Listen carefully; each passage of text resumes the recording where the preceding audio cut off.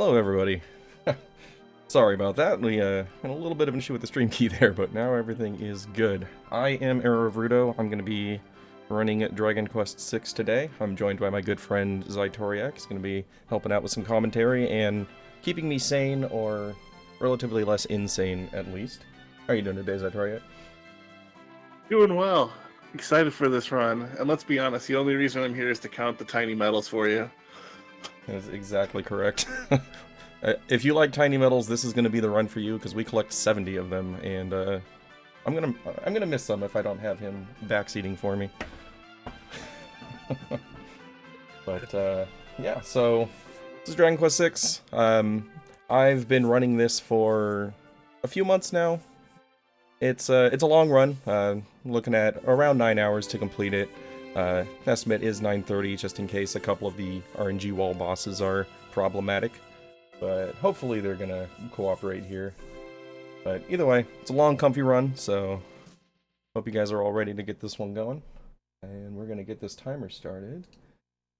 We are gonna go in 3, 2, 1, now.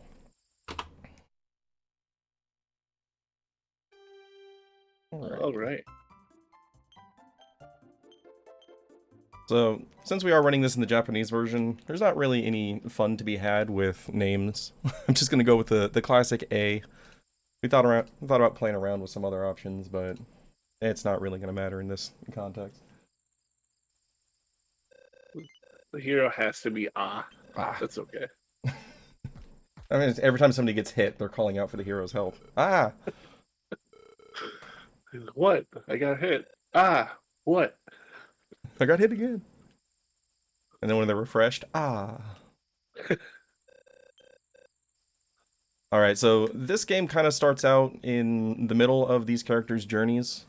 So we're actually already here to fight the Demon Lord Mudo. But things aren't exactly going to go according to plan. Oh, that was a nice little bit of movement there. Yeah, this game kind of does a quick little bait and switch at the beginning with the movement speed, because like we've got this cinematic movement, which is about the same movement speed as Dragon Quest V, but once we're out of the intro, it like takes off to what you would see in like the Dragon Quest III SFC version, where you're just kind of turboing around. Which makes sense, because the Super Famicom version of DQ3 was built off of the engine for DQ6. Yep. Yeah, getting Barbara caught up is rough, because she joins you right before, like shortly before we fight Mudo, and then she isn't available for Mudo's castle, so she like really falls behind on levels, and then she just levels up really slow to begin with, so she's not used a whole lot in the run, but we will have a few very specific uses for her, and she does end up being the MVP in a couple of spots, so she does get her chance to shine. And also, yes, DQ6 does have dinosaurs in it. In fact, we were going to have a dinosaur in our party. I was gonna make a joke about Northrex is in it. Does that count? Northrex is indeed in the game. Yeah, our good friend Northrex, who also streams Dragon Quest games, his favorite monster is the Haxorus, and we get one of those as a party member.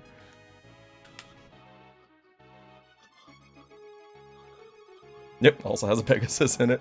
The game has a little bit of everything, but mostly it has confusion, because even as somebody who's played the game several times, there are parts where I just have no idea what's going on. It's a very complicated and intricate story that at some point seems like it's kind of losing track of what it's actually trying to do, but it's a fun time either way.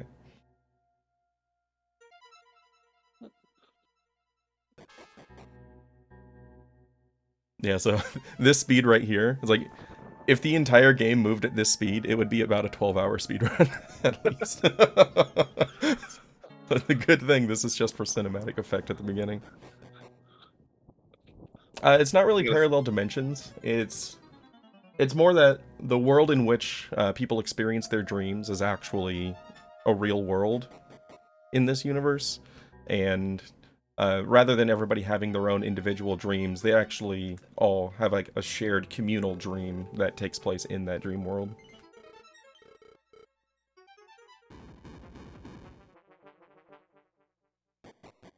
Alright, so here we get our our first encounter with Mudo, the demon lord that's been terrorizing this world. And we're going to see him a few times. We actually have 3 different Mudo fights. The biggest of which is going to take place in about 2.5 hours if things go reasonably well. And it's also one of the biggest RNG walls in the game. Like the vast majority of DQ6 attempts die at the final Mudo fight, just because he has the option to end the fight without you ever having a chance to win. It very much is an RNG wall. There is some skill there in decision making, but there are times that you just have a 0% chance to win. So, in the event that we do get walled there, I do have a backup save that is right after that fight. Hopefully we won't need it, but it's there so we don't have to worry about getting stuck there for 3 hours and ending up way behind.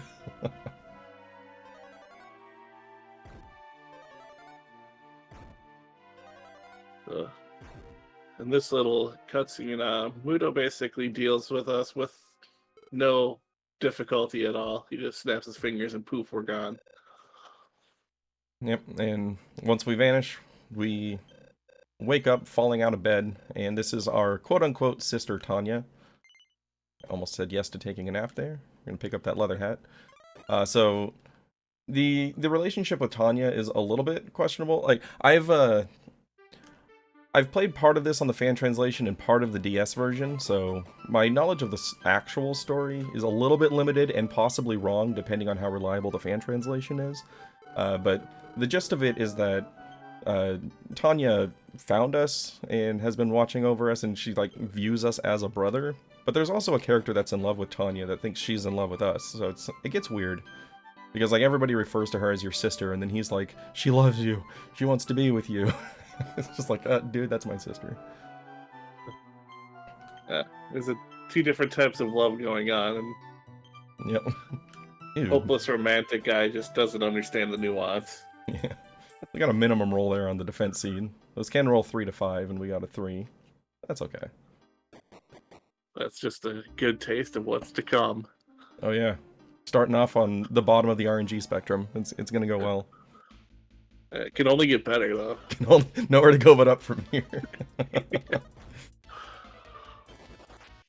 Alright, so here we're going to be running away from absolutely everything until we get the boomerang, which is going to take place 2 towns from now, or technically 3 towns from now, I guess, because we're going to go into the other world before we actually reach rydock. So for now, we used the defense seed, we equipped a leather hat, and so our defense is actually good enough to get away from all this stuff with minimal damage taken. And of course here we prove that knees are a suggestion. There's no such thing as fall damage in Dragon Quest games. That explains why Hassan walks the way he does. Yeah, so Hassan has dropped out of so many towers that his knees are permanently bent. You'll see what we mean later. He has an interesting walk. That is for sure. I'm sure there will be plenty of jokes in chat when we get to Hassan. And as we all know, Hassan's the true hero of this story. And he's the only person brave enough to go punch a castle. I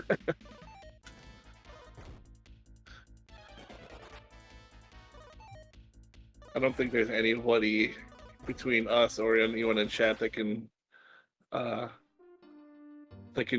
truthfully admit to destroying 1/3 of a castle with 1 punch. No, I've destroyed 1/3 of a door with a punch before. Not a castle. I've also grown up a lot since then. Alright, so here we arrive at Sienna. This town has a merchant festival going on, and we've got some goods that the mayor gave us to sell here in order to pay for a crown that we need for a festival that's going to be occurring back at home later tonight. So we're going back and forth between these 2 merchants. They're giving us offers for the goods that we brought with us. And every time we say no, it's going to go up by 30 gold, and it will cap out at 480 gold, which is what we're going to accept. And that's going to allow us to purchase the things that we need early in the game. We're at 450 there, and then this guy's going to say 480. Is it really like a Yuji Horii, Akira Toriyama game if it doesn't start off with a festival? Not really, no. Alright, so here we're going to go buy our thief key, which is a purchasable item. It's also a sellable item. So we're actually only going to keep this one for a couple of minutes here. because we're gonna use it to open this door to get this scale shield out of the closet here. And then we're also going to use it to open a door in the bank to get some gold and a Chimera Wing. You're welcome, Zytoriak. I chose to say it the way you like. Instead of tormenting you. How dare you call me out like that? Alright, and now that we've got that gold and the scale shield and the wing, we're going to sell the key and actually get some more money back. And then we'll re-buy it later. Alright, we're going to sell our equipment here. One thing that's really nice... Oh, not the herb. One thing that's really nice about the early game here is that the gold is very specifically routed, so that we're going to have one more gold than we need to buy the boomerang, and we're going to fill our inventory with yummy stuff. Oh, didn't sell the club. Helps if I don't select the bag there. I mean, I've got DQ2 on the brain. You're ahead of yourself. I need some wings. We're off to a great start. I'm already forgetting things. We're gonna buy 2 wings. As we all know, Chimera Wings are very useful, particularly early in the game to get around. The return spell in this game only costs 1 MP, which is awesome. But, Is this the first game that it only costs 1 as opposed to, like, 6 or 8? Yeah, it's 6, or is it 8 and 5? I don't recall. Either way, it ain't 1. This is the first time we get the 1 MP return spell, which is great. Outside still costs 8, though. But that's less important. There's a couple of times where we would like to have a little bit more MP for casting outside, but it's usually not an issue. Worst case scenario, you walk out or death warp on those. This is an interesting thing that this game's got to buy the key, whereas like I think it's like 3 or 4 or like 5 all the keys, but then you buy it, it's still called the Thief's Key. Yeah, a legitimately purchased Thief's Key. Yeah, and you stick with the Thief's Key for a very long time in this game. We're not going to get the Magic Key until about 4 hours into the run. Compare that to DQ3, where you're getting the Magic Key 20 minutes in. Alright, we come here and loot a Life Force Nut. And come in and steal this guy's wooden hat. So you'll notice that we're currently kind of pale looking. We've actually dropped from the dream world into the real world. And nobody can see us right now. 5 HP off of that, not bad. 20 gold there. And then we're going to come up here and initiate a chain quest here, which is going to result in us getting 5,000 gold later on.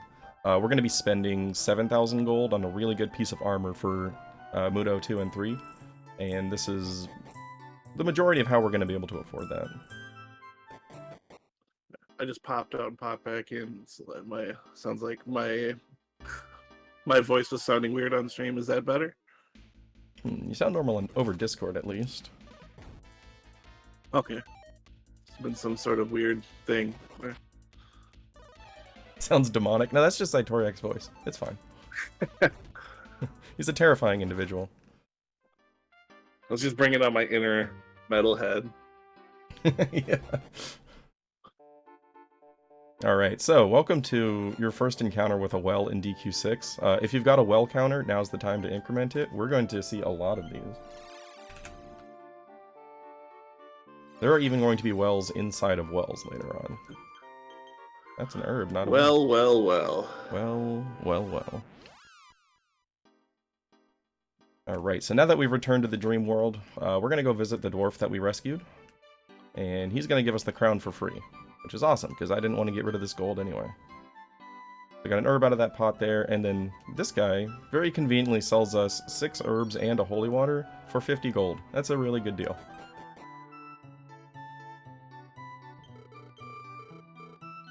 Alright, so this is built. He's the guy that was hanging down in that hole. He's going to give us our crown now. And we are done with our first little adventure here. So we're going back home to Lifecod.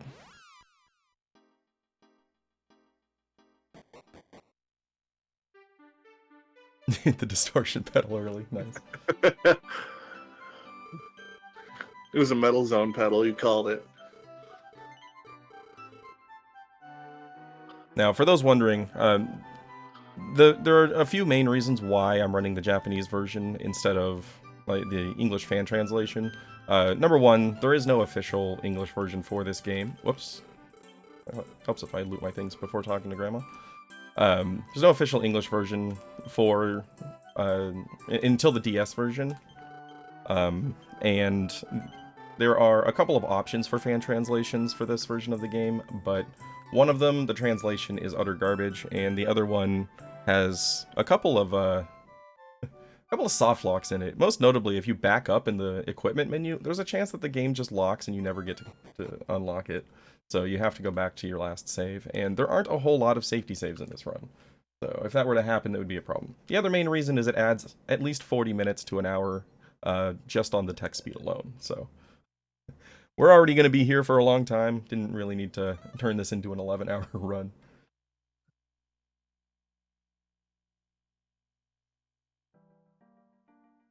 Yes, I Zydrax my translator.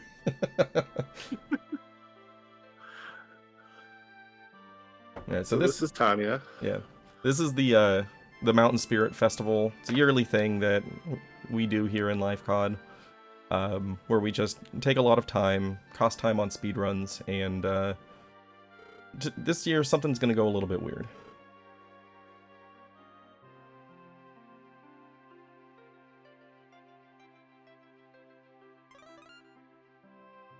You thought the beginning game walking was slow. Imagine if that was our walking speed for the whole game.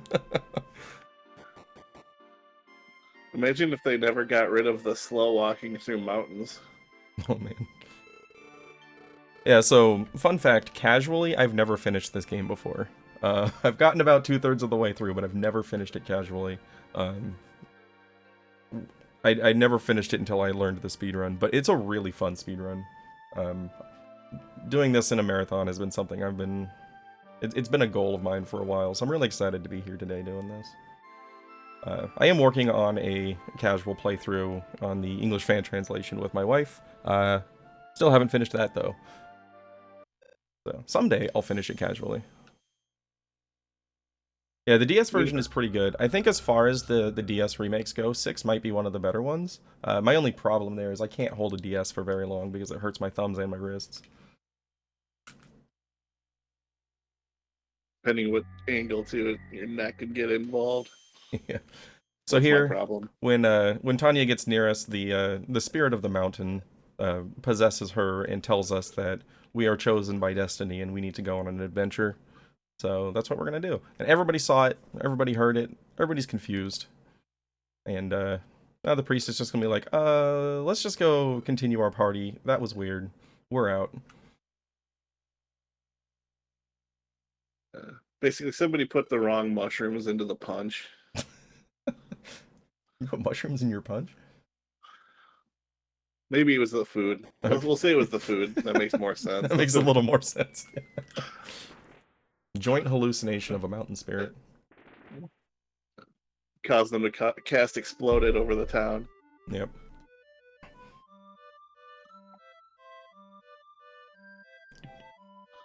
Also, a really high point in this game for me is the music.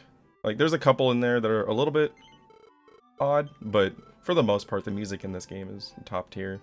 I know a lot of people don't generally like it, like, off the bat, but it really grows on you. A lot of the tunes are very upbeat and catchy. And probably the spot where we're going to see the most divided opinion is going to be the tower music. You either really like it or you really hate it. This is where Mr. Suave is asking Tanya to marry him, and she's basically saying, no thanks. Yeah, and this is where he's like, oh, you like ah, don't you?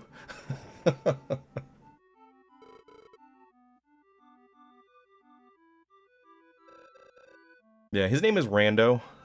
It could be intended to be Lando, but I think Rando is funnier, so he will always be Rando to me. Yeah, he proposes, she says no, he casts Explodette.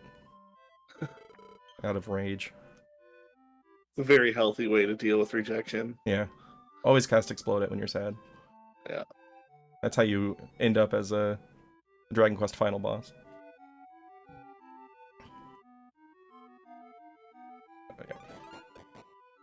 And then we're all pooped from this wonderful party, so we're gonna go to bed, call it a night, and the intro to the game is finally over. We get to begin our actual adventure. We're gonna head to the castle town of Rydock, get our first real quest, get our boomerang, and actually start fighting some stuff.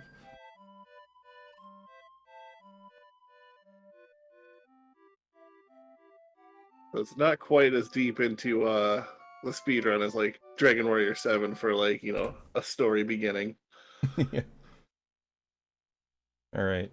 Pop quiz, Itoriak, how many tiny metals have we found so far?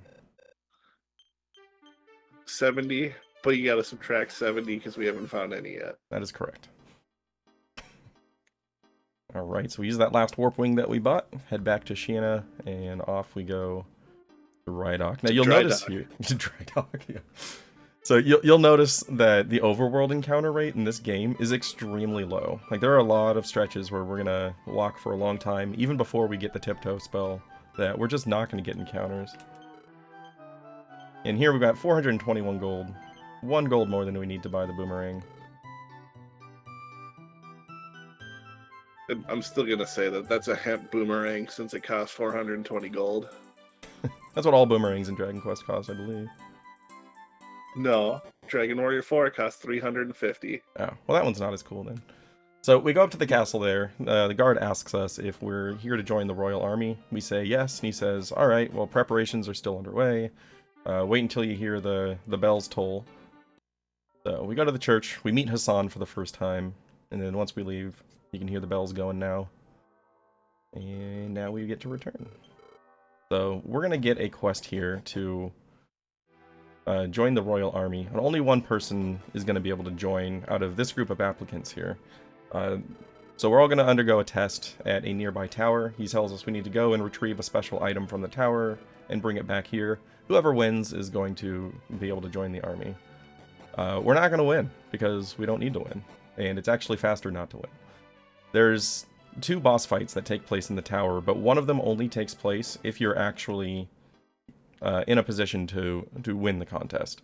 So we're going to intentionally lose the contest to skip that fight, so that we only have to take one of the fights. So first thing we need to do here is get to level 3. It's going to take us 50 experience. It's usually 2 fights. I don't like this fight. These guys have high defense and they defend.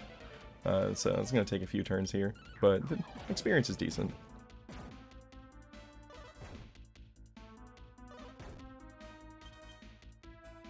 I know the final boss is a better theory than the one about Hassan. I disagree. My Hassan theory has to be true.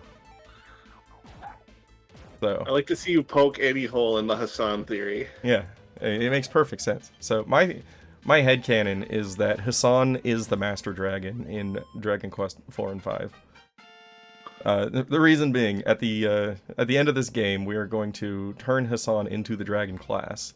And then at the very end of the credits, we're going to see a dragon egg hatching. And then in Dragon Quest V, when you encounter the Master Dragon, he's in disguise as somebody named Pusan. Coincidence? I don't think so. I think Hassan is exactly the kind of person who would, over time become so, how should I say it? Deteriorated mentally that he might get stuck in a minecart for 20 years. One too many punches to the head with a castle.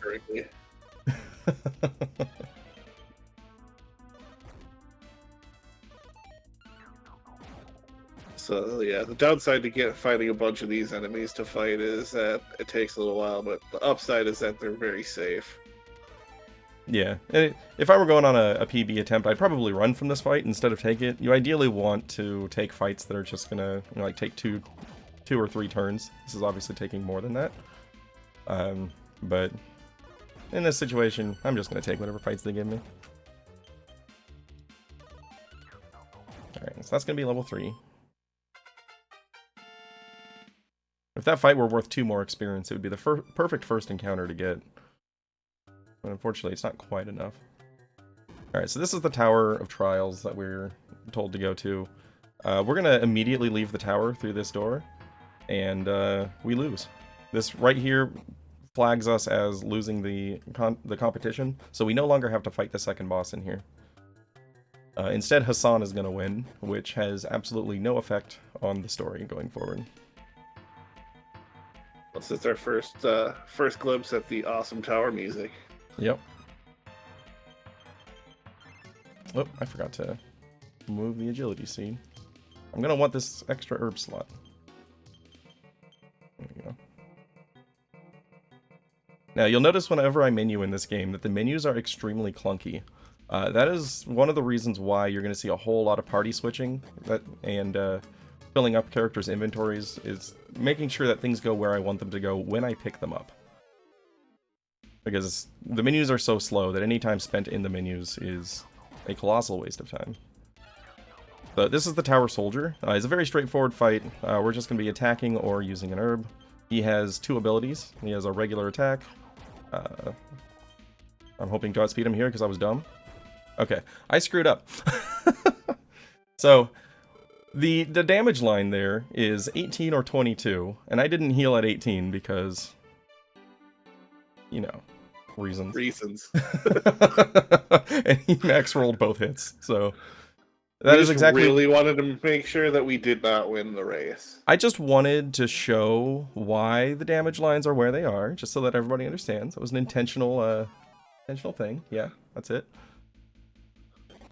So basically, if I'm at 18 HP, like I was, I will be using an herb, which I didn't. However, if he uses build-up power, that damage line moves to 22. So if he builds up power and I'm at 22 or lower, you'll see me use an herb then. Now, what he can do is build up multiple turns in a row, which does not stack. So we don't have to worry about like him getting like a really big attack off or anything. It just wastes his turn if he uses it multiple times in a row. So like right there, he just did it twice in a row. Hits for 13, no problem. All right, so here we're at 18, so we're gonna heal. Yay! Look at that. And that was the perfect turn order for heal turns. We want him to hit us before the heal goes off. That way we get the most out of the herb that we can. All right, we're gonna heal again on this turn.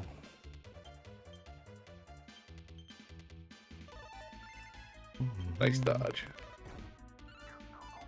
And then he dodged. Touche.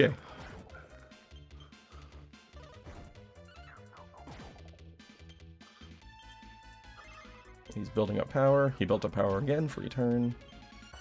I think the best I've ever had was he built up power 5 times in a row. It's just wow. A lot of free damage. I ended up with like 4 extra herbs. Okay, now we're okay here. Acting like a Dragon Ball Z character, just powering up forever. Yeah, except it doesn't get any better. If I recall correctly, boomerangs or any sort of weapon that does like AoE damage like that, you can't crit with them, right? Correct. No boomerang crits in this game. Built up power.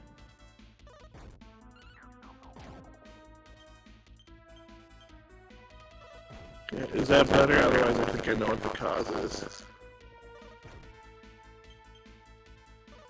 Getting crunchy again. And there we go.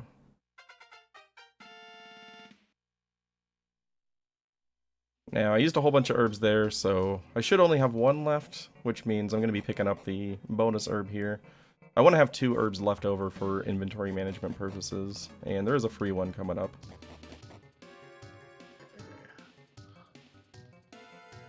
Alright, let's see if I can actually land on these stairs. Okay now? Nice.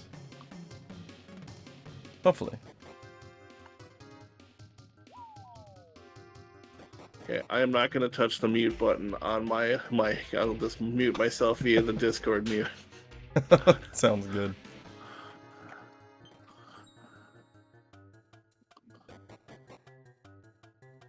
You're not going to miss the first one, are you? So that was Tiny Metal number 1 out of 70. 1. There we go.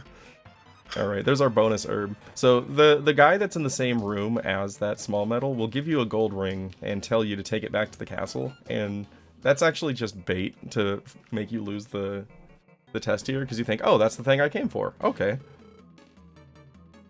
And then you leave, and it's not what you were supposed to get, and you come back and you've lost.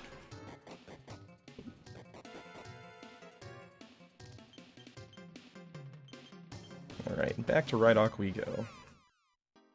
We're going to do a quick stop at the shop here. I'm going to pick up 6 Chimera Wings. I'm still going to forever refer to this town as Dry Dock.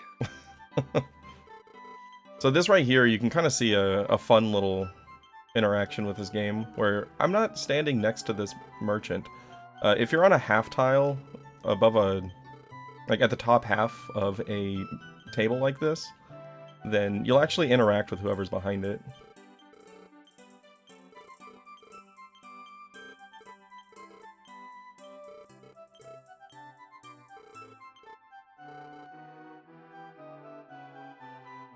We'll use that a few times to just save a little bit of movement here. Alright, so we return. We're going to watch Hassan's triumphant recruitment as a rookie into the Royal Army here. As he waddles away. His little waddle, yeah. So, since there was only one spot, we don't get to join the army. Oh well. Alright, that was number 5. Oh, don't do this. That was number 2. Alright, and then as we leave, Hassan's gonna just be like, hey, I hear there's a wild horse nearby, let's go tame it. And then he joins the party, and we finally get our first official party member. Hassan has waddled into the party. That sounds like a normal thing that would happen on a quest. Like, you leave, and then somebody that just got inducted into the Royal Military would say, hey, let's go catch a horse. Yeah. Exactly. So you may have noticed there was an old man with a wagon in the castle courtyard.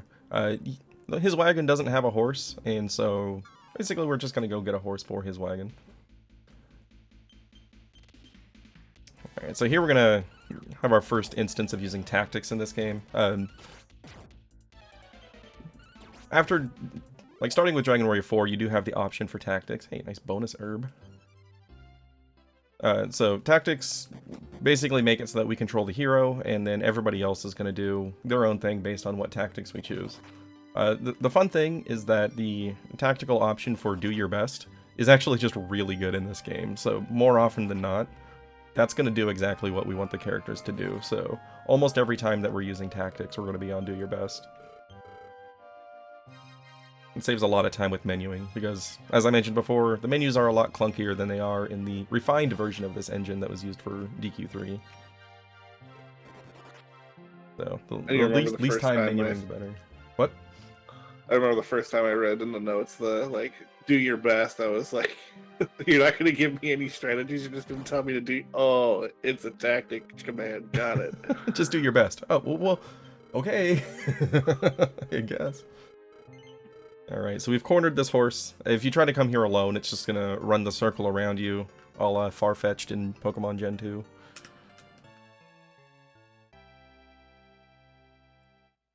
But since we have Hassan, we're able to execute the expert military pincer maneuver and capture the horse. So this is Falchion, renamed Peggy Sue in the DS version. Wonder if that's hinting at something. Lady? This guy's gonna say, you're not bringing a horse into the castle. And we say no. And he's like, and when you say no, he just basically says, whatever, keep it off the carpet. So we're gonna walk all over the carpet.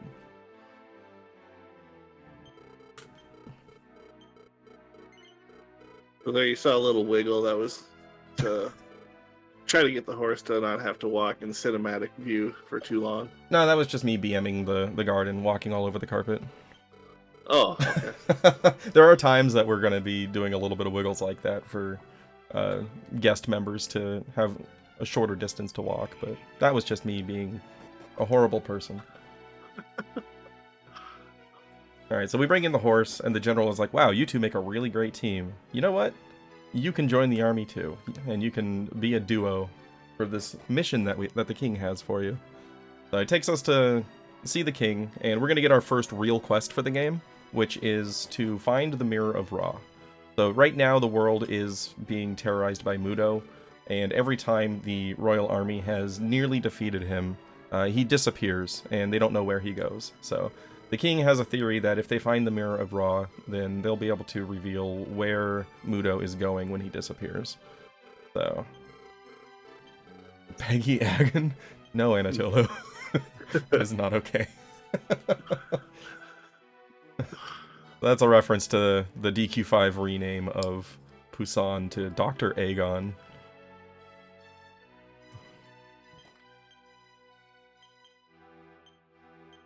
Which couldn't possibly be a hint at anything. Alright, so Hassan did not reach level 4 yet, so I am going to take the first encounter that I get. I'm also going to spend some time in the trees to kind of force an encounter here before we get into the slightly more dangerous next territory. We're just on average going to have shorter fights here. Unless we get these guys. We don't like these guys. We sure like you, though. They sure do. Or maybe it's you. That could be. I knew Zytoriak was going to be on the comms, so they wanted to make a showing for your run. There you go. Alright, I'm going to go ahead and herb up now. Alright, so the king sent word to the guards here to allow us through the checkpoint. If we came up here before, that guard would have been blocking the way, so we wouldn't actually be able to go through here. Yeah, so this game actually has two different overworld themes. One for the dream world and one for the real world. And both of them are very good. The dream world one is a little bit slower and lower toned, and the real world one is more upbeat. Well, we're using that antidote. Oh, we don't have the antidote yet. I'm not used to getting poisoned this early. We're going to pick up the antidote very shortly here. We're just going to say the hero's name like every 4 steps. Yeah. Ah. Alright,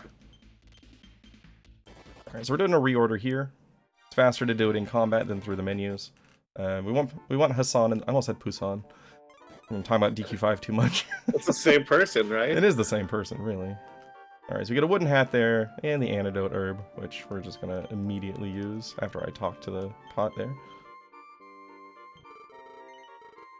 Alright, so we're gonna talk to this dwarf. He needs help building his hut, and he says he will tell us what he knows about the Mirror of Ra if we help him build it. Hassan has a little temper tantrum here and says, we're royal soldiers, not carpenters. There's no way we're gonna help you. He's like, geez, what's wrong with that guy? Anyway, I guess you and I can try to build it. So we're gonna go outside, we're gonna have no idea what we're doing, and then Hassan's gonna get fed up and be like, just let me do it. And then you get to see Hassan do his one-man house building technique here. That's a really powerful ability to have this early in the game. It is. Like, imagine if you had this in, like, Final Fantasy, and you could just make cottages. That would be pretty stellar. Now, there is a song that goes along with this. I've never learned it. I apologize. But if you ever watch a Japanese runner do this game, you get to have some fun here. He's like, wow, that was incredible. I don't know how you did that.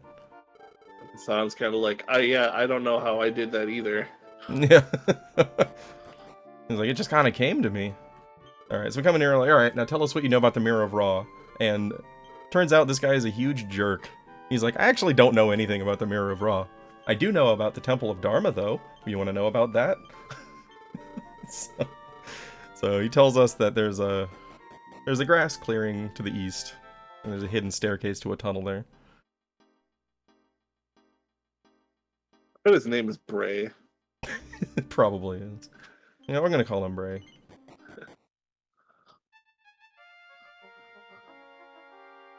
Alright, so we are back to running from everything after the Tower Soldier. You'll notice we haven't actually taken any fights. It's because it's a little bit slow to fight everything, and we don't actually need the experience quite yet. Fortunately, we're going to have the tools to make a lot of... Oh, this is a little bit rough. Okay, well, we're just going to die again. Card counter. Oh! Nice dodge. Oh, well. Yeah. So that was a good time to talk about the run mechanics in this game. it starts off at 50%, is it? Yeah. For the first try? Yeah. And then the second try is 50%, third try is 75%, and then from then on it's 87.5%. You never get a guaranteed run. Yep. My record in this game is 5 run fails. Really guard. Alright. So we're leaving Rydock for the first time. We're gonna head north to begin our journey to find the Mirror of Ra. We're going on an adventure. This has certainly been a start. That was quite an early death.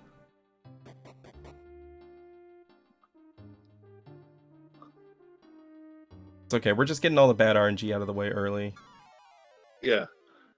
This way nothing can possibly go wrong in, say, like, Mudo 3 or later. Yeah. Oh, man. Well, the good news is we're not poisoned anymore. So, you know, that'll last us until we find some babbles again. Get a nice free full heal without using any of my herbs. All it cost me was, you know, some cash. Half your gold plus, what, 10 to revive Hassan? I think it was 20. Something. 16, maybe. I didn't really look because it didn't matter. I had enough. I mean, the bright side is if this was Dragon Warrior 2 and you were reviving him, it would have been 80. That is true.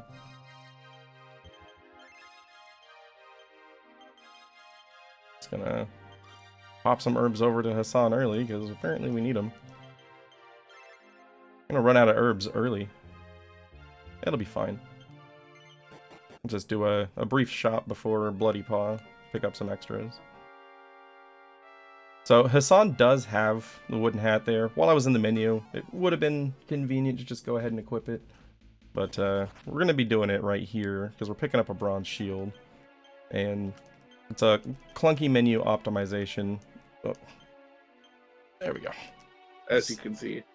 That's why we want to spend as little time in the menus as possible. That was actually turboing through the menu, believe it or not. So now Hassan's defense is a bit higher, and we've got a better chance of getting through here.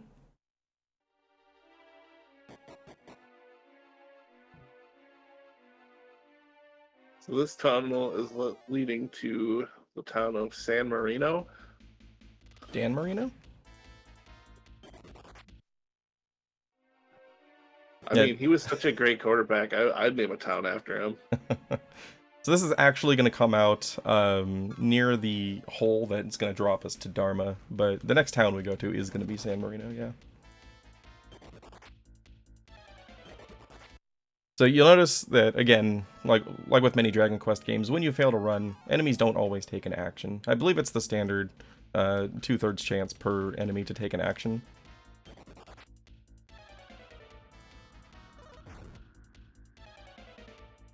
And we're power napping now because of that sweet breath.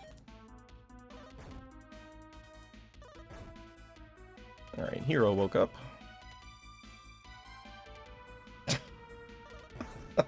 We're sleepy today. The good news is these aren't particularly dangerous enemies. Like if those had been Babbles, then instead of Super 10s. Hey, look, a Babble. He heard me. Summoned him. He smelled your fear. Yep. Plus, that would be overpowering if a Babel could poison you and sleep you. Well, I was saying instead of the Super 10s, so we would still have the Tail Eaters doing their sleep breath, and then the Babbles would just finish us off. Because the Babbles actually hit decently hard at this point.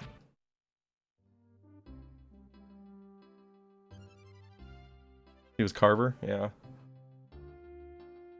Yeah, some of the renames in the DS version were certainly a choice, like changing Barbara to Ashlyn. I understand Malayu to Millie, because that's kind of a just a shortening of her actual name. But Hassan and Barbara's names just kind of... Oh yeah, and then Chamorro turns into Nevin. I like Chamorro. Chamorro is really fun to say. I don't know why you would ever not want to say Chamorro. Alright, so we're back in the real world here. So again, nobody can see us. So our next objective is going to be to become visible so that people can see us. Going up here, grab an herb.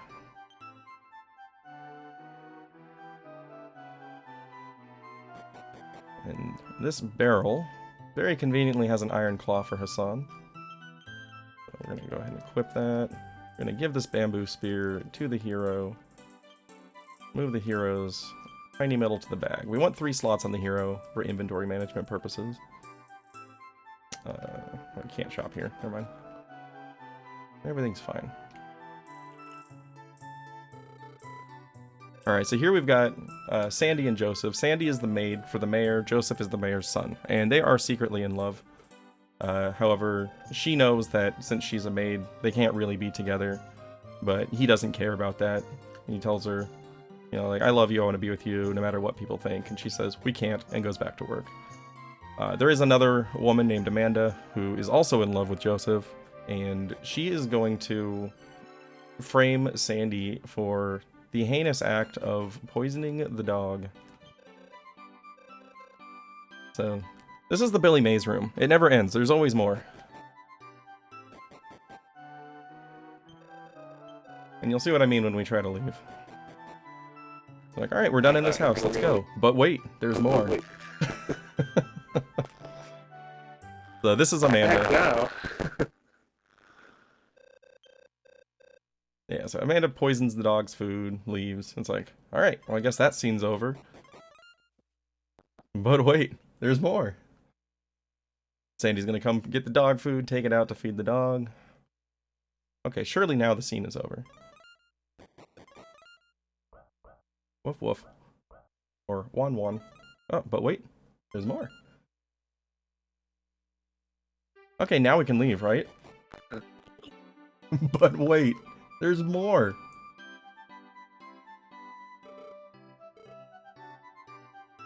Oh, poor doggo doesn't feel good.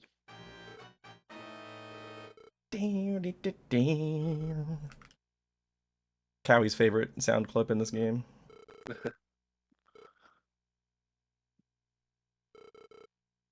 Alright. Well, I guess that scene's over. Now we can finally move on.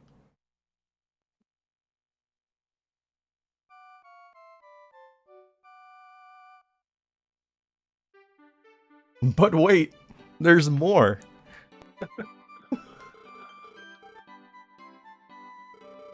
Alright, so Joseph here is like, there's no way that Sandy could have done this.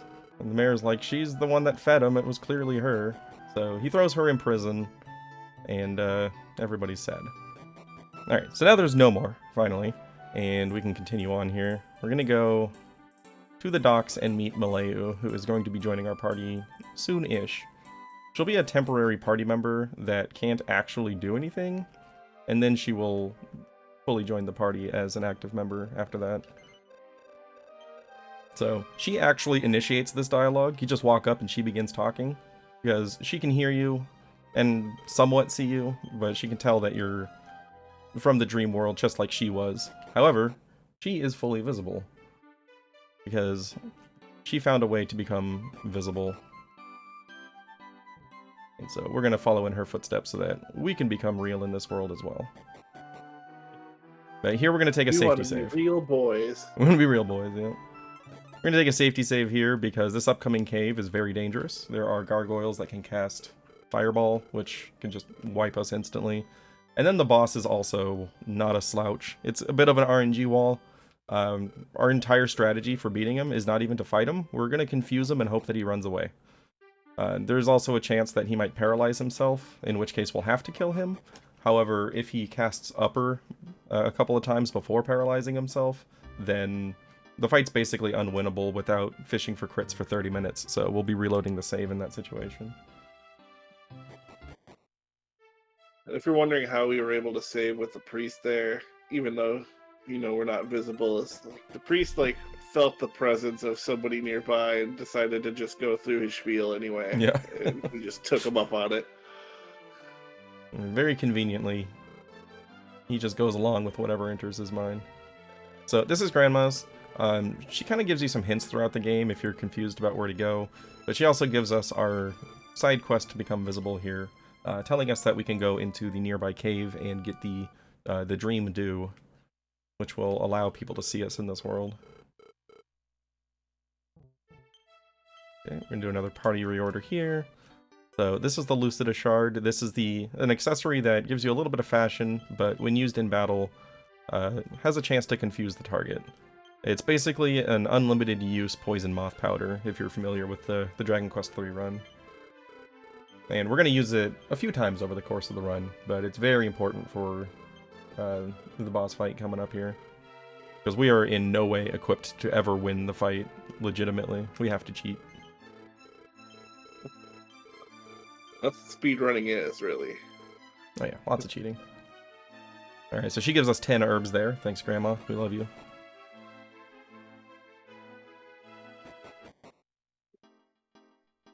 Okay, just for safety, I'm gonna give... I'm gonna give some extra herbs in case things go sideways. If it takes a while to land confusion on the boss, then we can end up taking a lot of damage. And I'd rather not be forced into a situation to reload the save, because we have to redo that whole walk and the dialogue. It's just better to have every opportunity to get through it on the first try.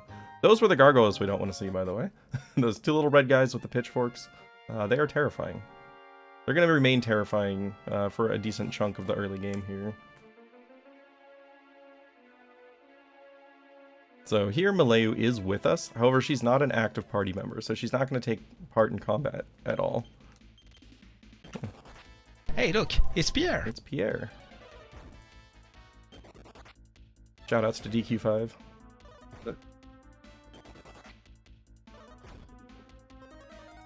And there's Fireball.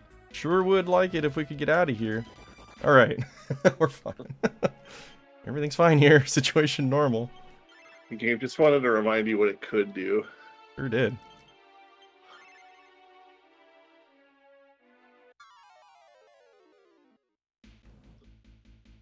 More Pierre. Hey look, it's Pierre! I know you can't hear it, Zaitoriak, but I have my soundboard up for Hey Look, It's Pierre. Oh. So that's Northrex. Good friend.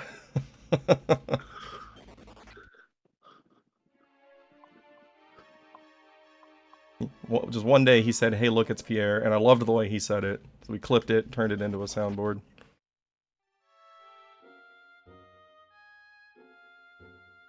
Alright. So we're almost through. There's one staircase here that goes to the final floor, and this is the fight you never want to see. Okay, we're good. Alright, everything's fine here. HP's good. And this is Bloody Paw. And we're gonna beat him by getting lucky. And that's not even a joke. This is the whole strategy. We're gonna defend and use the Lucida Shard and hope he gets confused. Did not get confused. Alright. Sap is fine. He's still not confused. What we don't want to see is upper. That's the big one. Still not confused. Oh boy. There's upper number one. There's one. Alright, now he's confused, so we're gonna run. Whenever he takes damage, he's got about a 25% chance to break the confusion, like he did right there, and then I have to try it again. Still not confused. We're gonna herb hero and start again. Ow. Okay. Oh. So now we reload the save. Unfortunately. Yep, at that point the fight becomes mathematically impossible to win. Yep. So, at that point, Hassan is just never going to deal enough damage, especially with the upper. He's going to be hitting for like 2 damage per attack.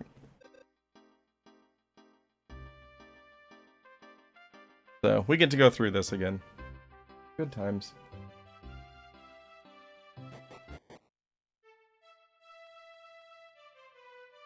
But that is why that safety save is...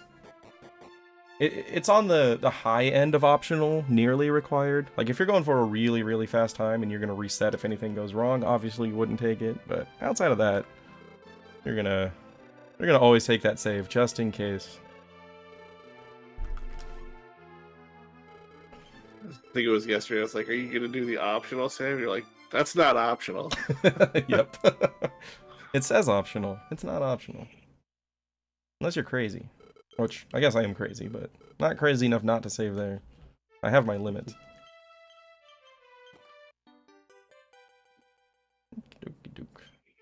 That gives me a chance to roll a 5 on this NPC, I guess. Or a 3. We could min. Well, I guess 2 is a minimum roll. So could have been much worse, but not much worse. Yeah, always save.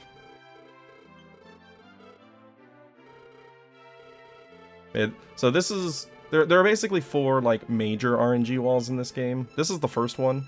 The second one is going to be Mudo 3. Third one's the Metal King Hunt. And then the fourth one is Deathmore. So, we're a little bit front-loaded with the first 2. Because, you know, we're less than an hour in here. The last 2 are, like, back-to-back. So you got the Metal King Hunt right before Deathmore. And both of those are RNG dependent.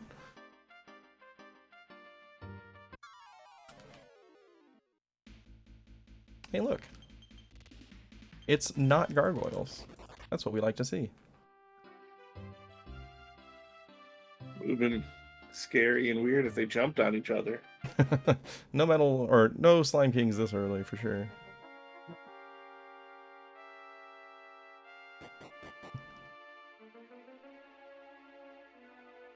Alright. Hopefully we have a similarly acceptable cave here. Last one was pretty good. Didn't have any trouble with the gargoyles. There's a small chance we could find a metal slime in here. If we see one, we will fight it, unless it's with other monsters. We're not really strong enough to actually fight anything other than a metal slime in here. So, if it comes with friends, then we will still be running away. But a solo metal slime or 2 metal slimes, we'll swing away.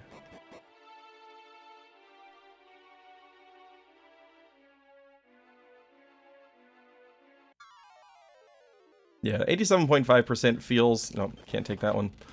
He's gone anyway. But yeah, 87.5% feels like a high chance until you've failed 5 times in a row and you start questioning reality. These yours? Oh, I didn't move them from the bag yet. That was after the save. Look how fast these menus are. I mean, that's the nice thing about the other DQs, where after X number of run attempts, it's 100%, you know, run rate. You know, at least, like Dragon Warrior 4, you get to the triple run fill, you're like, well, if I survive this round, I'll at least get away the next round, but... Yeah. That's a fight. Alright, that's a good one to first try run from. We've got the birds that cast defense, we've got the slime knights, we've got the fireball gargoyles. Not a good time. Wait. Must be whose trickery again? Yeah, I'm not familiar with that name. I don't know who that is. Yeah. Alright, so this is Bloody Paw. First time we've seen him today. We're going to defend and use the Lucid Shard and hope that he gets confused and runs away. In my experience, the second time I get here, he always runs away on like the first turn. Alright, there's confusion. He broke it already. Awesome. Not confused. Not confused. Oh boy. It's gonna be a good day, isn't it? There's upper. There is. Confused. He did nothing. He attacked himself. Ran away. Okay, we did it.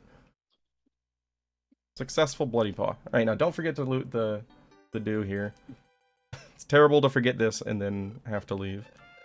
Or have to come all the way back. So, it was a little bit of a rough one. First encounter didn't go well, but quick run on the second try. We get a fur mantle here with no encounters. Amazing. And we're gonna unequip everything and except for the boomerang and then death warp. Whoops. Yeah.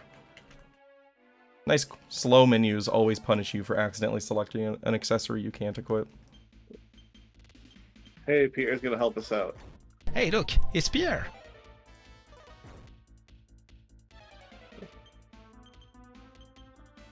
Yeah, first, second try.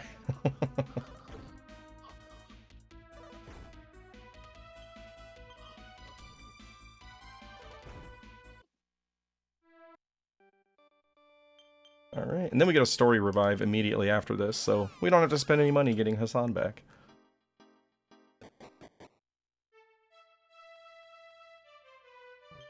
Not that you had the money to spare. It's true. We've had a few deaths already. We're kind of low on cash. But that's okay. We're going to have a little bit of a grind, so we'll take a couple extra fights for cash if we need it.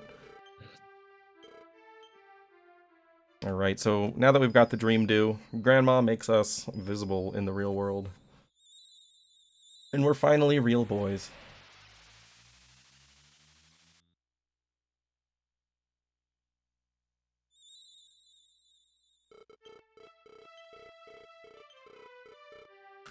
And with that, Malaya's going to join us as a permanent party member. She has a lot of MP and the heal spell. Perfect for what we need right now. Also, if you had a keen eye and like a great memory, these are the 3 people that were at the very beginning before Hero fell out of bed. Yep, this is the trio that went to fight Mudo in the introduction. And yes, we do get Amos in this category. And The all first the thing... cookies we can eat. Yeah, all the cookies in the world. Did you get your Cookie Crisp? I did not. I forgot to even look. We had a joke that... wait, we're gonna wing out of here. We had a joke that every time he remembered to count off a small medal, he was going to reward himself with a cookie. But since 70 Oreos seemed like a lot, he was going to go get Cookie Crisp instead. I don't even know if they make that anymore, but this is the perfect opportunity. Surely somebody in chat knows if Cookie Crisp is still a cereal. Yeah, I didn't even get around to Googling it yesterday either. But yeah, the first thing we're going to do after fighting Mudo 3 is go recruit Amos. Because he's really helpful to have. So, as with most speedruns, we're going to be going into areas very underleveled, and Amos joins at such a high power level that it's a huge boost to have him in the party. Blind Umpire says it is still a cereal. Nice. By the way, number 3. Very nice. Alright.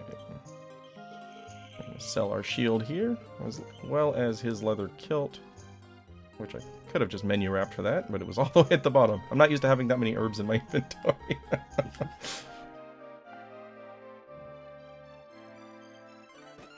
And we're going to go up here and loot a fur hood.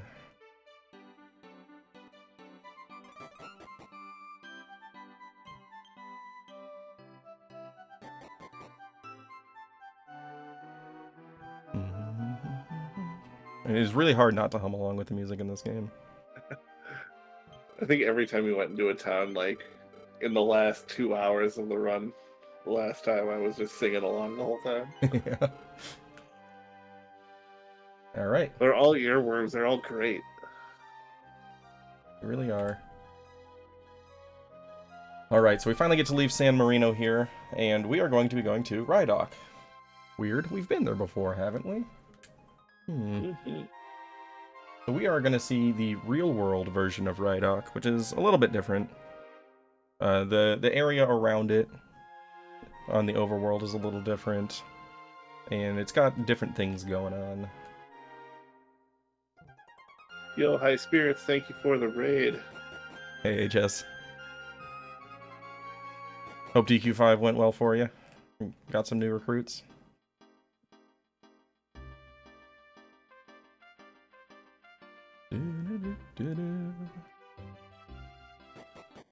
Alright, so the first thing we're going to do here is head to the shop. There is some dialogue if we were to try to go into the castle. Like, people around here will tell us that we resemble the prince, but clearly we're not the prince. We're just Ah. Nobody would name a prince Ah. You say that, but here we are. Here we are. So here we're going to buy some royal clothes, and then we're really going to look like the prince. To the point that the guard is just going to let us in, thinking we are the prince.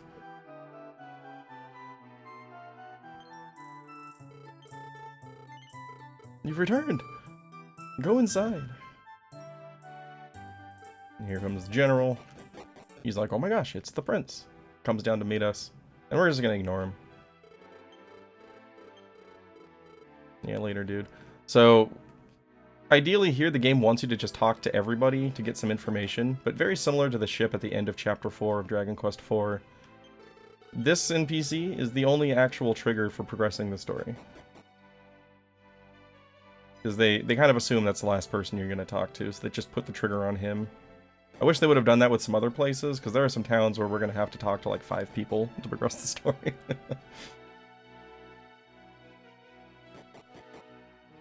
Isn't there like a part later where like you literally have to talk to everybody in the town?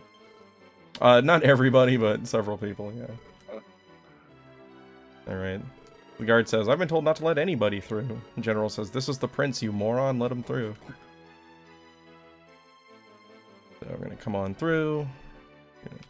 Remember to put Malayo in the front for inventory purposes. Loot the silk robe. Talk to the maid. Tells us that the king and queen have been stuck in their sleep, and they've been speaking in their sleep, talking about mirrors and such. And then the chancellor comes up here, and he's like, you resemble the prince, but I don't think you're the prince. And he's going to give us a little quiz. He's going to ask us what the name of our younger sister that died as a child was, because surely the real prince would know that name. He's going to give us 4 options, and all of them are incorrect. So it doesn't really matter which one you pick. And then they realize you're not the prince, and they boot you out of the castle and say, if you ever come back here, we're throwing you in jail. So we'll come back later and get thrown in jail. It'll be great. Yep. They basically, they just locked us out of our account. We didn't answer the security question. Yeah. Human captcha. Yeah. That feeling when you forget the answer to your security questions. And then you realize the question was, what's the name of your dead sister? You feel like a terrible person.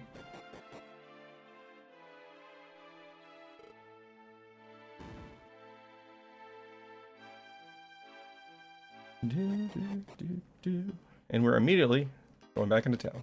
We're not going to go to the castle here. We've got a little shop here. It's a kind of a secret shop. If you talk to this guy, he'll give you some hints about things you can do around the area.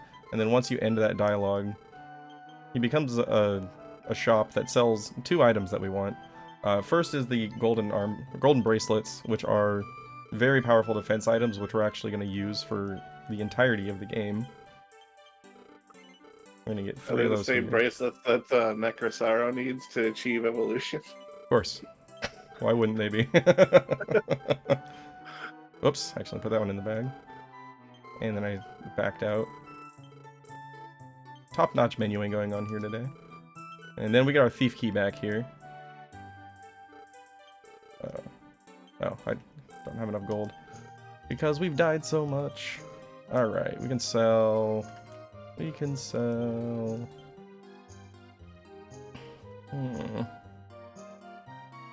Let's sell the spear. No, I want to keep the spear in case we find a metal slime. Let's sell some extra herbs. Very slowly selling spare herbs. How you know you're desperate. Yeah, when you're selling herbs from your bag, you know you screwed something up. There we go.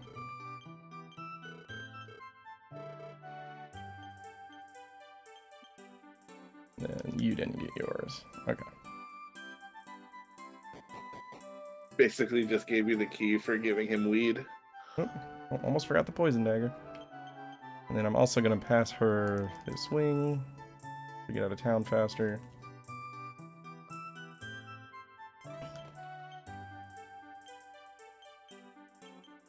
So there we picked up a poison dagger. So she's going to be using that for quite a while, actually. No, we're already at like 25. I wish we were at North 25 medals.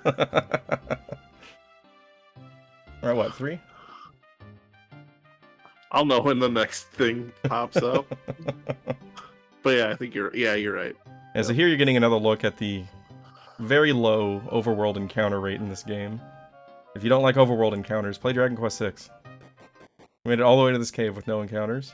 I'm going to pop in just to do an encounter cancel so we can go all the way to town without a fight.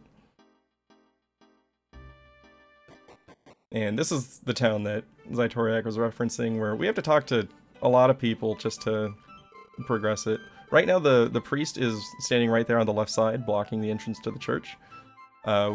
We need to check with everybody and see if there are any spare beds in town. Get rejected by everyone.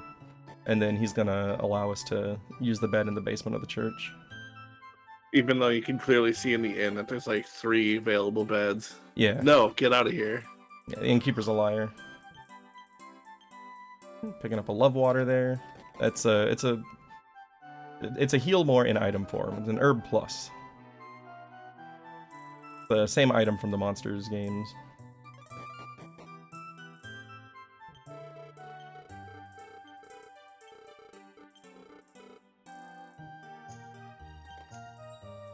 There's number 4. Alright, 4 out of 70. We're making good progress here. Yeah. We're almost done with the game. Almost. Could finish it any time, really. Yeah. Alright, so now the priest will be out of the way. We can enter the church. And he's going to give us permission to use the bed downstairs.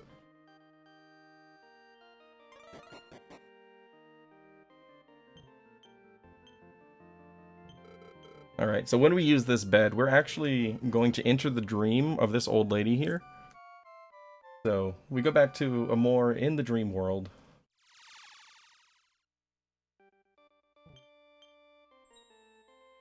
Five. And Ah. and she's dreaming about an event from like 50 years ago. And the river's gonna turn red with blood.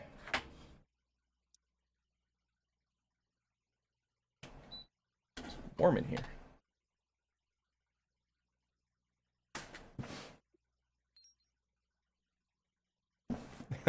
It's funny, we're gonna find out that the river is turning red because Gina, who is the woman that we just spoke to in the basement, is cleaning blood off of her sword because she accidentally wounded her partner while fighting a monster, and she thinks that he's dead. And I maintain that with how much blood it would take to turn this entire river red, he's definitely dead. But he's not. He's fine. Alright, so here Yeah, if it's his blood, he's dead, but if the sword is bleeding... Whoops. Yeah, if the sword is bleeding, it's fine.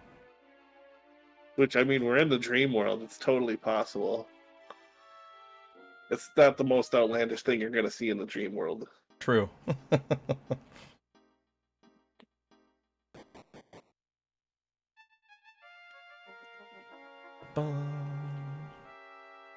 Yeah, so there she is, her younger form, cleaning her sword. You know, life force nut here for Hassan. 4 HP, nice minimum roll. Thanks, Hassan. We've not had good seeds today.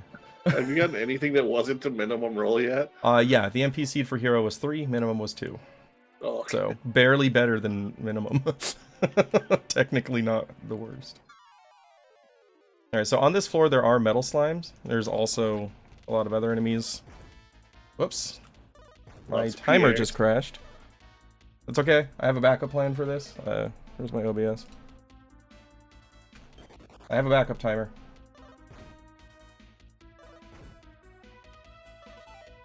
I have...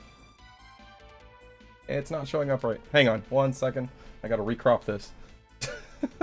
So I have an issue with my... live split. And it likes to crash. I knew it was gonna happen today. So I had 2 timers running. Just in case.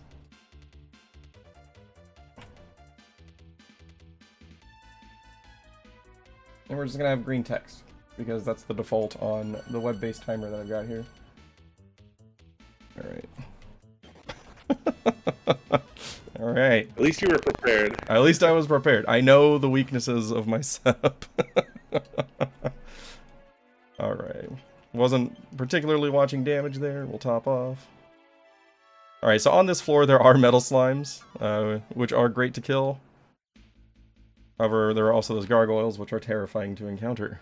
We are going to return to this floor once we get a weapon for the hero, which is going to be the bladed boomerang. The reason we're going to be doing our grinding on that floor is specifically because of the metal slimes. The encounters are easier than some of this stuff here, and the shot at a metal slime is a nice little bonus. 6. Thank you. That was creepy. I didn't want to like interrupt you, but then I didn't feel like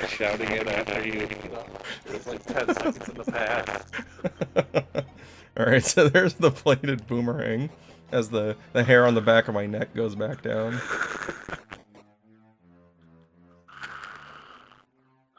I also maintain that,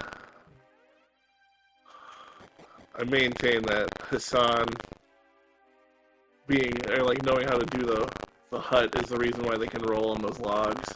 Yeah, it's more of his carpentry background. Alright, so now we're gonna start fighting stuff. I didn't equip the boomerang. That would have been nice to do here. Hey, look, it's Pierre.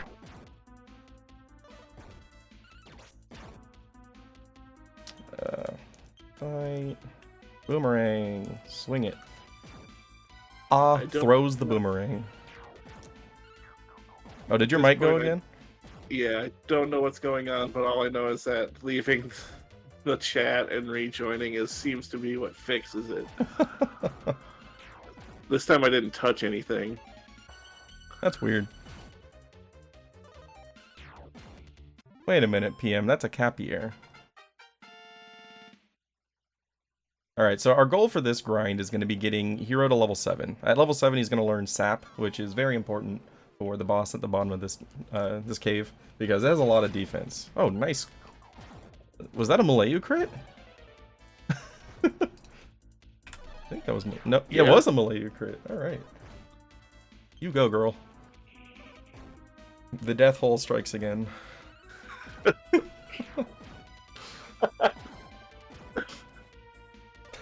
It's an inside joke with Zytoriak. It doesn't need to be explained. Alright. More experience. Everybody's happy. So we're going to want to make sure we're keeping everybody above about 40 HP, just in case we get that scary gargoyle encounter. If we get a big chunk of fireballs, then everything can fall apart very quickly. Just a heads up, if it does go all weird again, I'm going to try restarting my computer and seeing if that fixes it. Alright. Beta audio capture? It might be. That would make sense. Let's see. Let's go. I'm going to try disabling it and re-enabling it during this fight. So you're going to disappear for a moment.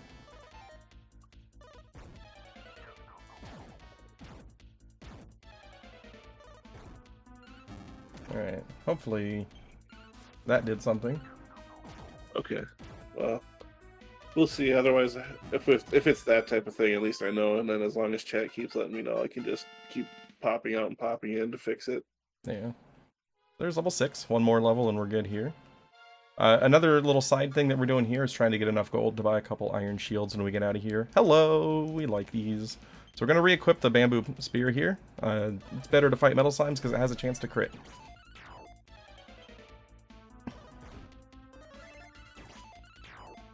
0 damage so far. Awesome.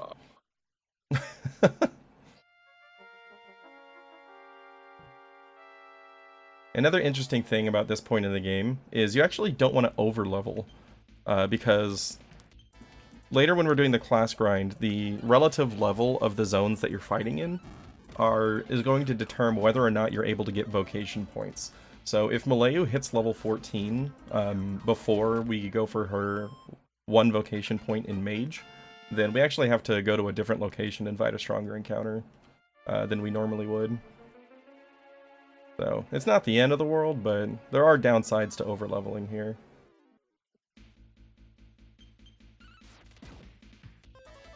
Game volume up? Alright. Audio is impossible. Audio is the most impossible thing in the world. There you go. Let me know if that's good. You'll also notice the sound of the water that we hear in the background here never ceases. Even on the loading screens for the combat. And in... Oh boy. We want to go fast here and kill a couple. Or go last. That's fine too.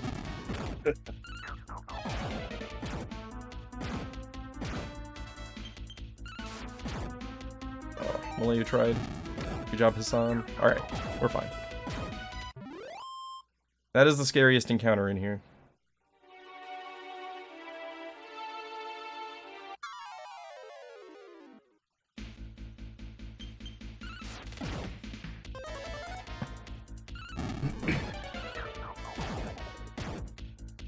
Alright, so we're almost done. If this fight doesn't do it, the next one will probably get us level 7 on Hero. And then we're gonna go move on to the boss with our brand new shiny sap spell. Malayu level. Honestly, with the early wipes too, it's probably best that we didn't get a metal slime because that just means you're gonna get more gold. Yeah, I would have taken a few gold encounters specifically if we had gotten an early metal slime, just to make up for that. Gotta keep those kind of things in mind to make sure that you're not hamstrung on the shop sequences. Because we don't take a whole lot of fights early on in this game. This is the first time that we've really taken like a significant number of battles, so you gotta really pay close attention to your gold situation. There's level 7, and we're in Sap. And level 7 for Hassan. 5 HP, 4 strength. Is a nice little boost. Top off here. And off we go.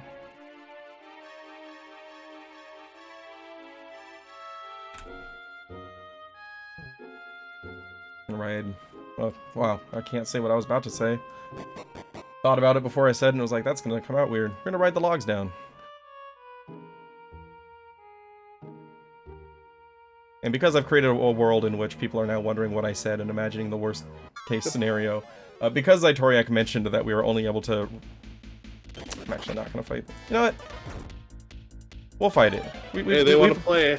We've got enough leeway. Why am I doing that? We've got enough leeway with experience that I can take one extra metal slime encounter. Why not? We could use the safety with the way things are going. Okay. Guess not. But because of his comment about the logs being Hassan's specialty, I was about to say we're gonna ride Hassan's logs down, and then it just sounded weird. Alright, we're gonna go manual, switch back to boomerang. Hear what I meant, not what I said. Yeah, exactly. We're gonna get some uppers going here. Take his defense down, put my defense up.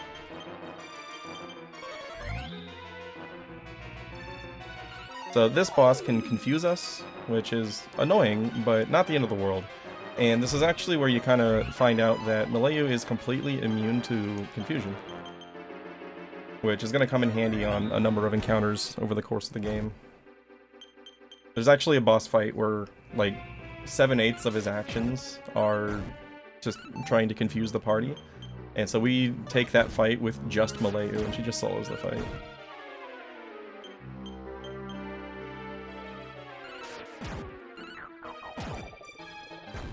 So, similarly to the situation with Bloody Paw, every time one of our confused party members takes damage, they've got about a 1 in 4 chance to snap out of it. But fortunately, it's not too bad if they hit the party. It's not anything weird like the DQ3 Metal Slime damage calculation, where confused enemies deal, like, substantially higher damage to Metal Slimes. These guys are still observing our defense power properly, so if Hassan punches Hero in the face, he's barely gonna feel it.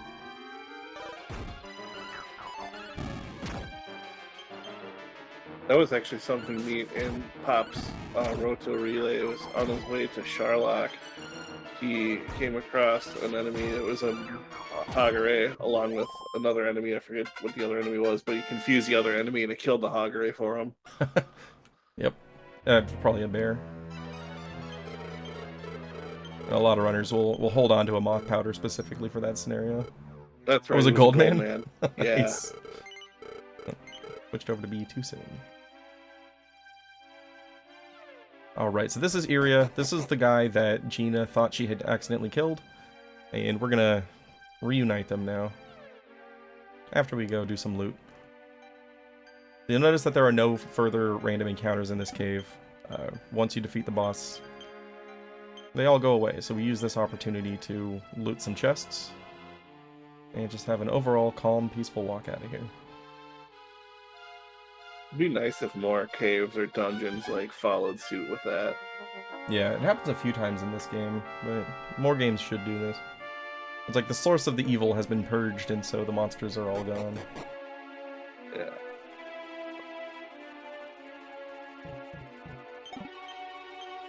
Another NPC for hero. 3 again. Not minimum, technically. Alright, now we want to reorder Malayu to the law of averages, and later when you have the strength seeds on Hassan, they're just all going to be 4s. I would not complain about that at all. Alright, so Gina and Iria are now reunited.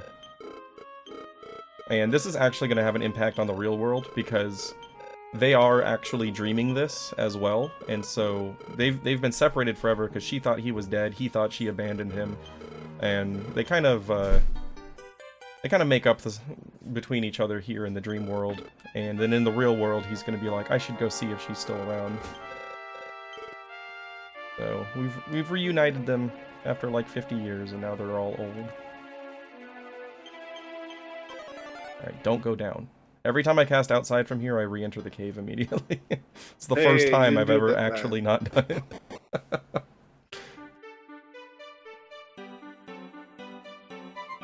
Alright, so down to the shop. We're gonna get our iron shields now. Your scale shield. And the iron claw we just picked up.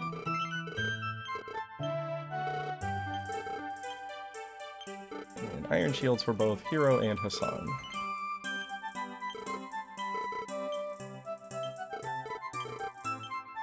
That's the bag. I keep forgetting the bag is there for some reason. Bet you can't rename the bag. Yeah, that's okay. We don't need Deb. At least you would know it's there. Yeah. Never give anything to Deb. Always room in your bag. Oh yeah, we talked to him to go back to bed. I promise I've played this before.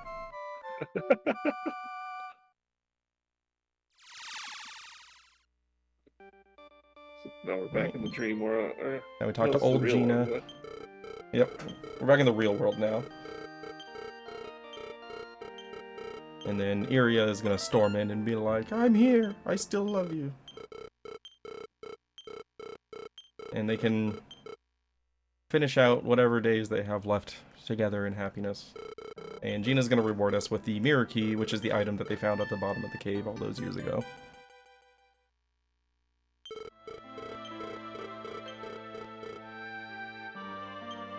Oh, you're getting carded. What? You need to show your DQ6 runner license.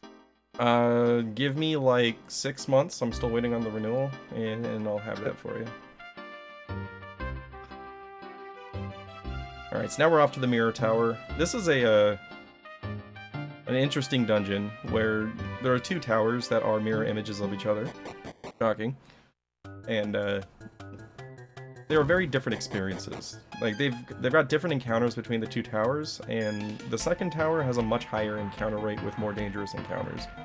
So we'll usually breeze through the first tower, and then the second one, we're just kind of screaming with our hair on fire, hoping we don't run out of healing resources. Alright. So this is a little mini-boss fight. We're going to equip the armor we just picked up for Malayu. And upper, Hero's gonna sap, and Hassan's gonna defend for now. Our goal here is to get 2 saps to land on the same target, but since they're part of a single group, we don't actually have any control over which one gets sapped. So we're just gonna continue casting it until 2 land on the same one, and then we're gonna go in. Meanwhile, Malayu is casting upper to prepare our party to absorb some hits. And right there, you also saw the zombies use a poison breath. There's 2 different types of poisons in this fight. There's the normal poison, which does nothing in battle but ticks as you're walking around on the overworld. And then there's also a strong poison, which Hero has right now in the middle, which hits pretty decently hard at the end of each round. The good news here is that the AI is pretty smart, and Malayu will cast Antidote on the strong poison, but not the weak poison.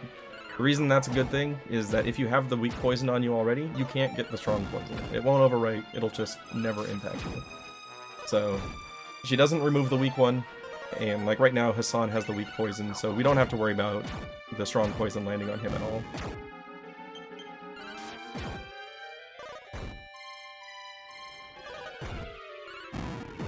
And with the uppers and our new iron shields, we're not really at risk of dying to physical damage here.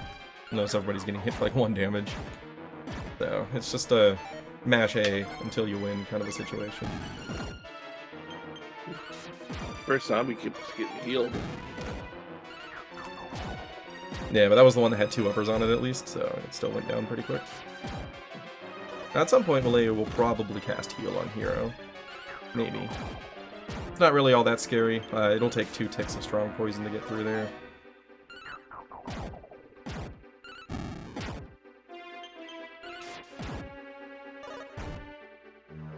Always trust Malayu, just like you always trust Healy. Nothing ever goes wrong. I was gonna say something. I was like, is Healy really that trustworthy? Healy's the least trustworthy person I've ever met in my life.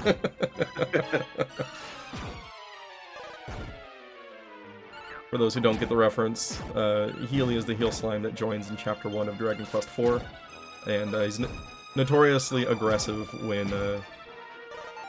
when Ragnar needs to be healed desperately. Sometimes he just decides he's gonna swing at the enemy for 1 damage. He wants to be the hero. There's the heal. Right after I reorder, I wonder if party order actually influences the decision making there.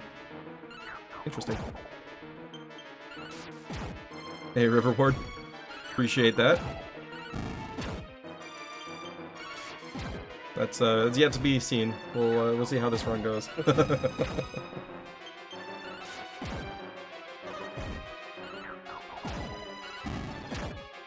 we go. Now there's about a 1 in 8 chance that these will drop a Life Force Nut, which is why I went ahead and reordered Hissan to the front already. That way I don't have to move it around. Also, this is the party order that we're going to want for the rest of the tower either way.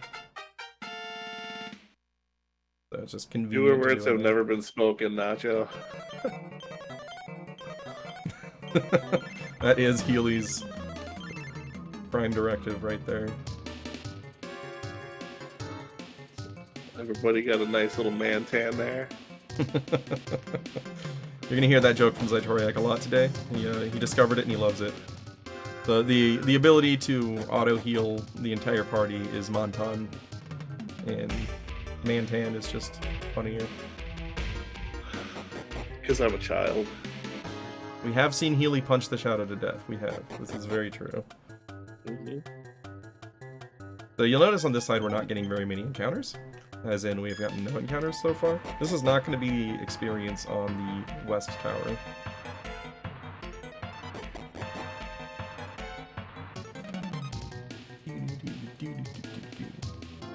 Feels un-Dragon Questy. Some of it does. Like, a lot of it feels really upbeat and peppy, for sure.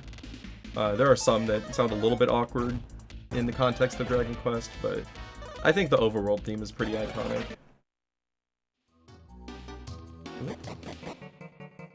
And I really like the battle music in this game as well. There's Barbara. Hi, Barbara. So we can use the Dream Dew on Barbara right here and make her visible and have some extra dialogue, and she'll follow us around. But similarly to how Malayu followed us around but did nothing in the previous cave, Barbara won't perform any actions in combat here, so it's not worth picking her up early. It does nothing. This is your fault for mentioning the encounter rate. No, this is still fine. This is lower than the other tower for sure. We were having good luck with the encounter rate before. This is back to normal. Oh, okay.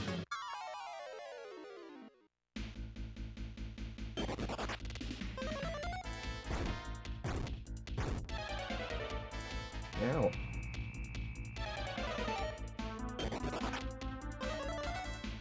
These mirrors can also change into one of your party members. Whew, that was close. And like the imposters at the end of Dragon Warrior 4. Get another Mantan here. They're gonna be crispy by the end of the run. Oh yeah. Hope you brought your sunscreen because we're Mantanning a lot. Alright, so our goal in this tower is to reach that floating central building, which we've kind of seen, but we're going to see as soon as I move this orb.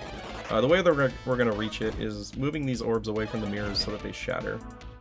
And once they're all broken, the tractor beams are going to fail, and the building is going to fall.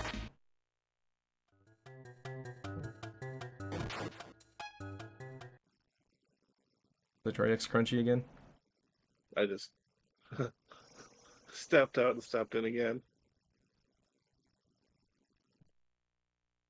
I wonder if I should restart my Discord, since it's a Discord capture, or if it's an OBS thing. Because you sound normal on my end. It's gotta be the beta issue on OBS. I wonder if there's a way to capture Discord as like a source beyond the beta thing, but just not have it show anywhere on the screen.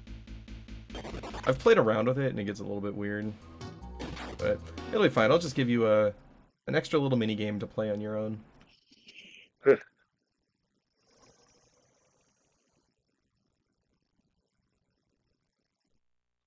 Art does not look like Toriyama, so just wait till Death War Phase 1. Then it'll be quintessential.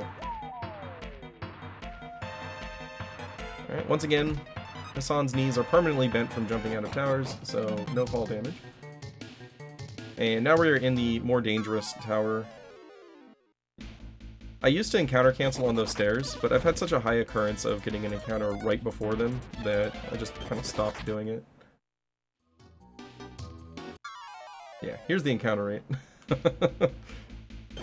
As long as we find these guys, we're fine. The really scary things on this side are going to be the shadows and the moths. The shadows have a cold breath, which is going to add up damage really fast, about 10 damage to everybody per action. And then the moths have two different attacks. One's a normal attack that's not scary, and the other one's a strong attack, which hopefully we're not going to see right here. Ow, there it is, 23 damage.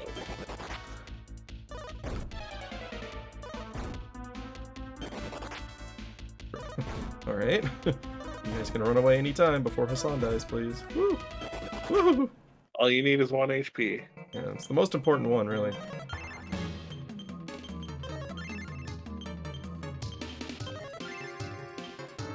That's fine. We do want to ration our MP a little bit here. We've got some leftover herbs and such, but we want to make sure that our healing resources last all the way up.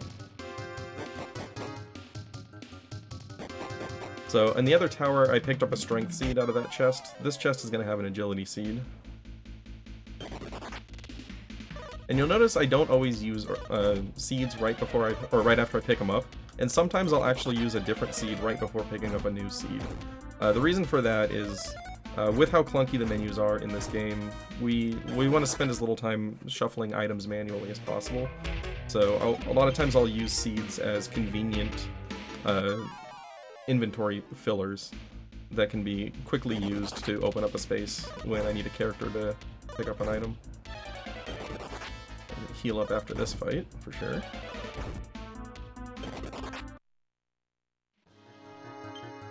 He's got plenty.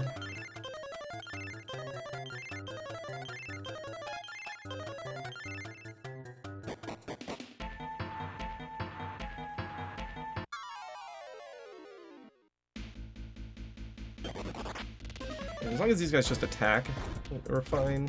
Ow. Inferno's has a big damage range, as in minigames. Could do single digits, could do 20 damage. Stop high rolling your damage, please.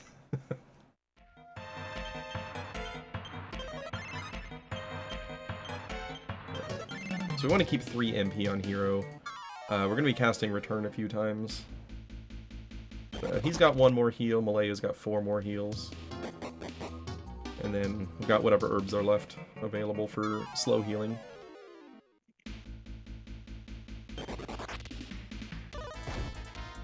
Moth and shadows together? That's not what I want to see. That's not what I want to see at all. Well, the game just has to like make you respect it. So I just dodged my biggest self-troll there. Since Malayu uses Return to get out of the previous cave, the Curse of Memory is still sitting on Return, or on Outside. And so I have a tendency, for my first time I manually heal with her in this tower, to accidentally cast outside and have to start over. Did not do it today. Did it yesterday, didn't do it today. Sure did.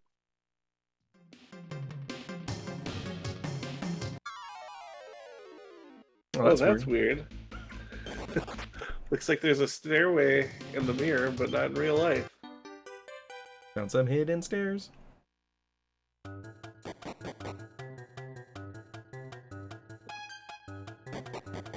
Ooh. No encounters on that floor. You usually get one there.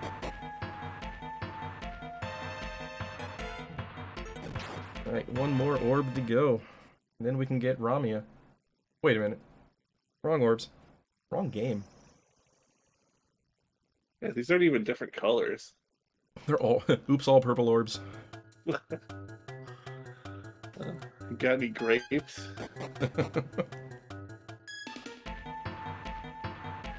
So I tried a...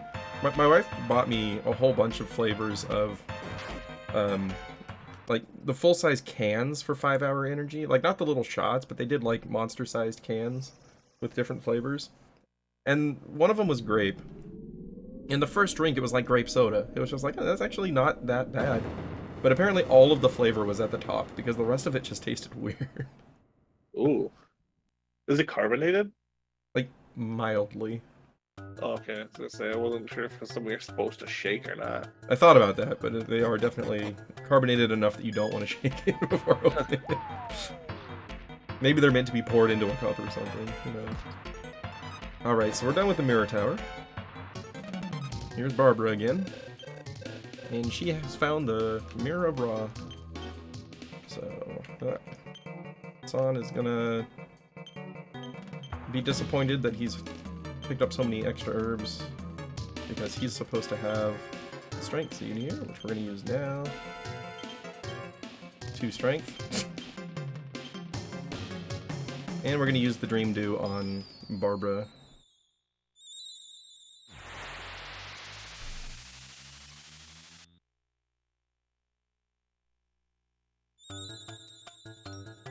It's worth it to note that Barbara is Era's favorite character in the game.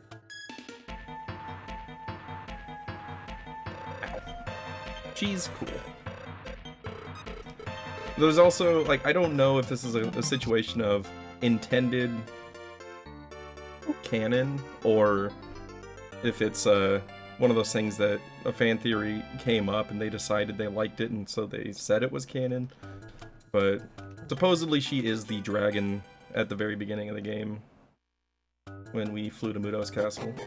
I did not forget the mirror.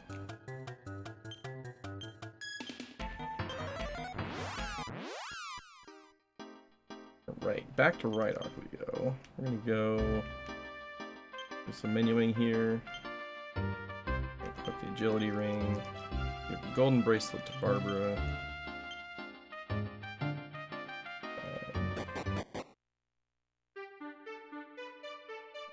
We'll do a little bit more when we get back out.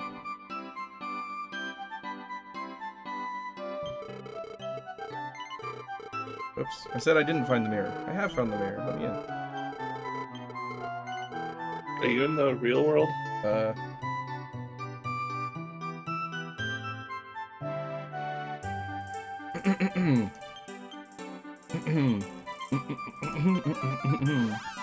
I'm helping.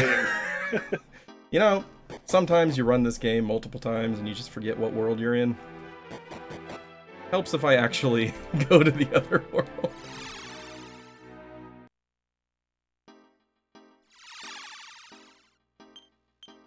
Alright, so now we're going to return to rydock. And we're going to go up and the guy's going to let us in. But first we're actually going to take a little side fight here. Get a little bonus experience, and we're also going to get another strength seed for Hassan. So I think the thought behind Barbara being the dragon is that she's got like a innate fire resistance, right? And then she stays behind when you actually go to Mudo's castle. Yeah, the only times that you see the dragon are when she's forced out of your party.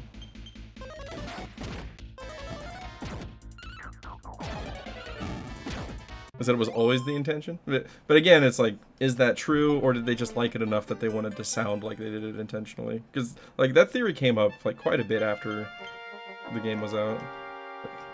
I was gonna go use the seed. I haven't gotten the seed yet. I promise the gameplay gets better. Alright, so we give her the ring that we just found in the bottom of the well. She gives us a strength seed.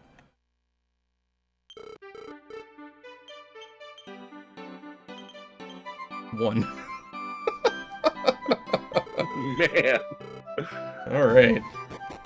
If you were looking for good seed rolls, this is not the day. Good thing you're not rolling randomizer seeds. Yeah, for sure.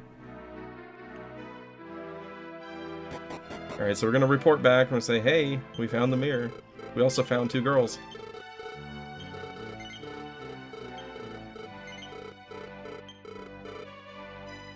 I mean, it makes sense. I mean, if you're out saving the world, you know, a couple of single bachelors. Yeah. I mean, that would be my priority over finding the mirror.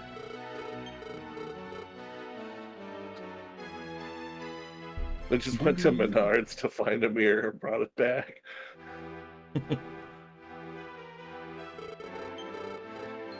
We found a mirror. They got a Sharpie and wrote raw on it, so they're like, clearly it's the mirror of raw. It says raw on it. It seems pretty foolproof to me.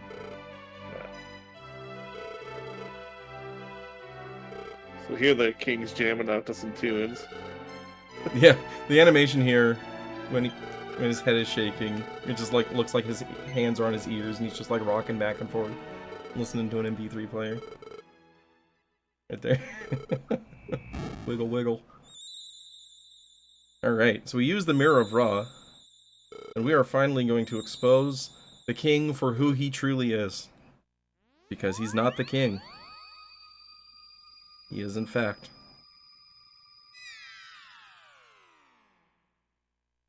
the queen.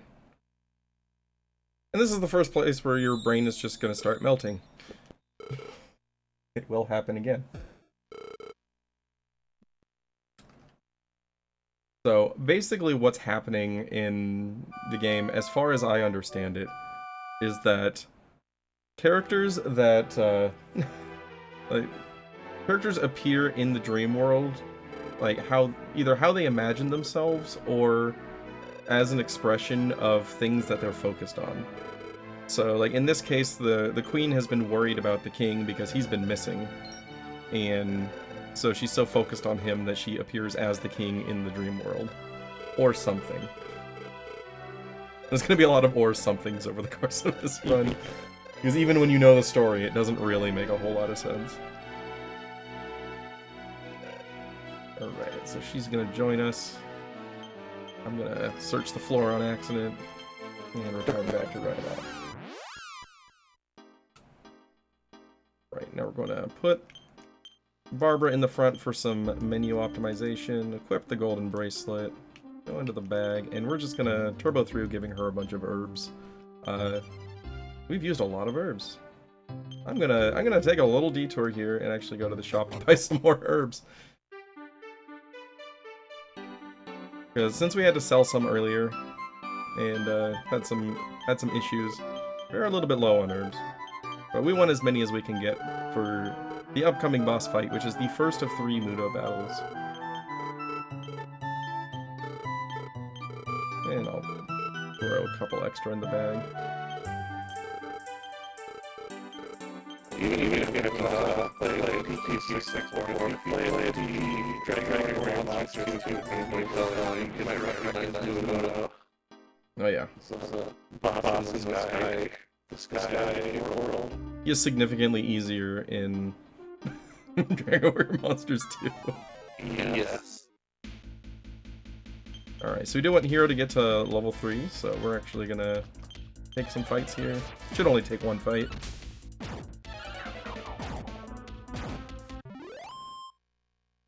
There we go. Should be good again. The daylight. Alright, we get a free bed here. Maybe I should set a timer every 20 minutes. There you go. And then we get another safety save with this conveniently located priest.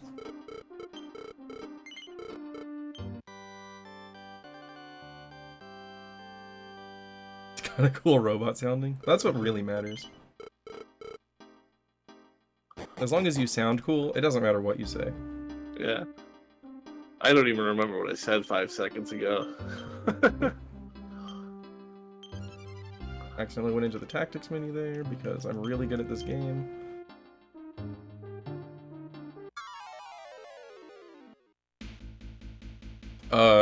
Oh, okay, I didn't even see the shadows. I thought I had a bugged encounter with no monsters. They just blended into the background. I was so confused right there. You found, what is it, Intanger or whatever from Final Fantasy VI, like the bugged, Yeah. Oh, that was good. I've never seen that encounter there, and I was not ready. No, as far as I know, it can't happen. That's why I was so confused, because it would have been a new thing that I've never even heard of. Alright, so here we get the cave, the evil cave on the way to Mudo's underground lair. We're going to be running from everything. There's a lot of status effects in this game. One of the most annoying being confusion, which these guys do. They have a chance on attack to just confuse their target. So it gets very problematic to fight things in here. These guys, I believe, have sleep. But the really scary enemy in here is going to be the stone beasts. They're the blue gargoyle-looking things, because they can cast the Firebane spell, which does tons and tons of damage. Alright, we're going to go ahead and equip this iron helmet that we just picked up in combat, because it's faster than menuing to it outside of combat. That's never happened before? Yeah. I wish I could say that all of the menuing mistakes I've made have never happened before, but they have. Many, many times. Yeah, I'm still fairly new to running this game, so there will be some execution mistakes here and there. Hopefully not any that are going to be detrimental to completing the run. But we've got backup saves for the situations where we could have trouble.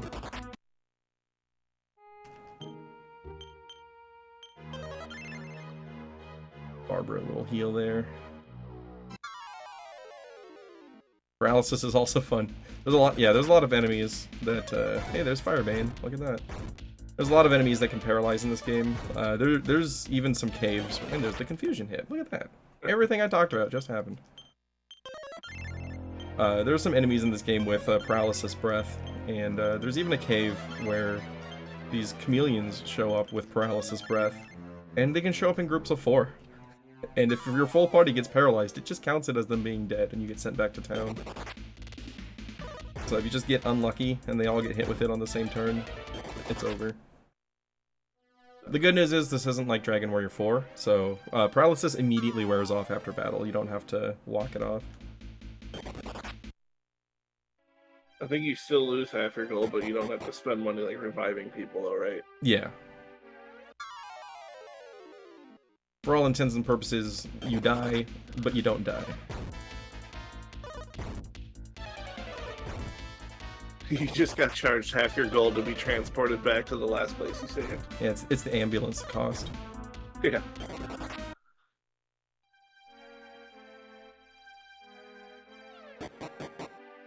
Yeah, you got charged for the ambulance to be taken to the hospital and told to walk it off. I mean, sounds like our healthcare system. It sure does.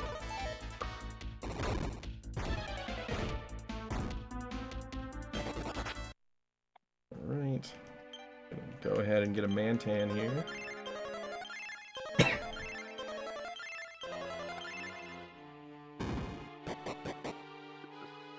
Alright, so up in here we're gonna get a dark room.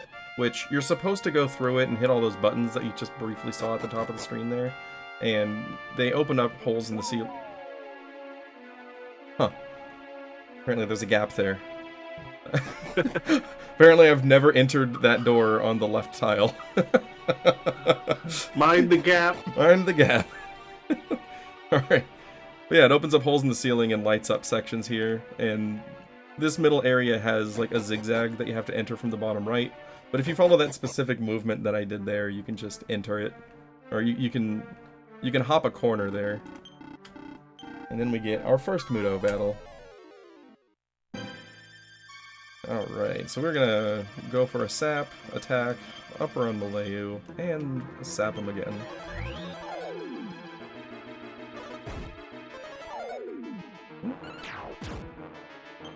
Attack, attack.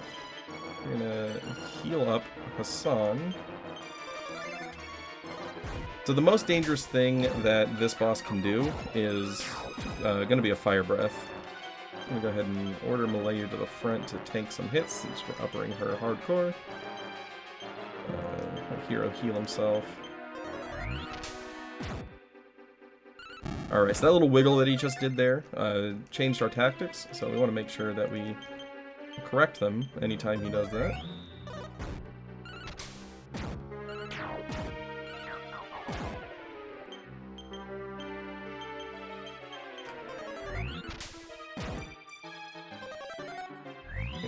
So there's an upper. Anytime he casts upper, we're going to have Barbara recast sap to get rid of it. There's a blaze more there. Does a good chunk of damage. That's going to result in the target getting healed by 2 people. And there's the fire breath that we want to see as few times as possible. Every time he does that, we're going to have everybody heal themselves. Malayu is actually going to heal Barbara because Barbara's health is lower, and Malayu is faster than Barbara, and then Barbara's going to use an herb on Malayu. Nice to see an upper after a flame breath. Oh Gives yeah, a chance to recover. It's a good recovery turn. Nice. So he swapped the tactics, but Barbara still decided to do the sap on her own. That's good.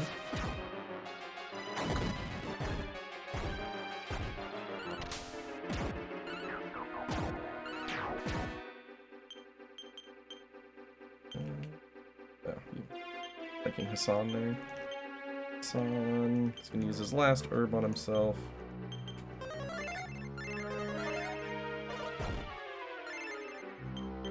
Alright, so now Hassan needs a little bit of assistance with recovery. But fortunately we've had a few turns where Mudo's not doing much, so all things considered, things are going well.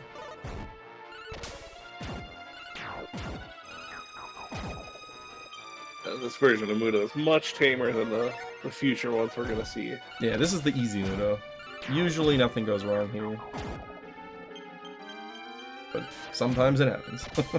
If he just spams Flame Breath, this is a very, very hard fight.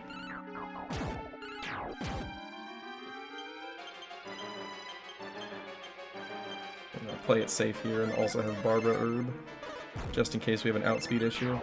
That worked out perfectly. Nice. He punched hero and then the herb went off.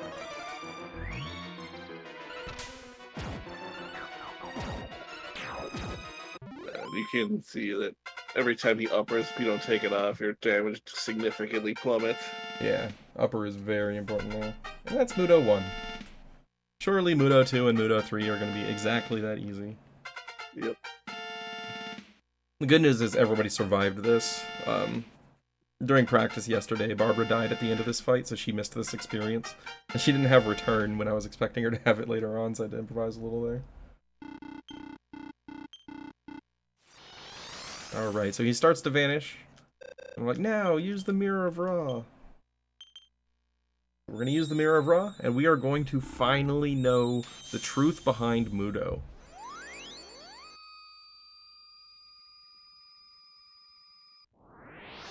And as it turns out, Mudo is the king of rydock. And he would have gotten away with it too if it weren't for those pesky kids. Yeah, he sure would have. So, Essentially, my understanding of the story is that the king was so obsessed with his search for Mudo that in his dreams he became Mudo.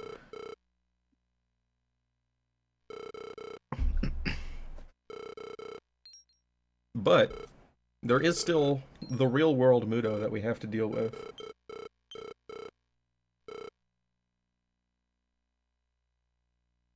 Alright, so here they say, alright, we're gonna head back to rydock. Come and visit us when you get out of here.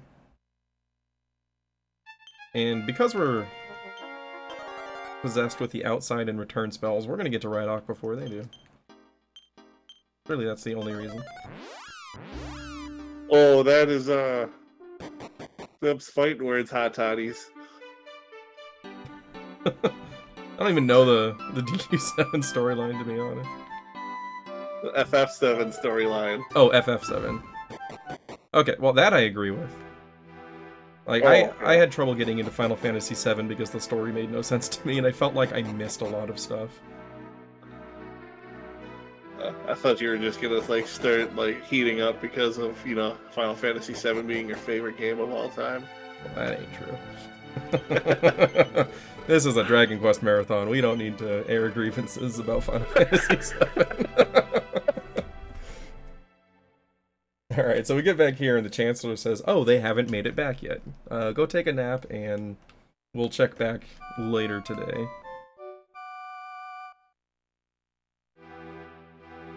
Mild mind control. Alright, they're still not here, so something must have happened to them on their way back.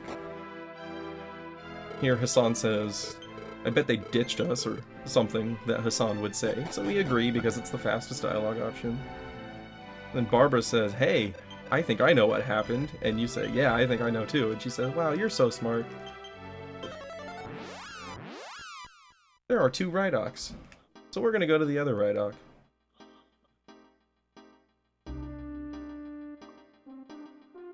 But on the way, we're going to stop by Sheena again in the real world to progress the storyline that I mentioned before that's going to result in 5,000 gold. So the girl that was in the house previously has been kidnapped, and the people that kidnapped her... Whoops. Professional Dragon Quest speedrunner. The people that kidnapped her are demanding 5,000 gold as ransom for her return.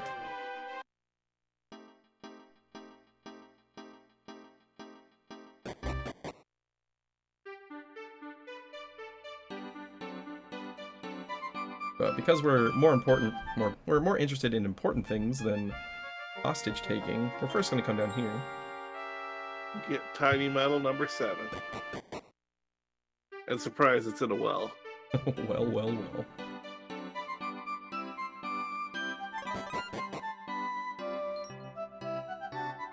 Bum, bum, bum, bum, bum.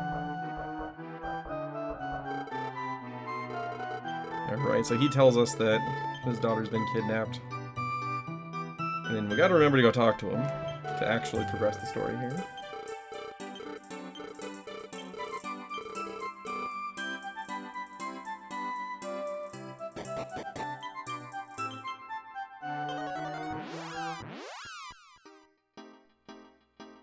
And now we're at the real world, rydock, where we were told not to return because we were imposters. But we're here anyway. You know, the amount of times I've said no to this guard today is surprising. Alright. Do not pass stairs. Do not collect $200. Go straight to jail. In jail. You're straight to jail.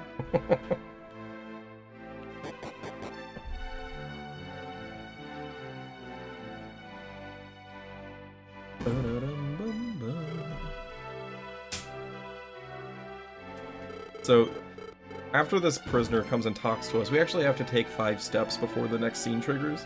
So when I was first getting here on my first walkthrough of the speedrun, I just stood here for like 3 minutes, like, man, this is terrible. And then I realized you have to actually walk around a little bit.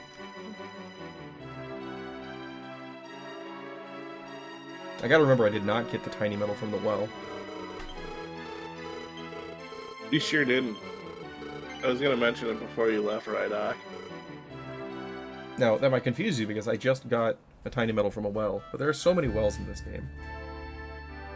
Yeah, but that one was 7. This one's 8. Yeah. I guess, no, this one's in the house next to a well. But there's still a well involved. To be fair, when is there not a well involved in DQ6?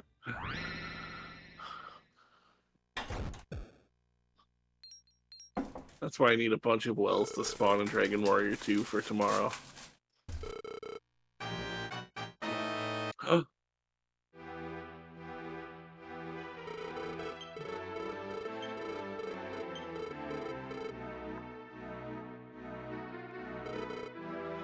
Alright, so here, King is going to tell us, thank you for helping us in our dreams, but we still have the real Mudo to deal with, so come talk to me on the ramparts, instead of right here where I'm already conveniently located. He wrote the little song, "Get Out of My Dreams and Onto My Rampart." Alright, so he's going to tell us we still need to find Mudo, but we're going to need help from the elders of the Ghent clan to the north. So he gives us the Ghent Pass, which allows us to get through the northern checkpoint and enter the village of Ghent. And because I forgot the tiny metal, we're just going to walk out of here.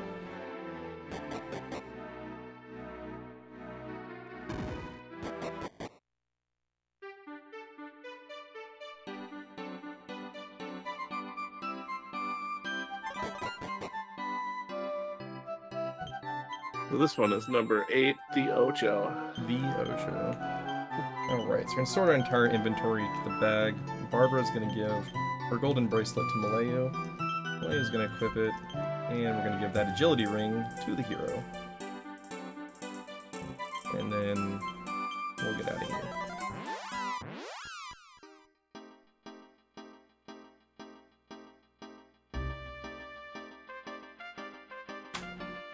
Yes, this one was one of the Heartbeat games. And it definitely feels different. It is noticeable.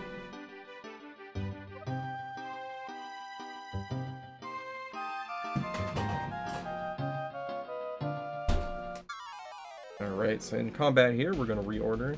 You get Hassan in the front. We're going to be picking up some items in town here that we want in his inventory. Yeah, Heartbeat also did 7.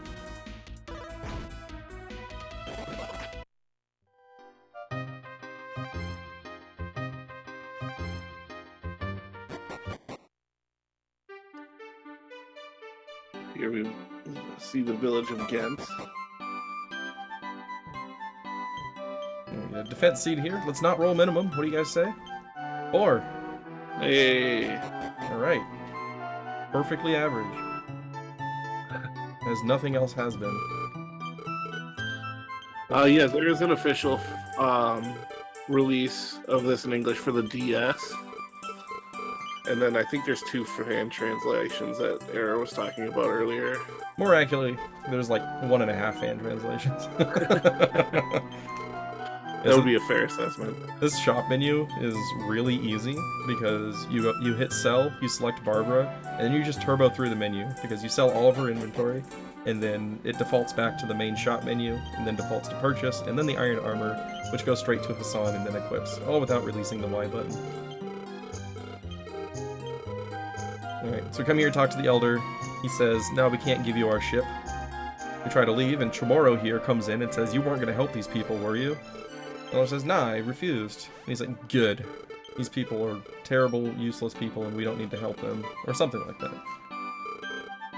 And then he trips on shrooms and sees the goddess's spirit tells him, no, you should help these people. And he just immediately does a 180.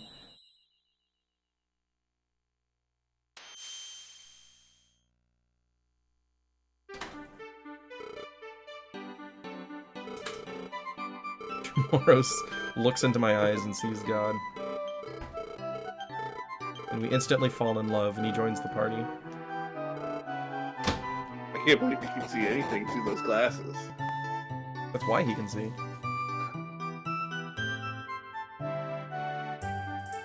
This is called Deus Ex Machina.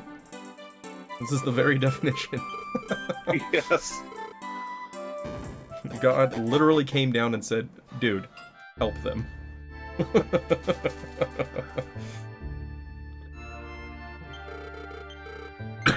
And this is the true dry dock.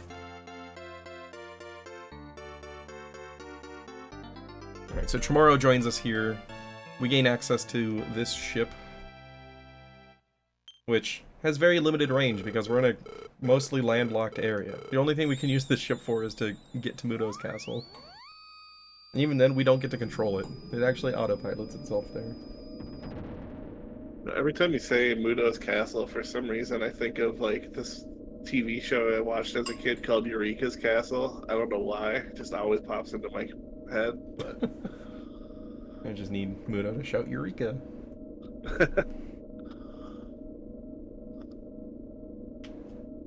Yeah, so we get about 2 minutes here where I'm not doing anything. Nice little break. This game has a lot of breaks that are like 1.5 to 2 minutes sprinkled throughout it, which is kind of nice.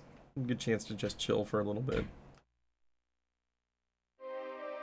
Like even this, I'm not piloting the boat, it's doing this on its own. it's probably a good thing because you're probably not no match for the sea monsters. What sea monsters? There's no overworld encounters in this game. The real problem is knowing my history with DQ5, I'd probably accidentally land the ship at least 4 times. Oh, that's crazy. I had no idea R.L. Stein had anything to do with that show. That's awesome. Huh. Alright, so we're going to give Chamorro the bronze shield and wooden hat from our bag here, and then we're also going to give Hero the holy water. And we're going to go equip Chamorro.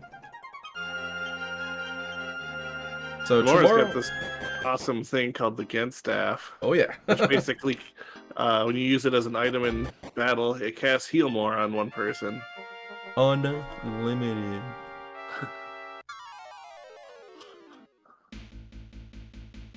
This is a really nice early game item. Because we're going to be passing it around between characters over the course of the run, based on our needs at any given time. Just about everybody's going to get a shot at using the Gent Staff for boss fights. So did that just end up in your party because that's what Chamorro was equipped with when he joined? Yep. Nice. It's the best part of Chamorro, until he finally outspeeds Deathmore. So he's conditionally... It's the best part about Chamorro, and those conditions arise for him to be slightly better for a turn. There are a lot of times when Chamorro will be the MVP of the Deathmore fight. There are also a lot of times where Chamorro's gonna get us killed on Deathmore. But this Just cave... in the, like, all the times I've seen you fight Deathmore, I'd say, like, the fact that, like, Chamorro lets Terry die more often than he doesn't. That is true. Yeah, this cave is very dangerous, but the good news is there's a story, heal, and revive at the very end of it. So I don't have to be careful with my MP usage, and it's okay if some characters die, as long as everybody doesn't die. Because once we get to the end, everybody's going to be back at full health, full HP, regardless of the situation. That's good, because this cave does have Mudrons. Hi! I was just about to talk about you. They have the beat spell.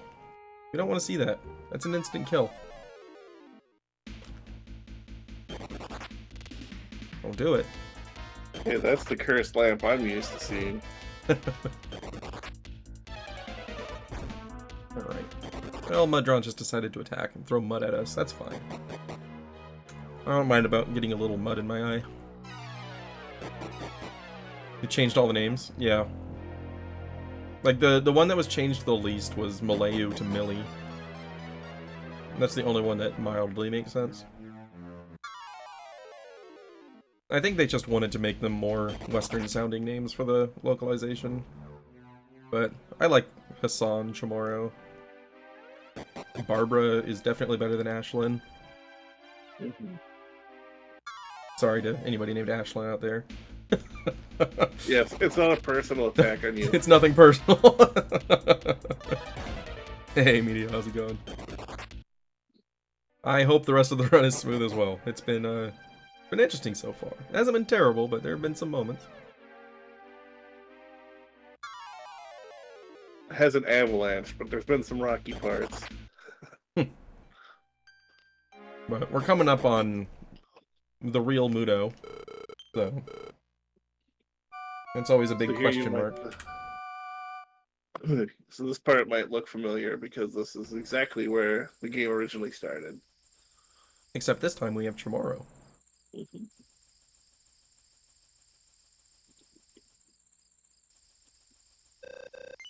So this is another nice little break. This one is like about 3 minutes total, with a little bit of movement 1 minute into it. Mudo swing. Yeah, we're about to have a Mudo swing, that's for sure. So I do have a safety save in case Mudo 3 walls us for a bit. So if we hit, say, 3 hours and we're still fighting Mudo, I'll probably just end up loading that save. But we'll give him a few shots for sure. Once you've seen Mudo kill you multiple times, you've seen the whole fight. Yeah.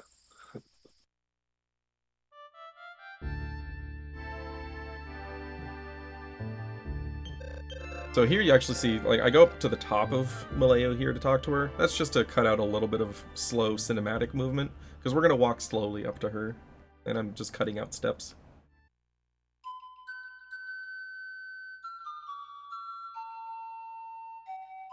Time to call Cetacean. Nope, time to call Barbara. Been hanging out on the boat, but now it's time for her to give us a ride.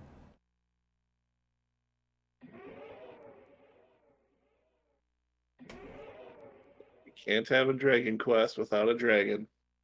Yes, you can. There are tons of Dragon Quests without dragons. I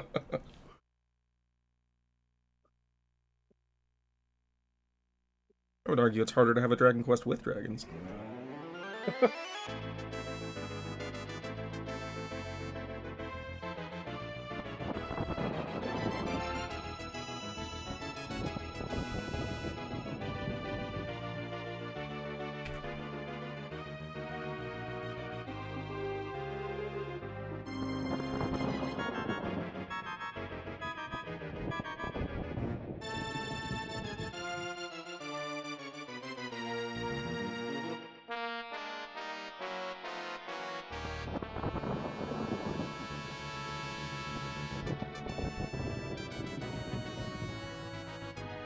Man, this feels familiar.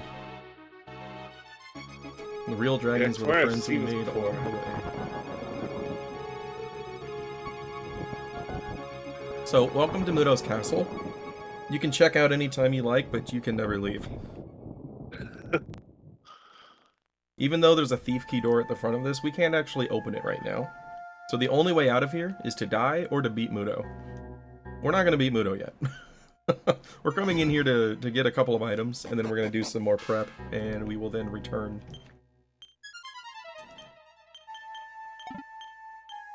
Alright, he's got 1800 gold and this iron mask for Hassan. Give him a nice defense boost. I'm going to miss the stairs for 5 hours because half tiles are fun.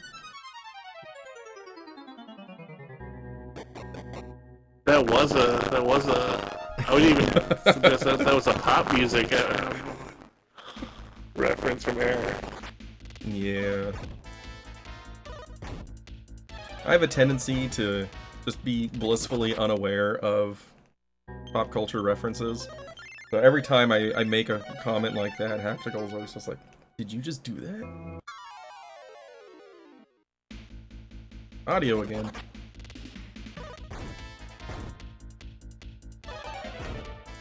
I'm back. More often than every 15 minutes. Whoa, you just started sounding underwater on Discord. Am I okay now? Now you're fine.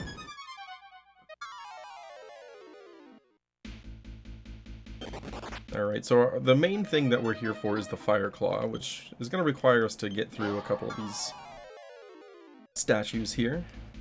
So we're going to go on to Tactics, we're going to equip the Agility Ring on the hero, and cast Sap.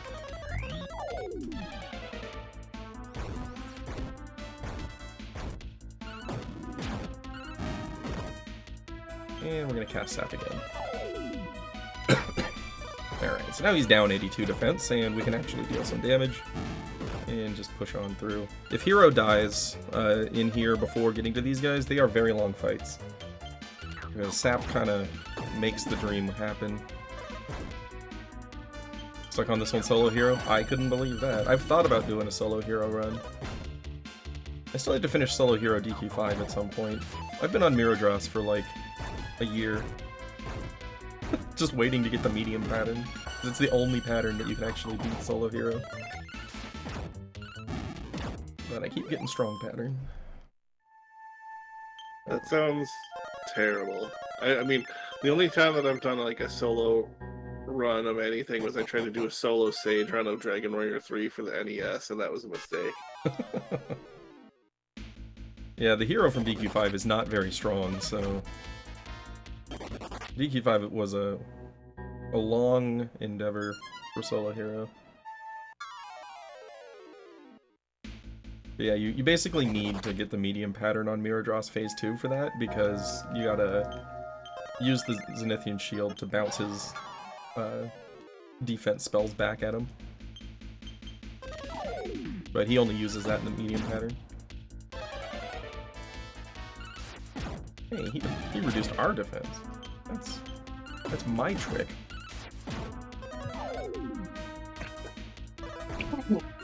How dare you use Rukadan on me?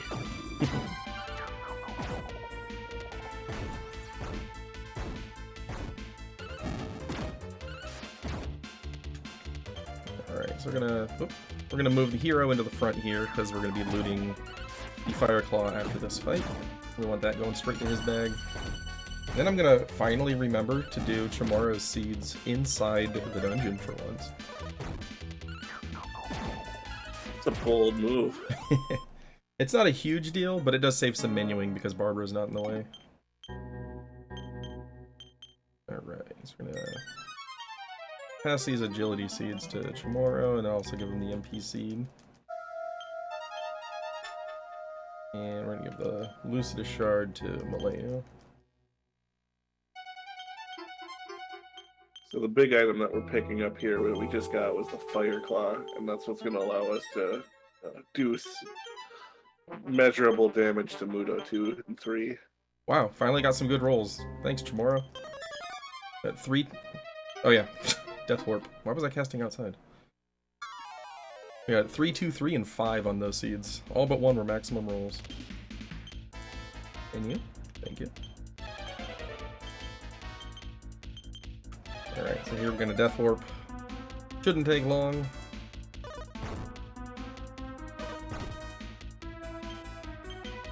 So there is no party attacking in this game, so I'm just going into the inventory and using a piece of equipment that does nothing, so they effectively pass their turns. Hey Holmes, how's it going? Alright, now we're gonna get introduced to a nice little safety mechanic here. We basically never have to pay for revives again over the course of the game, unless it's just more convenient to pay for one. This Elder will fully revive our entire party, and even later in the game, we can come back and do this as many times as we want to.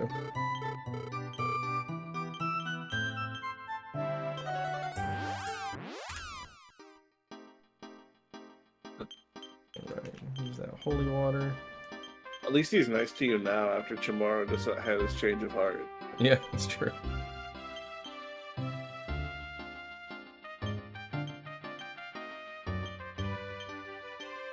And just do a little inventory shuffling, passing the Ghent staff to Hassan so he can be my healer. He is both my tank and my healer at this point. Hassan the Paladin. And now we're finally going to complete the storyline for the abduction. So, these guys are holding Eliza for 5,000 gold ransom. We're gonna say, yeah, we got 5,000. And then like, alright, here she is, now pay up. Alright, no, I don't actually have the money. So, they're gonna fight us instead. I still think that the guy on the right looks like Gabriel Iglesias. That's true. He sure does. So this is the Fluffy encounter. So you can see there, we just did 75 damage. That's why we go after the Fire Claw when we do, because the hero is never going to deal this much damage, like in like the first half of the game with regular attacks. But I have unlimited Blazemore casts with this Fire Claw, and we're going to be passing this around, much like the Gent staff, to whoever needs to be using it at any given point.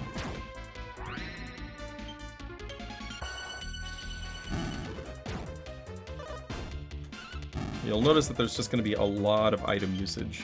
There's just so many good pieces of equipment in this game that have in-battle effects. And we are going to exploit them. That they changed it from being like, what was it, Fireball or something, or Firevolt in like Dragon Warrior 4 to like Blazemore in this game? I think Firevolt is the AoE version of it. I believe. I think it was always just Blazemore, Blaze most. Oh.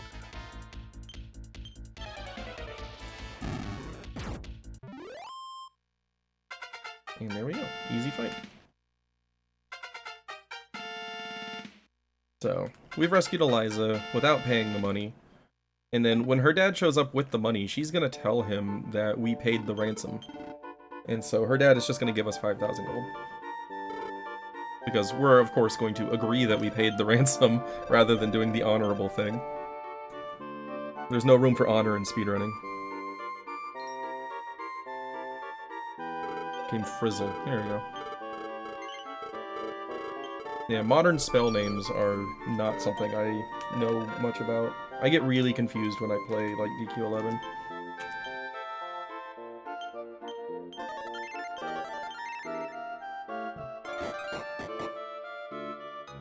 Right.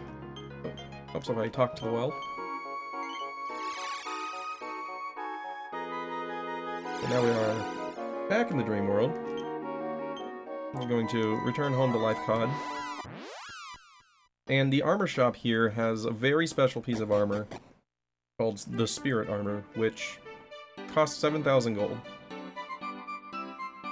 And it's the whole reason why we do that side quest for the 5,000.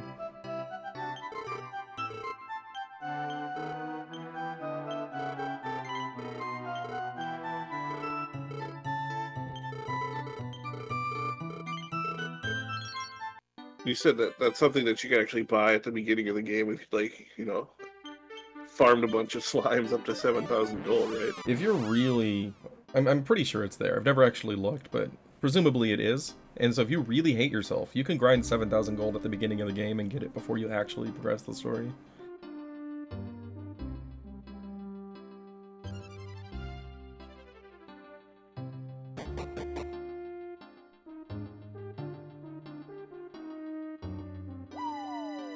Alright, back into the real world.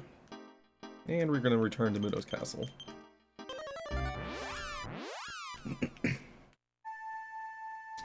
Alright, so we're going to give the royal clothes to tomorrow. And the agility ring. Hero's going to equip no weapon, spirit armor, and all that junk. And Chamorro's going to equip the royal clothes and the agility ring.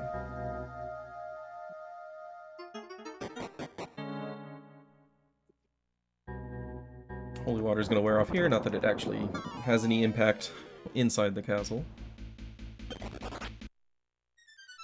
And now we are actually going to go fight Mudo twice. So we want as many resources as we can get here, so we're hoping to first try run from every encounter. And so right here is the real world form of Hassan. So after Mudo yeeted us out of the castle at the very beginning, Hassan got turned into stone, and he was just kept here as a trophy.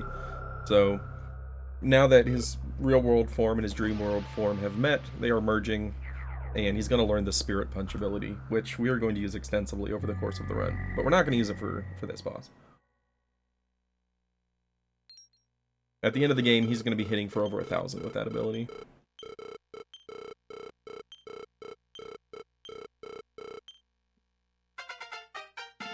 I think the biggest I've seen was like 1,300.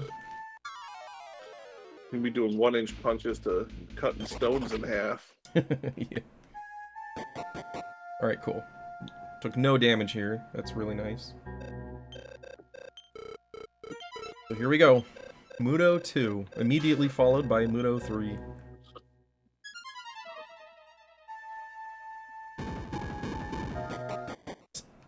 One of the ruder encounters in terms of like, here's a boss fight. Oh, here's another boss fight with literally not even a chance to menu in between.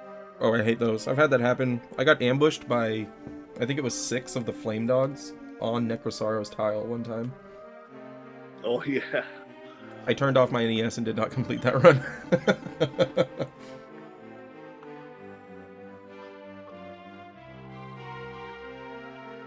Alright, so just like last time, Mudo's just going to overpower us and send us back to the dream world. We tried. But there's something different. This time, we have the Mirror of Ra.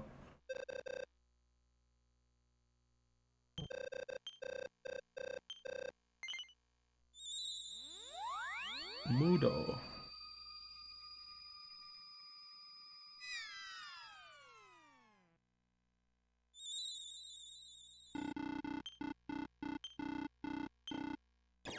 Alright, so there are a couple of different ways to approach this fight. One of the ways is to kill all of the ads first, and then focus him down. I don't like doing that. Just because it's slower. It's a little bit safer to do that for sure, but it is definitely slower, and if he does a lot of summoning ads, then you can run really low on resources by the end of the fight, and you roll straight into Mudo 2 when this is over. So I actually like to kind of lean on casting upper,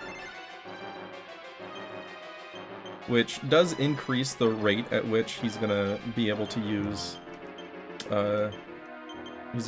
his fire breath. But if things go well, then we're gonna ideally survive into Mudo 3 with both Malayu and Chamorro alive, and with healthy MP pools to do some support.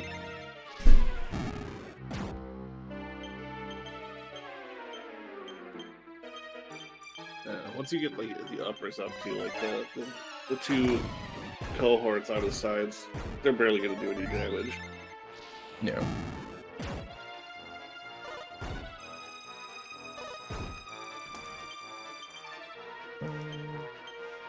You know what? We'll have you upper Hassan, or heal Hassan.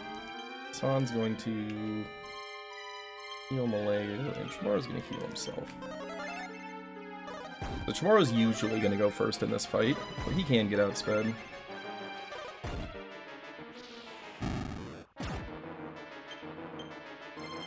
Upper Hassan. And that, and we'll heal more to hero.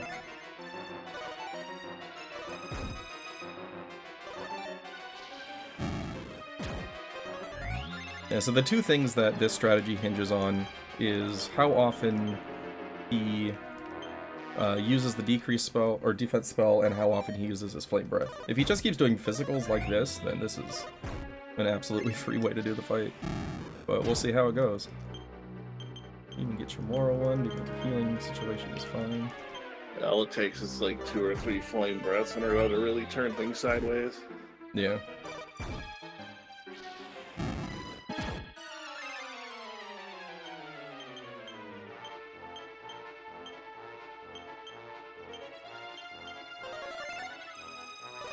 So the reason why I like to do it this way instead of focusing on the ads is that Mudo does recover 20 HP per turn, and you'll notice we're hitting around like 50 to 60 per turn, so if he keeps summoning ads, you're eventually going to start falling behind, which can make this fight take an incredibly long time and drain all of your MP going into the next fight. Now, technically we only need Hero and Hassan alive for Mudo 3, but being able to cast Upper with Malayu and throw an emergency heal more from Chamorro can give us a little bit of safety there. Sometimes they die on turn 1 and it doesn't matter, but in the event that they do survive a little bit, it's really nice to have their resources there.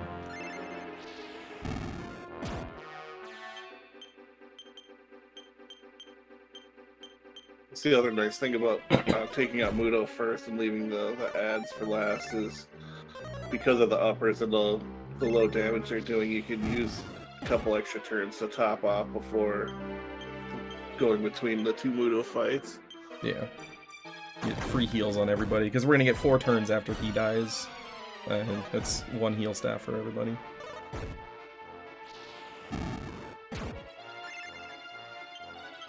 We'll do this. Oop, helps if I target the right enemy.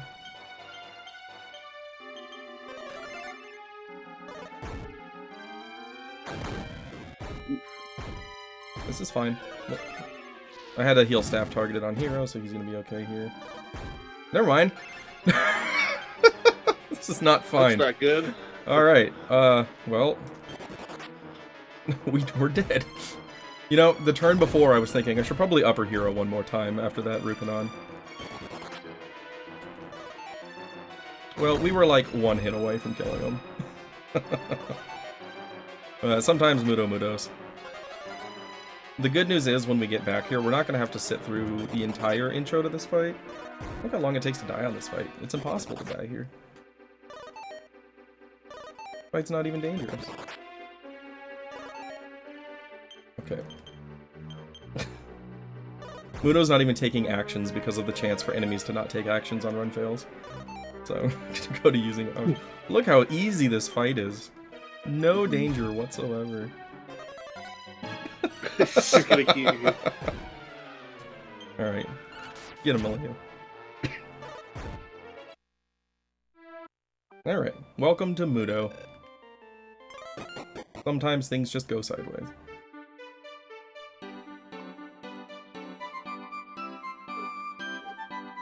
So, the death there is not unexpected. It's very common to get stuck here for like 30 minutes.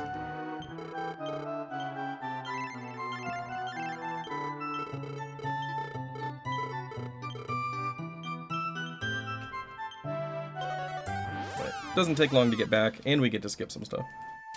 Yeah. So, we're hoping to get lucky with the random encounters again, but we don't have to sit through like the life cod scene or anything like that. We're just gonna show up, the shadows are gonna get dispersed and the fight begins.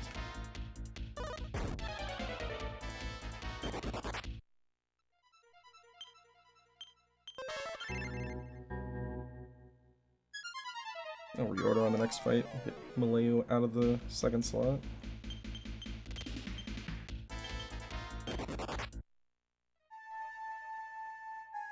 Yeah, it is like the game knows. Like every time that you're ready to die, the game is just like, but what if you didn't?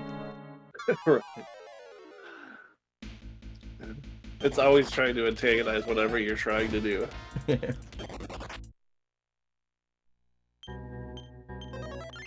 Alright, not too bad. Only used a couple of heals. Are we sure he's the legendary hero? Supposedly. I think that's why they tried to make him look like Super Saiyan Blue. But... yeah, pretty much. Alright, let's try this again, Mudo. What do you say?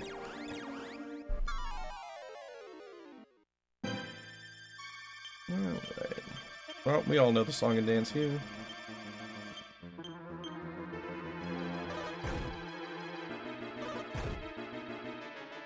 Opening fire breath. Here we go. That's the stuff. It's exactly... It's exactly what you planned for, actually. Yeah. You'll notice I used the Gent staff on Malayu on turn 1, just in case.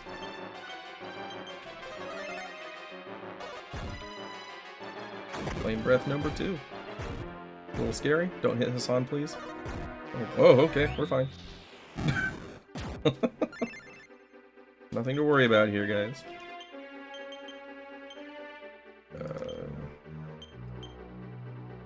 The most important part is you have to know that the game can smell your fear. Yep. How do I want to actually handle this turn? We're gonna go heal... Hero... Fireball...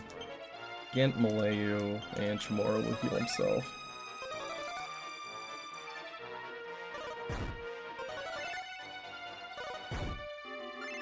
Okay. That'll do. Okay, upper the hero. yourself, Hassan. You're looking a little shaky there.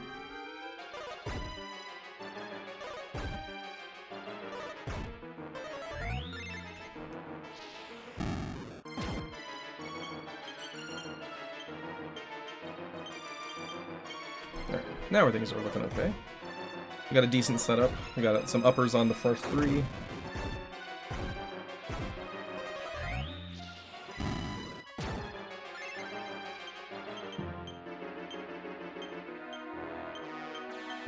Heal yourself with the staff, and Chamorro can heal the hero.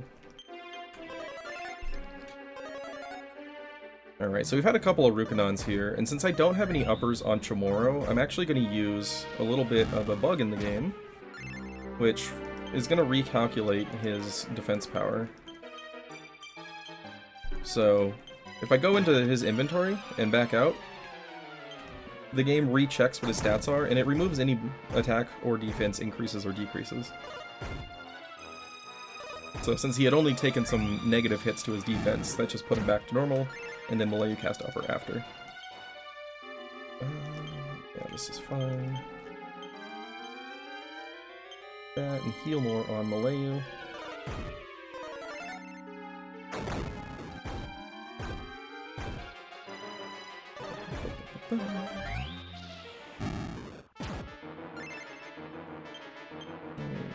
Heal yourself. Fawn will heal himself, and Chamorro will heal himself. Lots of flame breaths this time around. Yeah. This is the risk of leaving the ads up. Oh my goodness. Oh boy. Because we lose the chance for him to effectively do nothing.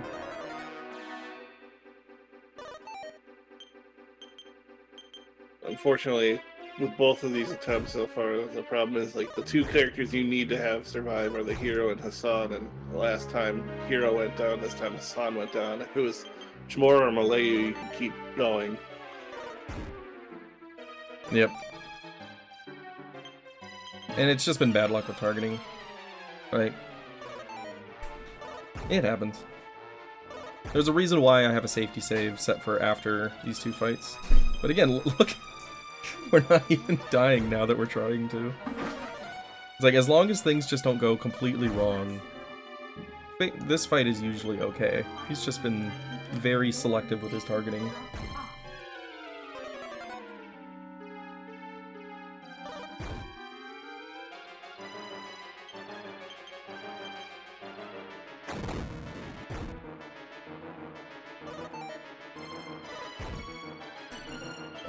Please kill me.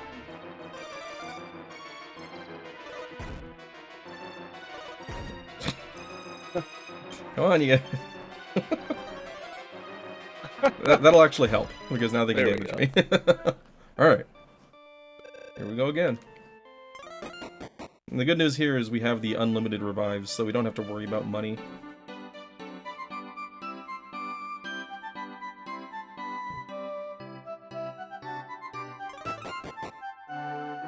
Yeah, usually it's Mudo 3 that we get stuck on.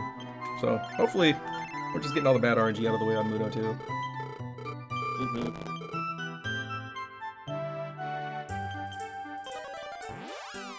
Surely nothing will go wrong during Deathmore with this at this pace. No, of course. You know, the freest Deathmore of all time. He's gonna forget he has a B pattern. Only on the attempt after he forgets that he has an A pattern. Yep.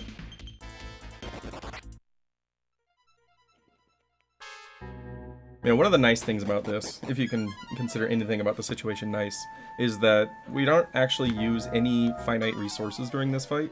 So, there's no penalty to trying it over and over again. Oh, nice ambush. They cast sleep. We don't like it when they cast sleep.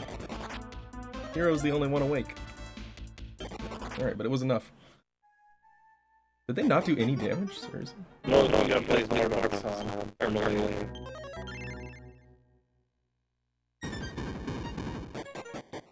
Cash penalty doesn't matter, because we're going to be doing some class grinding after this, and we're going to get all the money that we need.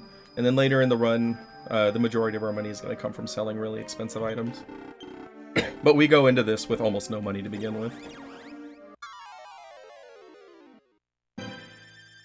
Alright, so this is Mudo. We haven't seen him yet today.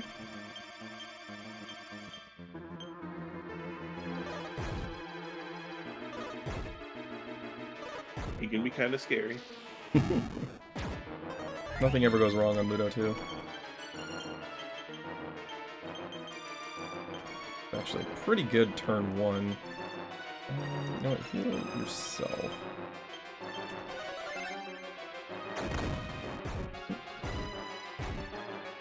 Hit Hassan? Hit Hassan? Nope. Okay. And we're gonna have you heal Hero. Then you heal. Actually, no. You'll heal Chamorro. You'll heal Malayu, and you'll heal the hero. Malayu has 2 uppers, so she should survive a Flame Breath plus 2 physicals at that point. Okay. Upper Hassan.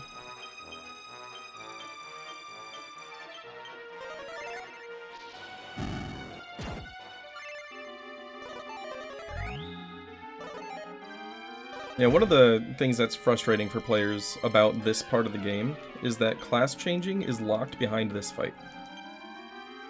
So this is a really hard back-to-back boss fight, and you have no extra tools to improve your odds other than just grinding some levels. So a lot of this is a very common off-boarding point for this game for people when they're playing casually.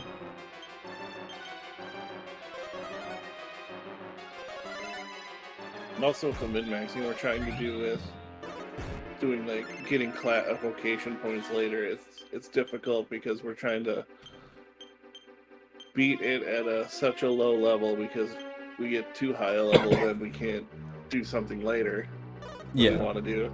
Yeah, the class vocation system requires you to be fighting encounters in zones that are of appropriate level for you. And so if you gain too much experience, then you kind of have to modify your plans there.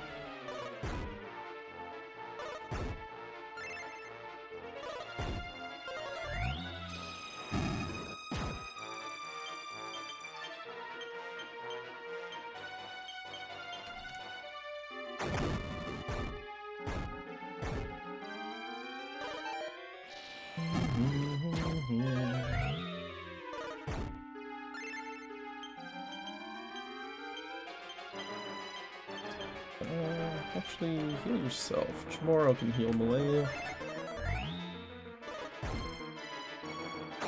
Achoo.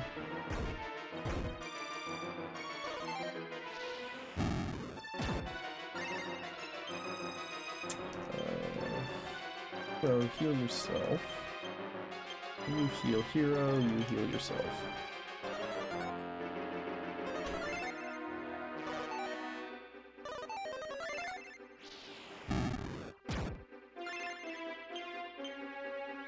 We're gonna have her help out with an ice bolt finally, because we're in a decent position.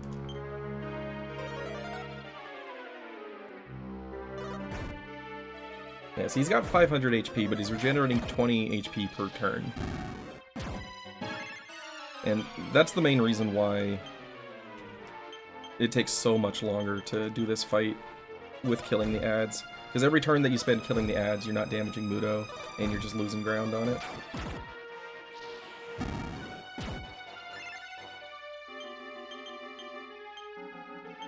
So every turn that Malayu can cast Ice Bolt on him, it basically nullifies his regen that turn. Yep.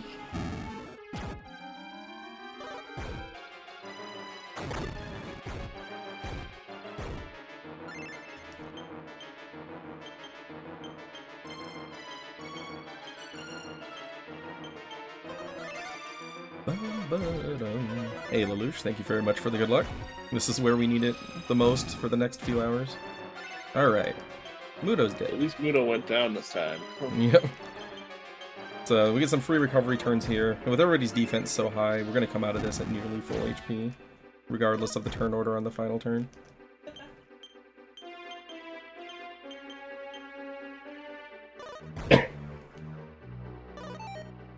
Then we get to fight Mudo 3. Immediately after.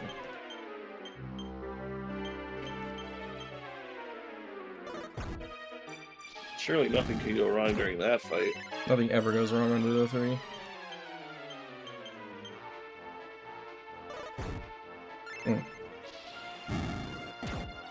Snuck some damage in on Hero there. So turn 1 I'll heal with Tremoro. Oh, this isn't even his final form. Now he's angry. This game of Whack-A-Mudo is getting out of hand.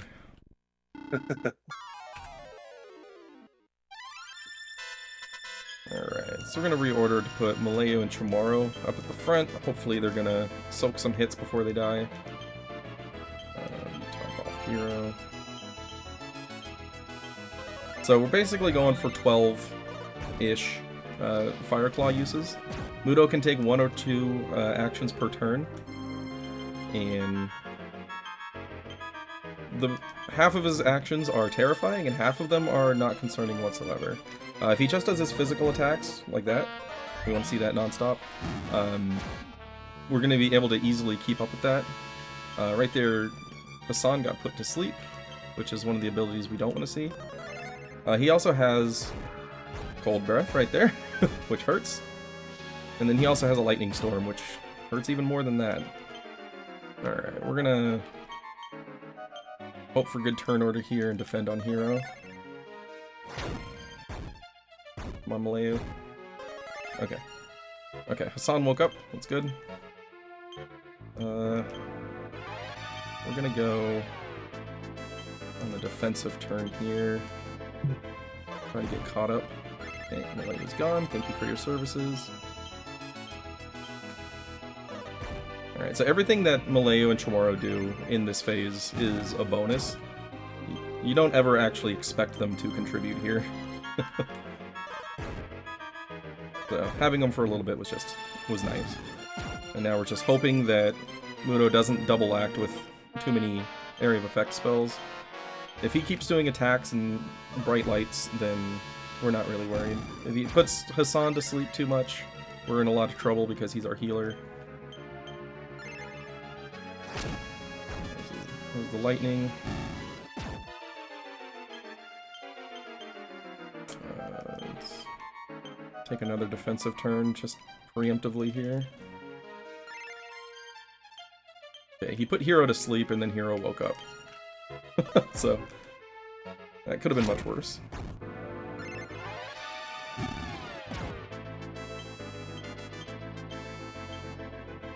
Nice thing about Mudo 3 is he does not regen like Mudo 2 did. Correct, he just has 900 flat HP. Hero's asleep now, so we're hoping he wakes up before things get out of hand. Okay, now Hassan is asleep. And we really need that healing. That's the combo you don't want to see. We're hoping to get lucky with turn order here. Okay, bright lights, don't do anything else. Nice. Okay. Benevolent game? Benevolent game? Oh, geez. Dead? Alright. Outspeed, please. Go, Hero, go. No! Yes! Oh. The upper! What? The upper saved Wow! it! And that is why I like to have Malayu alive. Whew! That was terrifying. Oh, that is the best Mudo 3 kill I've seen. Let it happen in the marathon. Yeah, that's the closest call I've ever... I've had one closer where Hero was at like 1 HP and outsped with the Fire Claw, but oh man. If you're not pumped after that, then you might want to check your pulse.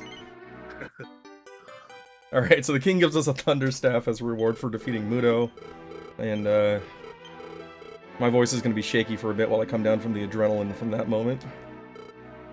Whew.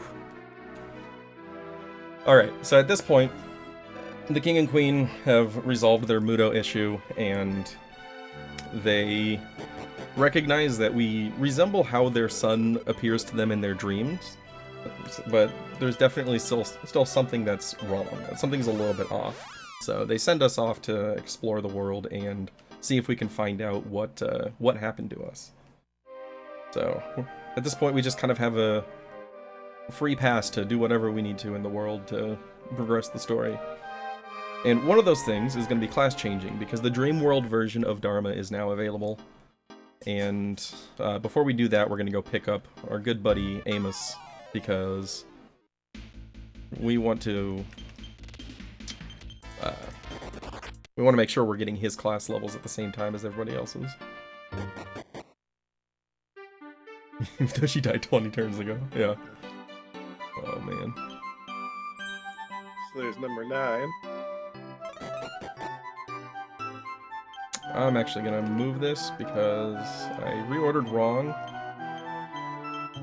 And party order matters in this game for item management. We're going to be getting stuff coming up soon that we want in Hassan's inventory at the very top. Oh yeah, you can post a clip. Presumably. I mean, I'm not in charge of the channel, I guess.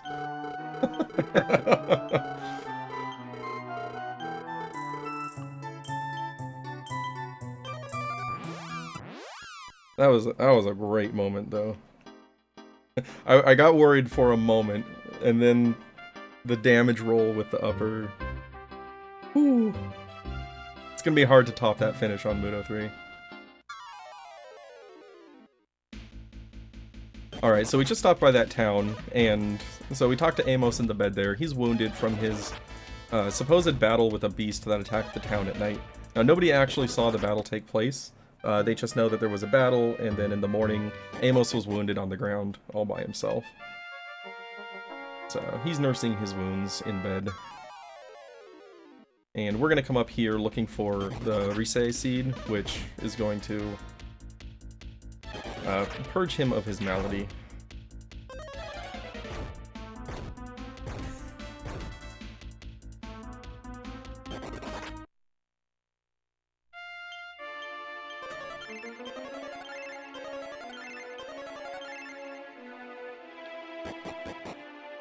And yeah, I agree about that comment about Mudo. It's one of the hardest bosses in the series if you don't know about the Fire Claw. Like, you don't have the tools to fight Mudo at this point in the game. So if you don't realize you can use it as an item, then you're in a lot of trouble, even if you grind levels. Like, I've got a friend who recently played through 6 for the first time, and he got stuck on Mudo for days.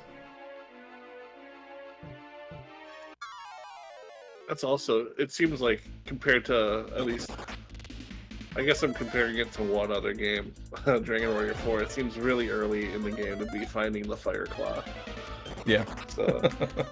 Early to get the heal staff, early to get the Fire Claw.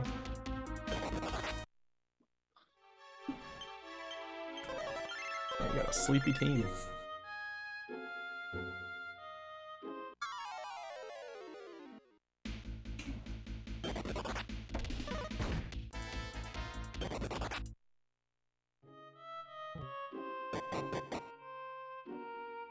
We even beat your cutoff by like 5 minutes. Yeah, I was glad. I had probably one more attempt, and then I was gonna load the backup save. Yeah. Well, I will say the backup save had better seed rolls. Oh no, my Super Famicom crashed. Looks like I have to load the safety save.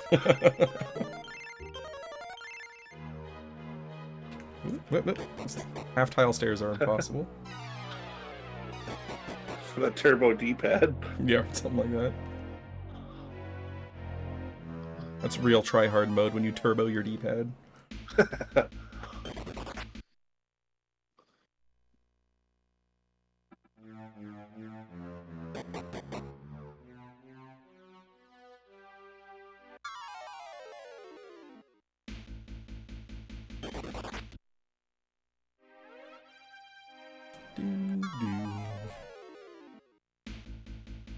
Hey, stone beasts. We don't want to see a lot of firebanes here. Like that. We said we don't want to see that. And they can cast Iron Eyes. Well, that didn't work. Come on. No, you gotta say, we don't want to see a lot of Iron Eyes this year. Bye, tomorrow.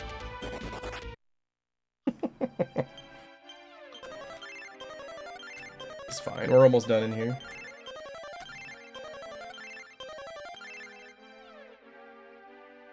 He's just paying some of his penance for being a jerk earlier. Yeah. Like, that's what you get for not helping us immediately tomorrow. Yeah, it's actually good when Iron Eyes gets used by the enemy because they're not attacking you for a few turns while you run away. Stop hitting Malayu. There might be one more encounter, so I am going to heal up here. Alright, so we get a talking plant here. And then he says, just go pick up a seed from over there. Stop ripping it out of my head.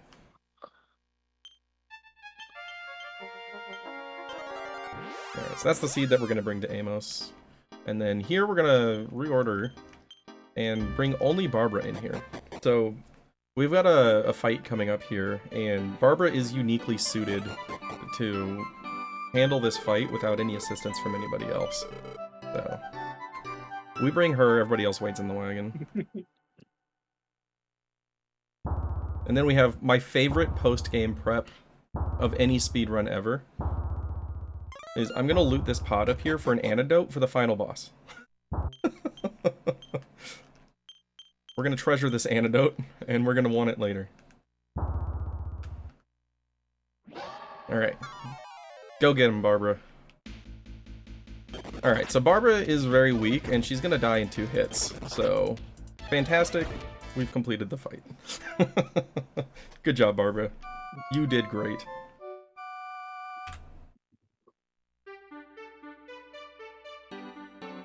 I wish I had a seed of reason as well. That might change a lot of things in my life. It's okay, she's fine. See? He's fine.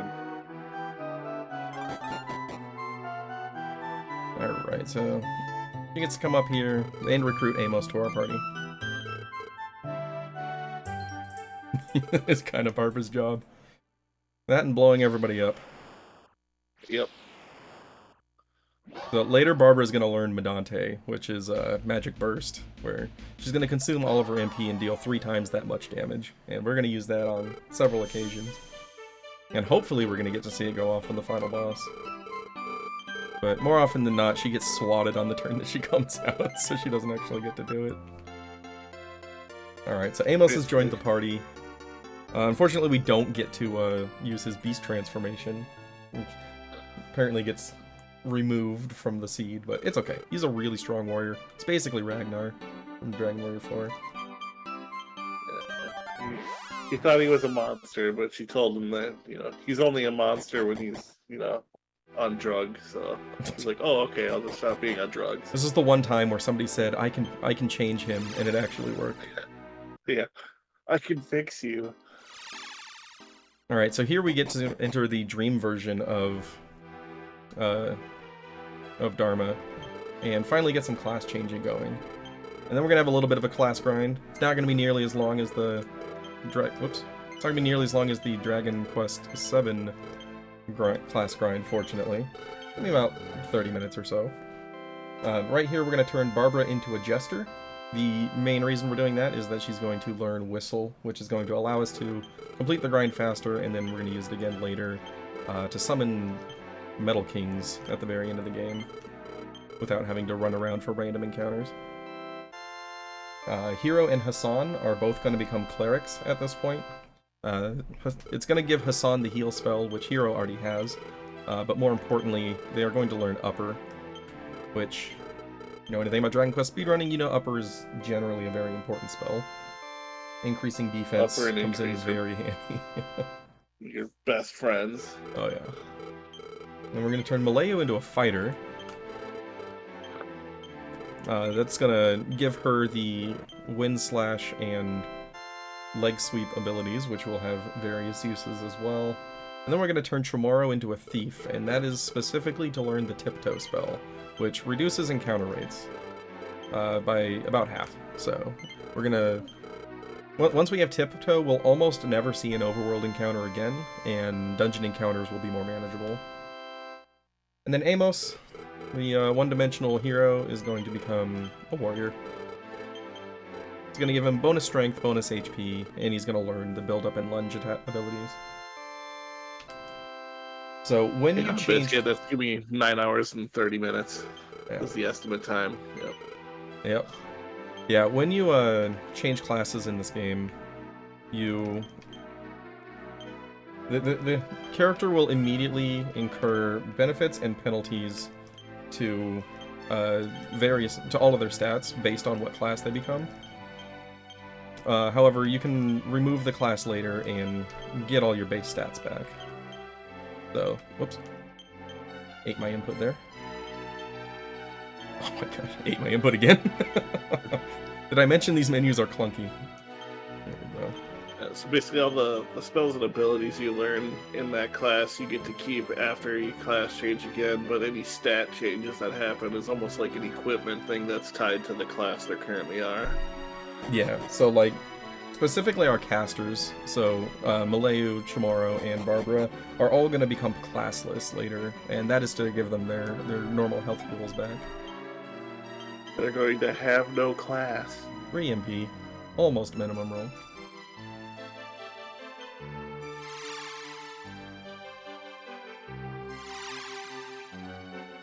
Did I even... I didn't even give Hassan the Fire Claw. That's helpful to have.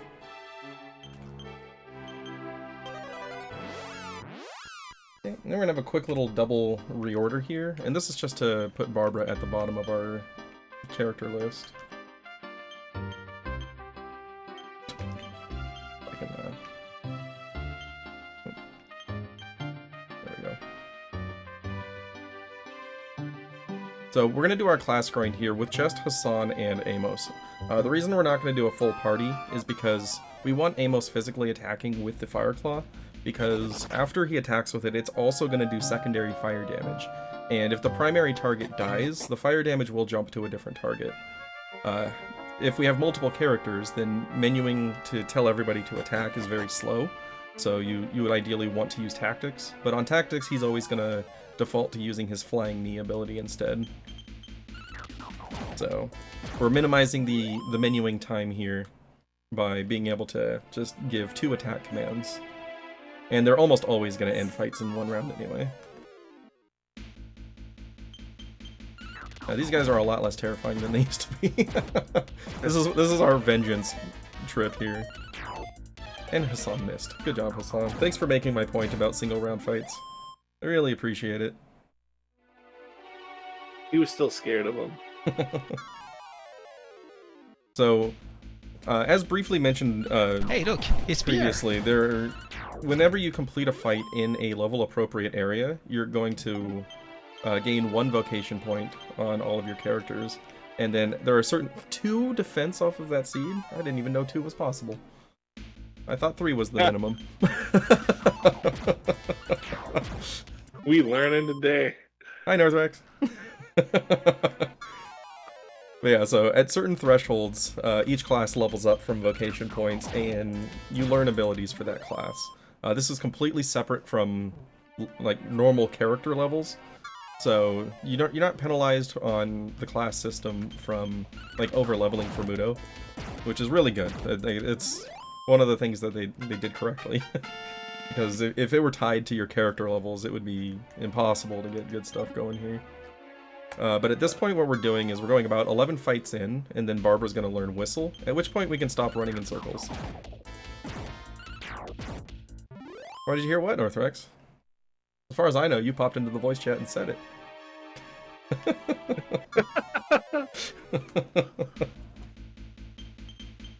Yeah, so our end goal here is going to be 36 fights. That's when Hassan and Hero are going to learn Upper. And then we're going to move on to the next leg of the class grind at that point. He thought he did the first time.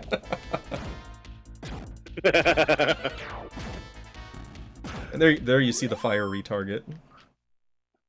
That's why it's better to have Hassan just do a physical attack rather than his special abilities.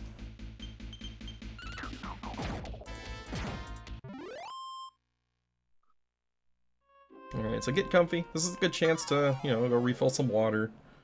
At least write up your shopping list. You're not gonna have time to actually take the shopping trip like you do with Dragon Warrior 7, but you can do the prep work. Alright, so now Barbara has Whistle. I really need to get around to making my Barbara emote. I want an emote with Barbara whistling.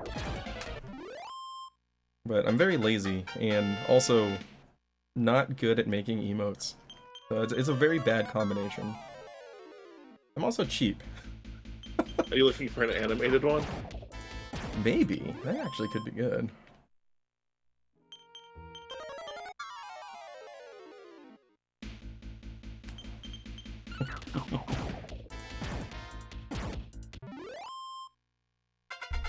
Yeah, so here we're gonna get, you know, some baseline gold, which is good, since, you know, we had so many wipes earlier. We also got some stuff that we're gonna be selling for upcoming shopping trips, so gold shouldn't be an issue. And then we're just gonna get a few courtesy levels along the way. But the main thing here is just getting all of the abilities that we're gonna be using to complete the boss fights for the rest of the game. Oh, there's no hero vocation, because the hero is the friends we made along the way. There are advanced classes in here, where, like, if you get certain combinations maxed out, like there's Paladin or Hero and, you know, some other ones, like Battle Mage or something like that. But we're not going to get any of those, no. That takes a lot of encounters to do. Like, some of the vocations take, like, over 100 battles to master, and we don't have that kind of time. We are going to get the dragon one, though. Yeah, we will get the dragon book. Hassan is going to end the game as a dragon. It's gonna give him a massive HP and strength boost. And those are the two things we want him to have the most for Death Mode.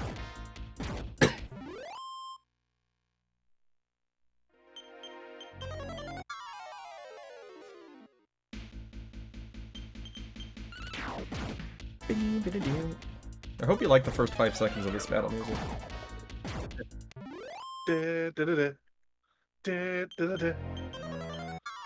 We've almost reached the wall. Because of the slow menuing in this game, I have a tendency to accidentally take a step before the menu opens. I usually end up reaching the wall. Thought there was going to be a Dragon Warrior 4 reference in there, but you know, taking this, opening the menu after taking a step is actually faster. Oh yeah. All of those are going to be unintentional here. Hey, another Pierre. Yeah. Pierre and the Peepos. That's a good band name. Yeah, I was just about to say that.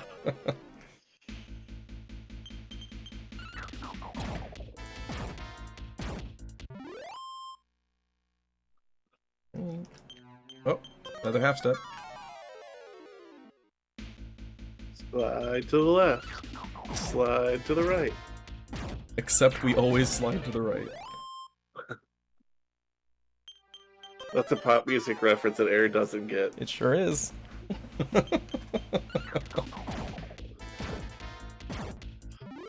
Yeah, one of my coworkers used to call me Air's Rock, because the only way he could explain that, like, I didn't know as many references as I didn't know was that I was living under a massive rock for my whole life.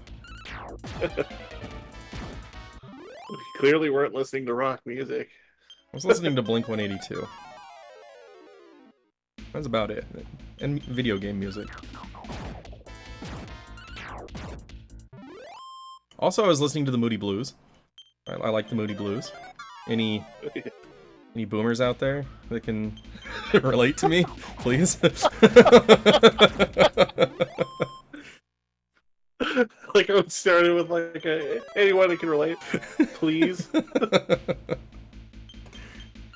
I was the only kid at my junior high that had the Moody Blues greatest hits in their CD player.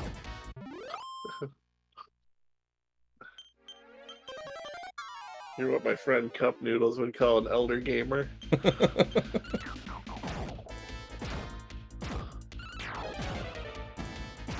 Yeah, if you only heard about like the music that I listen to, you would assume I'm much older than I am. I mean, I'm not young, but I'm also not 60. But he will tell you to get off his lawn. I will tell you to get off my lawn. Or to get out of the apartment above me. Speaking of which, there is a chance that carpet could be installed in the apartment directly above my head at some point today, so we might hear some fun pounding. Hopefully not. Hopefully they're putting it off until next week.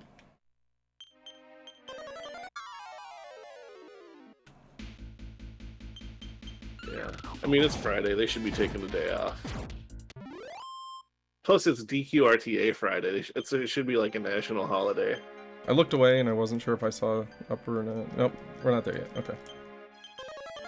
Like, out of the corner of my eye, I thought I saw Skara, but I did not.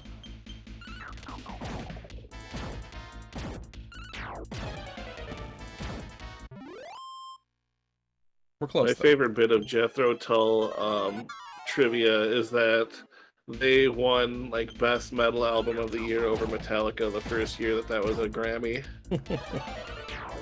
The only thing I know about Jethro Tull is the reference in Armageddon. There we go.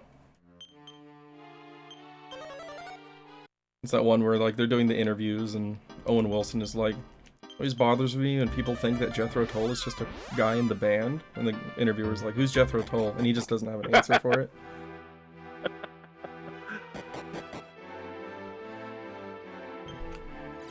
Alright, so first leg of the class grind is done. So back to Dharma we go. Now here we're going to turn Hassan and Hero into warriors, so that they also have build up and lunge. And Barbara's going to become a cleric. And Malayu is going to become a mage. Now, very conveniently, Malayu only needs one vocation point in mage to learn Blazemore. So we're just going to pop outside here and take one fight and then go back in and change her class again. Or more accurately, remove her class. Yeah. She's going to become by force. Completely classless. She's like school in summer.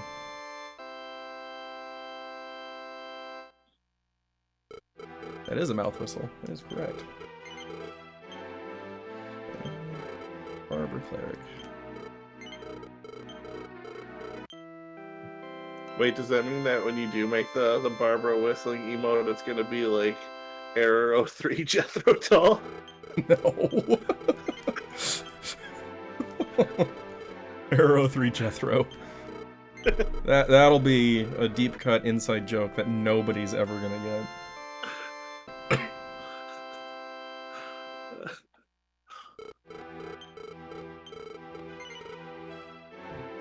Okay, another little quick dip into downstairs. We're gonna pick up another tiny metal. That guy. Look, it's that guy. It's that guy. Yeah, my first time playing FF13, for the life of me, I could not remember Snow's name. And so I called him that guy a few times. Yeah, so right here, if Malayo gets too much experience and hits level 14, she actually won't be able to gain a vocation point here. And so we end up going to, like, the Evil Cave instead. There we go. She has Blazemore now, and now she's done being a mage. Now we hit her with the reality that she has no class.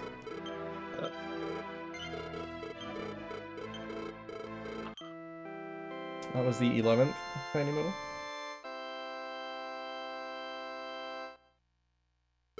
So obscure that it's illegal.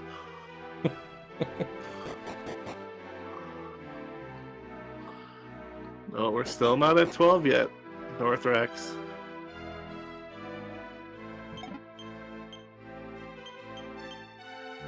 Come on, give me a good roll. 5. That's average. I'll take average at this point. Although I did miss saying that was number 11. It's too busy making a terrible inside Jethro Tull joke reference. You sure were. But that, come on, we all know that's half the reason I'm here. It is. Alright, so now we're going to do the last part of the class grind, which is going to involve taking an encounter on every single step. So it's kind of like the previous one, except we make progress between fights. So this area lines up pretty nicely that if I take an encounter on every step, and I take 3 encounters on the final step before the ship, it's going to line us up so that Chamorro is going to learn Tiptoe right as we need them to start using it.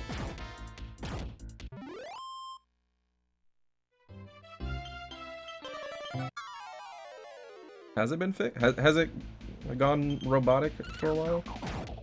I haven't seen anybody complain about it, so hopefully it's every working. 10 to 15 minutes I keep popping out and popping back in to make sure it doesn't. Alright then. Whatever works.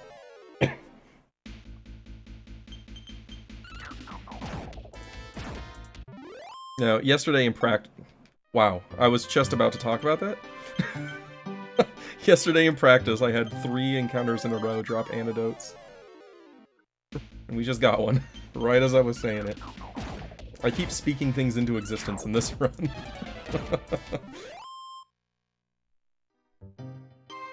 That's a good question. Do people in the wagon get vocation points at the end of every battle? They do. So even when the wagon is not present. So it's not like some of the places in Dragon Warrior 4 and Dragon Warrior 5 where the wagon is excluded from experience and such. They get full benefit at all times.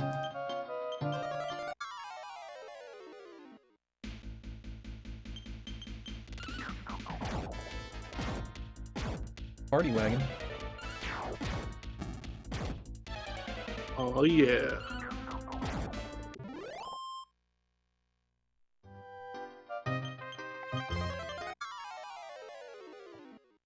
I also appreciate that the overworld music doesn't reset between fights here. So instead of listening to the first 2 seconds of the overworld theme over and over again, we get to hear a continuation. Ba ba ba ba ba. Ba-ba-ba is gonna be the next one. That's why if you're ever rolling like a Link to the Past randomizer seed, there's like a setting for like resume MSU1 or not. If you say no, it just restarts the song every time, you know, you reload, but if you hit the resume, then it starts where you left off. I don't need your Cypress stick. Ah, game's starting to confuse me with my menus. Yeah, so since inventories are very tightly managed in this route, anytime an item drops that I don't expect, I need to deal with it in some way. Either throw it away, throw it in the bag. Well, I would say that if there were metal slimes here, but I will tempt that with the Metal King grind. Which, oh my goodness, I wish yesterday's practice Metal King grind had been in today's run. So, a lot of times the Metal King grind can take like 20 to 30 minutes. I finished it in 3 encounters yesterday. And I got 2 of them in one. Hopefully we'll get that lucky. And then, yeah, and then you went to return to save, and you accidentally whistled again and got another one. Yeah, so the second encounter, I got 2 Metal Kings. They both stayed, killed them both. And then, when I went to return to go do a safety save in between, I accidentally hit whistle instead, and got another Metal King. It was the fastest possible triple king, basically. So, normally at that point in the game, we're like in a PB attempt, I would be going with 2 Metal Kings. For marathon purposes, I'll be going with 3, because it makes Death War a lot more stable. And then I had a practice run, like a week or 2 ago, where I ended up with 4. Because, when I was going for the 3rd one, I got a double kill. Which, those ones actually ambushed me, and I still killed both of them. I can't wait to get this antidote. Ah, okay. Good, my powers have waned. Can't wait for you to get this antidote. Well, maybe they just transferred to Zytoriak. Alright, I'm gonna need you to use your powers for good. This is a huge responsibility.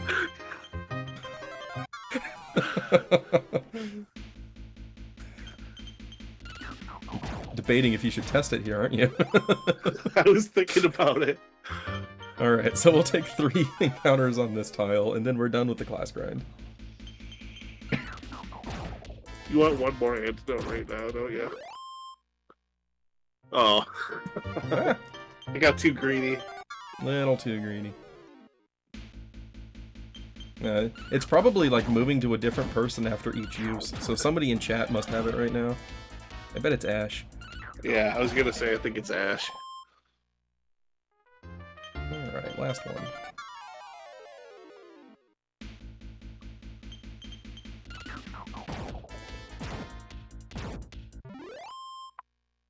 Yeah, at some point somebody's gonna say, wouldn't it suck if the game crashed right now? And it's gonna turn out that it went to them.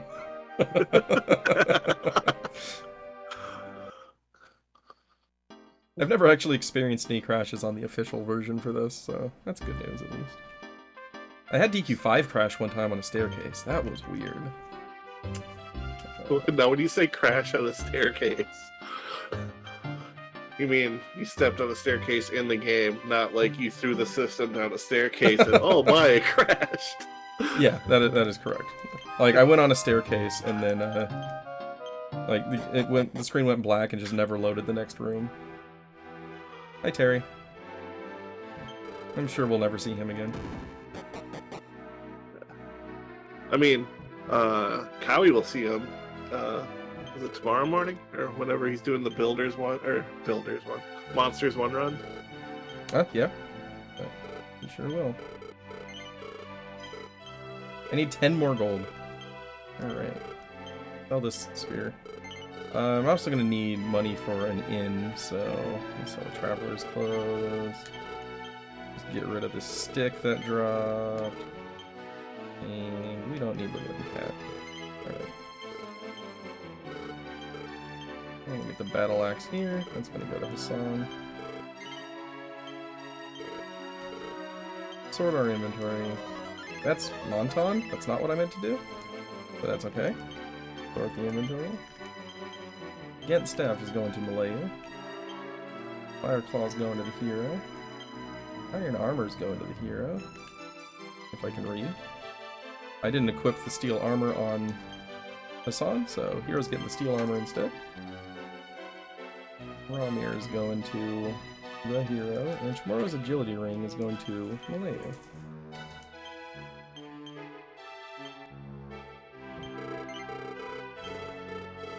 Alright, so here we're going to get 3 fights with soldiers, basically testing to see if we're strong enough to assist them with a little side quest here. I'm going to build up, equip the steel armor, and sap, and then Malaya's going to cast upper on Amos. Alright, so build up is going to boost the power of the next attack, so these two are going to get some nice chunky hits here.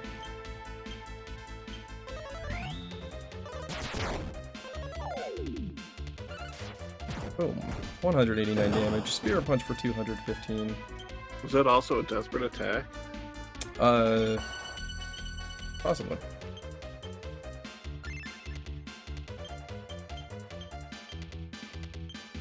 Hero can now Fire Claw to help out, and heal Amos because his lunge also hurts him.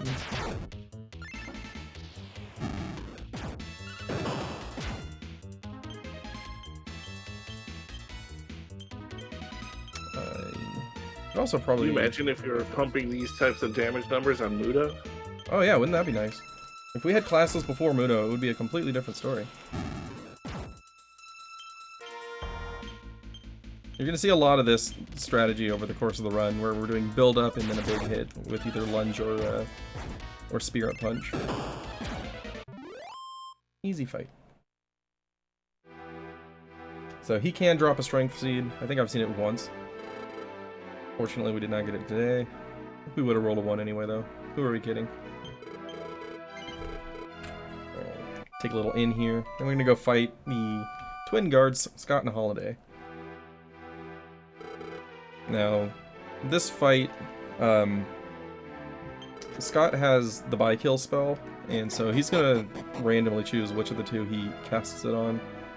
And Holiday has the protect ability, which will cause him to intercept all attacks. So what I do is, there's a couple of different approaches to this. Some people will focus on whoever gets the first buy kill. What I prefer to do is just focus on Holiday, because I already know that he's going to be soaking some attacks, and this prevents me from spreading the damage around. And increases the chance that we get down to a single enemy faster.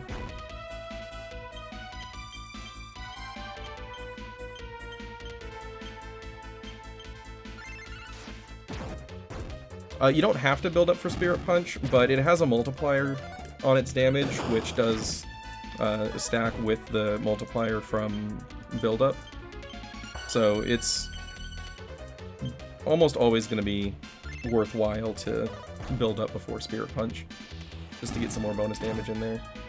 There will be times, particularly on Deathmore's final form, that I'm going to want to just swing away because I'm trying to get one of the hands dead faster. And there are chances that you lose turns during that fight, so it's better to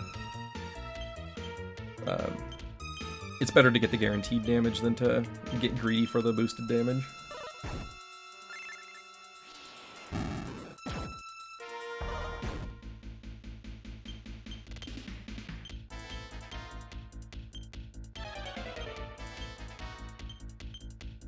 Alright, and once we move on to fighting Scott, which should be after this turn, we're gonna hope that he does some Desperate Attacks, because Desperate Attack increases the damage that you deal, but it also causes you to take double damage for that turn. So whenever he does a Desperate Attack, we're gonna get a huge damage boost. It looks like he by-killed himself there. Yep. 79. Yep, it's a Desperate Attack. Big Spirit Punch for 330. Awesome turn. That was nearly half of his health there. Yeah. A lot of times he'll do the Desperate Attacks on the turns that you're like, oh, he does do it when he's alive. Okay. A lot of times he'll do the Desperate Attacks on your setup turns, and then you just don't get the bonus damage.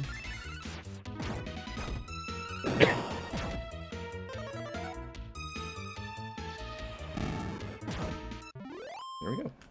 Easy peasy. It's like that fight's scripted or something. It borderline is. Alright, now we're going to give the Ghent Staff to Hassan. And get a Mantan. Oh yeah. Get that beach pod ready. Okay, gonna talk to the king. He's like, ah, you've done well to get here, but you still need to fight my general to prove that you're strong enough to defeat the evil that has been plaguing us. Like, alright, Blast, let's go. Go fight. We shall retire to the training room and battle thusly. It's funny that, like, they're like, you know, fight our strongest knights, and then you, like, win, right? So, like, technically, like, if you weren't a good hero, you beat them all, you can be like, hey, guess what? I want your kingdom. Alright, so Blast hits a bit harder, so we're basically just going to tank up Amos and Hassan, and then we're going to kind of not particularly care if the other two die at that point. So I do need to pay attention to if these saps land, because they're not guaranteed. Nice dodge. Okay, sap 1 did not land.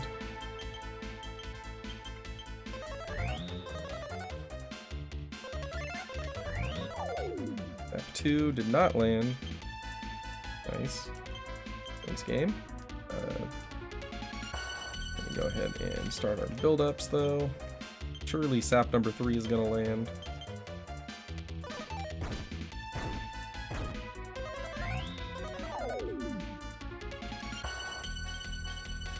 Oh, you know what? I didn't even look. Did that one land? Did not. Okay. Surely this one will. I'm going to use my power of foresight. Oh boy. Okay. We want to get at least one before we run out of MP, please. That would be ideal.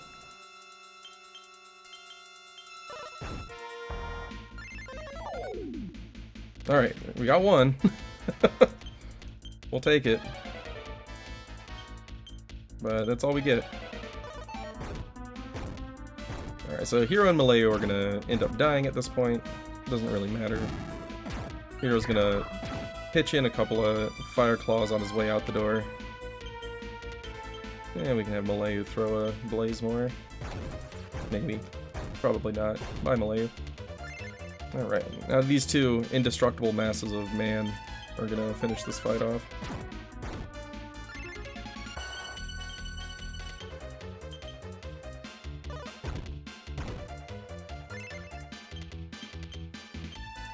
Yeah, this is actually one where the fight gets a lot smoother once Hero and Malayu are down because you don't have to menu for them anymore. And the more times you menu a character, the more likely you are to mismenu something and make a mistake.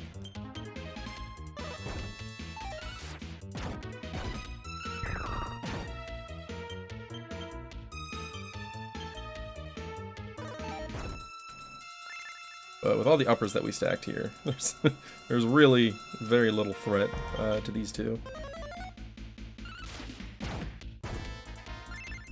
Yeah, the only time you'd run into anything is if the fight lasted so long that he Rukana'd you enough. Yeah. And even with one sap, it's generally not going to go on that long.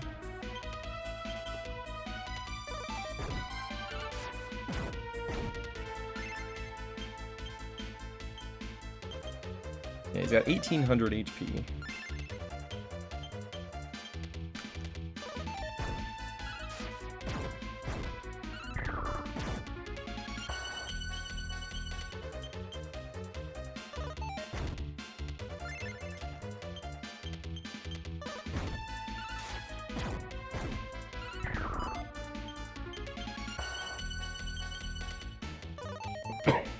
Miss.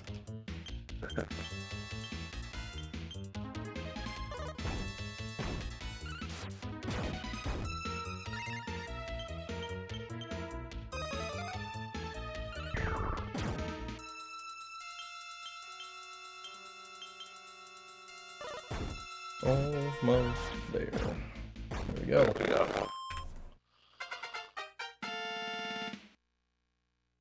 Alright. And then since it was just a training fight, your party gets revived at the end. It wasn't actually a fight to the death. Right. They say, alright, come see us in the throne room and we will discuss your mission. And then they do the slow old person walk out of here. Pass the Gent staff to Amos. Number 12. It sure better be number 12. I feel like if I'm going to miss a tiny medal, it's going to be today. Yep. I mean, you know you can't trust me, even though that's why you brought it on. It's true. Alright, so we're going to get this big old coffin here to defeat the monster in the cave and bring it back as proof. Oh, Northrex, wait, that one was number 12. Speaking of Northrex, this coffin is for him.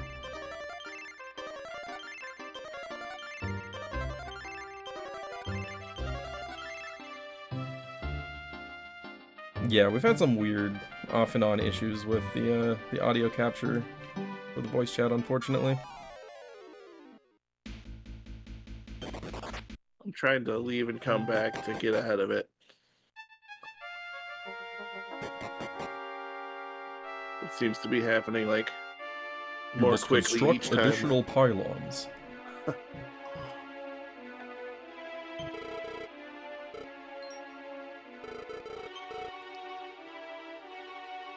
Yeah. So I'm this not sure fight, what's causing it, but just jumping out and jumping back into the call seems to be fixing it. and so this fight is going to give us exactly as many encounters as we need for Chamorro to learn Blazemore. Or Blazemore. He's casting Blazemore. He's gonna learn Tiptoe. And this is the cave where we're gonna want to start using it.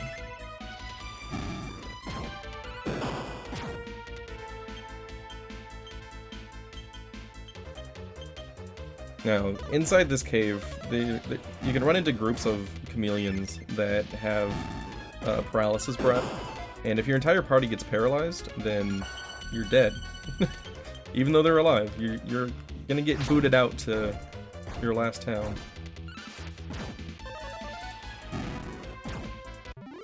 So, Tiptoe comes in really handy here, because it minimizes the amount of encounters that we're gonna get in here. I'm actually gonna manually heal with Chamorro here. I want to make sure that Malaya's got enough MP. If for whatever reason you get booted out of the cave, you have to fight that fight again, don't you? Yes, you do. Shinobiyashi. Shinobiyashi-chan. For you, I'd walk 1,000 miles and still get 0 encounters. The tiptoe spell reduces encounter rates by half.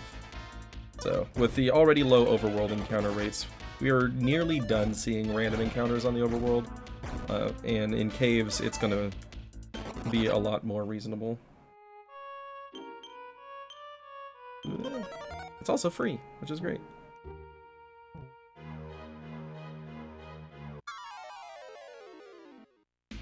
Unintelligible noise follows. Oh, yeah, that's true. You just gotta learn how to speak binary, that's all.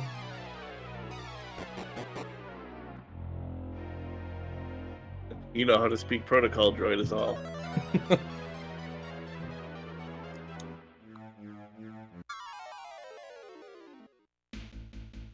You know what they say, there are 11 types of people in the world.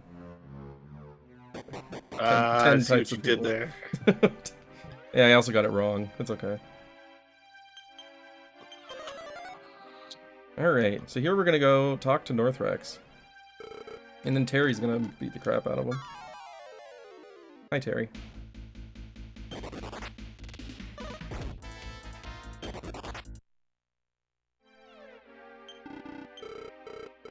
And then after this encounter, all of the encounters in the cave go away. So now we can freely wander around and gather the chests that we want. Hey, it looks familiar. You might have done that before. Oh, yeah. It's a nice trend in this game.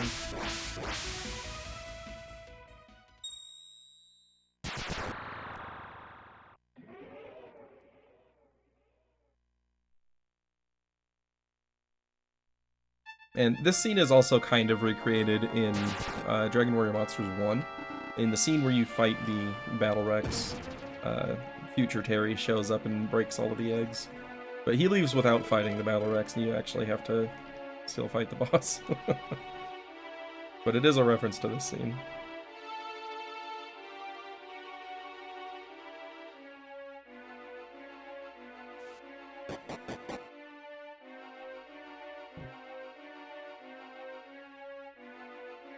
Alright, so with no encounters, we're going to go get these chests. In here we're going to get a battle axe for Amos. There's also going to be some money and a defense seed before we get out of here. Yeah, it's true. Future Terry does not dodge lightning. Also not sure where that lightning comes from because Durango does not have any lightning abilities.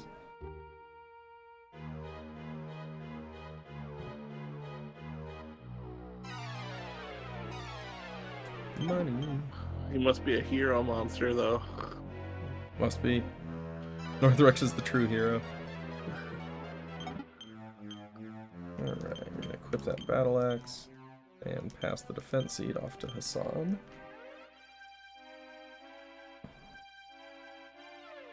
And we're gonna get rid of the Scoffwood because we don't need it anymore. Harry swooped in and completed the mission for us.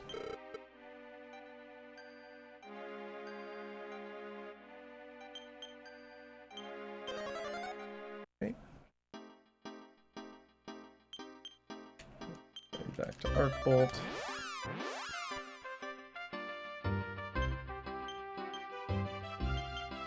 Reorder to Barbara again. This is to put Chamorro. Oh, hi Terry.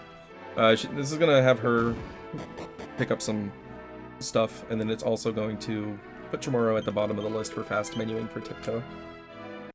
This inn is very important. I've forgotten it before, and then you have to try to fight Jamiris with 0 MP. And that's impossible. Not even gonna say it's hard. I'm gonna say it's impossible. Yeah, if you try to do that, you're gonna have a bad time.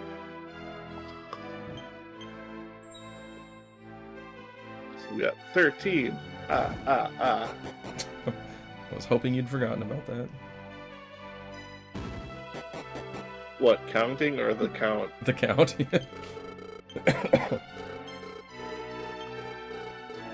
You can take Castlevania away from the speedrunner, but you can't take it out of the speedrunner.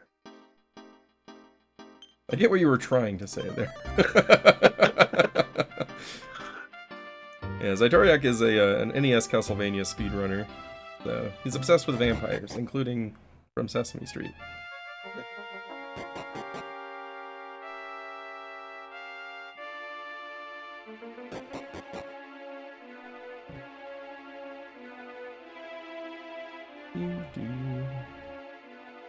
Although surprisingly, I'm not obsessed with Asterion. Oh.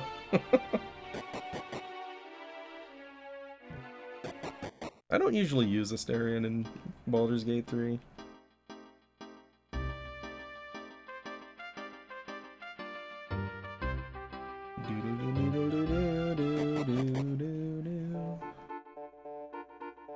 Farmer's in the way. So that one is number 14.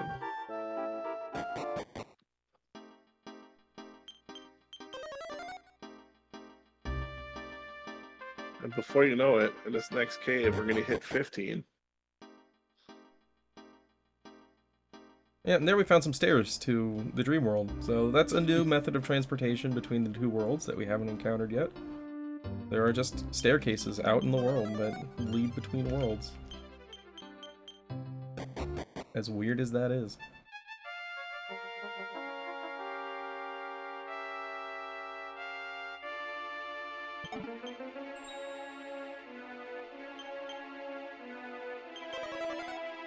Do I have to say it, even though I heard you cleaning your throat, but it's like I already said that 15 was coming up here. But how do I know I picked it up if you don't say it? Hey, Error, you picked up 15. Cool, thanks.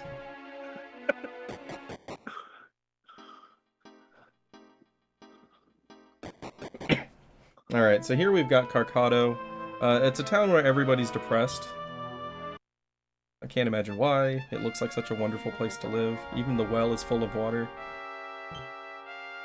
Speaking of which, put another tick on your well counter. Yep. At least this well is a single well. Right, it's not wellception. Yeah. So, we've got a few dialogue triggers to hit here. Just talking to some specific NPCs, including Amos's clone there. So basically, everybody's sad here, and there are stories of the Land of Happiness, which a magical floating island comes to take people to. Hey, Error, you just picked up 16. Thanks. I'm glad you said that. Yeah, so we're going around here, hearing about the floating island. And all these people are like, it's gonna come tonight, and we're all gonna go off to the land of happiness and bliss where nothing ever goes wrong. But, you know, since we're reasonable adults here, we know that's a load of junk. Something's fishy there. Life is pain. Anyone who says it differently is trying to sell you something. Dude, I'd sell my soul for a sirloin steak. You know what? I would too. At least right now I would. I'm hungry. But would you sell your soul for a sirloin in Monsters 2? In Monsters 2, no. I don't really need sirloins for anything there. That's fair. Monsters 1, maybe. I mean, that merchant grind is brutal. Oh good, I can hear the flooring team upstairs, so we might get some random banging noises as they install the new carpet above me. Hopefully it won't be too weird bad. that they're starting at this time of day, but okay. I'm hoping they're just like dropping it off and then doing it on Monday. Yeah, their leader is promising sirloin steaks.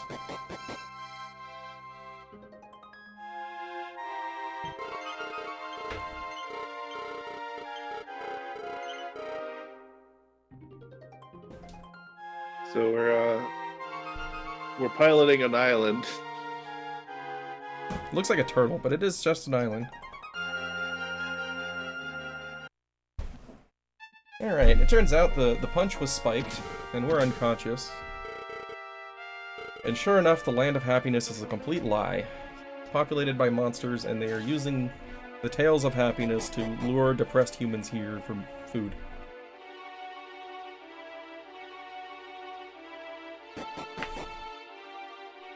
Well, isn't that a fine how do you do?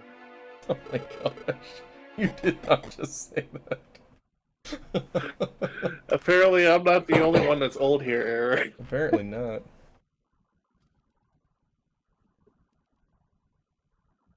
Carpenter ant treatment. Oh boy.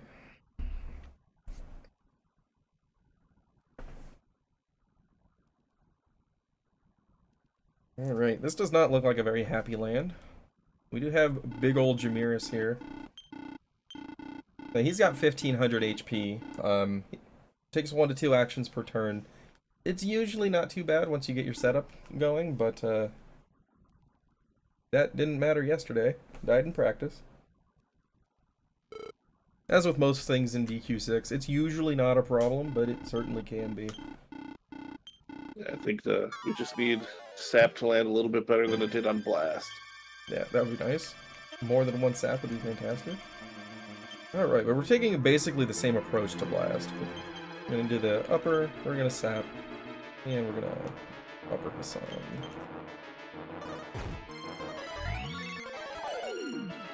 That number 1 did not land.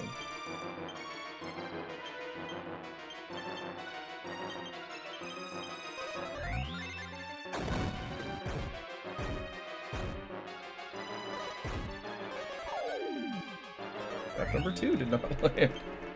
Oh, we're not feeling very Being a sappy today, theme. are we?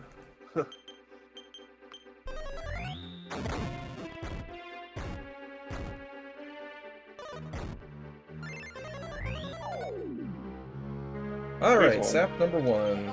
There we go. Was it a straight 50% chance to land on Jamiris? Sorry, what was that? Is it a straight 50% chance to land on Jamiris? Yes. Okay. Still need saps. And Malay's dead. That's fine, though. Okay, sap number 2 landed. We're gonna not do that. So the main thing here, just like Blast, we want to keep Amos and Hassan alive. Now that the saps are up, Hero and Malay are not required. We got the uppers, we got the saps. Now we Spirit Punch Jamiris into oblivion.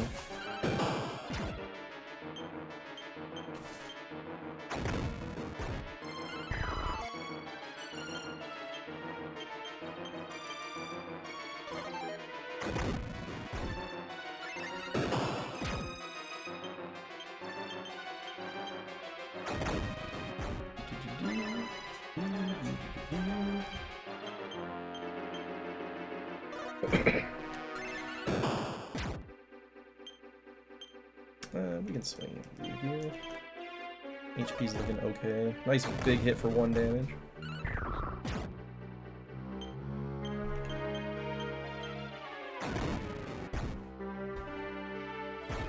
$47. Alright, so this is slightly scary. That Spirit Punch missed.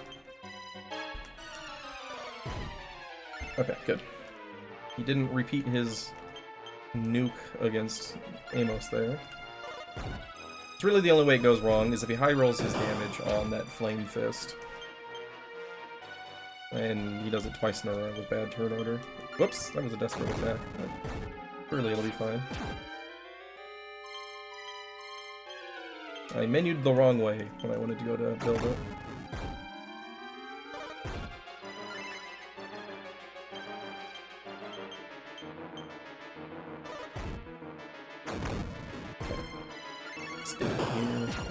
And he's dead. There we go. Easy Jameer. And he dropped the Fire Claw. He dropped it yesterday, too. Well, that gives us some extra money. Unfortunately, on its own, it's not going to unlock anything for us. If I can find another, like, 10,000 gold worth of random drops, I can keep a better helmet for Deathmore, but that's about it. That's, like, the 3rd time in the last, like, 5 runs that I've gotten the Fire Claw drop. Must be a pretty high percentage then. Either that or it's the only thing I'm lucky about, because it doesn't matter.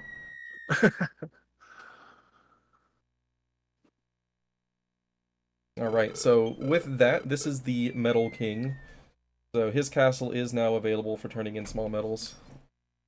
But we don't have enough yet to make that worthwhile. We're going to make our first trip there when we get to 30. But this does give us access to the floating island as a mode of transportation. And we're going to use it like twice over the course of the game.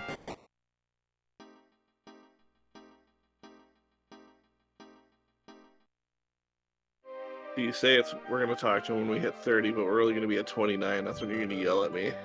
Yep. That is how that will go. Now the worst is when you get there and it's like, you have 69. It's like, oh, I needed 70. And then you have to go through the whole list and figure out which one you missed. I almost missed this one. Should be 17. I've missed this one before and it took me almost 20 minutes to figure it out.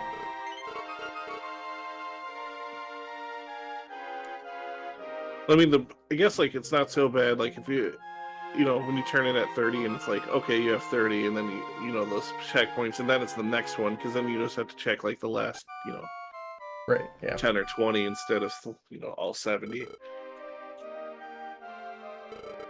Yeah, so I was at 29, and I was missing this one here, and I had to go through and look for it. Amos, against staff to hero. That's tomorrow, but that's fine. We still want that anyway.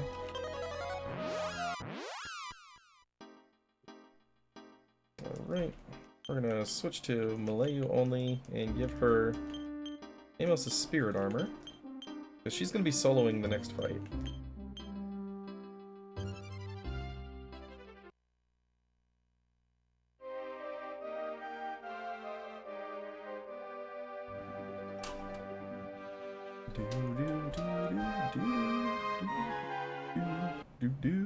And we're done with the floating island. Except for later, we're going to come back and get some loot from it after we get the final key.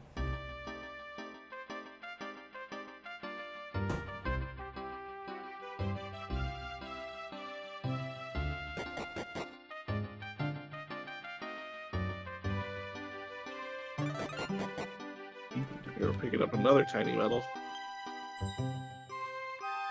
Oh, it's number 18. Can I hope?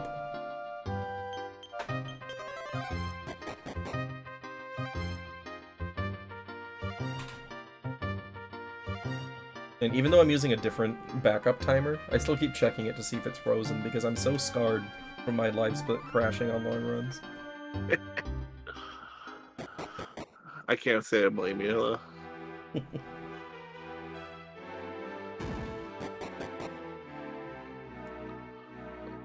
Here, we're getting another one. So now we're at 19. Hopefully.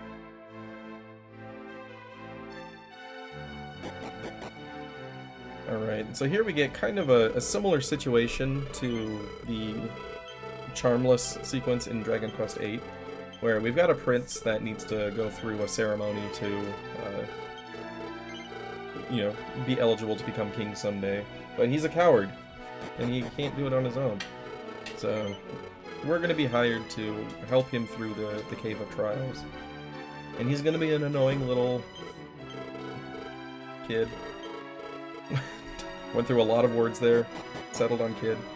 And he's going to run away a lot, and we're going to have to keep going to find him in the middle of this quest. So the first word that came into my head was runt. Sure, we can go with runt. That'll work. Alright, so this kid's going to give us a hint about where the prince is hiding. He says he likes barrels. There's one room here that has barrels.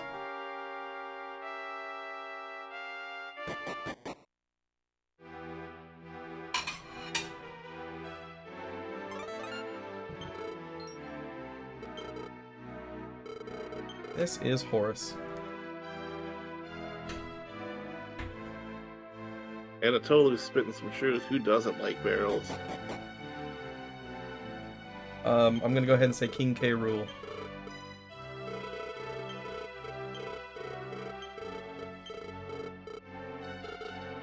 I have no idea who that is. That's the bad guy from Donkey Kong.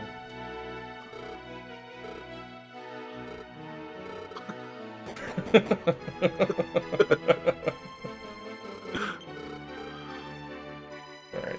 So the prince is like, I'm gonna go get ready. And then he disappears. He's hiding again.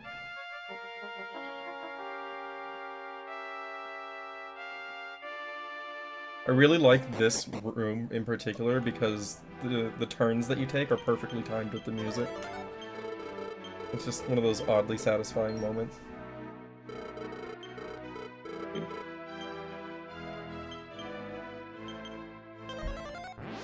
Alright, off we go to the Cave of Trials. Back in your day, Donkey Kong was the bad guy. True.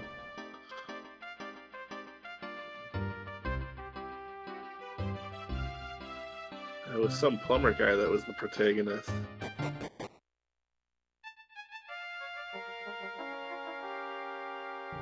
Alright, so we're gonna get up here, and then he's gonna immediately run away. So I'm just gonna cast outside. Barbara's gonna take us back to Holstock.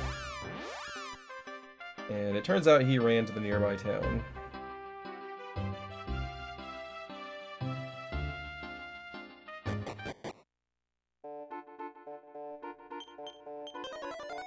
But while we're here, we might as well get some small medals, right?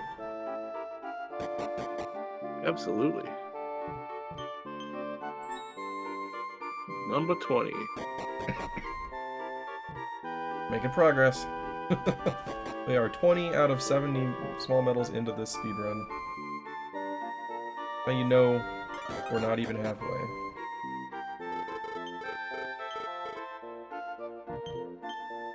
$21. Alright, so now we get horseback. And we return to the cave, once again.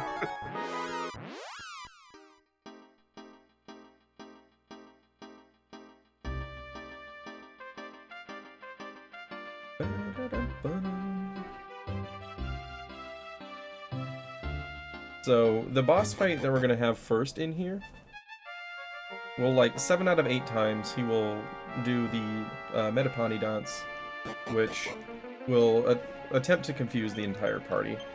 And we don't like confusion. But fortunately, Malayu is immune to confusion, so we don't have to worry about it landing on her ever. So we get to just solo this fight with her, and she's going to use Wind Slash. Now, he does have about a 0.4% chance to use a giant Fire Breath attack. I've never seen it before, so we're going to see it today, I'm sure. You just commentator cursed yourself. Yeah, you see, now the game knows I want to see it, but it won't happen. Oh, I see. You're psyching it out, reverse psychology. I don't even believe that the ability exists. The 0.4% is a myth. It's an urban legend. 100 Hactic Smugs.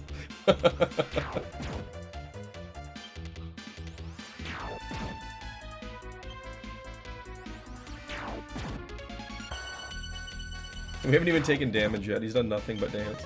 There's some fire damage. That was just a fireball, though.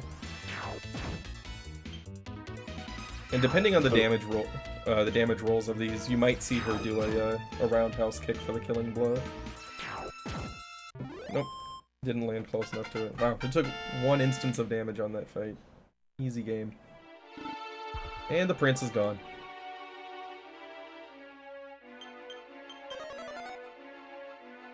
That silly little Runt. Alright. My vocabulary word blanked for, like, blanked there for a second. I think I was thinking, trying to think of the word munchkin that time. Munchkin, that's a good one. That annoying little munchkin. That makes it sound like we like him, though, a little bit. Alright, I'm gonna go. Whoops. Amos, Hassan, Hero. I don't need to Monton because, yeah, just she took almost no damage there.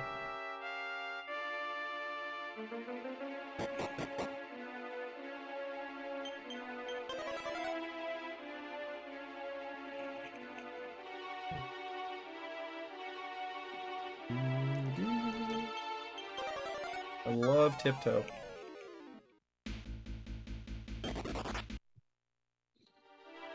Alright, so the Fun next... part about the What was it? I was gonna say the fun part about the next boss is that if there's anyone who's beaten Dragon Warrior 4, next boss gets to start the same way P7 of Necrosaro does with Bounce On.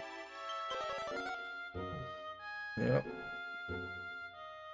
So this boss does have a little quirk to him, where the majority of his attacks are going to be focused on the party member who currently has the lowest HP. And that's going to be Malayu for the entire fight.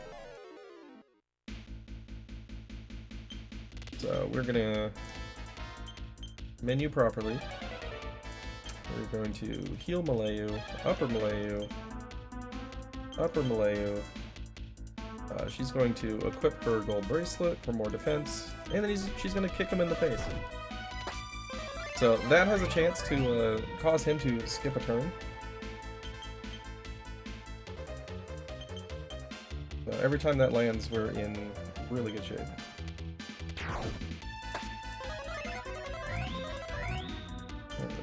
Now she's really tanked up.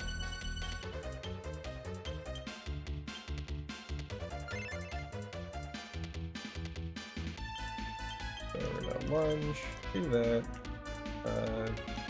preemptively do that, and kick him in the face. Okay, he's not even attacking now. That's good. Build up. Oh, I accidentally... Oh, okay, never mind. Amos was asleep. I thought I mismenued something. We're fine.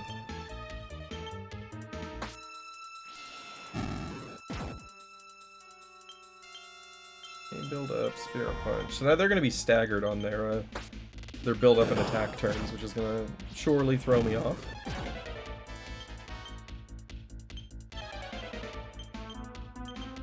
But it'll be fine.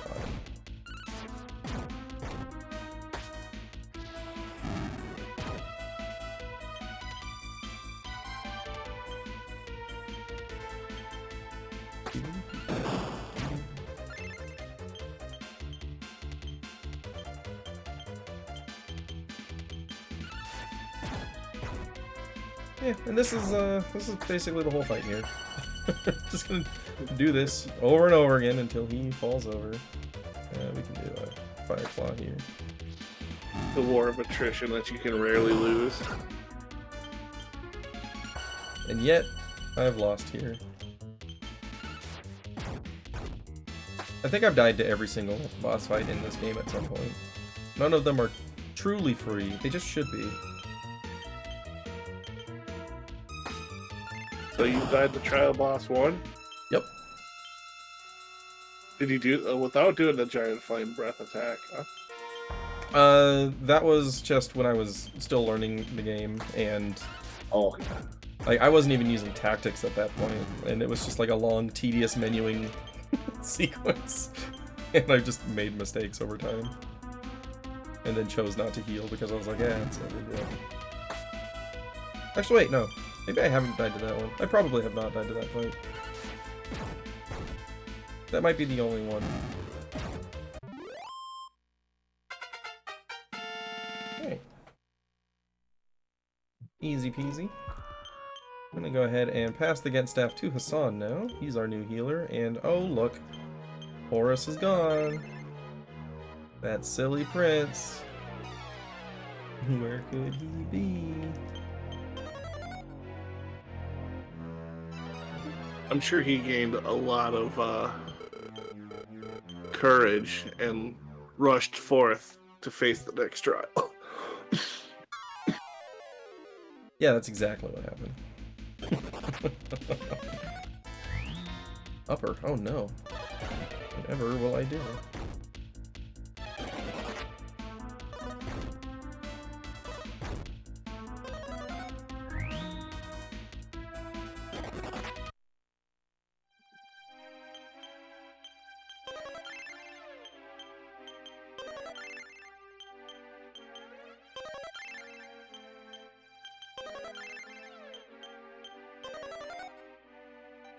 Okay. So, don't have to go nearly as far for the next boss fight, but it is the most annoying fight of this sequence.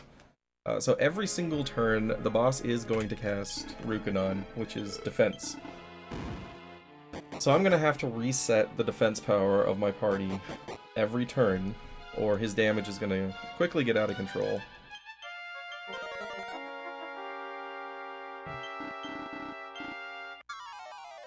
Did you remember to give Hassan the gun staff? Sure did. Alright, so we're gonna build up, use the Fire Claw and Wind Slash. There's Rukanon, our old friend.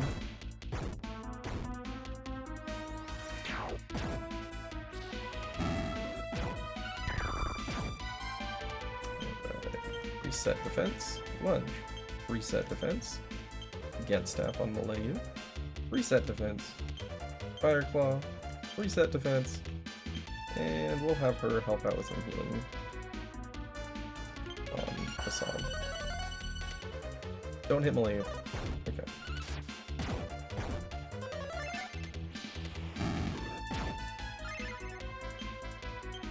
I hope you like menuing. We're gonna be doing it a bit. Almost ran to yours. Oh man. So PM, I'm assuming that they fixed that reset your defense bug in the DS version. Yeah, but if you're playing normally, it's pretty easy to get somebody to learn increase at this point. So you can counter it at least. This is a speedrun specific problem because we don't learn increase. Malaya, we don't always need to do it because she's not usually going to be taking hits. Well, thanks, game. Big one there. Just needed to make your point, didn't you?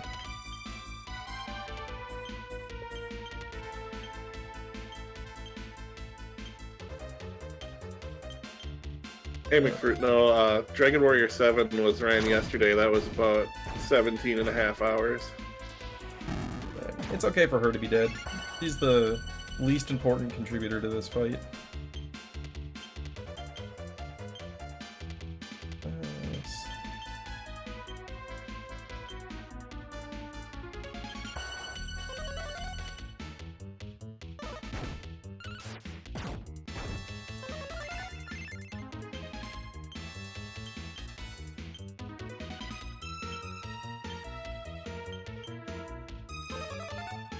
Yeah, so basically what's happening here is every time I go into the equip menu, the game is recalculating my attack and defense power based on my equipment. And what that does is eliminates any increases or decreases to my attack power and defense power.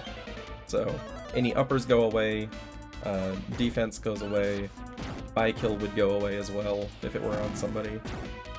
So it's very useful, but you also got to be careful not to use it at the wrong time.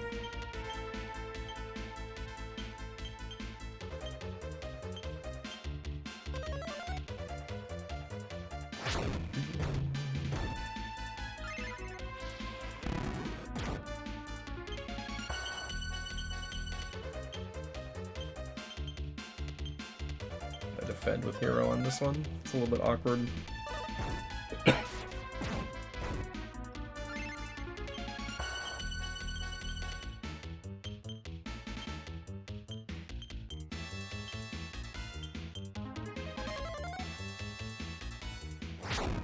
Did he ever cast bounce?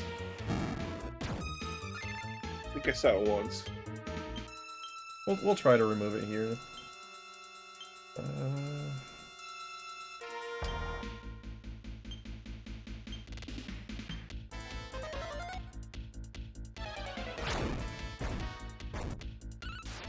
So next turn is gonna be scary. Yeah, he did have it. Okay.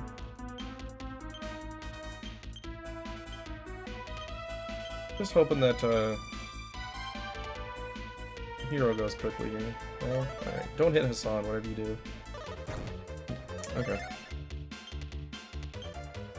We are close. We're gonna go in, hope for the kill. Gotta bounce back up. Hopefully bought us the time that we need.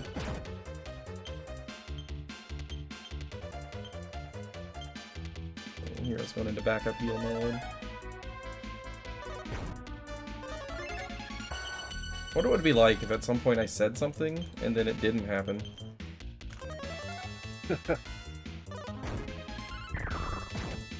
There we go. There we go. Ooh. Hashtag good enough. I did not want to use a lunge there because I only had a few heal spells from Hero.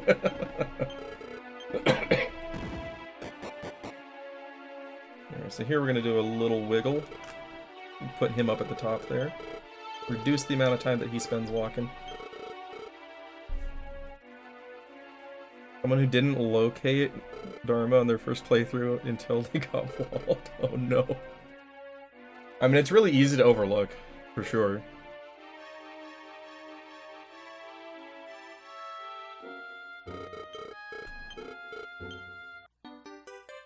Alright. So we've completed the trials in here. We still want to go loot a small medal.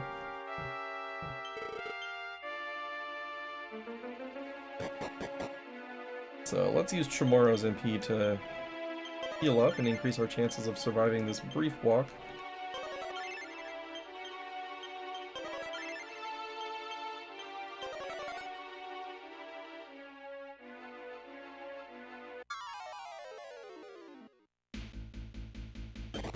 Nice.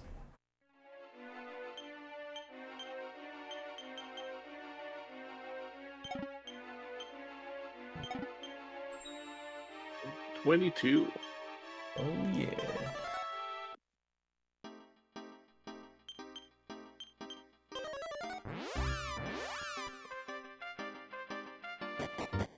Okay, and now, 4 hours and 15 minutes into the game, we are finally going to complete the quest that rewards us with the magic key. It's definitely one of the later magic keys in the series.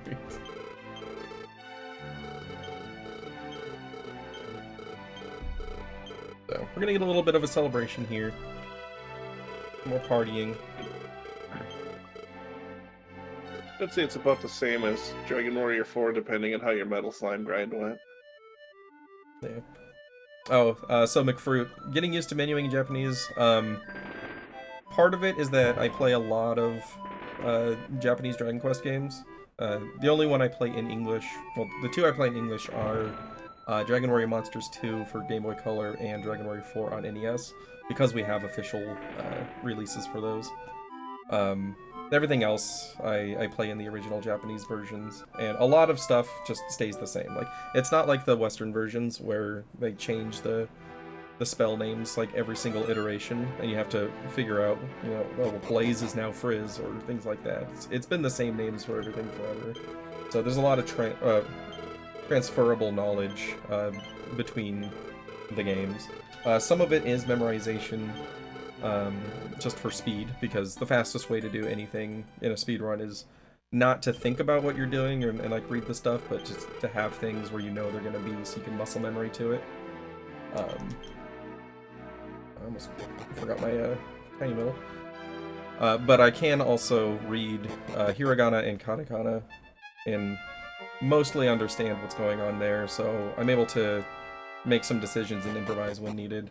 As far as kanji go, I know like 5. So I'm pretty much useless when it comes to kanji. I can tell when somebody's talking about their dad, though. Thanks, DQ5.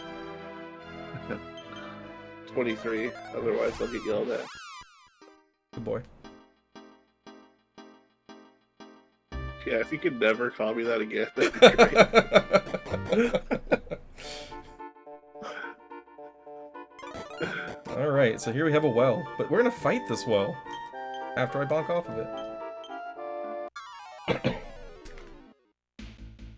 We have a well mimic.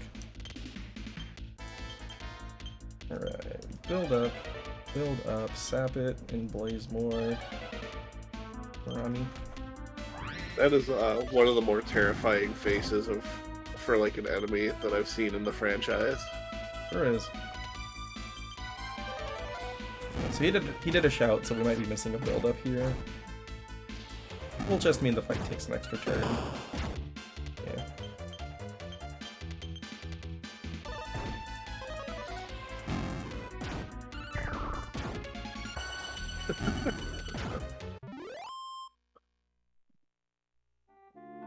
I want video evidence of you, Kawi, going to Japan and asking someone where you can buy an iron spear. I can go to Japan and go shopping for medicinal herbs.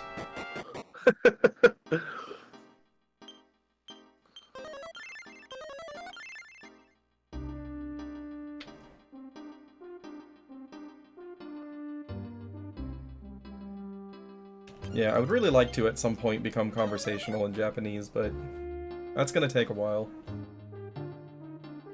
It would be great to be able to just speak Japanese with the Japanese runners, rather than go through Google Translate. Or make sure Vaxford's available. Yeah, or make sure Vaxford is better than Google Translate for sure. Whenever possible, get Vaxford. Whoops. That's not where I want to That go. was 24 with a miss return input. Yeah, 8 might up again. Wait, I didn't need to re-enter. See, now I'm just throwing myself off. Alright, so now that we've entered Clearvale, we're gonna leave. We're gonna go find another staircase to the real world, and we're gonna go to Clearvale.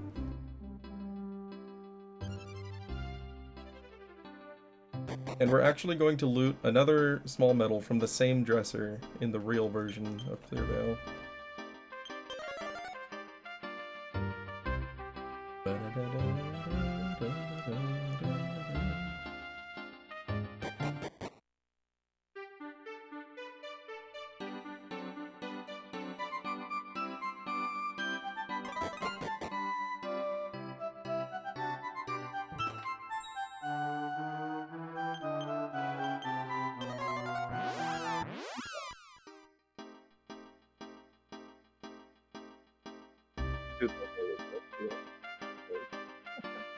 I think your mic cut out a bit there.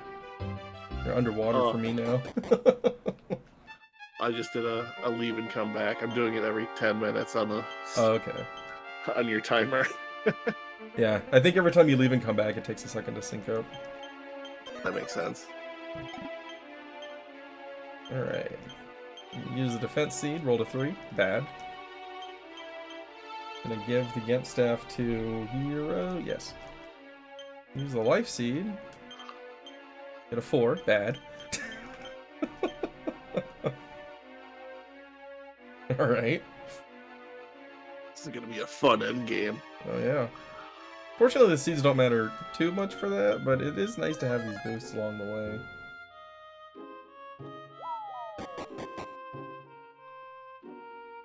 Well, got our Here, golden pick up the pickaxe. golden pickaxe. Jinx, you owe me a Coke. Oh, dang it, Cokes are expensive these days.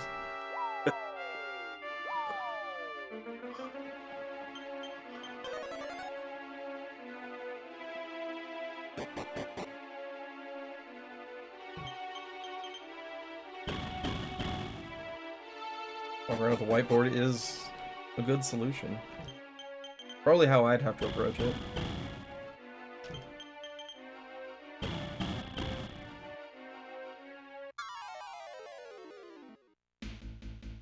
Goopies.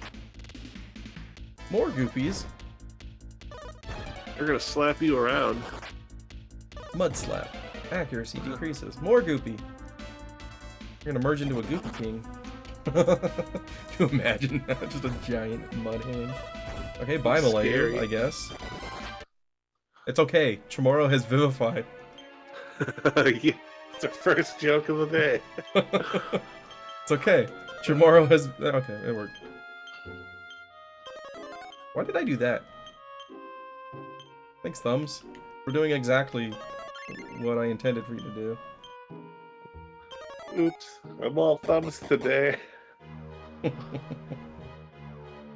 Really good at pressing buttons because I'm all thumbs.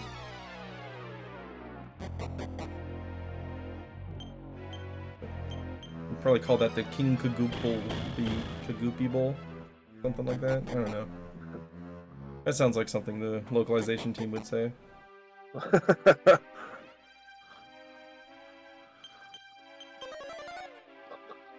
Before you shove the ice pick in your eyes or ears. Yep.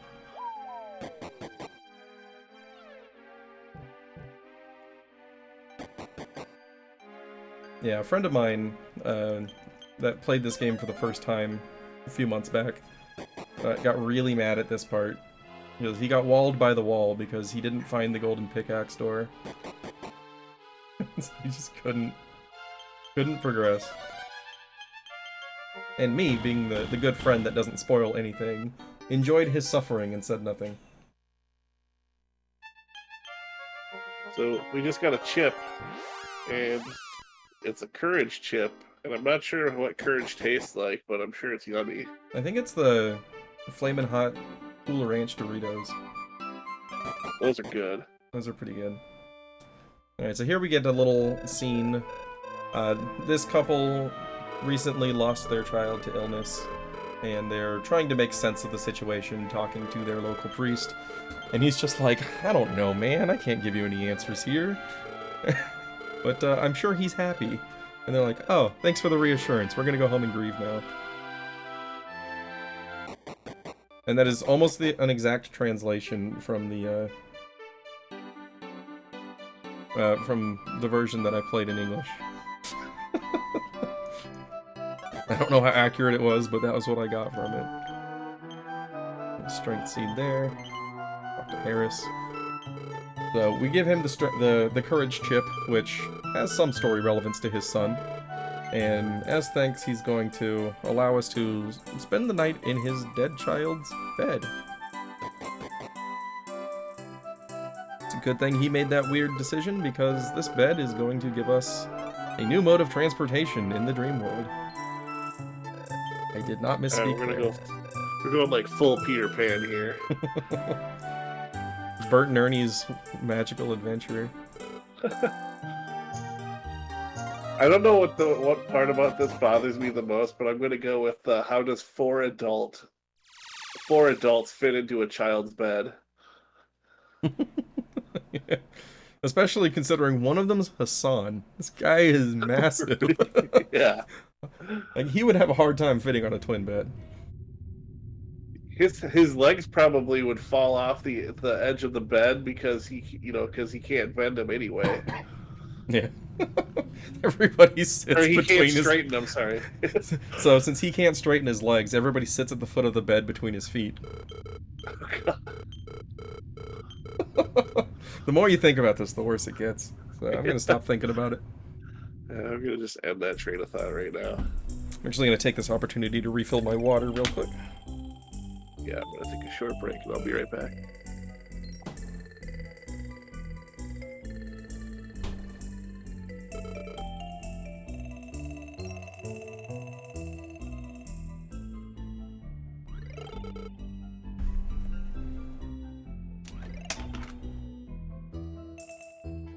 Alright. So, now that we can fly on a bed, we're gonna go around and get some small medals.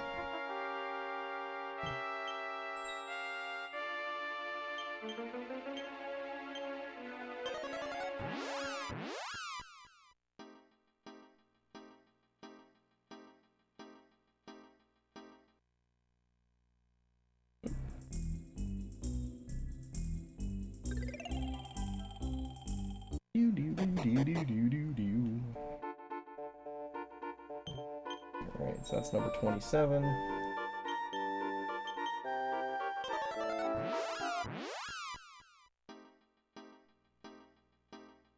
So, as with many Dragon Quest runs, now that we've got a more useful mode of transportation, we're doing a bit of a world tour. Both unlock some return points and then also start gathering some items. Flying bed greater than floating island. It's probably true. It's definitely more useful.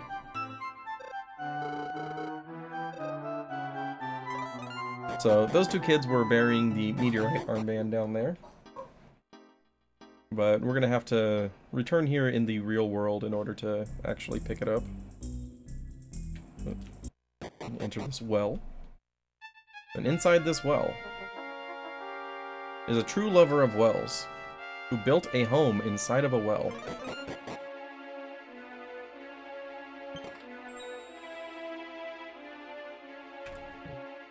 And he loves wells so much that in his well house, he built a well.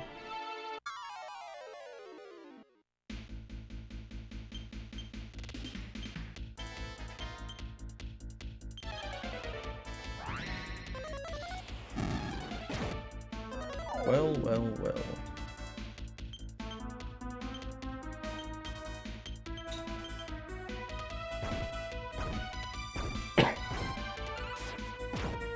Well, monster started here, yeah. As it should be. The Edomekis. Edomeki.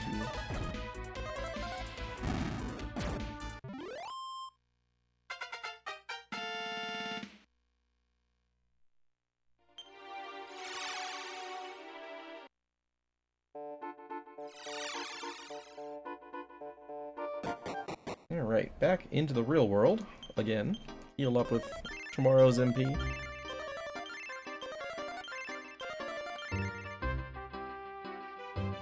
We don't use Chamorro a whole lot in this run, but he sure is useful for his healing from the wagon.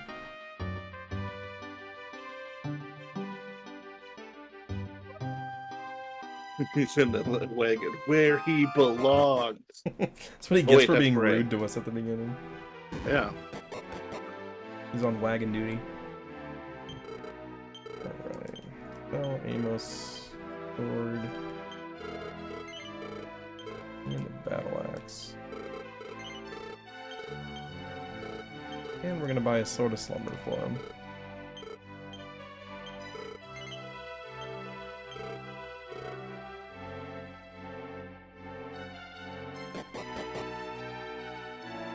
Okay, we're gonna have a whole bunch of going up and downstairs in this castle, because there's events in the throne room in the basement, and they all chain together. I'll talk to the chancellor. Hopefully 29. That better be 29. Especially at this point. Yeah. So, the king here has been hanging out in the basement where there is a cursed mirror with a princess trapped inside it. He's trying to get her out of the mirror because he's fallen in love with her and wants to marry her. Makes JRPG things. Just JRPG things.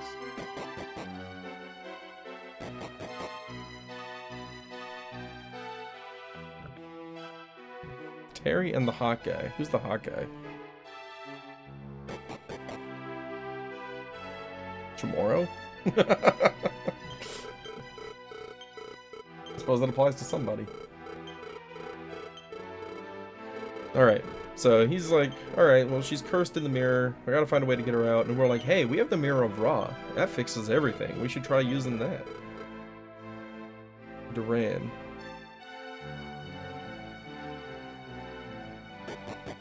They might be named differently in the DS version. I'm not sure who that is. What you're talking about?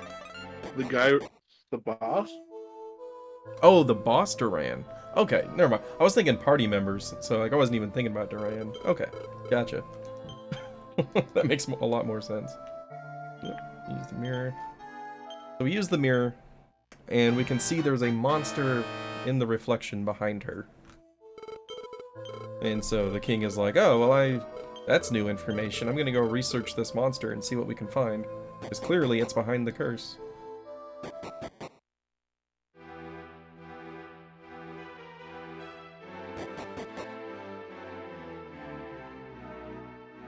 So far over the 9 minute and 30 seconds. Really bad RNG.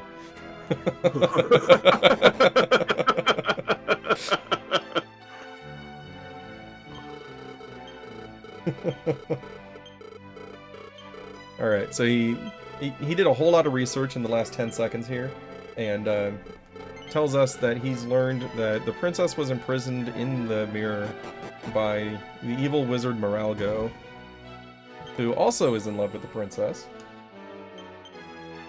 30! But the princess did not return his affections, and so he locked her away in the mirror. So our next goal is going to be to go defeat Moralgo and free the princess. Take it in here.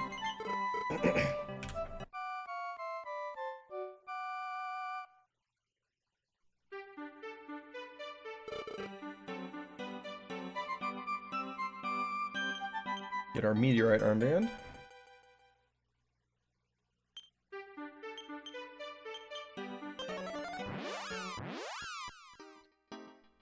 Now, We're going to return to the dream world here and go visit the Metal King for the first time because we hopefully have 30 medals. If we don't have 30 medals, we're in for a bit of a journey to figure out what I missed. There's also going to be lots of yelling at me.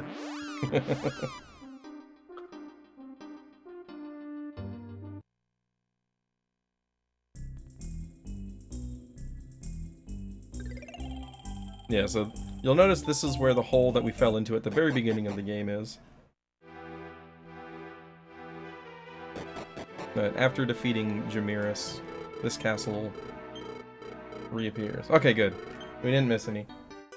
So this is going to give us the Wind Staff, which we're going to sell later, the Power Ruby, which is an attack power increasing accessory, and the Platinum Sword, which is just a good sword.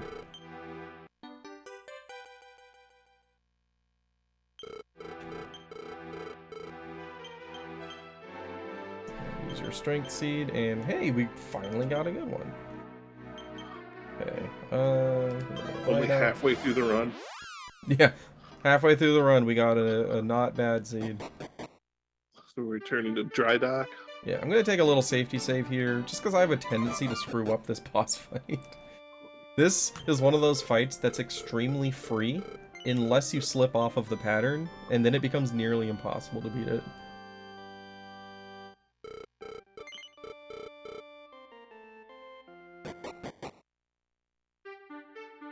Oh yeah, this is the one where yesterday he just decided to summon an ally every time. Yeah, that's the one.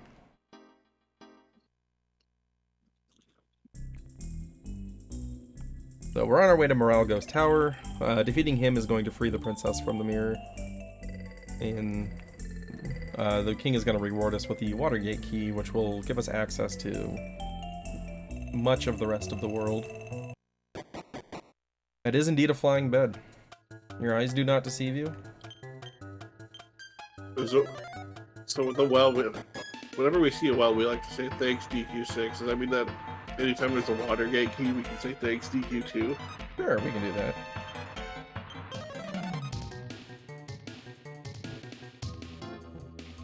Yeah, the things that happen in the dream world of this game are weird, as things tend to be in dreams.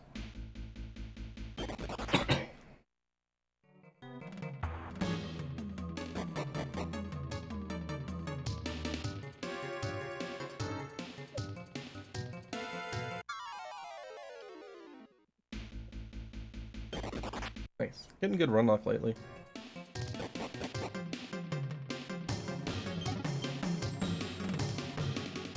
$31.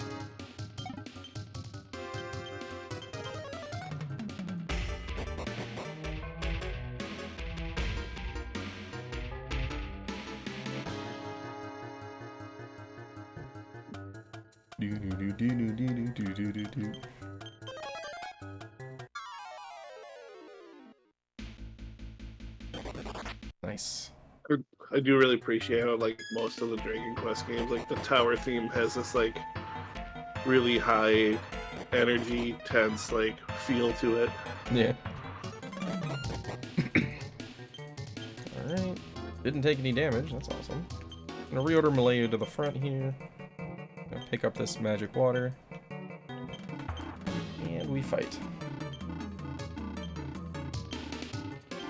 I also didn't equip Hassan, I'll do that in combat. I forgot that yesterday too.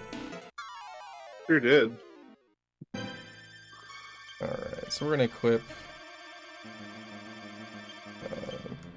put the sword, put the power ruby. Alright. Then we're gonna...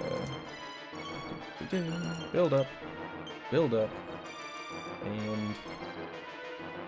make sure I'm getting my turn 1 correct. Yeah, deal up with the Fire Claw.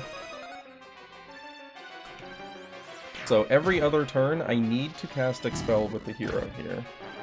If I forget, which I am prone to doing, I will fall off of this pattern, and we will start experiencing extreme amounts of pain. Because if he has bounce up on him at on the bounce turns, he will instead take an action, which includes some very powerful spells. Okay, it didn't damage anybody.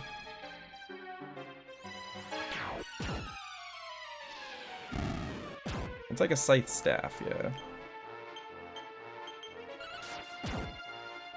Oh man, Amos outsped, so we're gonna have to finish that off next turn.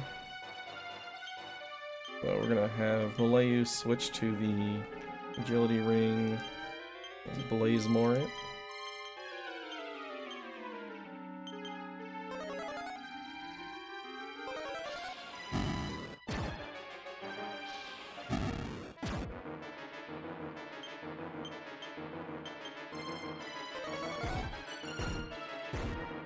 Ouch. Yep. Ouch, indeed. That one must have been Firebolt. Yeah. That one hurts quite a bit.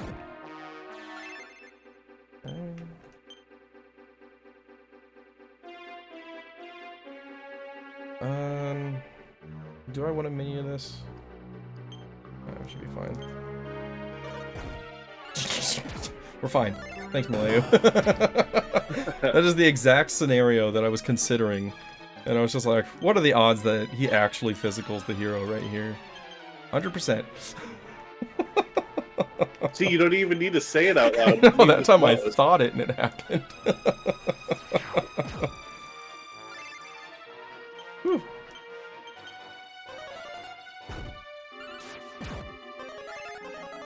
Malayu's a homie here, healing me on tactics.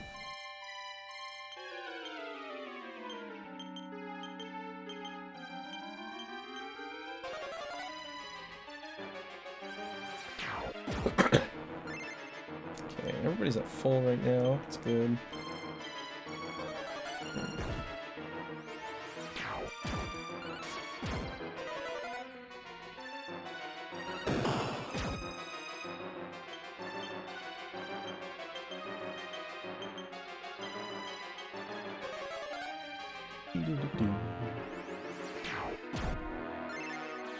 Yeah, so really, how successful you are at this fight depends on if you make any mistakes with your turn orders and how often he summons adds.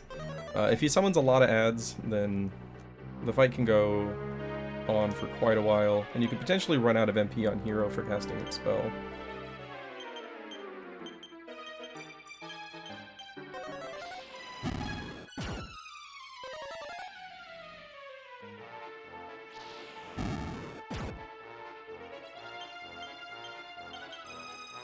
What does the reflect spell that he keeps casting every other turn do for him?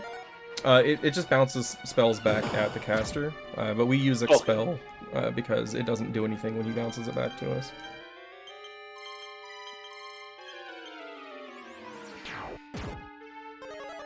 Getting pretty close because he hasn't summoned too many adds.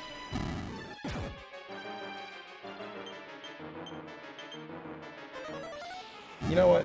I'm gonna stop talking.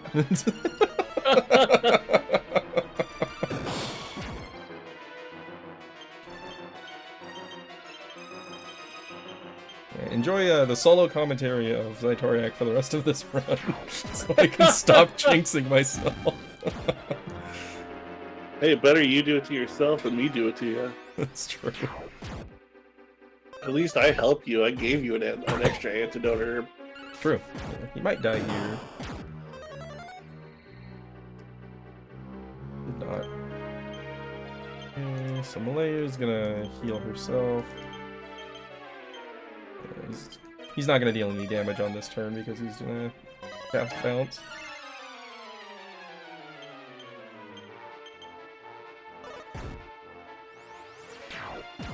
I was that close. I was one win slash off.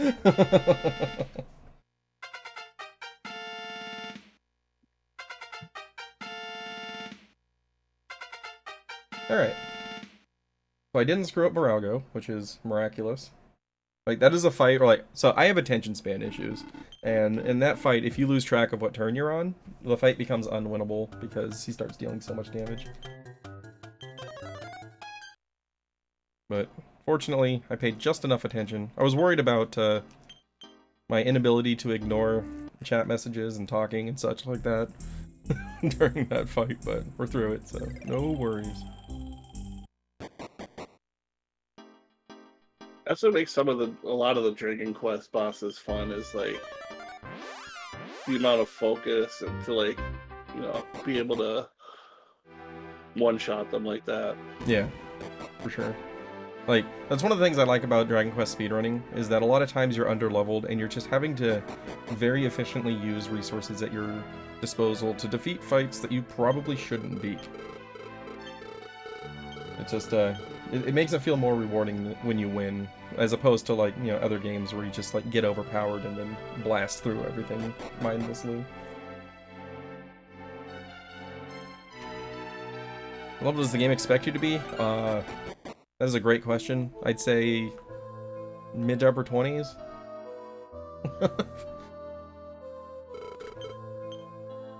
It's definitely not supposed to be done very early. Right, we're going to be severely underleveled for the entire run, right up until the end when we do the Metal King grind, where we're suddenly going to jump up 90,000 experience.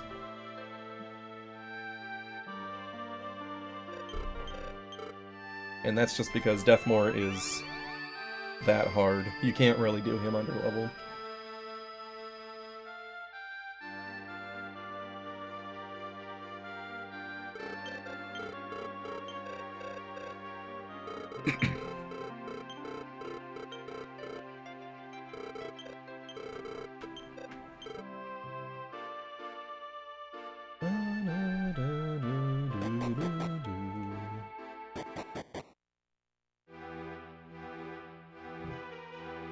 And here we have Barbara just aimlessly wandering yet another castle. Per usual. She's really just an Alzheimer's patient that keeps getting lost.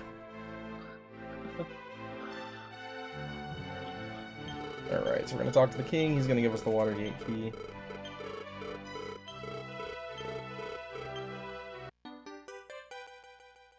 Barbara is awesome.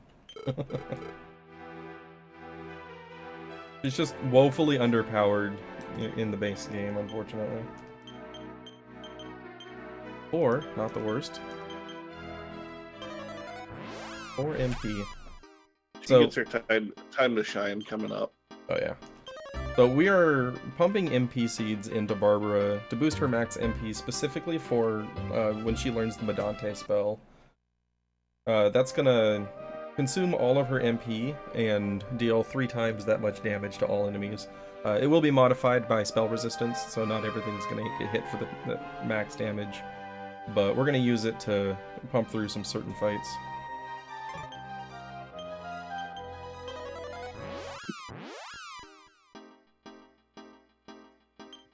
Nice menu.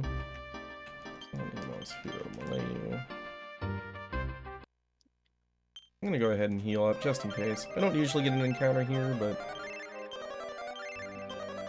I had some late damage on that Moralgo fight that could potentially be an issue.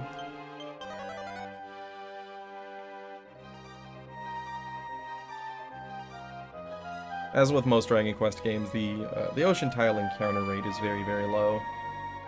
So when you mix Tiptoe on top of that, you're usually not going to get sea encounters. Hi, Rob. So this is Pescani. It's a fishing village, and Rob here comes up to make sure you're not showing up just to see about the rumors of mermaids. It turns out he's actually found a wounded mermaid or a lost mermaid and helped nurse her back to health. It turns out he is T-Pain. So, in order to find this mermaid, we gotta do a little sequence here where we send this fish merchant off. He's gonna go talk to Rob, and then we're gonna follow Rob, Metal Gear Solid style, to find the mermaid he's hiding.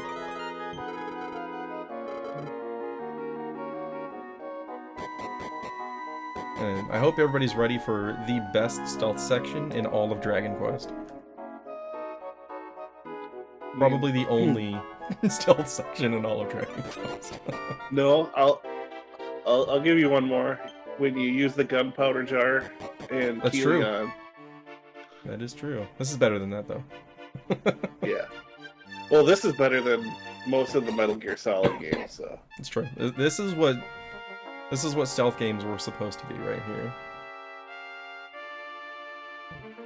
If he sees us, we have to go back to the beginning of the sequence with talking to the fish merchant.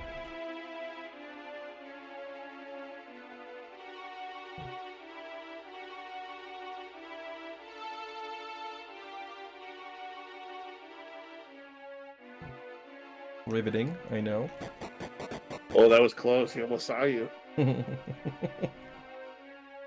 This is a weird one, because if you go up here on the other side of this wall as he's moving up, he'll somehow see you. So you actually have to wait for him to start moving right there.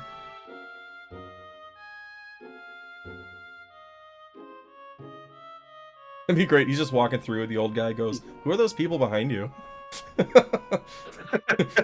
Dang it, old man. We would have gotten away with it too if it wasn't for that old guy. Not allowed to have any fun.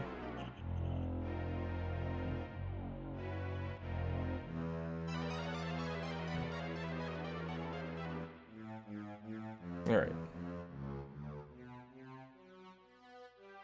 No, this is for the mermaid. So, through here, we're going to find the mermaid that he's been hiding. She's been lost far away from her sisters. And he's trying to find a way to help her get home. Turns out, we have a ship. We can help her. More importantly, we have the return spell.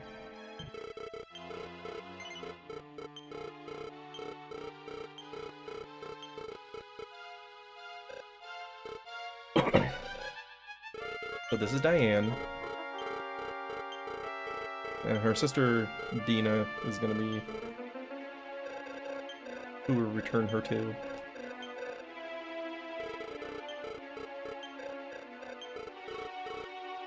To get here, they must have a nice ship.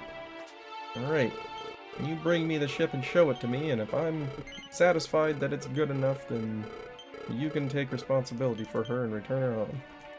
Basically what's going on here. You show up in your ship. This isn't a Cadillac. Show up in a Honda Civic. Like what? It's trustworthy. Last time I bought a car, I almost did buy a Honda Civic. I've had a few Civics. They last for a while. They also get stolen. So, the last apartment that we lived in was in a shadier area, and there was I basically had a car share going with a local car thief, but they always brought my car back. So it wasn't that big of a deal. When I was in college, my buddy had like this beat up Ford Taurus, and at one point, so he left it in our buddy's driveway with the keys in it unlocked. Somebody came up and stole it. They ended up finding it like half a day later in a parking lot, like at the nearest gas or grocery store. But then I remember I was talking to him one morning after finals, and we were gonna grab breakfast, and all of a sudden I hear, "Get out of the car!" And he was getting pulled over by the police at gunpoint because they never unregistered his car from being stolen. Oh man. So they thought he stole his own car. That's pretty good. Yeah, the fun part is I eventually sold that car, and my brother-in-law gave me his old truck, and I was like, man, nobody's gonna want to steal this beat-up old truck. Less than a week later, it was stolen and all the parts were taken out of it, and so it was totaled, and I got $3,000 for the insurance money. Not a bad deal for a free truck. Yeah. Alright, back to Piscani we go. So that whole sequence got us the mermaid harp, which is going to allow us to explore the seafloor.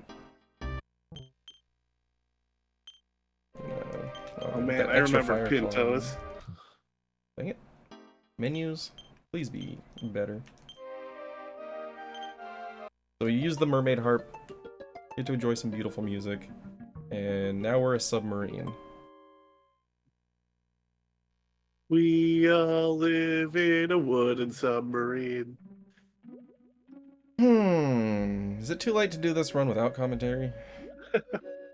I mean, you already said our friendship was over after tomorrow, so... That's true, I did. Alright, so the Mermaid Harp allows us to go underneath the shoals there and access a new area. I'm gonna come sneak in here and grab this small medal. 30. No, 30. 33, yes. You have one job, bro. I got caught up in this talk about our old cars. That's true. I can't really blame you there. An age cutoff for old references. Does that mean that? Wait, wouldn't that count you out of the tournament or out of the marathon too? Then I wouldn't be able to do anything. That's for sure. All my references are old. yeah, because like you, me, and like Cowie like acts like 10 years older than he is, though. It's true. He acts like an old man, but he's not.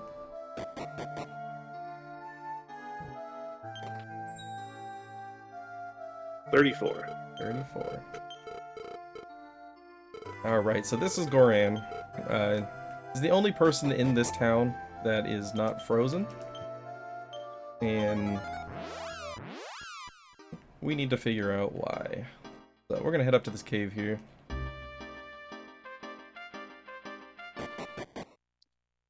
This is the ice shrine. There's a gal named Urina here, and we tell her that you're in an ice shrine. Oh jeez. You brought it up, so I just like put it down even harder.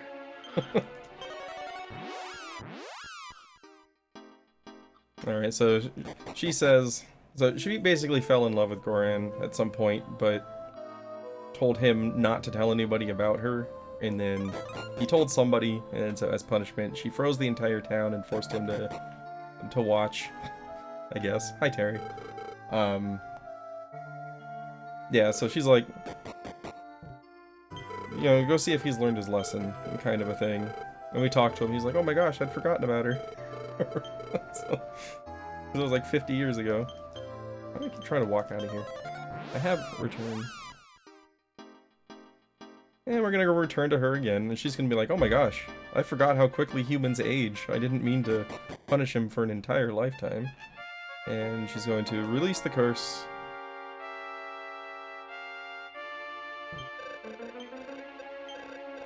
Ending the eternal winter on Mount Snow. But it's okay, because the cold never bothered her anyway.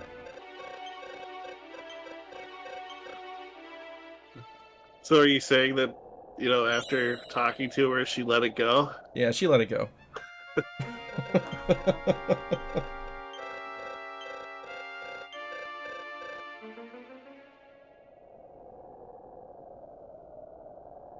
This is a really cool sprite, though. Yeah.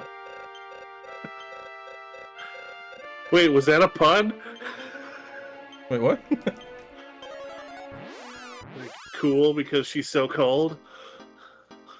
I wish that was intentional because it would have been better. I just really like that sprite. I think it's pretty cool.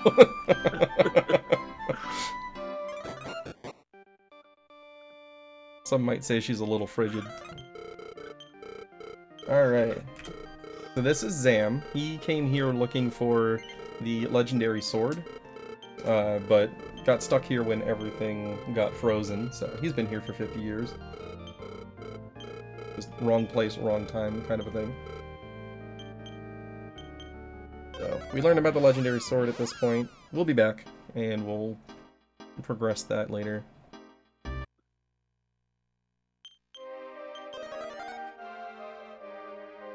And now, since we've had the magic key for all of, you know, 45 minutes, we're gonna go get the final key now. Just really quick key progression in this game. It's just chilling on this sunken ship. Whoa, we're halfway there. Wow! Medal 35!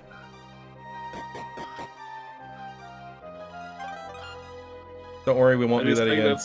I just think that's so loud that I heard my roommates in the next room finish the line. That's awesome.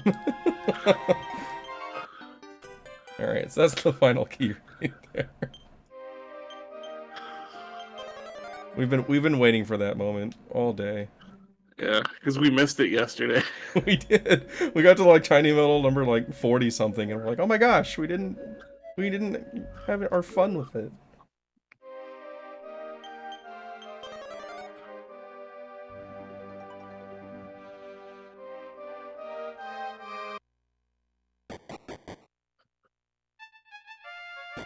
Oh my gosh. There are a couple of there's a well and a temple that I always mix up mentally, because they're in the same spot, just in different worlds. So that was number 36. Yes, sir. Alright, so here we're gonna get the mysterious cave. This cave is kind of scary. Some of the enemies are really strong. There's these pigs with maces that have a very high crit chance. There's also Jamiris reskins that have Bashirura, and also Limbo. It's the spell that sends people back to the friend bank. And we don't want to do that for a few reasons. One, it's inconvenient to go back and pick them up. But also because, with how tightly managed my inventory is, if they send Hassan to the friend bank, I have to like improvise his inventory off of memory to make sure that things are set up the way that I want them. And that's not fun. Nobody wants to do that. So we're just gonna hope that we don't run into those. Luckily, he keeps his equipment, but all the random doodads that he's holding on to. Yeah. Now, luckily, in all of my runs in practice, it's only actually landed twice. But now that I've said that, I'm doomed.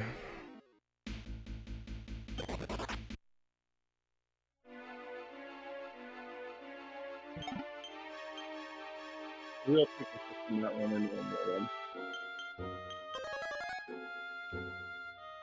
And that was the blade armor. We're not going to equip that. Its defense power isn't very good. It seems to only sometimes reflect damage. I'm not really sure what's going on with it, but even then it doesn't reflect very much damage at all. So, really never worth using. That one's number 37. It is number 37. Okay, these are the crit pigs. Critical pig, that's what I'll call them. This we got a little stair puzzle. We go down 3 sets of stairs, then up 2, and a passageway will appear.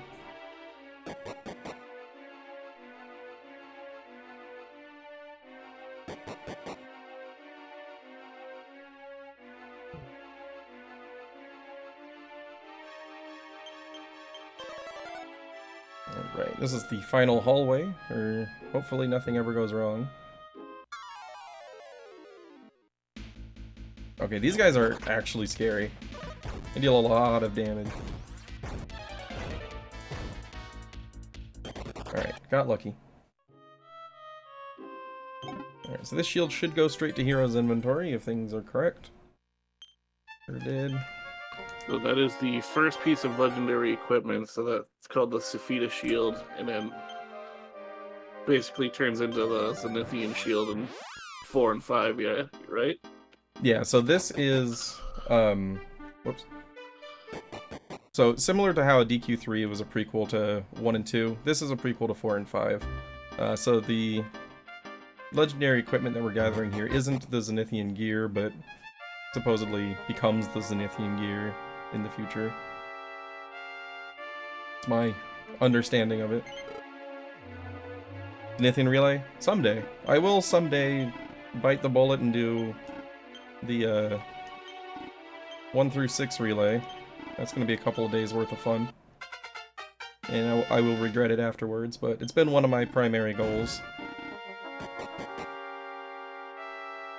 Did my first roto relay recently, did not go well.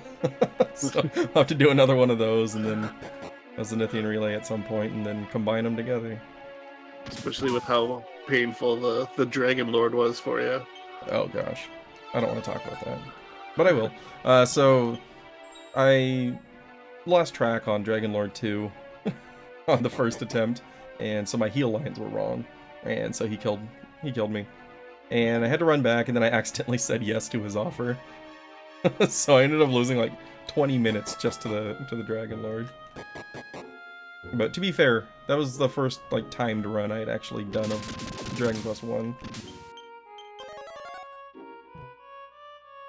So, rookie mistakes are acceptable. Since I learned 2 on the Game Boy Color, maybe I should learn a Roto Relay in Game Boy Color. It sounds painful though. Very nice.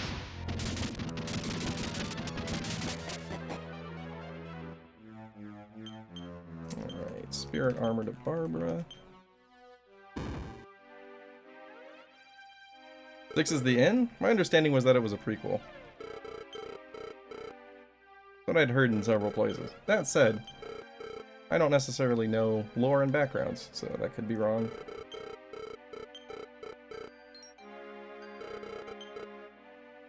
So here's our rusty legendary sword. Terry comes up and sees it. Hi Terry, by the way. He sees that it's rusted and says, my thunder sword is better than this. And just leaves it there, so we get it. Thanks for being shallow, Terry.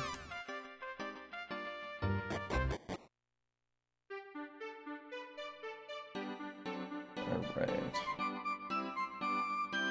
So now that we have found the legendary sword, we're going to return to Zam here, since he'd been searching for it when he got frozen. And he's going to tell us about the town of Longadiseo, which is where the blacksmith that can reforge the sword lives. And he's going to give us the Deseo Pass, which allows us to enter the town. Because it's a very exclusive town of thieves, I guess. Not sure why you need a pass to get in there, but you do. Long as Disio Pass. Yeah, so now that we have our final key, we're also going to make a quick world tour and raid some treasuries, as you do when you find final keys in Dragon Quest games. Here we're going to get the Platinum Mail. Should be Tiny Metal 39. And we're going to go back to Dan Marino. Yep, we'll go visit Dan.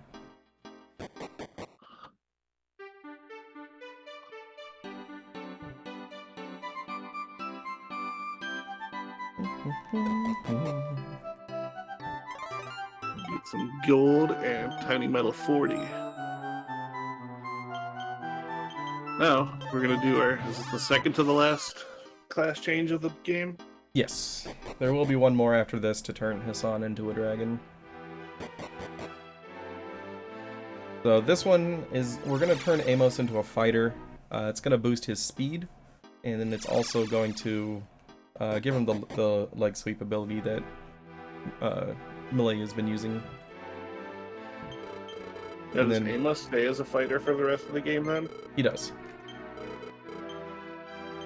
And then Barbara and Chamorro are going to follow suit with Malayu and have no class whatsoever.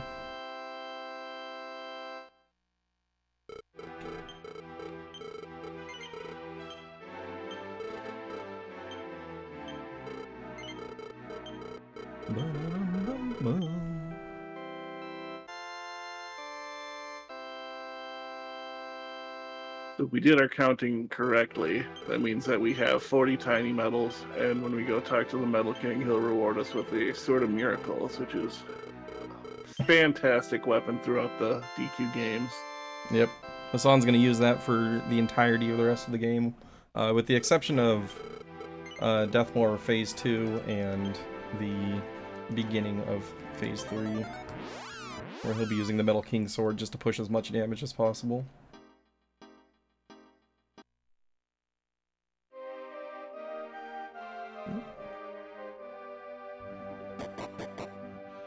Nope, it's kind of like Dragon Warrior 4, where they're just them. Yep, no special sprites.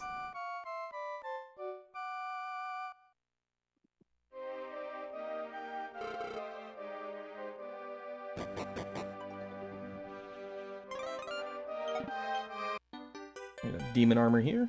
High defense, lowers agility. Gonna be useful. 41. And we get a magic water there.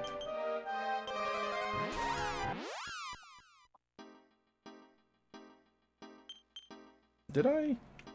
Did you get the Sword of Miracles? Yeah, it would help if I did that. wouldn't it? We talked about it. We can't let the people wait for it. So you'll see the rare 41 here, because we went and got a tiny medal before returning here. Yeah, we have the Sword of Miracle.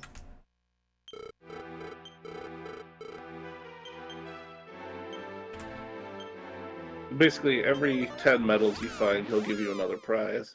Some of them are 5, but yeah. Oh. Yeah, Song Hero. Shows what happens when I assume. Yep.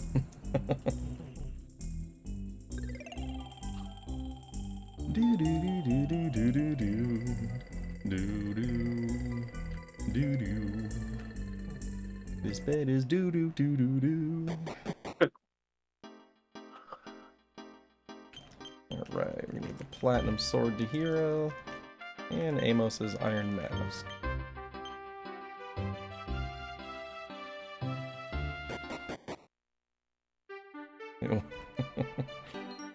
You must be seeing things. There are no flying beds around here.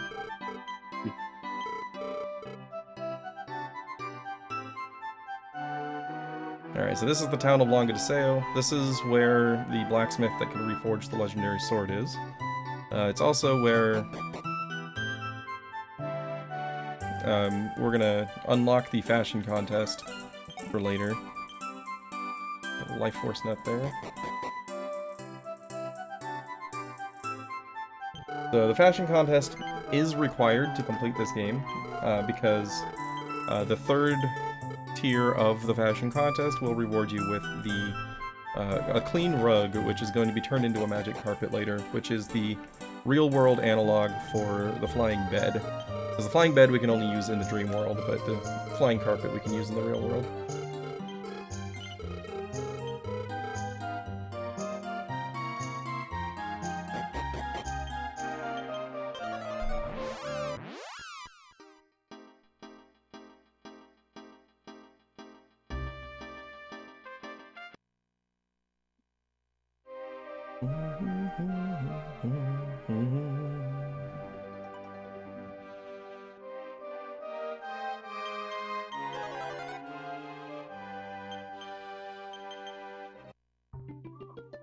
Use our mermaid harp here. I'm gonna go underground and head to Poseidon's castle and just raid it for loot. Thanks, Poseidon. By the way, this is one of my favorite rooms in the game. The waterfall in the background just looks awesome.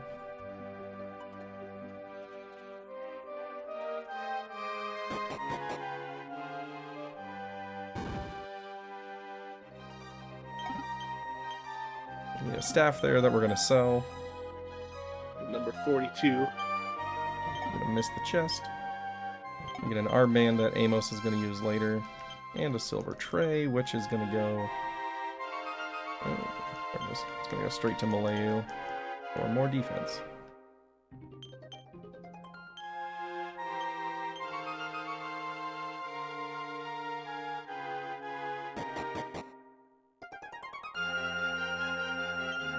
Also, my inventory is off again. Get that blade armor out there. Because Malayu's got the platinum mail. We already know how wrong that goes from practice yesterday. Yeah, at some point I didn't fix a random drop or something. That's number 43.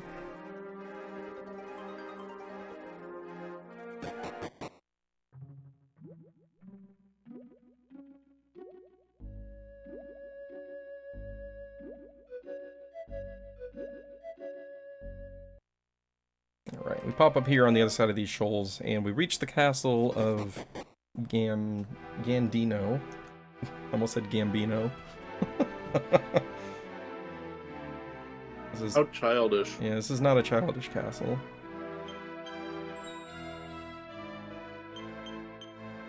We're gonna use the HP seed here. Got 5.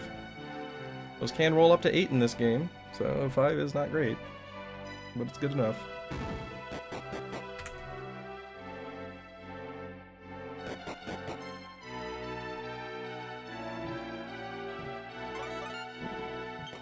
pick up another life force nut for later.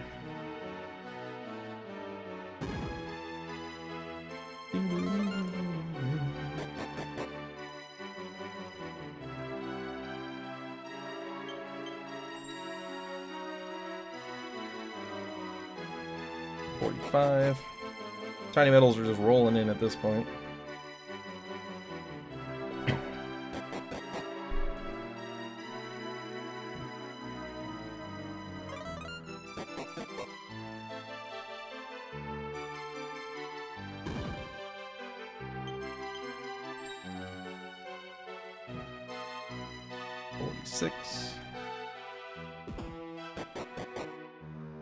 Going all the way up to 70 small metals in this run in order to get the Metal King helmet for Hassan.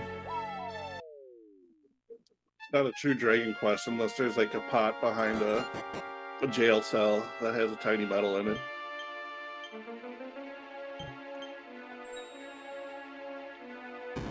It's 46. 47. I did that yesterday too. Yep. And we also got a prayer ring and an agility seed there. So now we're going to return to Languedoceo and complete this little side quest that the guy on the roof earlier gave us. He's going to tell us about the fashion contest, but... or no, he's gathering information about the blacksmith that we're looking for. He also later tells us about the fashion contest. But that's a secondary thing.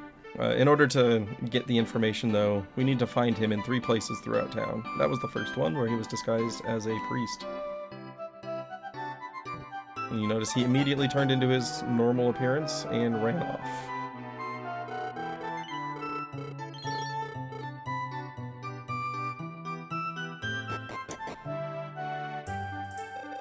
Here, though, he's disguised as a bunny girl, and apparently enjoys looking like a bunny girl because he's gonna keep that appearance when he leaves.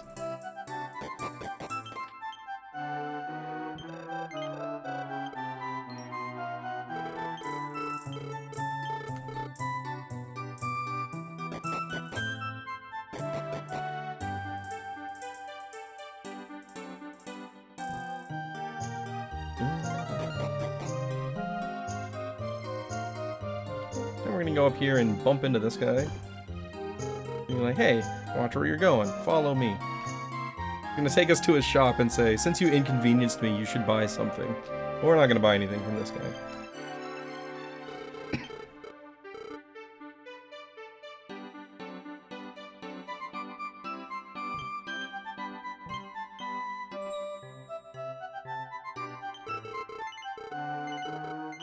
That's tiny metal number 48.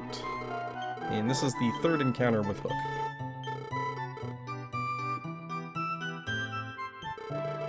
And this guy is a special vendor that will increase the style value of equipment, which we're going to use for the fashion contest. We're just going to give him our iron mask to boost its style a little bit.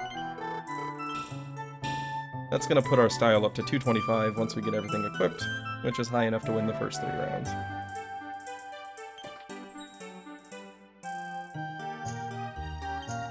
Never forget to equip Hero here. Bad things happen if you forget. That's not Hero. Platinum Sword.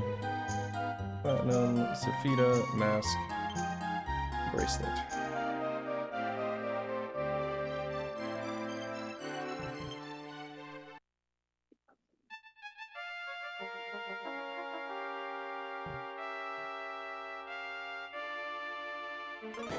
Now we have someone that loves wells so much. They built a house in it. With a well. Alright, so we're gonna pay him 2,000 gold now, and he's gonna tell us about the fashion contest, and Eliza, or Sally, the blacksmith. Sorry. Eliza's the other redhead that got kidnapped earlier. And back to Languedoceo. So she is currently visiting the grave of her mother. She hates the concept of the legendary sword because her father left to go find the legendary sword and never returned. And while he was away, her mother died, and so she's just very bitter. But she does possess her father's blacksmithing talents. But she doesn't want to reforge the sword for us, because she hates the sword.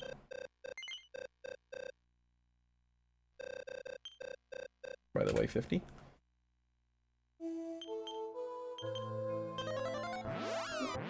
I did catch that. I'm making sure you were paying attention. I'm always paying attention, except for when I'm not.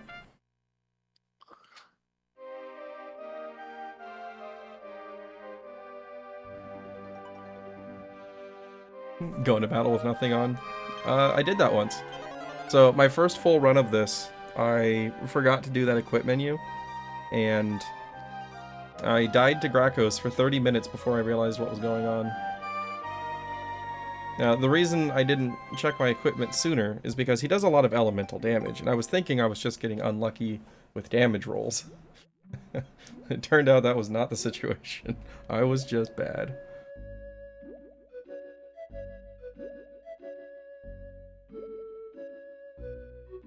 That said, we do go into a large number of fights with no weapons equipped, which is kind of funny.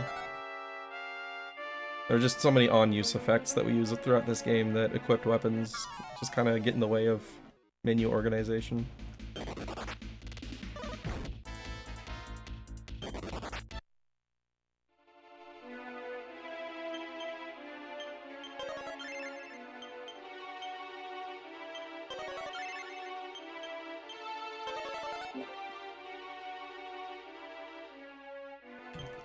Okay, we use... Things are in the wrong place. What do you have that you're not supposed to have, Hassan? Oh, I think it's the wind staff. That's okay. Who got the strength seed? Did he go to the bag? Where's my strength seed?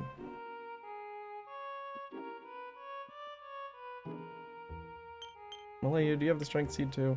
No. Alright, well we're not using a strength seed.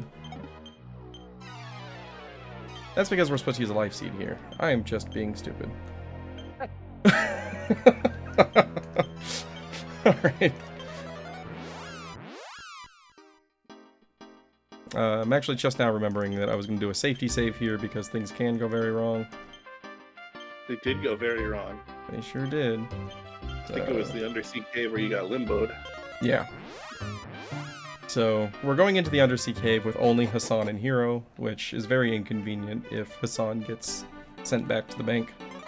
So we are going to safety save just in case, so I don't have to rebuild his inventory in that scenario.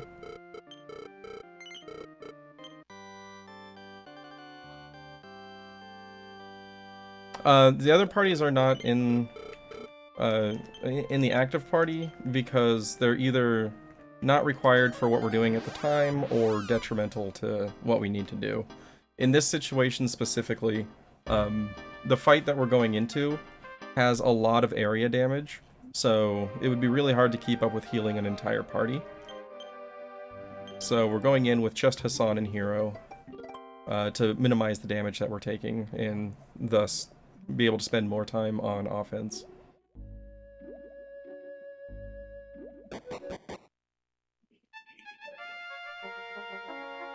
So this is the Undersea Shrine, this is where Gracchos lives. Who's coincidentally another monster that shows up in Monsters 2. Yep. Yeah, Dragon Warrior Monsters came out after DQ6, and so the Monsters games have quite a bit of stuff from DQ6 and DQ7 on them. Yeah, so the enemies in this area, some of them are pretty dangerous, but for the most part it's not too bad. 51. The main things that we don't want to see are the birds that can cast Limbo, Bashirura, and the little crayfish dude, little lobsters. The lobsters can do a paralysis hit, which if with only 2 party members, paralysis is a very scary thing because if both party members get paralyzed, it counts as a party wipe and we get booted out of here. That's a magical skirt. We're just picking that up to sell later.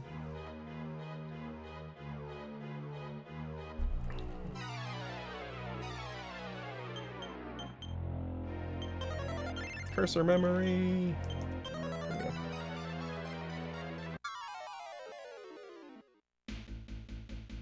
I really like the design of these octopus guards. I think they're really cool looking. And of course we got the hectic turtle. Mm-hmm.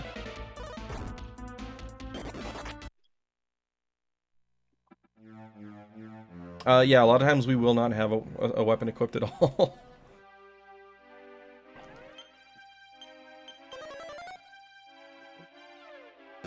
So many of the fights in this run, we use items that have on-use effects in battle, and having a weapon equipped would move them out of the convenient slots for menuing in battle.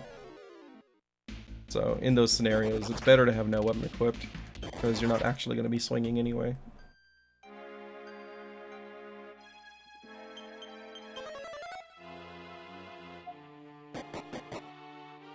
Not to mention, if you could do all of your inventory stuff inside of a battle, you probably would, because that menu is so much better. Yeah, it's definitely faster than the overworld menuing.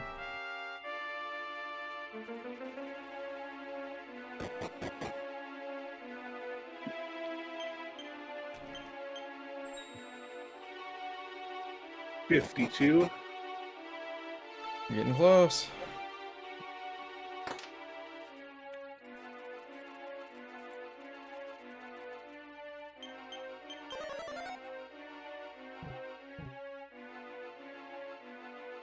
Do they stack on each other in the bag? Yeah, they do. Okay. Yeah, these guys we don't want to see. Those guys cast Bashirura, which forces us to leave here and go pick Hassan back up from Dharma, and then rebuild his inventory, which is why I did the safety save, just in case.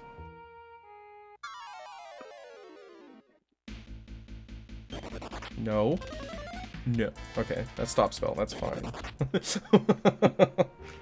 We're okay with stop spell. Stop spell does nothing to us because we're just running away. You just heard the diddle-diddle-diddle. Uh-oh. Yep. My heart sank there. So that was a sander you just picked up? Yep, that's the sander. Hey Dragon, how's it going? Yeah, Dragon had quite the time with the stone beasts in his playthrough.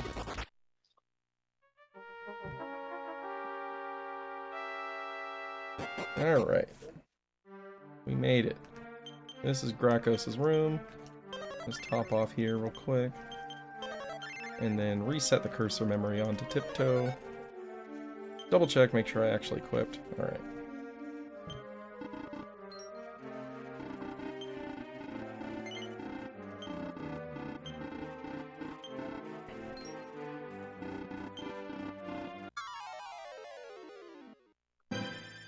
Alright, tactics on to manual. We're going to start off by tanking up with upper.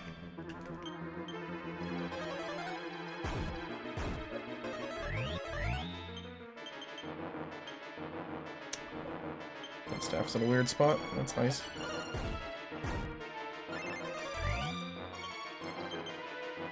The other upper there.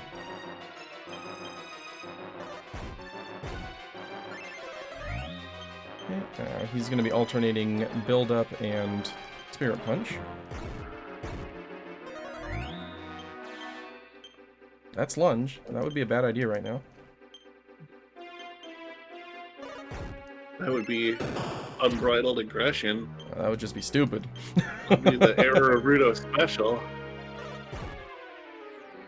Stupidity is also the errorofruto special, so that fits.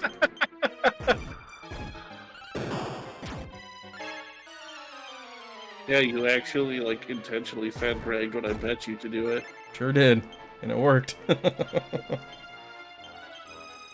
Hey, everybody won. You got 20 gift subs.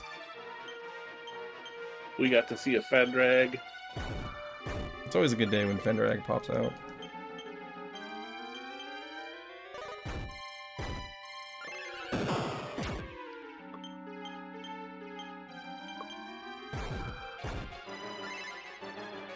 Yeah, so as long as you get your setup here, it's a pretty safe fight. You can get a little bit aggressive and use the Fire Claw with the hero to pump a little bit of extra damage, but it's safer to not, and just make sure you heal every turn.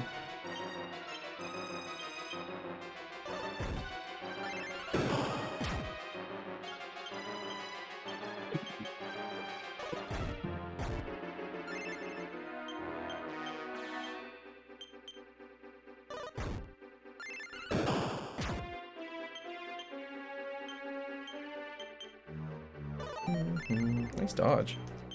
Yeah, unless you're like trying to push like world record times. Probably don't want to take the safety out of the battle. Yeah, on a normal run I would use the Fire Claw a few times, but for today, I just really don't want to go through that. Through the dungeon again and risk getting limboed. We also know that we'd be like, this is the dangerous line where Gracchus could kill someone and then Hassan dies.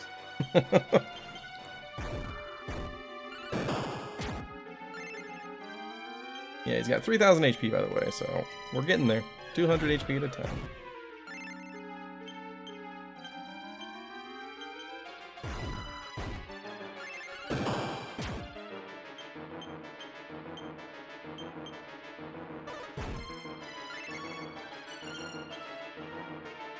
Nope. There we go.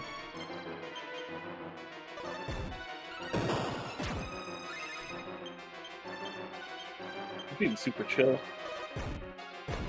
Yeah, this fight is very free, which is why I was so confused the time that I died here for 30 minutes. Because it made no sense. I was very frustrated, and then I found out it was my fault.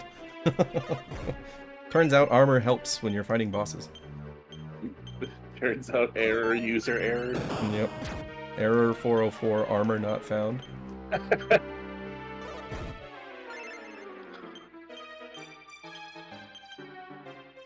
Alright, getting close.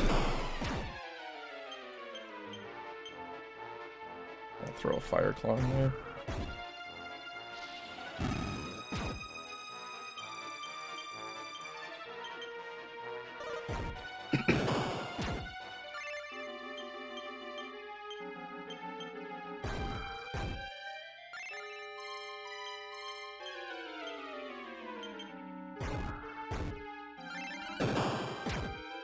There we go.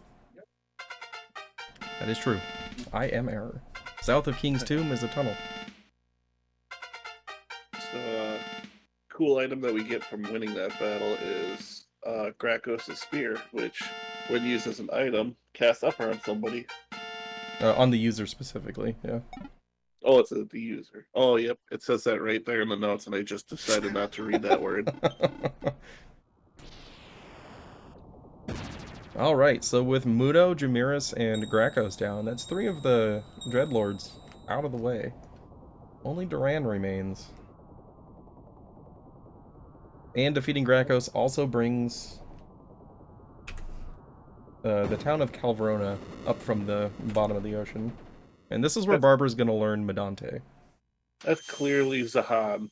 It does kind of look like Zahan, but there's no shrine near it, so... Well, that's true.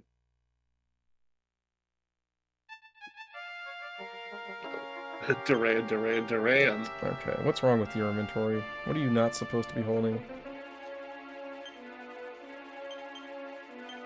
Right. Not that it matters anyway. We're about to have an inventory wipe for a few characters, including the hero. Does the items that they have in their inventory affect their style? No, only equipped items. Alright, so we're gonna go Hero, Amos, Malayu. So as I mentioned, we're gonna have an inventory wipe coming up here. When you enter the style contest, whoever's in your active party is gonna have their unequipped items sent to the bag. So I put Hero, Amos, and Malayu in the party so that I can quickly send their inventories to the bag without negatively impacting Hassan's inventory.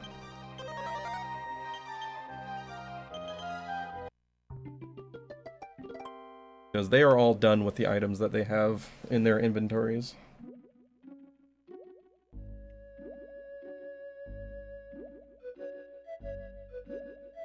Oh yeah.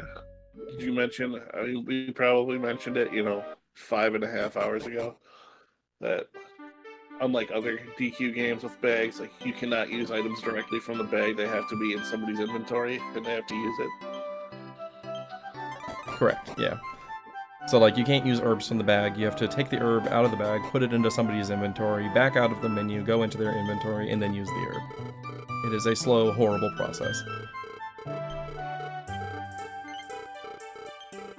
Alright. So, here we're gonna get one of my favorite music tracks in the entire game once the style contest begins.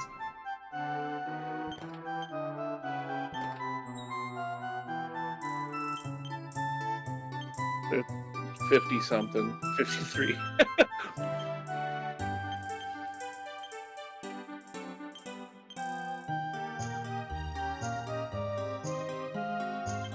Helps if I actually pass this to Barbara. My mind blanked for a second there. EQ3, the remake for Super Famicom, is slightly similar with the bag, but you can use like herbs directly from the bag. Yeah, they made some improvements to the engine for DQ3, including menu optimizations and using items from the bag.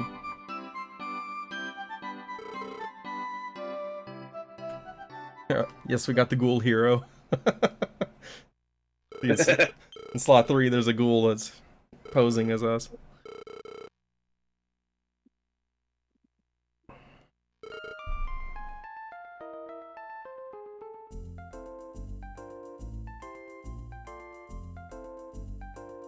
Boom, boom.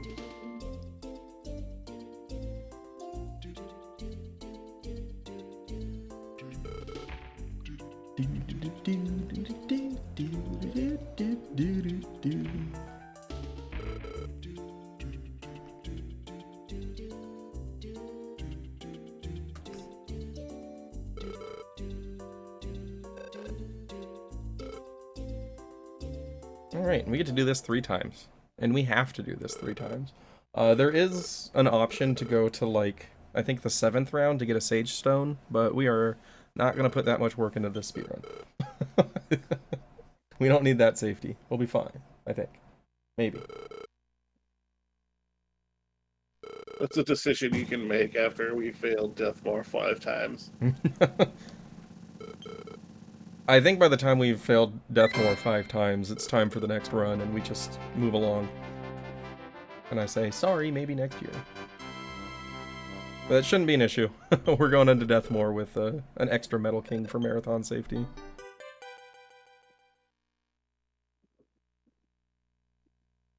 Yeah, required style contest was definitely a decision.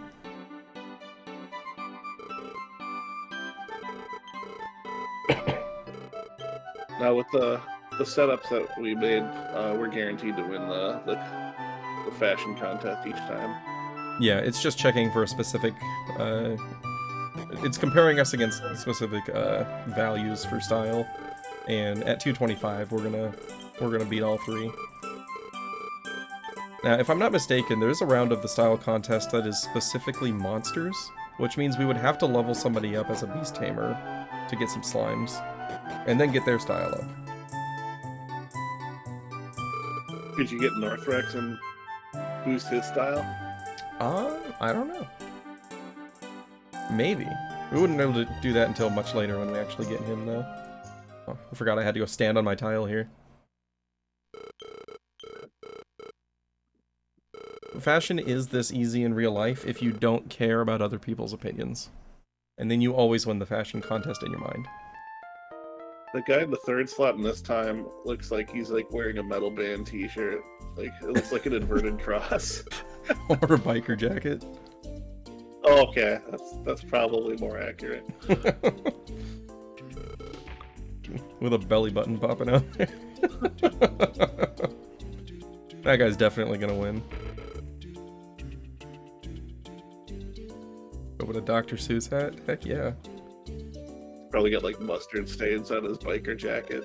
I hope those are mustard stains. I feel like the Dr. Seuss hat is so mysterious that it would reduce your spell cost values. Hey, Dr. Seuss brought happiness, right? So, like, would that mean that it's a hat of happiness? Could be. What would you rather have? Mysterious hat or hat of happiness? That's a good question. I feel like Hat of Happiness probably wins, since the Mysterious Hat is restricted to its benefit in battle. Yeah, but if you're thinking about, like, you know, final boss battles, I would rather have the Mysterious Hat. True. Alright, that's round 2 out of the way. Do this one more time, and we will get the clean carpet. And then we'll go turn it into a flying carpet. Actually, you know what? I'm going to say 100% mysterious hat. Yeah. Because that way I wouldn't be tempted to waste like 5 minutes at the end of Necrotharo's Palace to walk back Crisco's MP. That is certainly fair.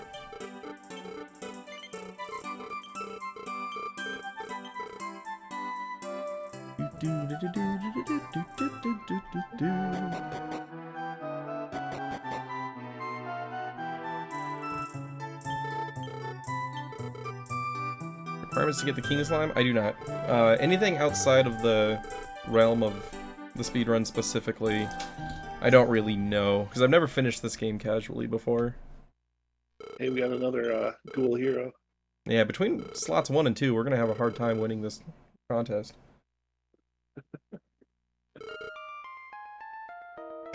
Like the arms. The little T-Rex arms. Your knees flexing and your arms T-Rexing.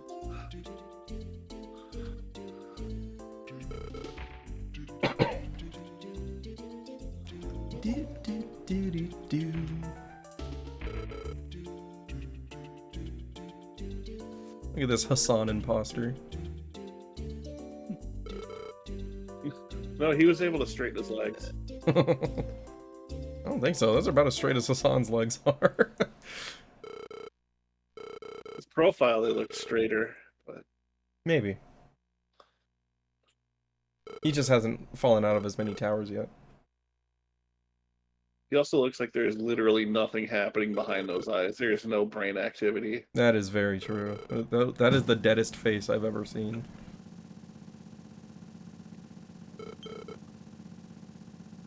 It's even better if you think about the dark line for his chin actually being his mouth.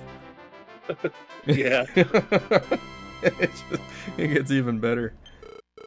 It's like, Guile, you're looking a little bemused. Alright, there's our carpet. Clean carpet. And now we get to my favorite line in my notes. Take it away. I'll wait till we get outside. Looks like a masked person. Yeah, I can see that. Alright. Whoops. It's a lot cleaner than what I was about to say. Well, in my notes right here, it just says Hero and Barbara get on the bed. And it always makes me laugh.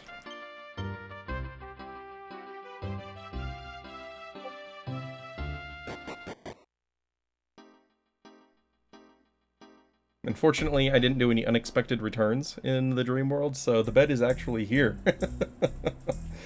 I had one run where I had to do an unexpected return, and the bed wasn't there anymore. And I had to figure out where in the world I was, because that's not information that I had readily available. So it's 54, and then we're picking up an item that's been in the Zenithian trilogy, the Magma Staff.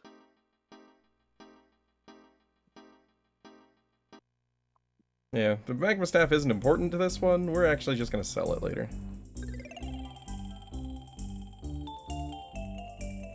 Too far up. Alright, so here we get Calvarona. This is the town that rose from the depths after we defeated Grakos.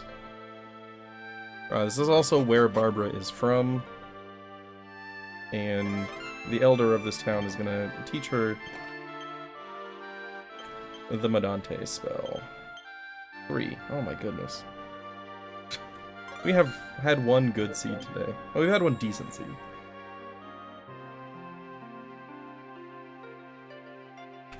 Alright, so that's number 55. There are 15 tiny medals to go. You hope. I hope. Yeah. That is not supposed to go to Barbara. Nice menuing. Professional Dragon Quest speedrunner. That goes to Amos.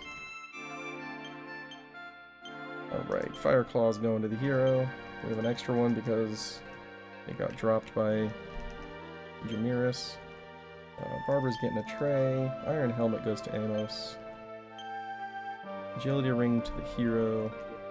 Agility ring? Agility ring? Who's got my agility ring? Millie, are you holding my agility ring? Oh yeah, because I equipped it on her for that one fight, so it didn't actually get cleaned up. Gold bracelet to Barbara. Lucid shard to Barbara. And the sand urn goes to Barbara. The sand urn. The sand urn? Why am I always blind when it comes to the sand urn? Who's holding it? Malay, do you have the sand urn? No. I did pick it up, right? Yeah, there's no way I didn't pick up the sand urn. Okay, so I'm just failing to read here.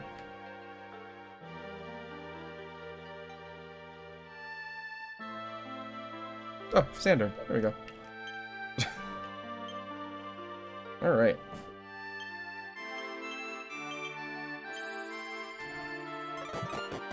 That is exactly why I am afraid to start learning Japanese runs.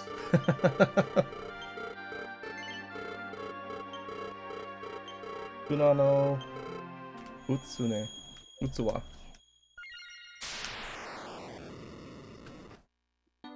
Alright, so Barbara now knows the Medante spell, and the Elder, having passed along her knowledge of Medante, immediately dies.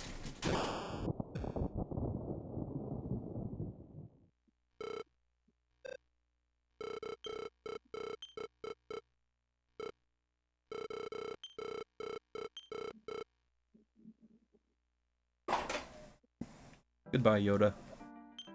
Alright. So now it's time for some wellception, but it'll be worth it. Because there's a prayer ring in those wells. So inside of this well is a well. Well, well, well.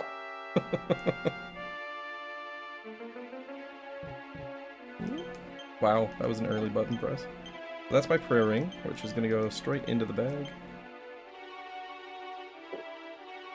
Hopefully it does not break on the first use. Have you ever left a well and found yourself inside of a well? I have.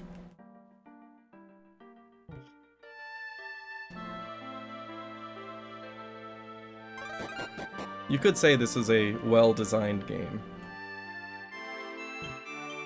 Alright, so we got a magic water there, while everybody groans at that joke, and this old man turns our clean carpet into the magic carpet.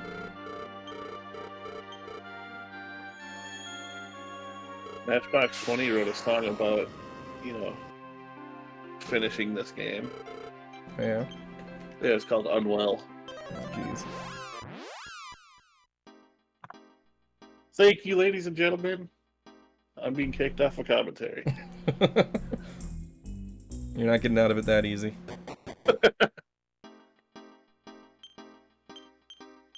Alright, the reason we filled up Barbara's inventory like that is so that it's easy to menu to the carpet down at the bottom. So this is where I'd start singing a song, but Air literally would kick me out of the voice chat.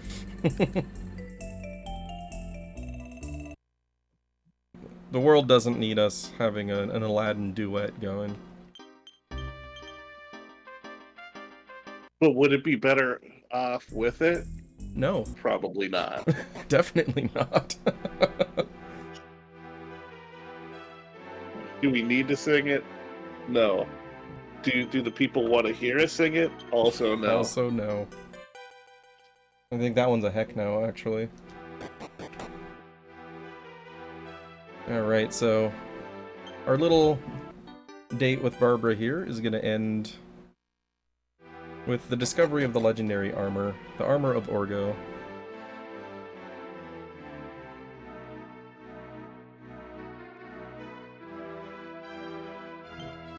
Just sitting down here in these ruins of Grace Castle. And we're going to give heroes Platinum Mail to Amos.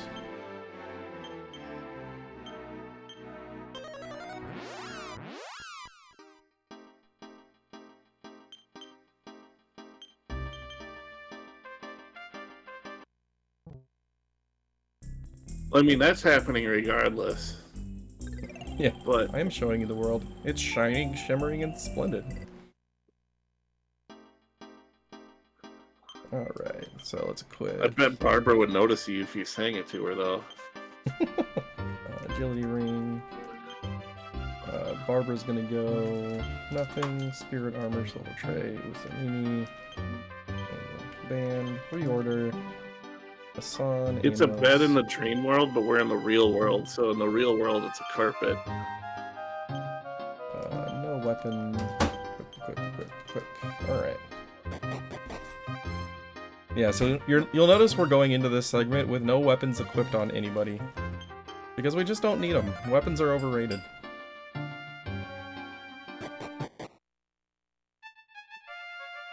Now, we're dragging her through the cave, but she's gonna drag us through the next section. She really gets to shine in this segment here. Because she just learned the Medante spell, and boy, are we gonna put it to good use. It's gonna have a whole bunch of back-to-back fights, and she's gonna blow them all up. There's a really convenient MP recovery in between each battle.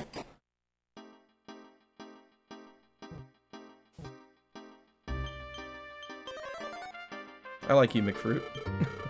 Weapons are a crutch for lesser heroes. Heroes don't need weapons. Or plans. So now you might be thinking to yourself, hey, that guy up there kind of looks like the hero. Well, if you recall back in Mudo's castle, there was a statue of Hassan, and that was when Hassan combined his real world self with his dream world self. The hero has yet to do that still. So we've been the dream world version of him the entire time, and that was the real world version of him. Yep. So this is finally the completion of the quest that our parents sent us on back in Rydock, where we were sent off to find out what happened to us and why we aren't the son that they remember exactly. We're close, but not quite there.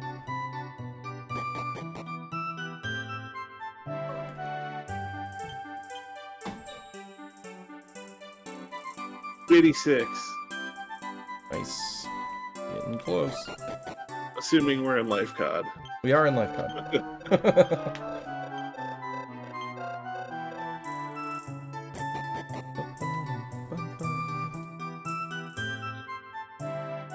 Okay, we go back up here, and now the mayor's confused.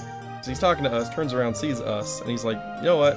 I picked the wrong day to stop Stiff and Glue. I'm gonna go straight to bed and try this again tomorrow. And we begin to merge. But the real world version of us isn't sure what's gonna happen when we merge.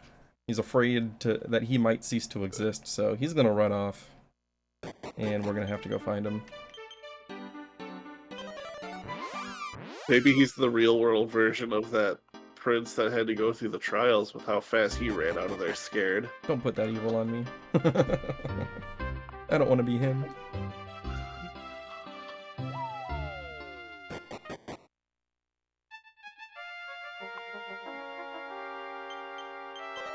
Alright.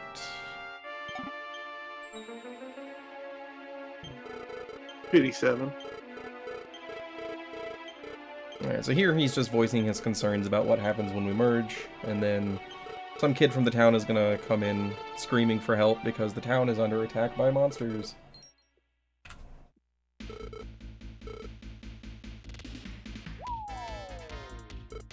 And then they jump in a hole. So he's basically worried. Okay, yeah, you won't get this reference, Eric, because you never watch it. So if you ever watch Dragon Ball Z, and like Piccolo and Nail or Piccolo and Kami like fuse together, he's worried that like he's gonna cease to be and the other version's gonna be taking over.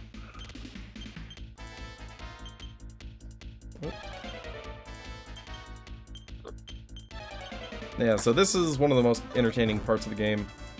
As long as Barbara doesn't get hit here. She gets to blow everybody up with Medante. Ooh, that is some low damage. You normally do 30 more damage than that on average, so we are missing 10 MP. That is how bad the magic seed rolls have been. So we may actually have some fights where something survives the first round. Conveniently, this priest full heals us, which means we can just do Medante over and over and over again without going to an inn in between.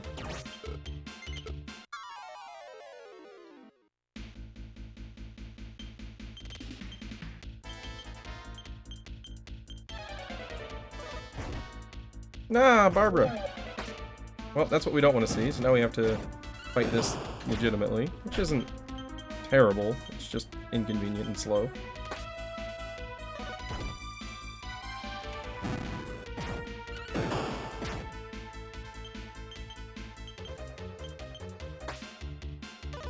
Hoping to get him to miss some turns, but ain't happening. Amos and the hero have this.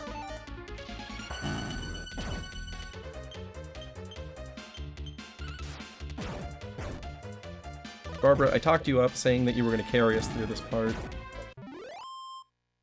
Need you to follow through. But it's okay, because Chamorro has Vivify.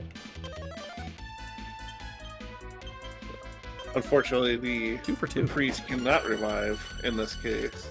But he does restore our MP, so you can fail Vivify as many times as you need. Just keep trying. Yeah, Centaurs are always outspeeding me and ruining my plans.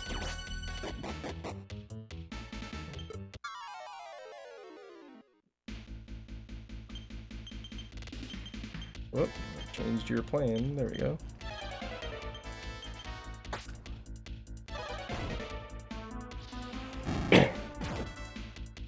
Kaboom! But not really kaboom, because kaboom is exploded or something. Is it kaboomal? Is that kaboomal? That might be kaboomal. We use our defense seed here to get another 3 ick and pick up another defense seed.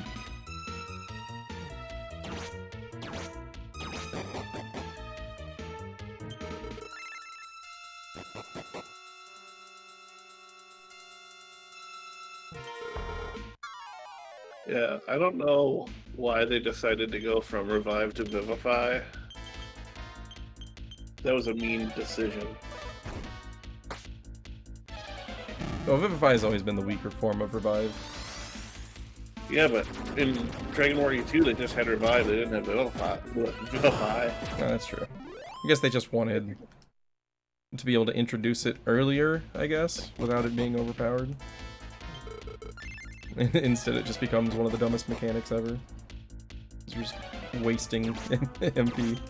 Dang it, I missed.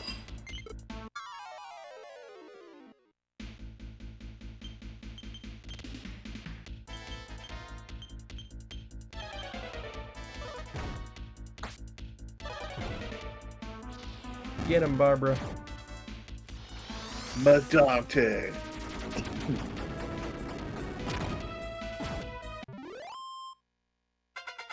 She blew everyone up. Everybody. Alright. So there's 5 more MP. That gets us halfway to where we expect to be starting this sequence in damage. Yeah, Magic Burst and Medante are the same thing.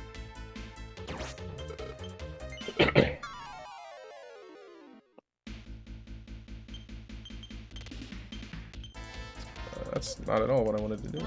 That's what I wanted to do. Ultimate. It does kind of... Barbara! Oh my goodness. Not to mention that, unfortunately, every time that happens, that's more XP she's missing out on. Yep, sure is.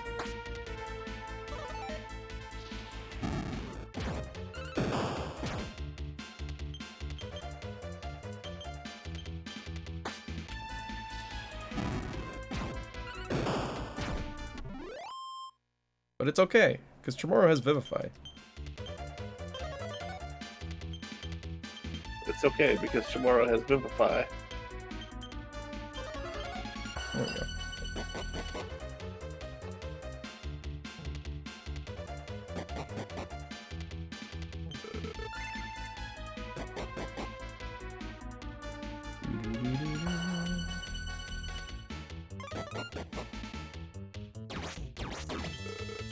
So, the reason I take the back encounter here first is if you fight the first one, the human taking part in the encounter will actually just be standing in your way when you come back, and you have to go around the table to the left. So, no? Okay.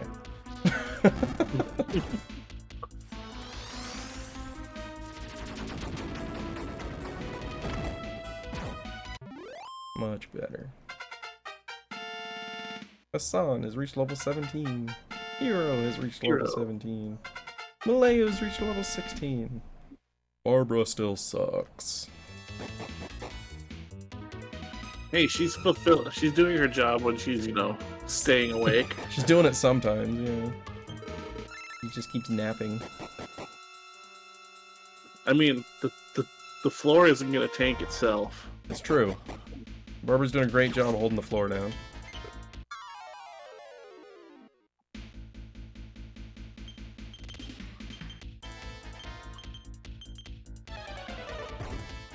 No. No. Please, Barbara go. Barbara go. Barbara go. Okay. Happy 6 hours, everybody. We're making good progress.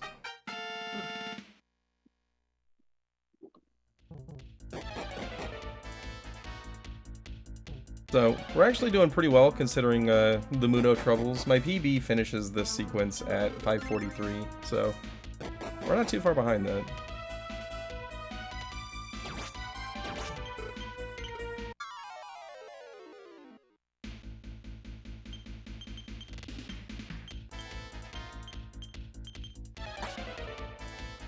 Imagine being 6 hours into a speedrun and you still don't even have all your party members yet. It's true. We are still missing a party member. 2 of them. Yeah.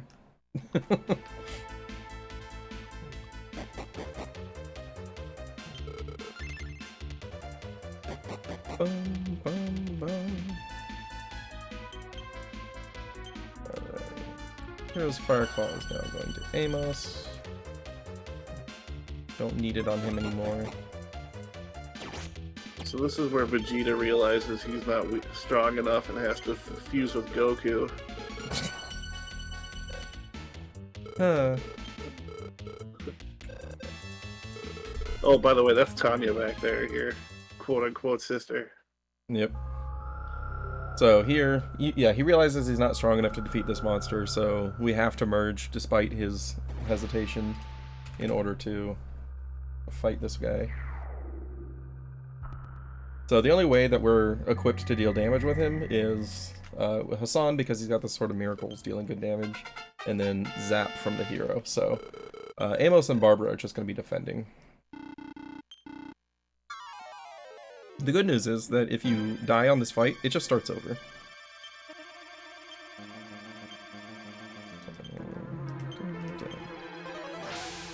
And we get the Zap spell from fusing.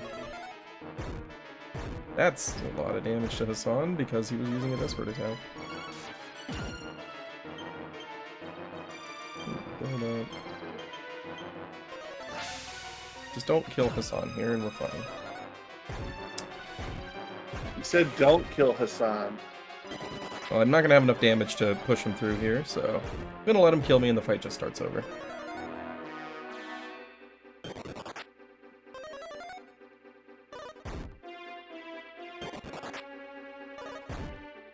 So the reason I don't have enough is because he's going to be just short of the damage that I need to kill him, and Hero's MP isn't high enough to cast one more round of Zap.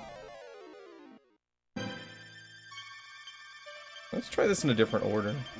I'm going to do the build-up lunge first and then finish with the desperate attack. See how that goes.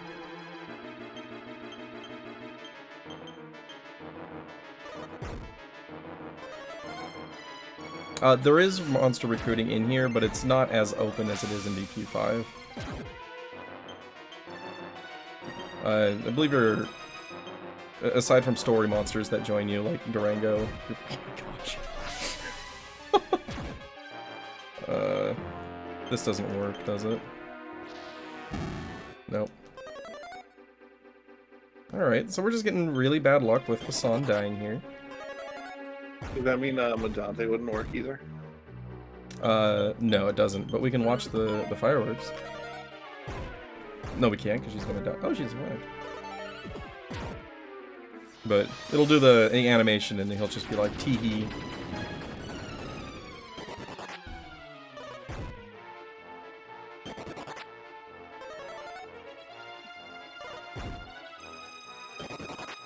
Just taunting me. Come on! Kill me! I'm here! What are you doing? Yeah, this is a fight that you're forced to win. Really weird concept. And for a fight that you're forced to win, it sure can be annoying like this. I've never actually died more than once to it. And this time it's gonna be fine because he didn't take damage on the desperate attack turn. So is it possible that you could, like, literally, like, soft lock here? I mean, if you come in not equipped to be able to deal damage outside of Zap, then yeah. Because you wouldn't have enough MP to end the fight. Alright, easy peasy. First try.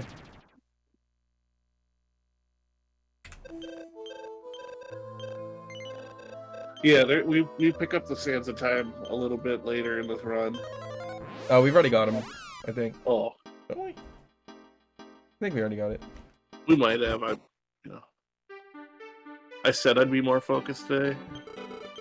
Yeah, I think we get him on the 30 trip. No? 50 trip? I think it's the 50 trip. Either way. We get him from the medals.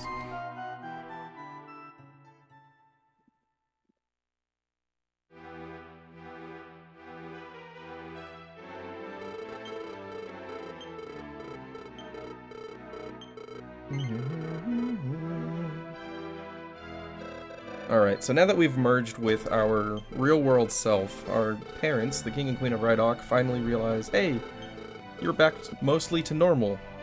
And we just need to jog our memory a little bit. So, we're gonna take a nap.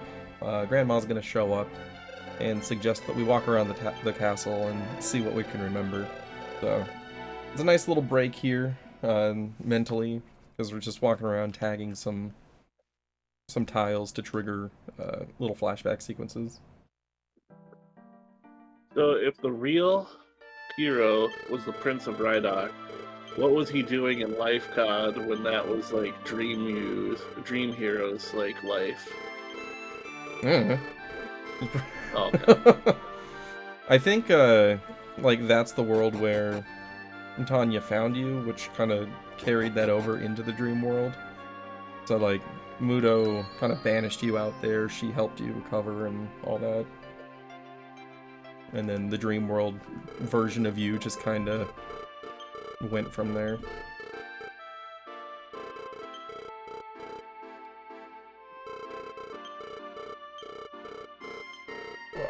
One of these days I'm going to finish this game in English and I'll still not understand the story.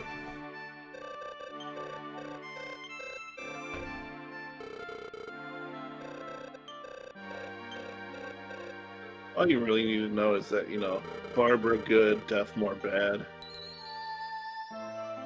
That's true. Unfortunately, Deathmore knows that too, so he tends to swat her on her Medante turn. Especially when that's all the damage that was left to do. Oh man. I did have one run where Barbara got killed before Medante went off. I went back and counted damage and Medante would have ended the fight.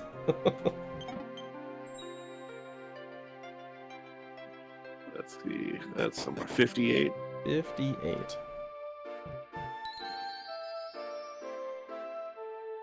One of the most? No, I would say DQ6 has the most convoluted story out there.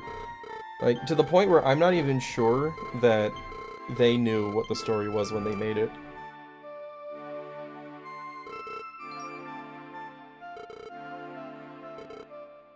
You're focused on Chrono Trigger? Yeah.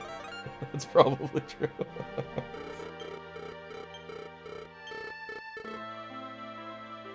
Yeah, it certainly is an experience playing this game casually. It's pretty rough. But as far as speedruns go, I find it really enjoyable.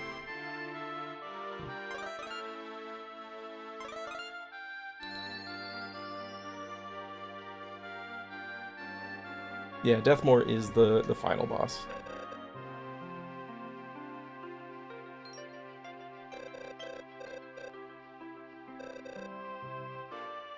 It should definitely be a spell, though. What, Deathmore? Yeah. Krista would know it. Right. Just rename Defeat Deathmore. Yeah, Mudo is quite a wall, both casually and in the speedrun, just because class changing is locked behind him. If it weren't for that, it would be probably a very easy fight, actually. Yeah, there are a lot of segments of downtime like this where you're not really doing much. But the Deathmore fight makes everything all worth it. It's such a fun fight to do in the speedrun. Assuming he ever leaves B pattern. Yeah.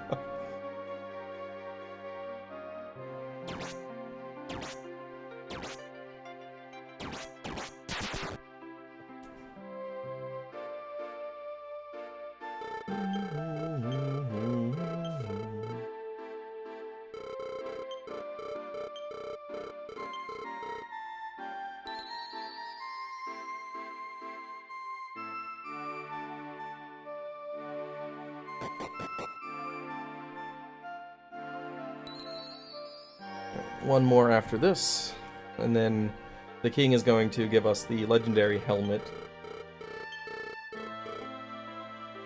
And then we just need to go get our sword from Sally.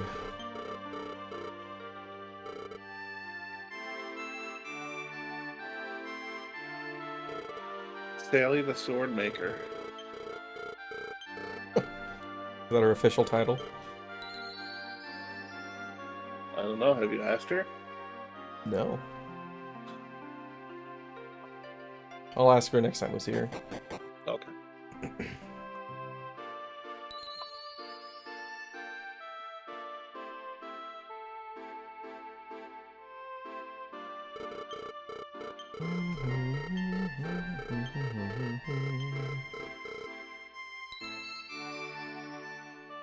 So now we're going to get the... I don't know how to pronounce that. Sebas Helm? Sea bass. Sea Bass Helm. Yeah, it's a little fishy. And we're gonna head back to Lagas Disio.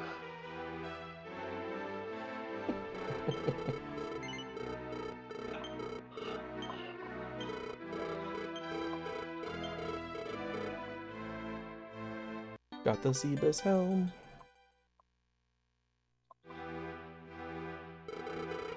Alright. I bet it stinks when you wear it. Probably. It's made of fish.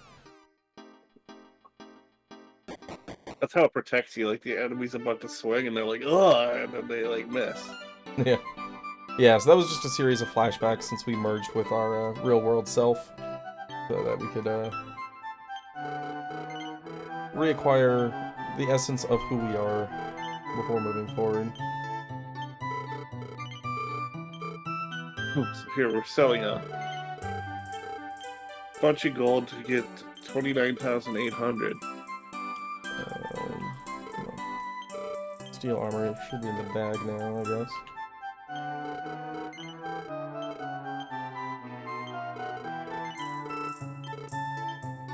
Yeah, we're good.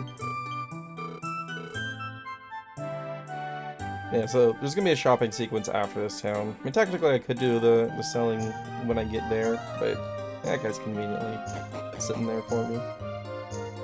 Alright, Sally. Now that you've had time to think about it, will you fix my legendary sword? She says, sure, give me a staring contest first. If you win, I'll make the sword. That's not really what she's saying. But I think it's funnier to have a staring contest that decides the fate of the world. It's basically saying that she needs to look into your eyes and see that you're trustworthy to have the sword, and then she, as long as you don't move, she decides you are trustworthy, and huzzah, we get the Sword of Ramius. Now, in addition to being the legendary sword, this sword will cast by kill when used in battle, so it is incredibly good.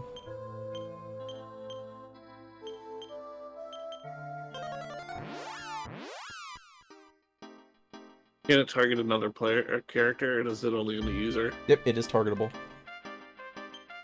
So, Bray is completely useless in this world. Well, I mean, just this world? Yeah.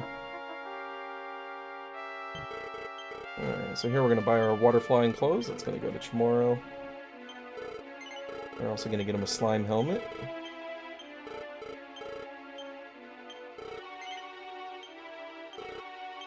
And we're going to get the Chiryoku helmet for Hassan.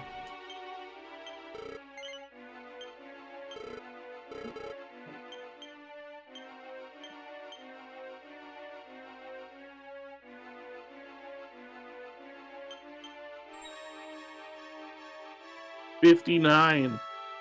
59. That's a big number. Yeah. Why did It's like almost 6 times as many medals as we get in Dragon Warrior 4. That's not where I meant to go. So we were supposed to go to Huangan de Seo there, Yeah. and we eventually did. We made it. We just had a stopover in Gandino, that's all. Tactical. Shh. He doesn't know I'm just reading along with the notes. But as long as he says the numbers, so I'm checking it to make sure that the numbers occur, so it all works out. Yeah, every time I don't say one out loud, he'll start going. Yep.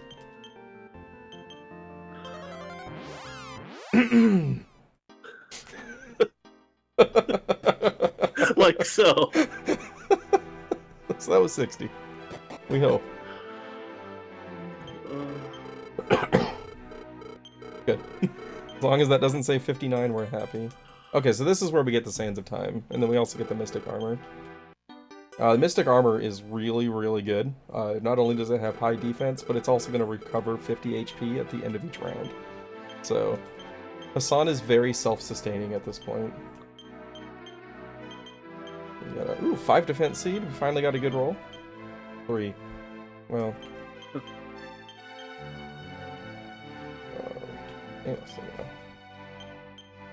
And this. The demon armor ended up in a weird place. He's got it. Majin Yoroi.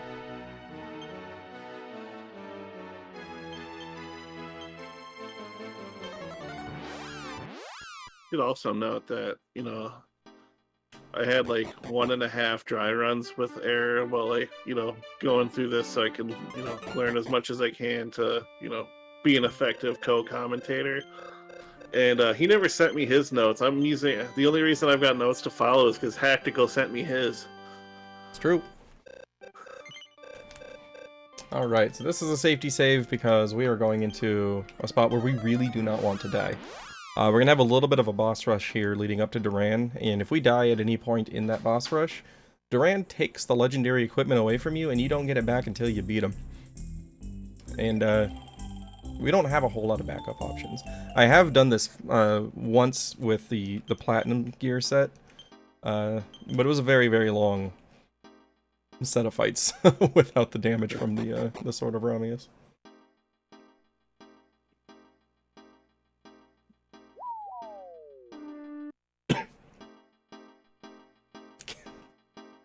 Whoa, I'm impressed that Northrex is still awake.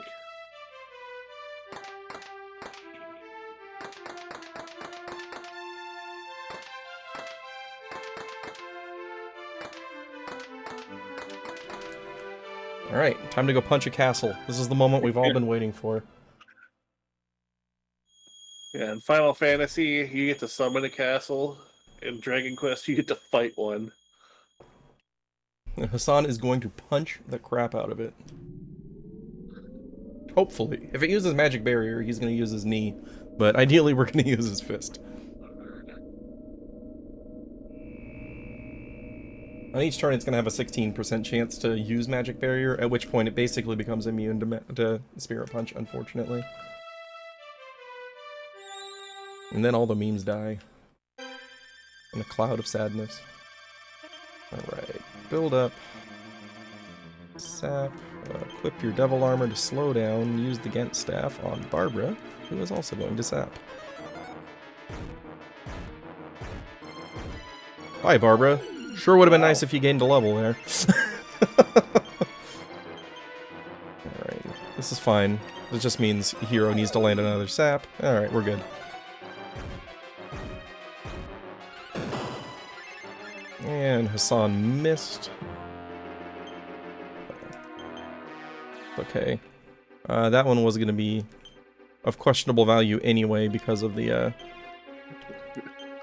I didn't have the buy kill effect on Hassan since I needed the second sap.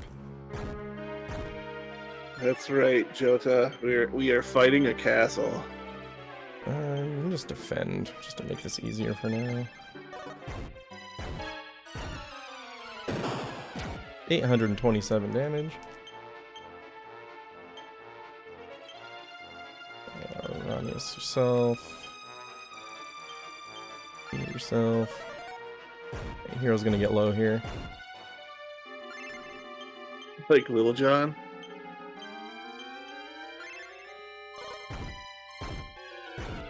We're getting trampled by the castle here.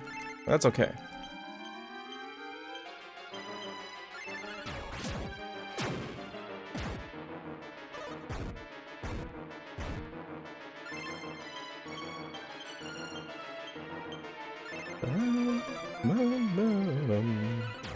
Oh, there's the magic barrier. So now Hassan's gonna miss with that, and we're gonna have to switch to using Flying Knee instead.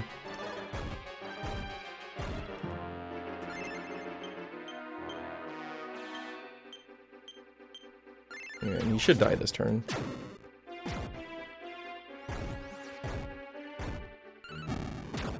There we go. Barbara misses more experience. I'm not counting on her to do anything on Death Point. She's like 10,000 experience behind at this point. But it's okay, tomorrow has Vivify.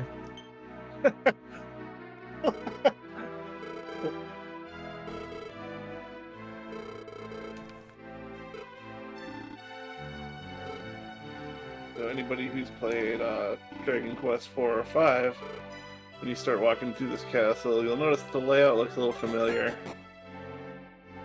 And that's because it is the Zenithian castle.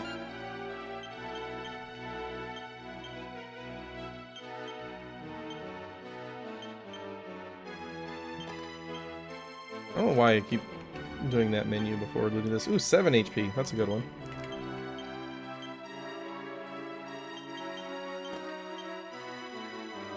Alright, so there we get our first of 5 world leaves that we're going to get for this run.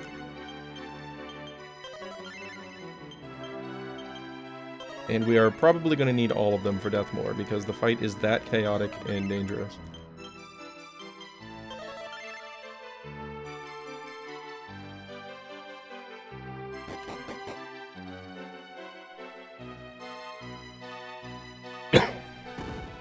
This next fight we're going to have is... half of it is a killer machine, which are way scarier than the ones we come across in Dragon Quest 2.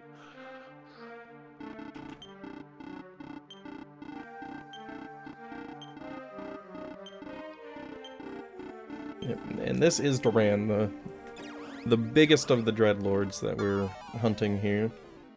But before we can fight him, we gotta fight his minions. Alright, we're gonna equip the demon armor and defend, equip my Ruby of Power, and then cast Upper on Hassan, and defend. Hectic just couldn't resist sending his turtle after you still. It's a boss turtle, too. Alright, we're gonna move Hassan to the front.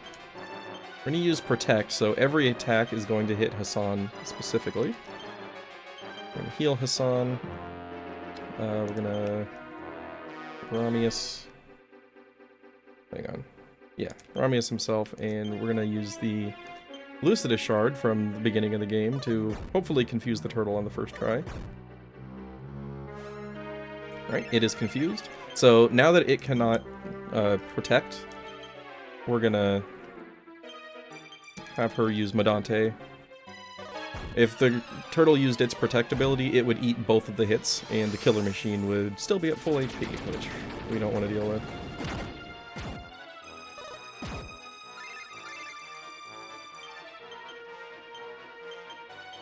Lunge. You can defend here. Oof. Why does it... Hassan? No, it's fine. Okay. For some reason it felt like something was a little bit off there. It seems we're okay.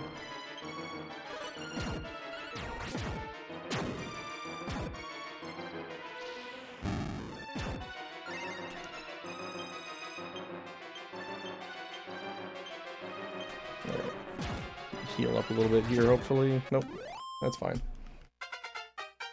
Easy fight. Hey, Easy. Barbara gained some experience. She actually survived. Woohoo! Alright, so that one's out of the way. Fight number 2, we get to fight Terry. Hi, Terry. So we've seen Terry throughout the run, and Terry's actually Malayu's brother. Sure is. Alright, we're gonna build up. Also, the protagonist for Dragon Warrior Monsters 1. We'll just defend with Barbara.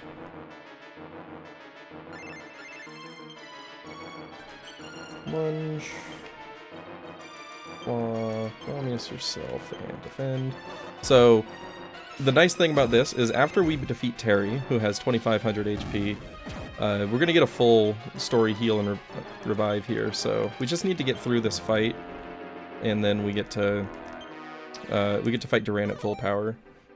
He's like, face me at your full power, heals you, and then we get to kick his butt, hopefully.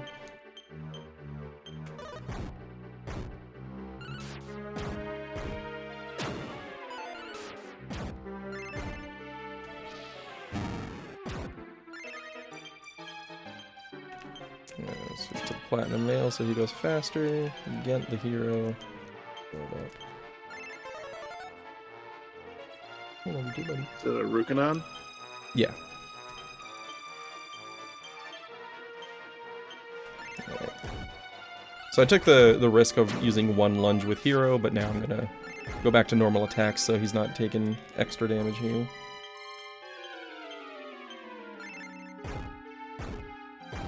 What are you talking about? This is a 6 sprite.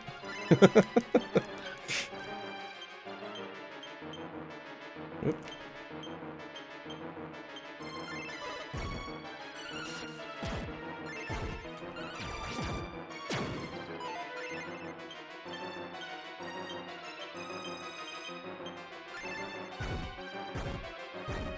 Hi, Barbara.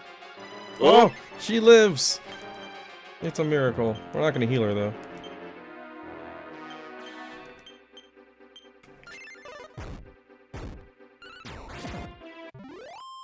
Easy. Hey, she leveled up.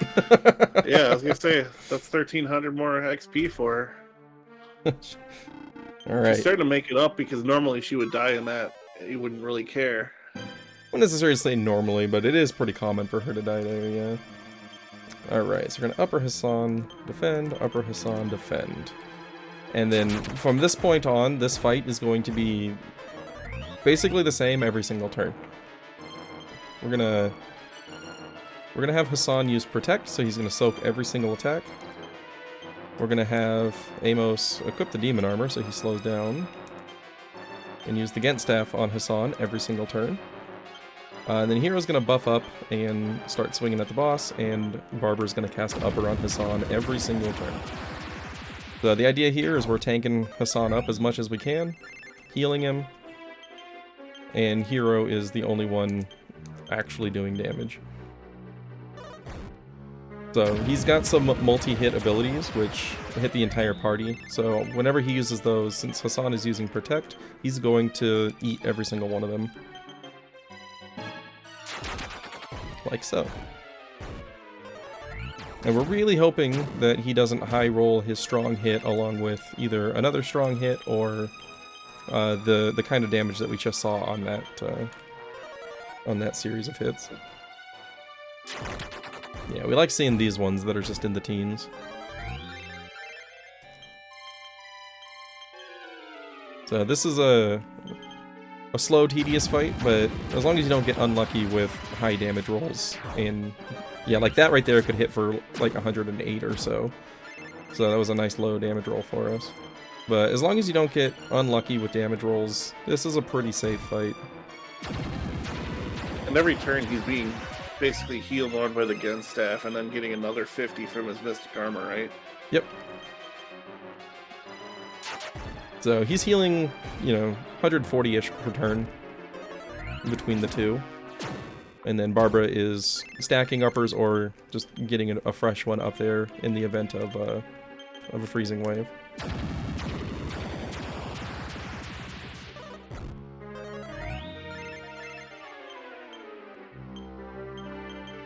So, this definitely isn't the most exciting fight, but it's stable enough that we can get through it. Especially with how many bosses in this run, or in any DQ run really, are just unstable. It's nice when you find ones like these that are. Yeah, there it is. And he's got 3,000 HP, by the way. Especially when it's at the end of a four-fight boss rush. Yep, because if we die at any point of this, we have to reload the save, and we have to start back at the castle fight. So we really don't want to have to restart this. 109, that was a big hit. Okay, good. This is the lower damage swings. Still a little bit scary for next turn.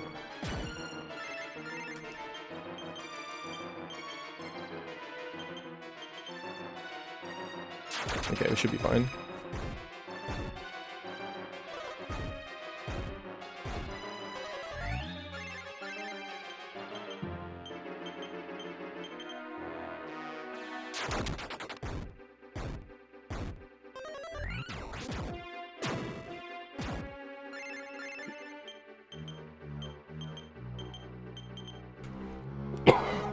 Excuse me.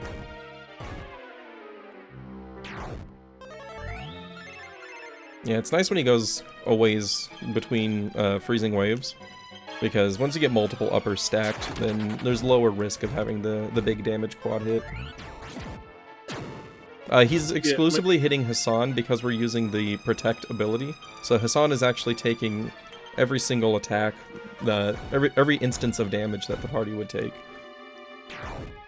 So if you're familiar with like Final Fantasy V, like the Knight has a cover ability where they'll, if the attack was intended for another character, they'll jump in and take the damage. That's exactly what Hassan's doing here.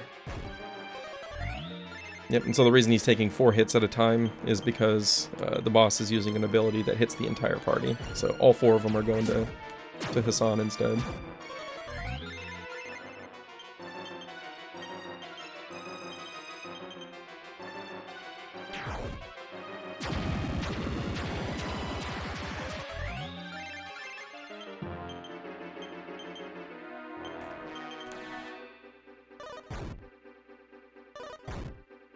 See, this is big damage because it was right after a freezing wave. Freezing waves.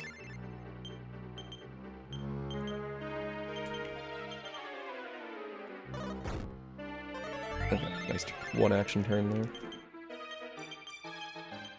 there. We are getting close. Long fight. Decently stable fight.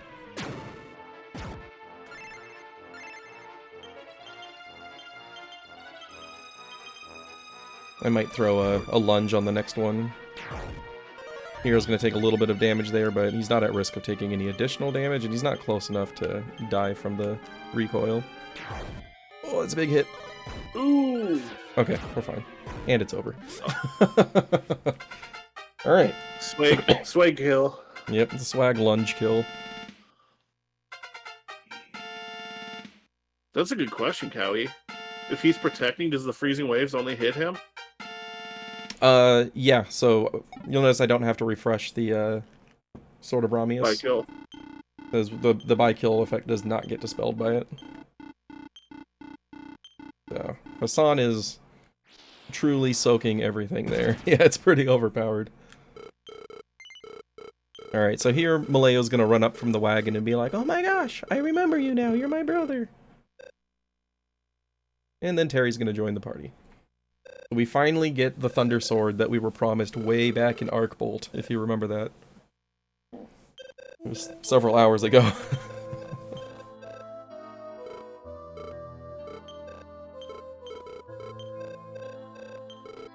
Yeah, the boss rush is pretty fun.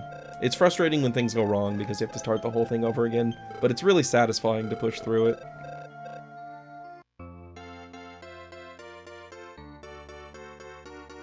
Kind of like what Hack said a little bit ago, like, I'd say like all 4 of those fights are like, if you get your setup, they're probably pretty safe. Yeah, that's generally the case with like most of the fights throughout the run, is this getting your setup is the most dangerous part, and then once you're there, it's fairly safe. Duran's actually a little bit different because he's constantly doing freezing waves and then he can do the big hits. There's a lot of circumstances where late in the fight you just... Oh, getting ahead of myself. There's a lot of circumstances where everything's going fine and then you just suddenly die. It's pretty uncommon, but it does happen. There's also like a more aggressive strategy there where if you're feeling confident on a turn, you can use the Gent Staff on Hero instead of Hassan so that you can use more lunges.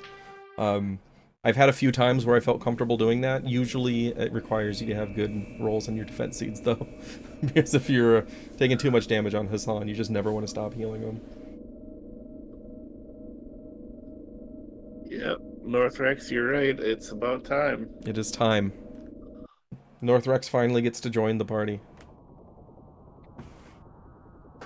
I've been waiting for you, man.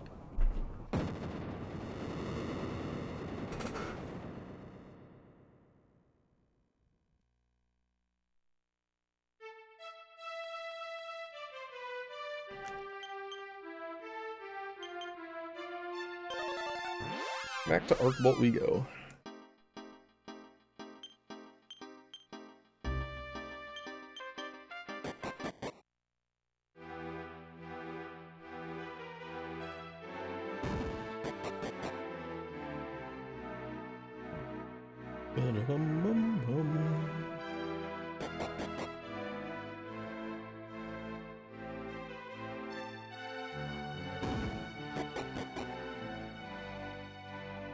Alright, so this time we're going to go to the East Wing. Pick up a couple items here.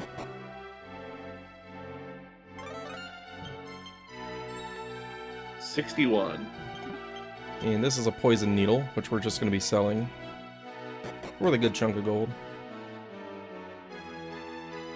But the real prize in this castle is down these stairs in the prison cell. And it's Durango, or as I prefer to call him, Northrex, the Hacksaws. Hey look, it's Northrex.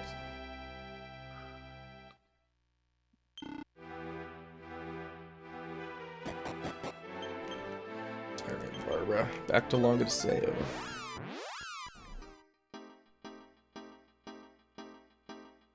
Now, Durango is not gonna level up very much. Dragons level very slowly, similar to Pokemon. But starts with a huge chunk of HP and has some really solid strength, so really good party member, gonna be carrying us a little bit. As new party members tend to do in this run.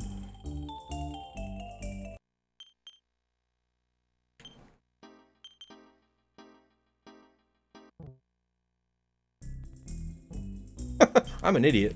I have to walk through here before I do that. I can't show you the world. These trees are in my way.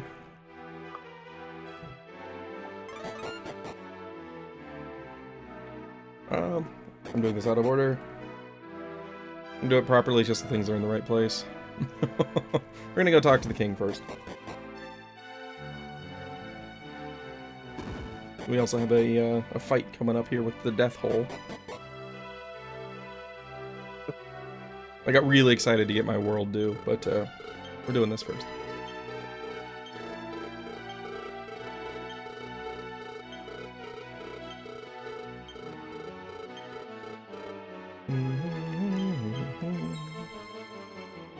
Hey, there was tiny level 62 behind the king's throne. I was hoping for stairs, but I'll take a small medal. Well, I mean, it was Zenithia, it wasn't Charlock. Hassan Amos. Hero Amos. Did I order right? Now we go get the world view.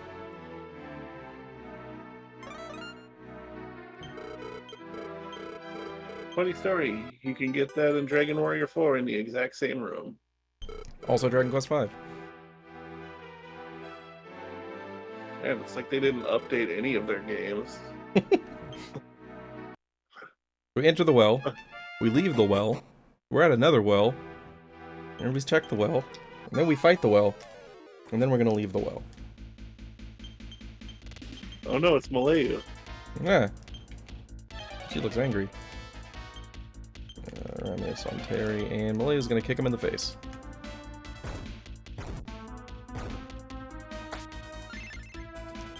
And we're gonna go Spirit Punch, Lunge, Ramius on Hassan, and kick him in the face.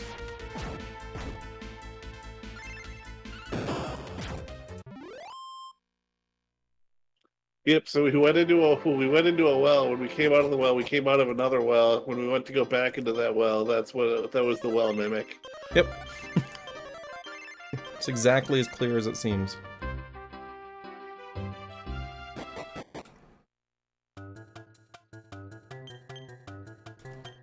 Yeah. First memory. Alright, so Hassan's just gonna solo this tower, because he's got really high defense, and after each turn he heals 50 HP. So, running away from things and failing and taking a few hits doesn't matter as much as it would with other characters.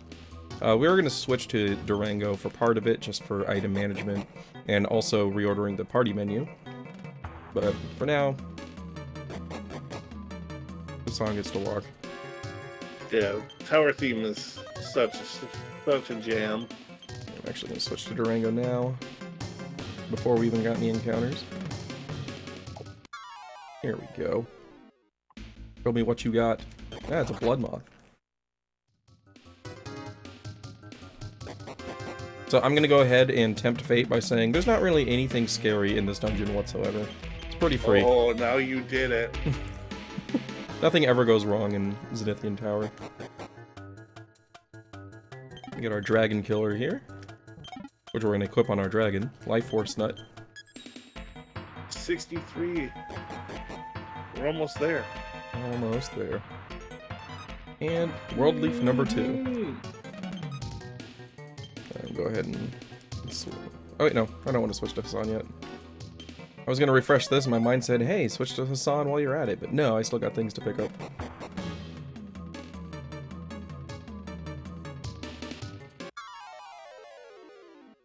Whoa. Wizard climbing stairs. Oh no. That's not okay.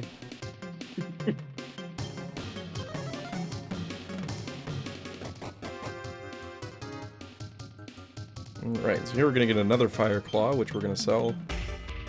Technically, I could skip that since I got the drop from Jamiris, but eh, I already got it.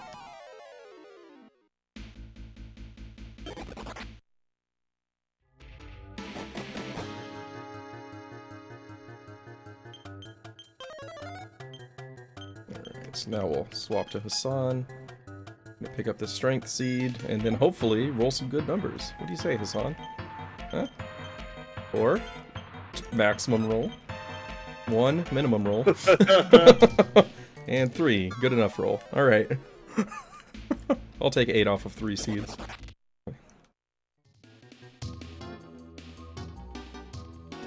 Don't worry, those aren't nearly as dangerous as the boss fight we just had. And here we find the real-world version of our horsey.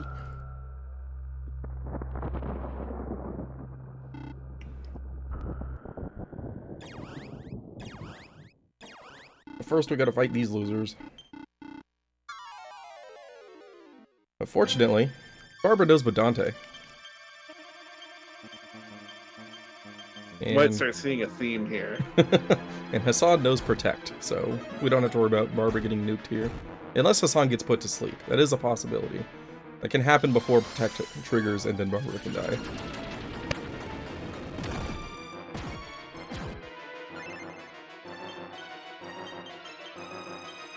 Alright. Whoa, no. Equip your Dragon Killer and attack. Terry's gonna build up. Use our Sword of Ramius on Terry, and as always, Malayu is gonna, or Amos is gonna kick him in the face. Sorry, Amos, you look like Malayu for a second. Attack, we'll go ahead and lunge. And we'll Ramius on Durango, and you can use your Gent Staff on Terry. Good job, Terry. Terry killed himself with the recoil, but that's fine. Terry died the way he lived, being legendary. Terry's my spirit animal. He embodies unbridled aggression. It's like, alright, we've got them beaten, we just need to hit them one more time. And he's like, I'm gonna use my final attack. I'm like, no, Terry, it's gonna be fine. He's like, I must do this. And that is my understanding of anime.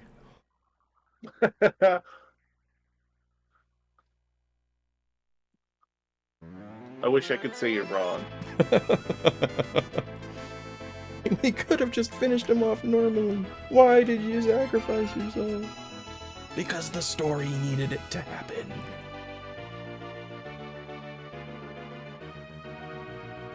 Terry does need help. He's got some issues. Alright, so with this, we now have our fully powered up horse, and that is a sentence I just said. And it is now a Pegasus that can fly around. Having that cutscene on 2 different monitors made me really dizzy for a second. I can imagine. I get dizzy looking at it on one monitor. Alright. Alright, it's okay that Terry's dead because fortunately, Chamorro has Revive. Or Vivify. Fortunately, Chamorro has Vivify. Fortunately, Chamorro has Vivify. Okay, Chamorro, come on. Fortunately, 50-50. Chamorro has Vivify. Here we go. He also has Shinobiashi, Tiptoe. No, we're only like almost 7 hours in, and I realized I could have been using Chatterino. Nice. Alright, so here we have a huge menu. I'm going to mute myself because I'm going to be talking to myself throughout this, so have fun listening to Zaitoriak. So we have a huge menu thing to do here. So right here we're going to equip Terry with the Thunderbolt Sword and the Platinum Helmet. We're equipping Amos with the Demon Mail, the Iron Shield, and the Iron Helmet. Barbara with the Spirit Armor, the Silver Tray, the Rabbit Hairs, and the Lucida Shard. And then we're going to equip Hassan with the Sword of Miracles, the Mystic Armor, the Chiryoku Helmet, and the Power Ruby. Then we're going to sort all the inventory to the bag, and we're going to give Barbara the Lucida Shard to Terry. We're going to give the Gen Staff from Amos to Terry. We're going to give the Ramia Sword from the hero to Durango, the Graco Spear to Durango, the Fire Cloud of the hero, Platinum Mail to Terry, Dragon Shield to Durango, Shield of Strength to Durango, Iron Mask to Durango, Meteorite Armband to Terry, the Megazaru bracelet or bracer to Amos, gold bracelet to Durango, gold bracelet to Chamorro, prayer ring to Chamorro, second prayer ring to Chamorro, antidote to Durango, 2 world leaves to Durango, the magic water to Hero, the sands of time to Terry, the agility seed to Chamorro, and then a life seed to Chamorro.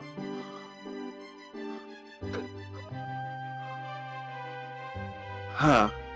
Oh, wait, there's more. Billy Mays. Then we're going to equip Durango with the Dragon Killer, the Dragon Shield, the Iron Mask, the Gold Bracelet, and we're going to equip Terry with the Thunderbolt Sword, Platinum Mail, Platinum Helmet, and Meteorite Armband.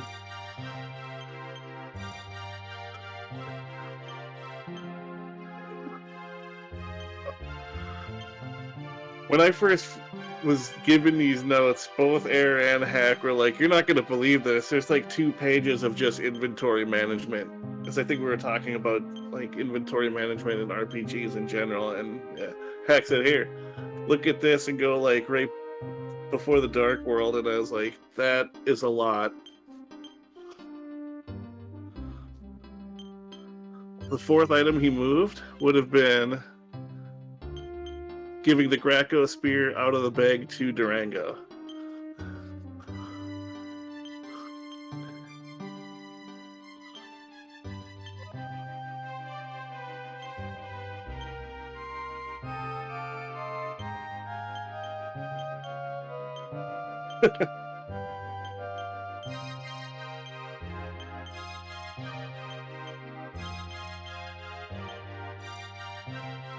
Okay, I'm back.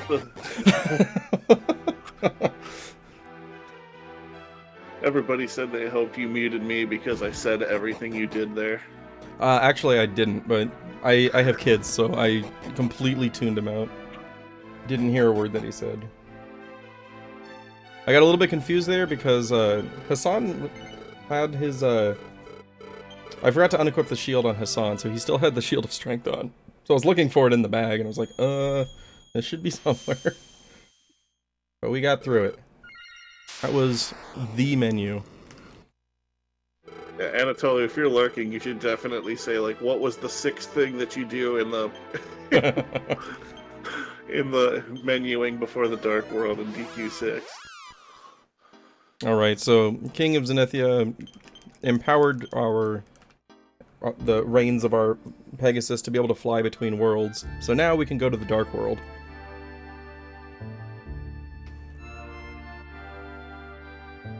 So, would you agree that this is, like, where you would consider, like, Act 3 starting? Yeah. This is the third segment of my notes. Or not my notes, my splits.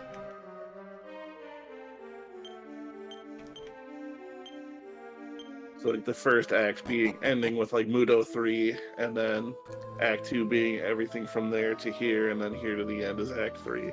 Yeah.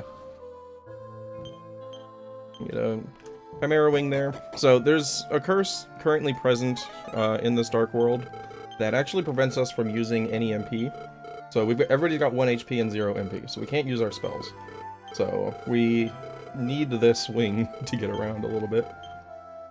But I'm gonna talk to this guy, get the Furobita pipe, which is gonna allow us to go get his tools so that he can craft us a shield.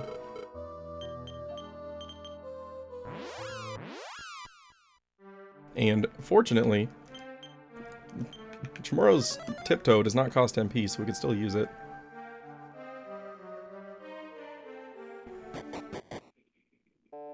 Because it'd be very bad to run into an enemy on the way there. Could you imagine? I got 1 MP or 1 HP and 0 MP. So we get another wing out of that cabinet, which we're going to be using to head to Ghent once we get out of here. Hell Herb Hot Spring. So there's a current that carries you through here, and you want to get into this little tunnel here.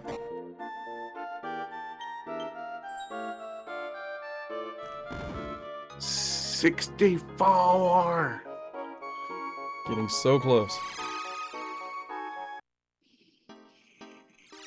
I'm so looking forward to you talking to the Metal King and him saying, hey, you have 69. I'm not. At least we'll know it's one of the last 10, though. Right.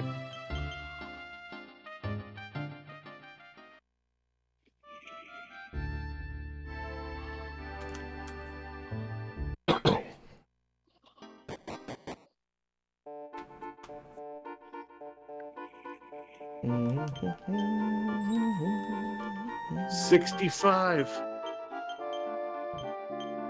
And a defense seed. Whoops. Don't talk to it, use the pipe.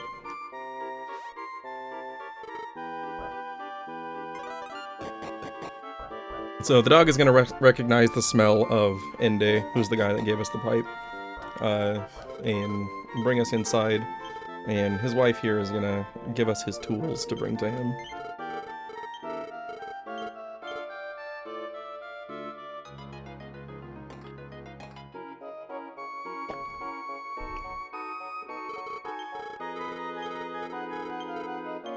You got Ende's tools.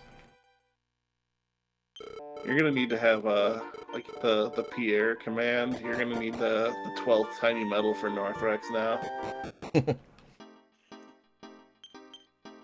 Alright, and back we go to the Dark World.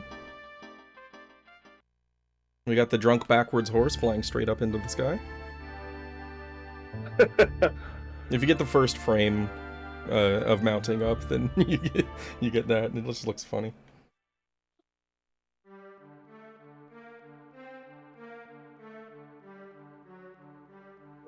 Yeah, we got a couple good races tomorrow.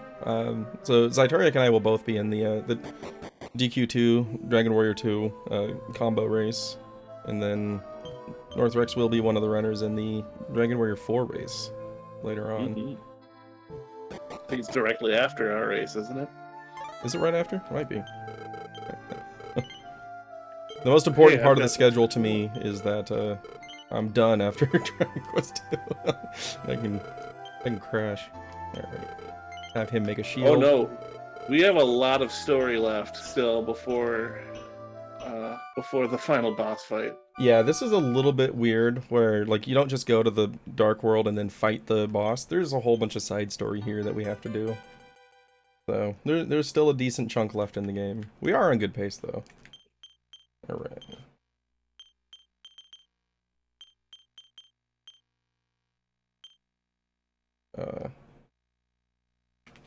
Tomorrow. Oh. I was like, why am I missing a defense seed? Because it's in this pot.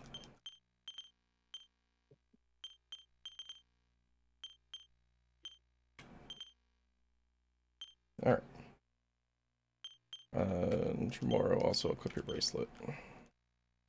Before I forget. And now the curse is lifted and everything's back to normal. Well, as normal as things can be in the Dark World, I suppose. Yeah. But we've got our HP and our MP back. Now, the reason that we used so many seeds in that basement is that while the curse is active, it won't actually give you the dialogue that tells you how many points you gained from a seed. So it's just faster to use them there instead of normally. It's a minor optimization, but it adds up over the course of a long run like this.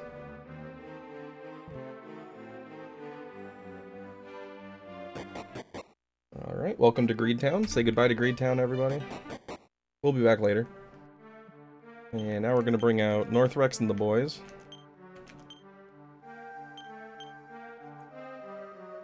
Those are metal slimes. Or metal babbles. What? Every time we say the boys, Oh. it usually means... Now these are the good boys. Not the enemy boys.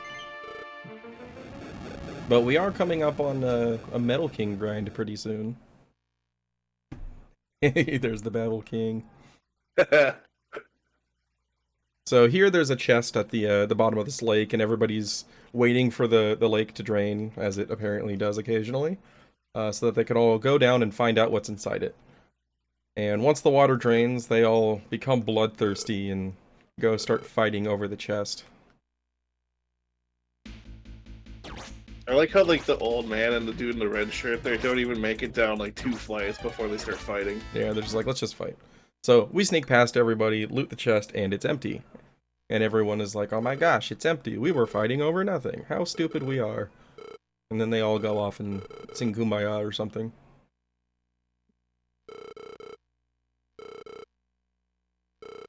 It's like it's an allegory for real life. It's an allegory for Twitch views.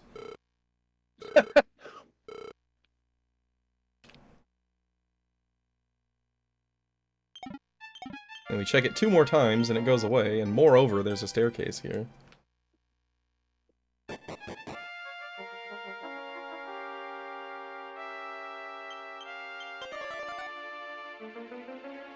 Is there a point to all this? Not really. It gets us through to Prison Town, which is our next destination.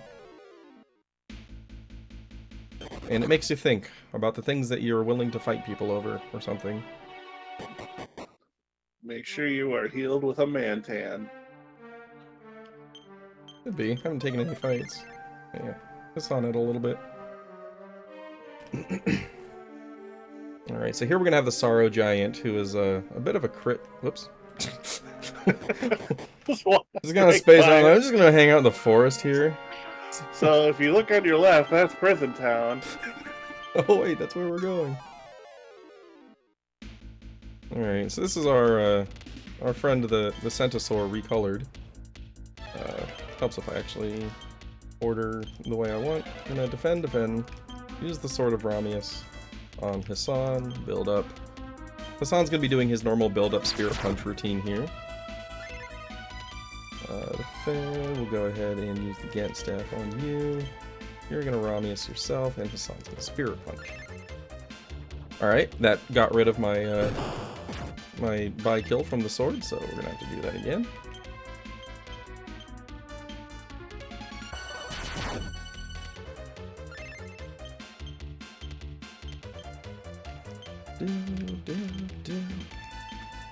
Give me a big punch, Hassan. 658, good hit. Nope, you just swing. You build up.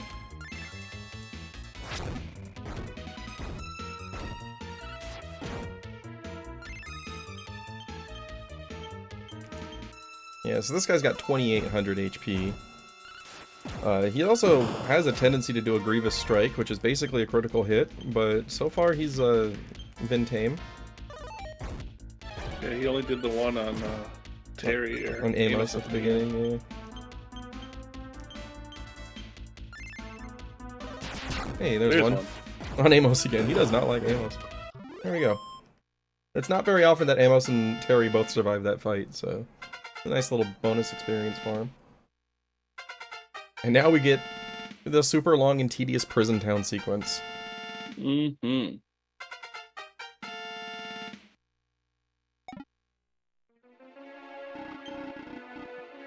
We just received Tiny Metal 66. 4 to go.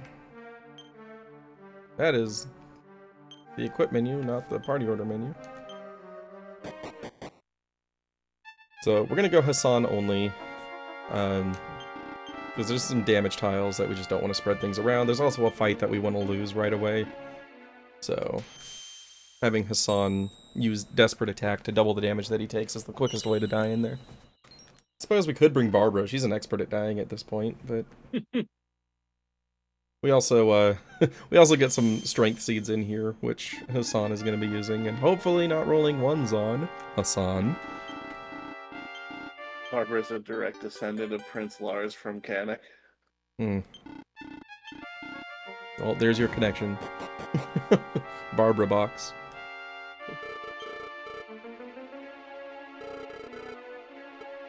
Alright, so we come in here, we get taken to jail, but the second guard up there also let us know that the prisoners are revolting, and he gave us the Rugoku key, which is actually going to allow us to just leave our cell. So unfortunately these people don't do anything to like confiscate our items or check our pockets or anything. Well, I'm not sure if Hassan has pockets.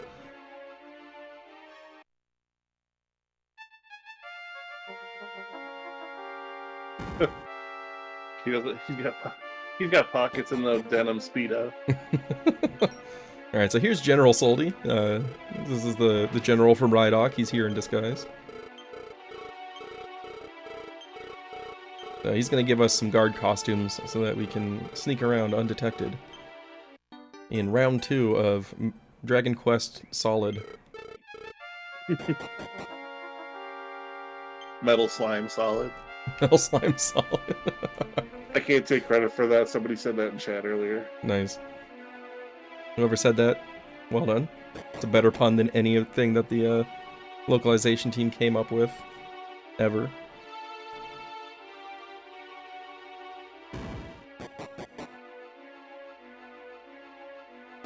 Yeah, we fight our way into prison, and then we're gonna fight our way out of prison. I wanna go this way. And then we're gonna fight our way back into prison. Excuse me. He started moving away right when I tried to talk to him. Makes about as much sense as Final Fantasy 1, right? send Garland back in time so he could send the fiends forward in time so they could send him back in time so he could send them forward in time. Yep. At least Akbar's not going to knock us all down. That would be too much. Man, my pun meter is broken today because Vim has got it. Metal Slime Solid's brother is Liquid Metal Slime.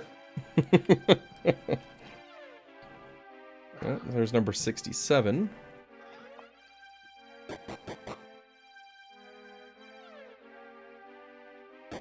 We also picked up a shield there that we're going to sell, as well as some bonus gold.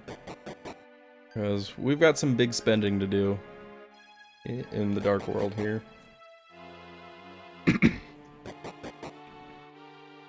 Sure do. Alright, we're done with our disguise. Take it off so that she will talk to us here. Just kind of helping coordinate everything. Go talk to the merchant dude up above.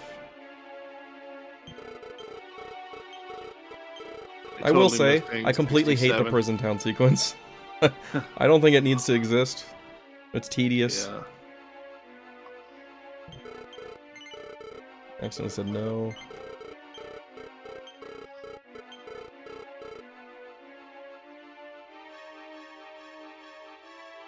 Yeah, and basically we're just here to kill one of Deathmore's generals and get the Orb of Truth, which allows us to access the final area of the game.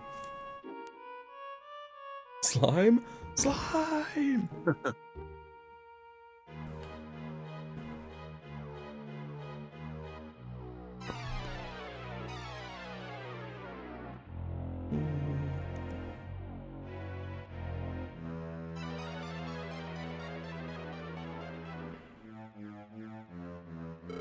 Hey, I hear there's a revolt here. Hey. Nice slow camera panning. That's Nice. the most like impatient I get at the beginning of a Dragon Warrior 2 run is because you see it like it pans and follows the king going down to the first floor, and then you have to wait for it to like recenter on the hero. Yep.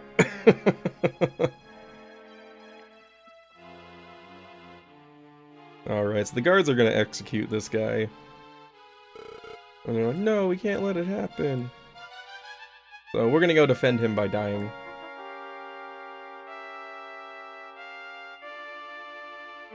This is very similar to the fight at the beginning of Generation 2 and Dragon Quest V, where you're protecting Maria, where you can technically win the fight, but it's faster to lose.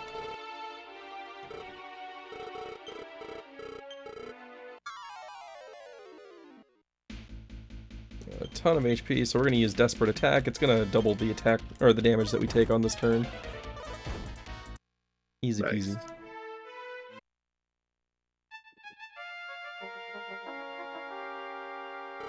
And we get thrown back into our cell.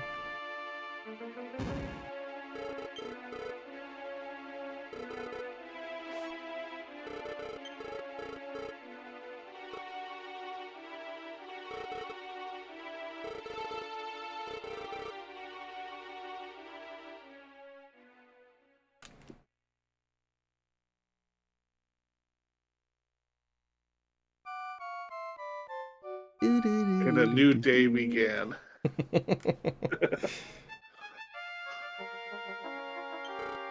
Alright, and now the revolt is in full force.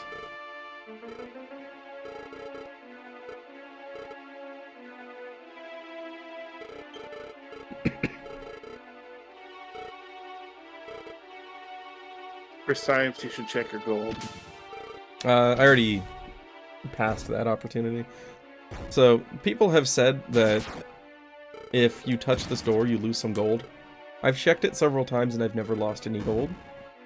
So, I don't know. I remember seeing it like a couple minutes ago. That's why I was like, I probably would be able to tell you if you lost any or not. Yeah, I talked from far enough away that I didn't touch it though, so Oh. wouldn't be able to check it.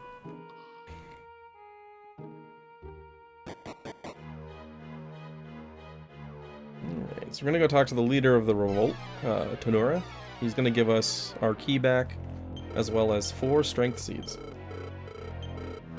How nice. I'm excited to get 4 total strength out of this.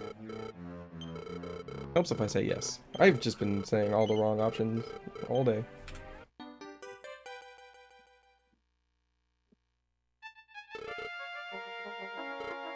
Let's go! Ah! Let's go! Alright, strength seed number 1 is a 3. Nice. We're already overperforming 2. Good enough. 1. Let's wrap around and get a 4. What do you say? Nope, 3 is good enough. I'll take it. Total of 9 out of the 4 seeds. Not quite the 12 we got yesterday. Yeah.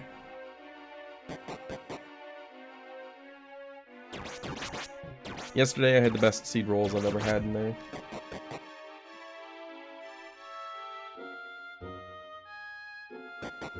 But I mean, it was a really solid like start of Dark World until Deathmore. it really was. Like, things were amazing until Deathmore happened. Alright, so now we're gonna do some shopping here. But first we're gonna go bug a rich man to give us his dragon robe.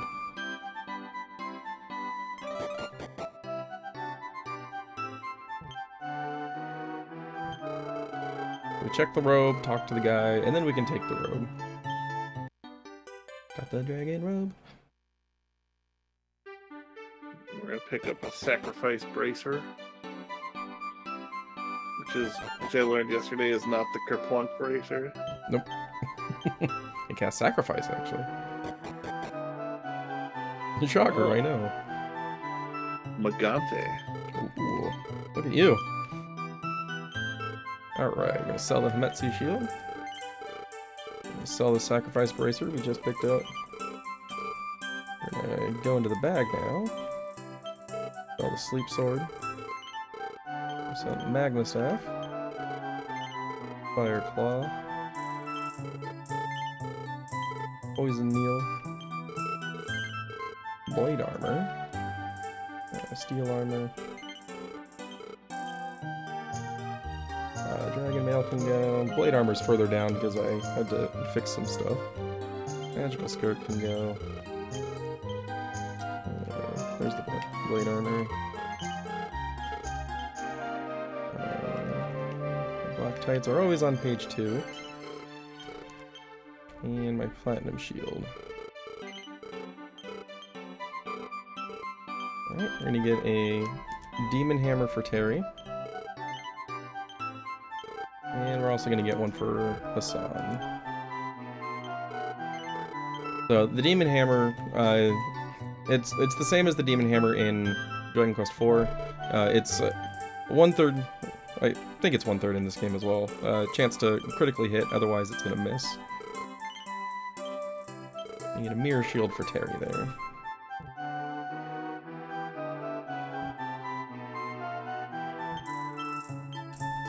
And you're gonna equip your dragon robe. I might be confusing things, but was there one where it's like 1/3 chance to crit, 1/3 chance to regular hit, and 1/3 chance to miss? DQ3 has like a 1 in 8 chance to miss, 1 in 8 to crit, and then 6 in 8 to just normal hit. I believe it is. Yeah. Oh. So, similar concept, basically. Alright, I need to check something, because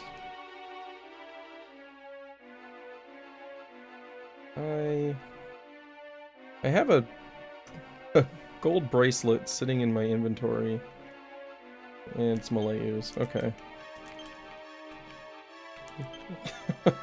I've seen it a couple of times throughout the run, and I'm just like, why is this here? It's because Malayu's not wearing it. Silly Malayu. We're gonna want that later. Silly Malayu. Tricks are for kids.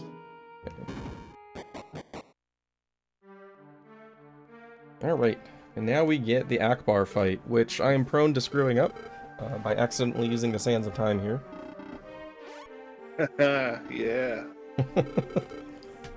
So unlike other games like Dragon Warrior 4, for example, where you can use the sands once per fight, in this game it's once and it's gone. So we're gonna try to confuse Armor B. Alright, it worked. And he broke the confusion on himself immediately. Wonderful.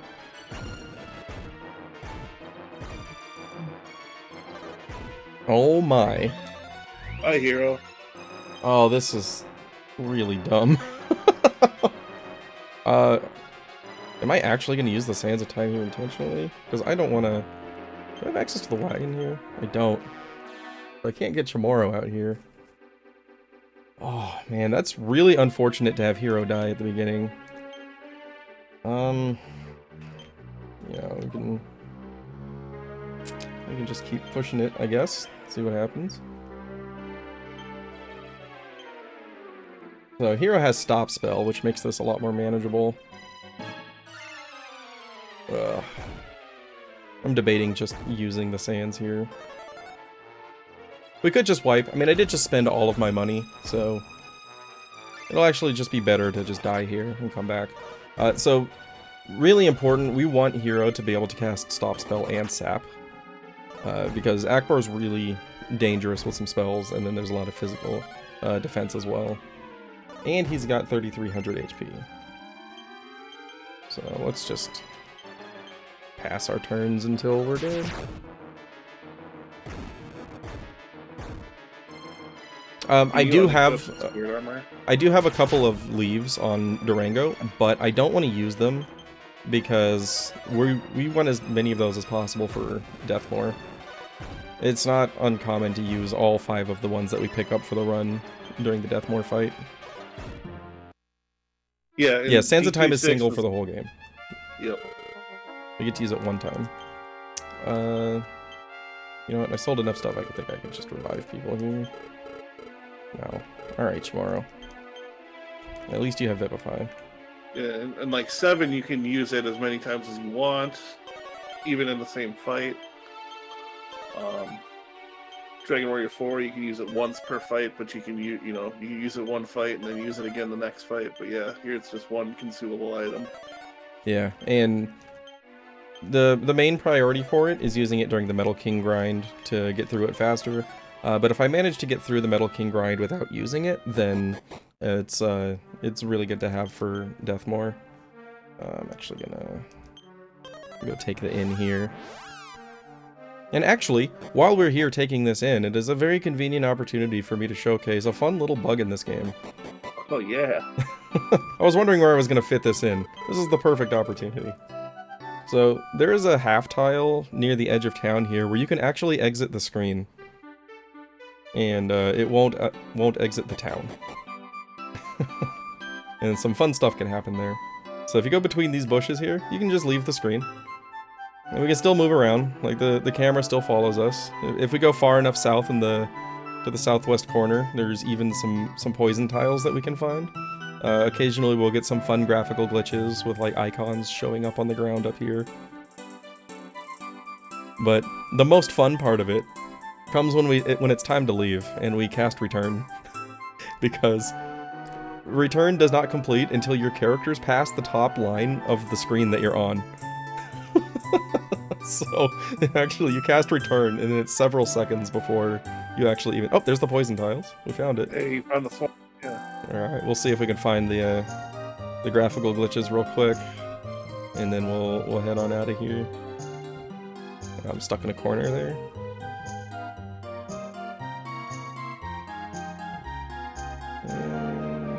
Okay, cleared that corner. Yeah, this is the ultimate dark room. I'm feeling my way around, looking for spots where the camera stops where I don't expect it to. Alright, well it doesn't look like we're getting the graphical glitches, but now you can go ahead and start your timers to see how long it takes for us to return.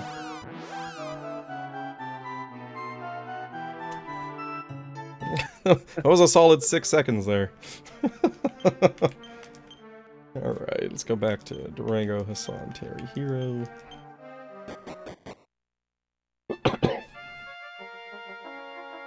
Oh, there is a timer on the screen. What do you know? Professional speedrunner, everybody. Yeah, it was your backup timer. Yeah. This is the second If we timer weren't we've so had. prepared, we wouldn't be having that right now. Yep. So we started out with my actual live split timer, which has a tendency to freeze up for some reason. We've never figured it out. But, so I had this backup timer that I started at the same time.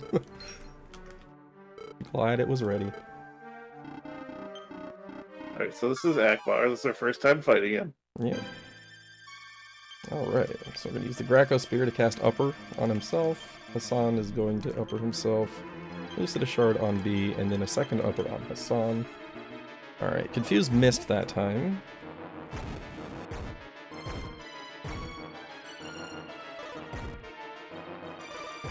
Okay, fairly tame turn 1. We can deal with that. I'm gonna go Ramius on Hassan. He's gonna build up. We're gonna play it safe and Gent Staff Hero. And we're gonna go for the stop spell here. Now, more often than not, I am gonna end up using the World Dew on this fight, just because there's so much damage.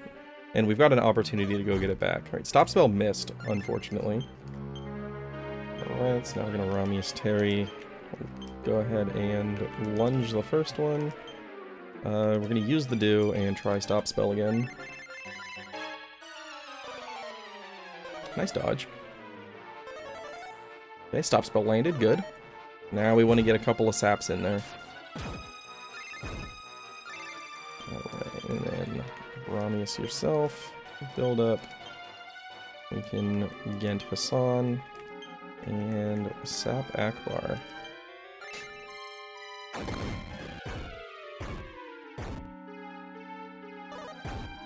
Oh boy. Alright, this is okay. This is fine. Get rid of that armor. Go for a second sap. He's the second one on the screen, so I hit down to go to him, but he's at the top of the list. So, Hassan has a lot of self-healing here. Ooh. Okay, so we're doing this with one sap. That's fine. And Durango has the Shield of Strength, so this actually is not as bad as it looks. We're favored to win this fight, it just might take a while. Alright, do that again. And Hassan's gonna do normal attacks instead of lunge, just that he's not taking the recoil damage since we don't have Against Staff. Okay. Whoop, that's... And he's also equipped with Sword of Miracles, right? Yeah, he has the Sword of Miracles and the Spirit Armor as well. Here I accidentally hit lunge, so silly me. That's Luckily building. you're in a good line. Yeah, we were fine for that.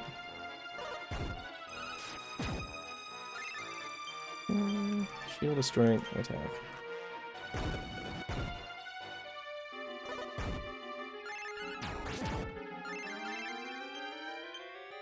Man, he's hitting so hard he can just like replenish all of his own health. Yep.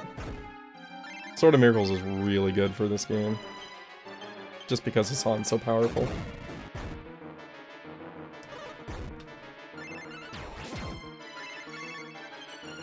Yeah, so when I have opportunities, Durango is going to chip in some damage. But for the most part, he's just there to heal himself and soak some hits.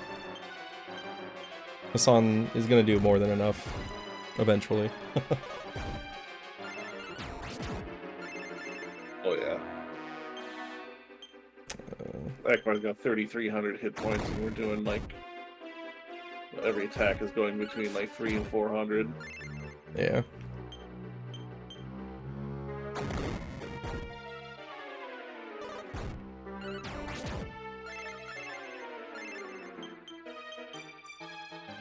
Get a Durango hit in here, since HP was looking okay.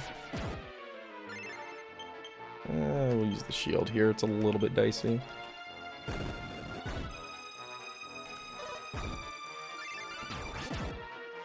Easy game.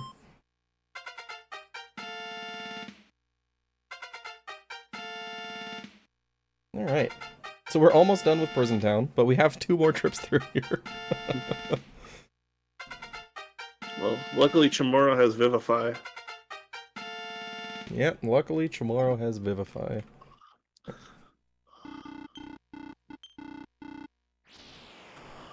Yeah, so he drops a silk tuxedo there, which we're just gonna sell. Alright, Shimoro, show us what you've got. First try. Back to average. Alright, back to averages if you get this one. Nope, okay. 3 fails in a row on a 50-50. We like that. There we go. There we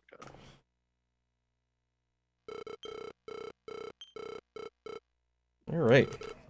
Now everybody's happy. The slave revolt is complete. Akbar is dead. And we can go celebrate. Or something. Sing Kumbaya. Yeah, sing Kumbaya.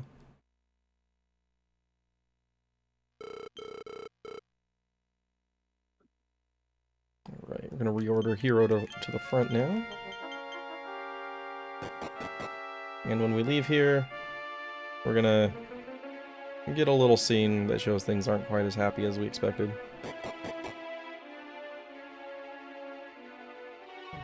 Ooh.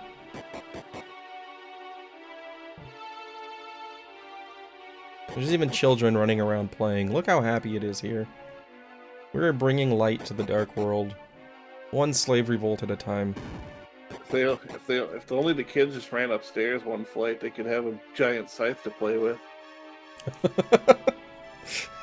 I think that's why their mom has them downstairs. Could be.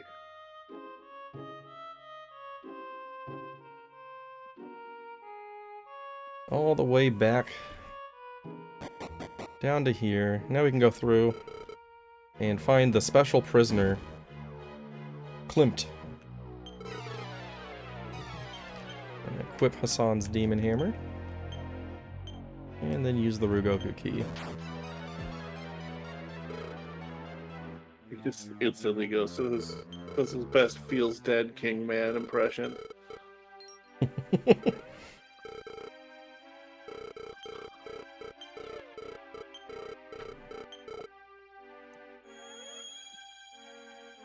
I don't remember which ones Red Fang and Blue Horn were. But I would be surprised if they were unique to 8. Most things have been reused. 11.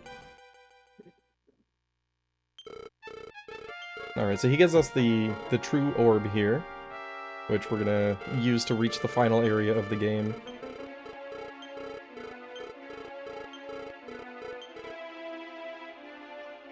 As opposed to the false orb that makes you reset and start the game over. Exactly. That's exactly how it works. It just sends you back to the beginning, you wake up falling out of bed. Tanya's like, what happened? You scared me. No! All your save files are wiped. Dragon Quest, not Neo, okay?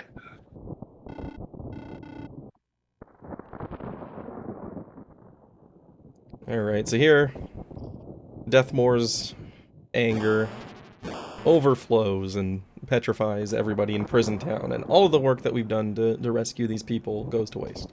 So, I'm really glad that we spent the last hour doing this. It was totally worth it, but at least we have the true orb now. That guy got turned into a cat. I don't know why he didn't get petrified.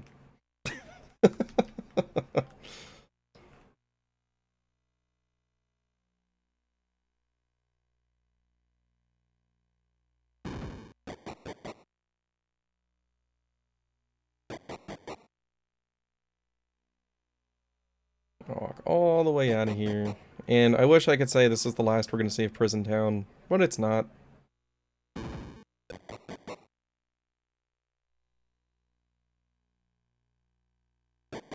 Was it a punishment? I don't know. Some people are into it. Oh, that's Vivify. Or one tiptoe. Mantan time. Gotta be a fish. You know what? Depends. Could I be a shark?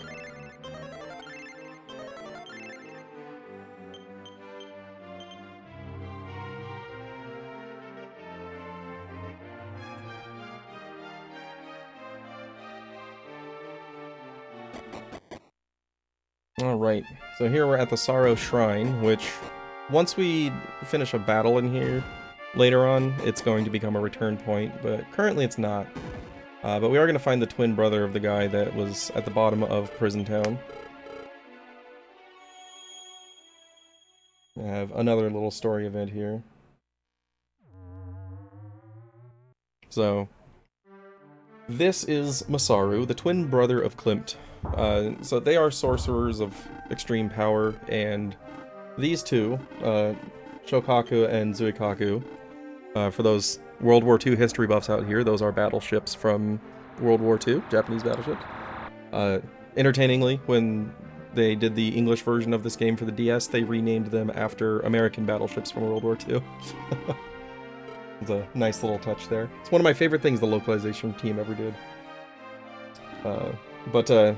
Yeah, they're trying to get him to give them their power or something. And so they keep showing him visions of his brother being executed to try to torture him into helping out. And he's losing his resolve to continue resisting. And now we get Chamorro's hero segment where he gets to go into the prison town all by himself. Go forth, Chamorro, and pick up some seeds. Go get him tomorrow. He's getting a Mystic Acorn there for more MP. He's also going to get an Agility Seed and a Life Force Nut.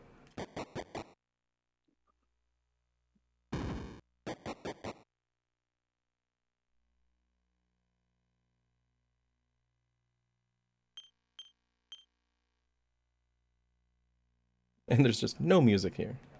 But at least the puppy's okay.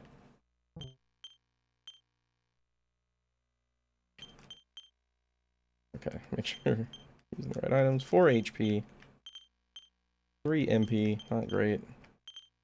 And 3 Agility. His Agility Seed rolls have been very good, so we've got a good shot at him outspeeding Deathmore.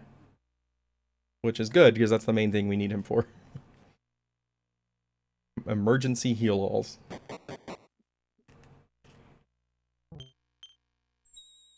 Hopefully that's 68. Sure better be. Alright, so now we have freed Klimt. And now we can cast outside, right? Wrong. We get to walk all the way out of Prison Town. From the furthest point in. Really got our money's worth out of this town.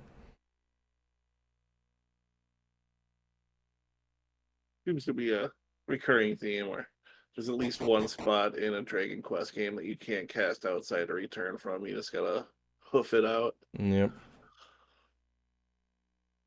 I think this might be the worst offender, though. There's just so much to it. Oh yeah, and you're not even gonna be like threatened with like random encounters. So what was the point of actually having to hoof it out? Yeah, it's just time padding.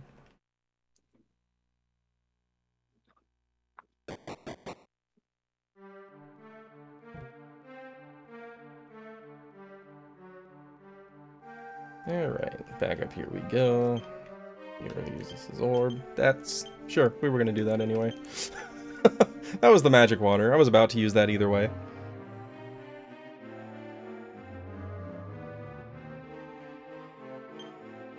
Alright. Rango, Hassan, Terry, Hero. We go back in here for a boss fight. It's gonna be the Stone Man and Boss Troll that were taunting Masaru earlier. They are a very scripted fight. Depending on the targeting in the first round, it can be a little bit sketchy, but the Boss Troll is gonna die pretty quick, and once he's out of the way, it's pretty straightforward.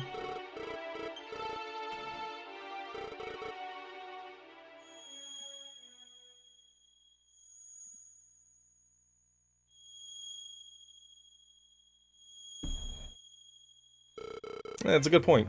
It makes sense that outside can't be cast from jail. Alright.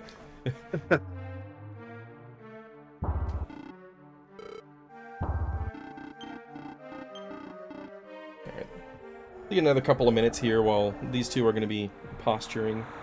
They're showing him another vision of his brother being executed, but we show up with his brother and it's like, hey, he's fine.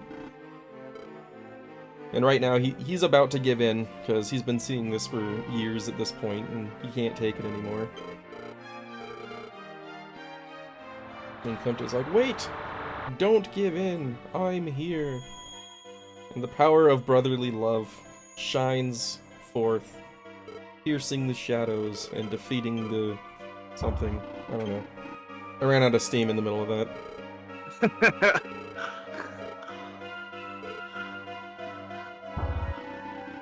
Stomp. Stompy stomps. Somebody needs to tell Socrates to settle down there. That's the great thing. All of us can tell him that.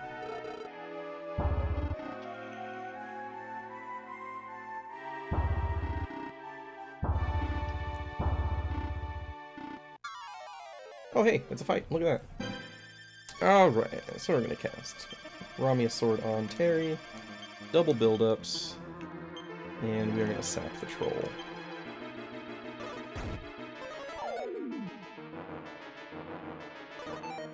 Nice miss there. Woohoo! Alright, well that makes things pretty stable. We're not gonna lunge, we're gonna do that, and we're gonna sack the troll again.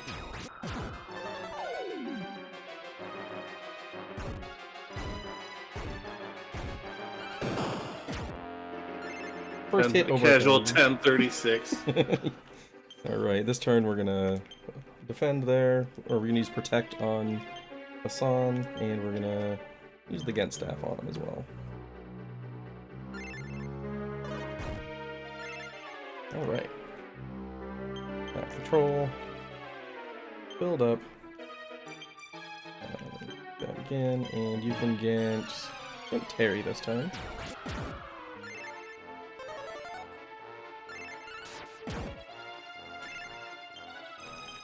Did it heal more? Yep, that's just a heal more. Not too big of a deal. Imagine if they had heal all. I would hate that. Don't hit Terry. Or don't hit him hard, I mean. Alright, we're fine there. I'm just gonna do this. We'll do a Shippu for a quick attack. Priority move. Alright. Rolls out of the way.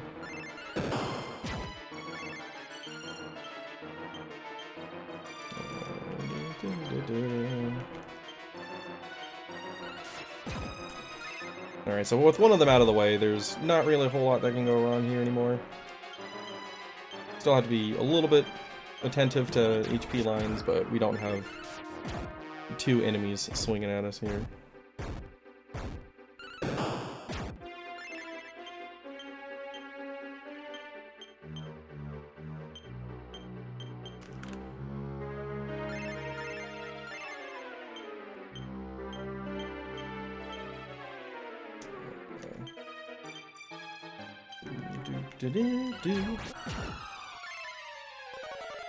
Heal more.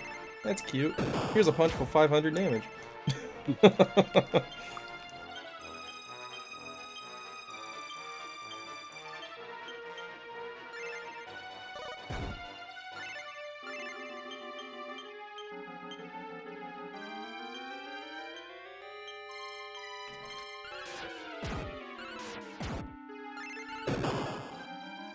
Oh, you missed. Hassan, that's not how we deal damage, bro. Throw a Fire Claw in there to make up for it. Big 33 damage.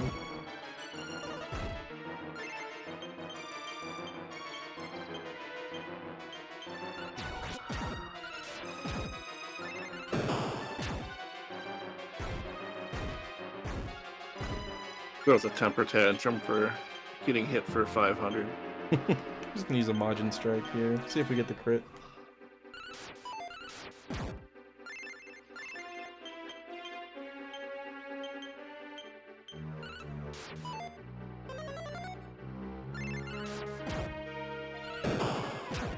Goodbye. You sunk my battleship. Aha!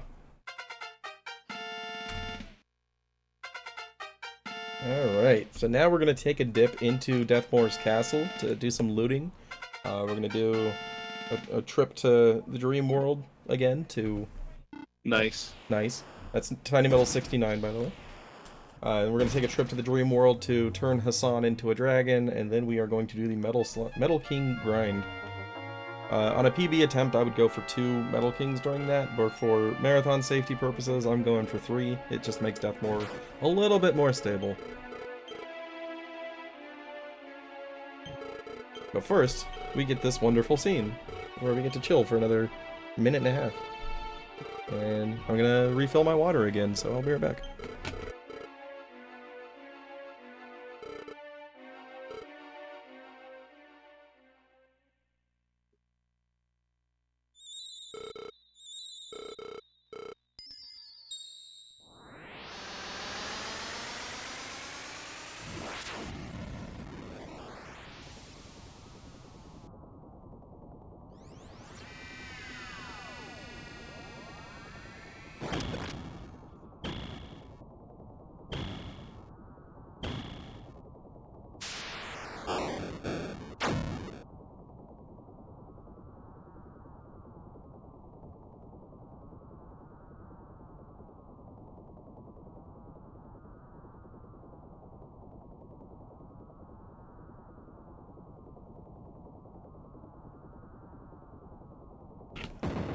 Alright. King Metal Slime looking out his vista, indeed. Hoping to be critically hit.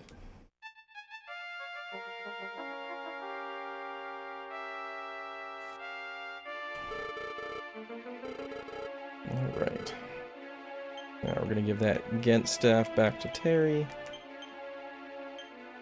And give the Graco Spear to Terry. Terry's gonna equip his Thunderbolt Sword. He's gonna give his Demon Hammer to Durango. Hero's Agility Ring. Oh. Tomorrow.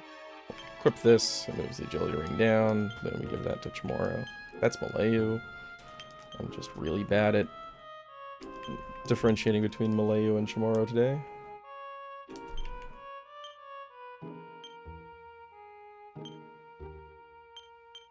And move the Sands of Time so that the Gent staff is where I want it to be. And then head on outside. So this is Deathmoor's castle. We're not here to fight him yet, we're just here to loot and plunder. And again, Hassan is so strong that we're just sending him in here by himself to do this. He's not even at full HP. He might die, and it's usually not a problem. Hey look, it's Northrex. A Northrex and two Northrexes appear. That needs to be a trivia question type, like, joke set up for Kirk Buzzer.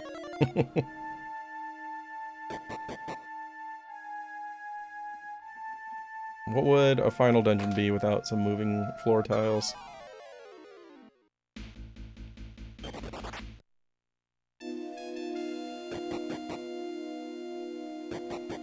That looks suspiciously like a Hork pit. Don't think I want to spend any time there. Alright. Whoop. Get a Demon Spear here. That's going to sell for a good chunk. This was the burden of responsibility, the mantle that you took up when you created the Kirk Buzzer command. It's true. You chose this path, now you must walk it. And here we get this conveniently placed heal tile, which actually makes, if you need to, like, casually, it makes grinding for the end game pretty convenient, because you can just sit here fighting the strongest encounters in the game and not having to leave to go to an inn. It's all PM's fault. I can accept that. That's usually true.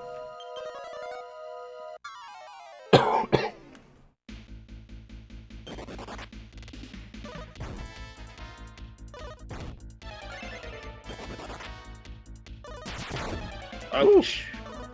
Big ol' hit Hi, there. Hassan. Good thing Chamorro knows Vivify. It's okay. Tomorrow has Vivify. Good thing Chamorro has Vivify. Yeah. Come on, tomorrow. I'm done pounding that meme.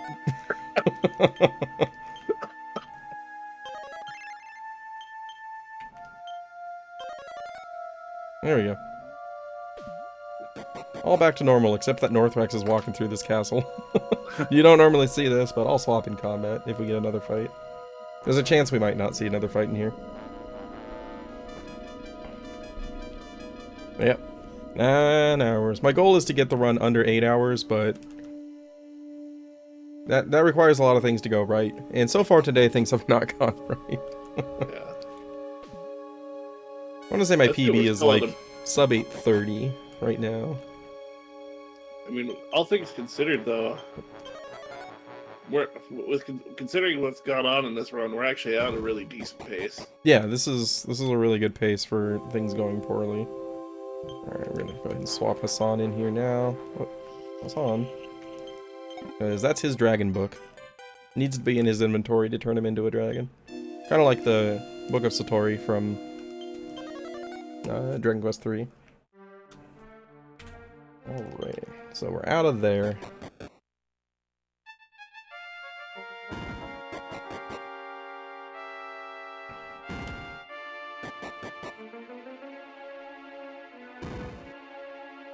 So this hole leads us back to the real world, conveniently. So we just walk past our friends, the twin brothers, and jump into a pit. Return to Languedoceo, grab the stairs to the dream world so we can go to Dharma. But first we're gonna swing by Zenithia and get our world due back, as well as our final tiny medal. Would better be our final tiny medal. If I haven't made any huge glaring mistakes, it will be our final tiny medal.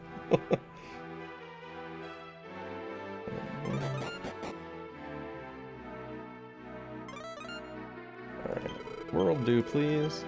Thank you. Do the do.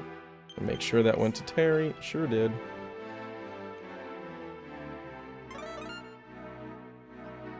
Yeah, 9 was released on the DS.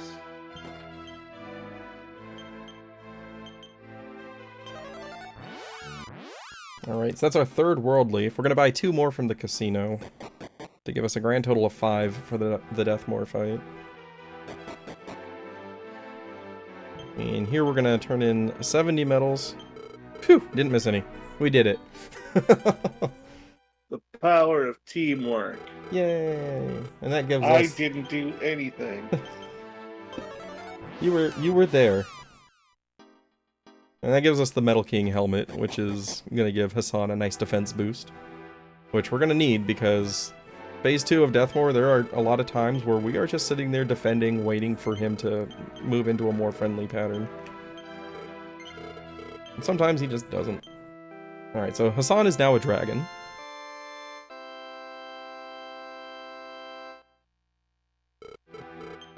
He's a master dragon. He is a master dragon. Alright, equip the Metal King helmet. Amos is going to put on his bracer. So this bracer makes it so that if... when he dies, it's going to bring everybody back to life and full heal them, and then Amos will die. But that's fine. His whole purpose in the final battle is just giving me a reset in case things go really poorly. It's really nice to have it because it makes it so that in Phase 3, we can go completely unbridled aggression and just try to kill the hands as quickly as possible, knowing that we're going to get a full revive shortly after that anyway. So we can get through the most dangerous part of that fight a little bit better. Alright. Hey, Error. Ew. Do you like dragons? I do like dragons. Me too.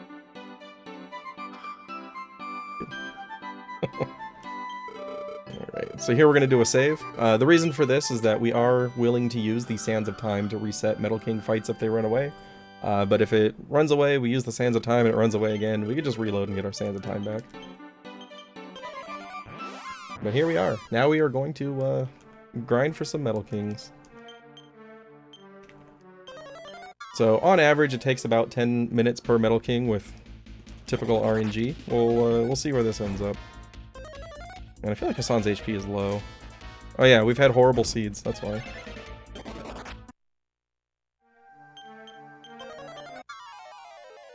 So we are here until we kill 3 Metal Kings. Hi, Centasaurs. Go away, please.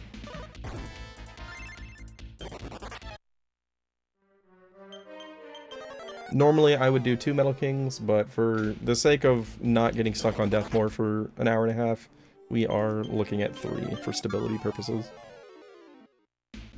Hey, there's a Metal King. Hey. And it's an ambush. Oh, preemptive attack. Alright, so we have Demon Hammer, we have Majin Strike, and Demon Hammer. So all 3 of these are a 1 in 3 chance to crit.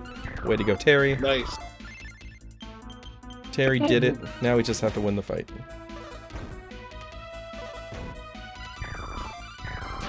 Okay, landed one of those. So I'm going to go ahead and bring in our good friend Barbara. Hassan's going to protect. We're going to attack, and Medante.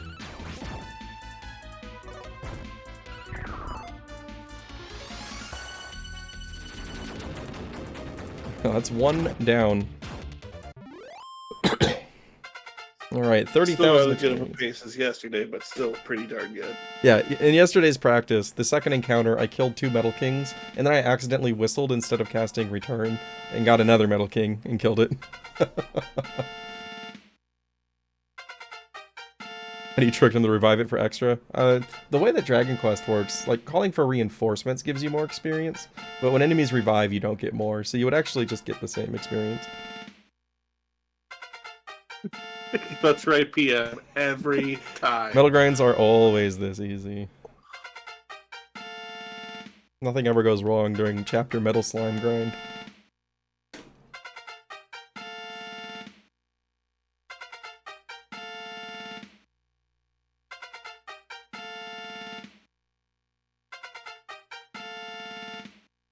Yeah, when I did my DQ5 solo hero, I actually left my controller on turbo overnight fighting goopies, so that they would keep summoning more. And that's actually how I found out that there's a cap to how many reinforcements can be called in a fight. Because the fight ended because they stopped being able to call for reinforcements. So I didn't get nearly as much experience as I thought I was going to overnight.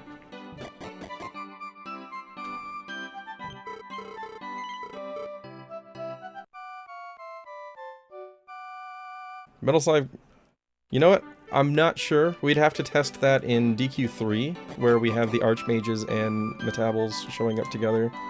We're gonna resave here.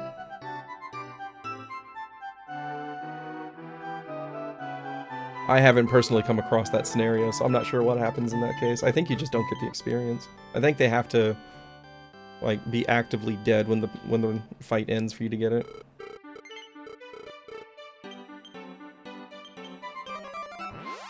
DQ8 it would still count? Okay.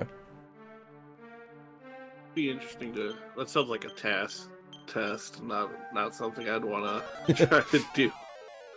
Yeah. Alright. Now we're a little bit beefier, so that's nice. And we're hoping to find 2 more Metal Kings. They can show up 2 in a single party. It is an option. So, hoping to get lucky. Hassan looking out his window, hoping to get lucky. Wait. Never mind. Hoping to find a Metal King. Along came Barbara. Hey, it's a Metal King. Alright, stick around, please. Alright, he ran away, so we're gonna use the Sands of Time here. Bring him back. It's nice to have the Sands of Time for Deathmore, but it's better to be done with this grind. Really, the only thing that it saves you on Deathmore is the run back, which isn't the worst thing in the world. I'd rather not spend an extra hour grinding these. Alright, and since it ran away again, we're going to reload the save and get our Sands of Time back. It's a legitimate strategy. Alright,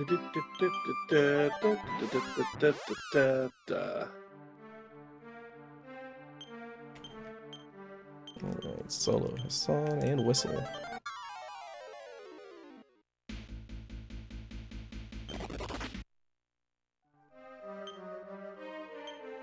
That's not Barbara.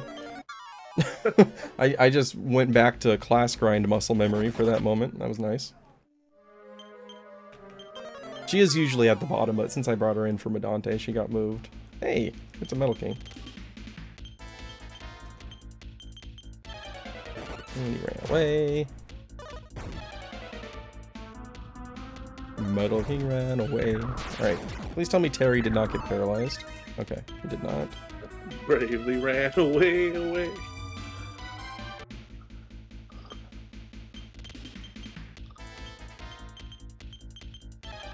Alright, he's still here. There we go. That's 2 Metal Kings.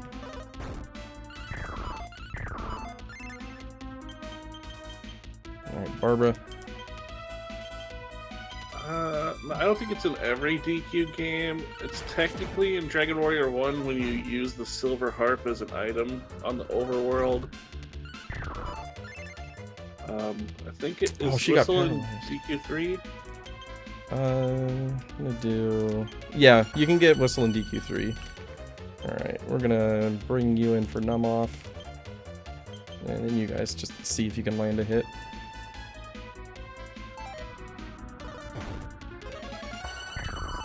Stop paralyzing my Barbara.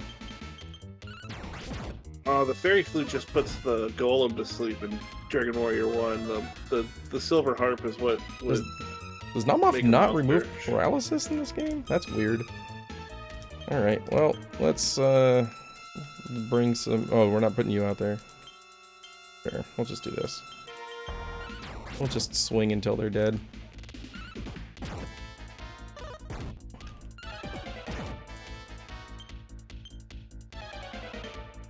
Do you have... Yeah, you have your Fire Claw still.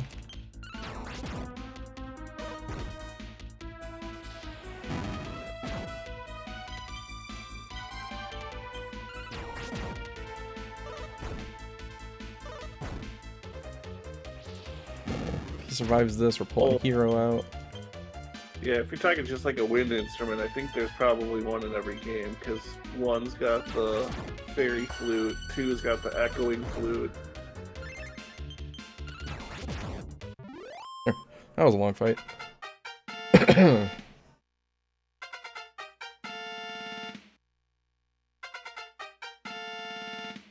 was 2, right? Yeah, Yes. that's 2. Okay.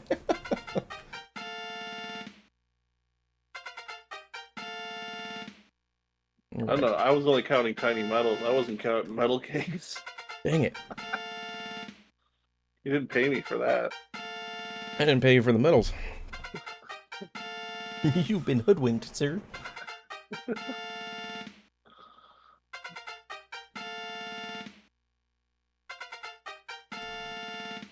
Counting to 2 is very hard. No, even harder, counting to 3. It's 50% harder than counting to 2.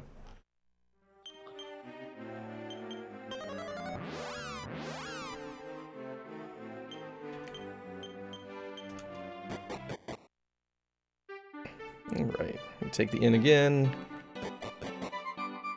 Actually, the inn doesn't matter because we didn't use Medante. We're just gonna save.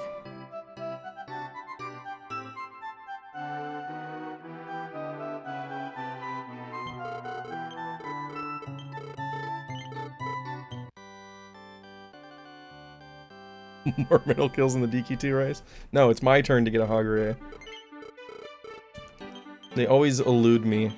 It's my turn. I get the metal slimes, but I never get the Hagus. Excuse me, my last run, or that last race, I had a 0 Hagu run.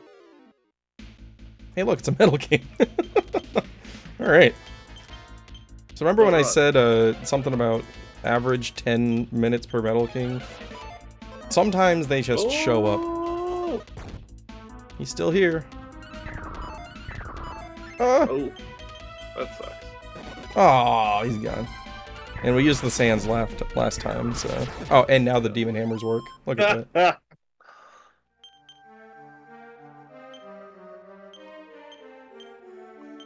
I bet he moved to this tile.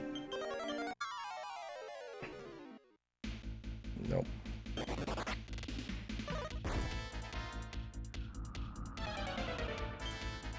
It's okay, this grind is part of the, part of why the estimate is what it is, so...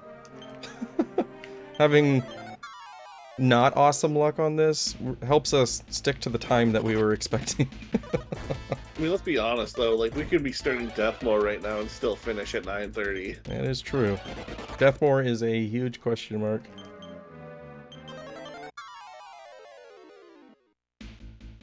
Hey, look, it's a Metal King. Definitely seeing them at a higher rate than I normally do. Oh, Terry got the outspeed, but it didn't land. And the Demon Hammer works again. Go figure.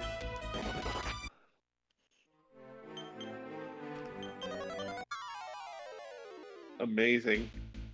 Hey, look, it's a Metal King. So it's not uncommon to go 10 minutes without seeing a Metal King. So the fact that we're seeing this many is really nice. And that they're actually sticking around to at least be swung at. Yep. Nice. There you go.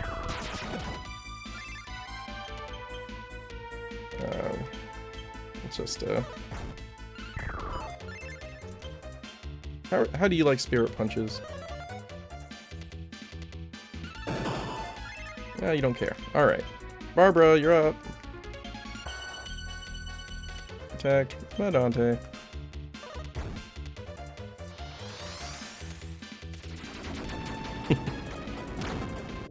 Yeah, PM and King Cure Slimes are an iconic duo. Alright, so that's 3 Metal Kings. We're done. We can go fight Deathmore now.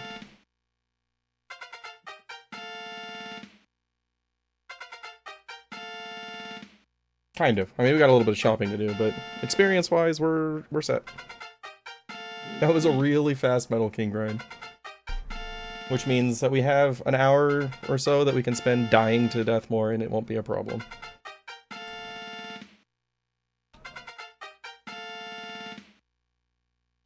Yeah, just get lucky as Plan 8 with Dragon Quest speedrunning.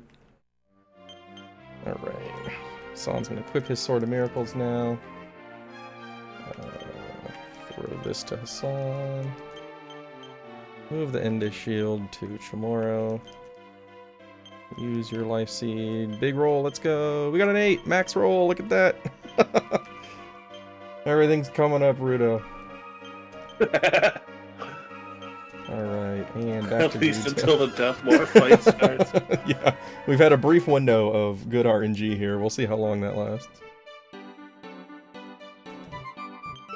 Alright, I'm gonna sell Durango's Shield of Strength here. And his Dragon Killer.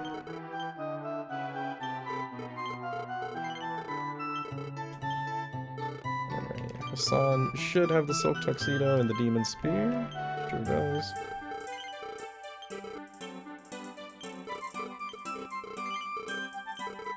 Sell his Demon Hammer and the Chiryoku Helmet.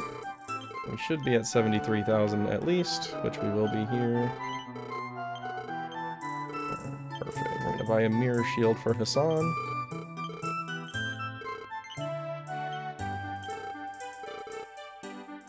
Thanks for your purchase. You've won a lottery ticket. Wait a minute. Take it back. I'd rather have 53 gold, sir. No, you gotta keep it and give it to Anatoly for tomorrow. Alright, so we're gonna swing into the casino here. Turbo too far through this menu. And we're gonna get 40,000 gold spent on 2,000 tickets. And then buy 2 world leaves. First one to Durango. Second one's going to Terry. What's funny is earlier in the run when you said you loved the fashion show music, I was thinking this would be perfect for the casino music. I was spot on. You were.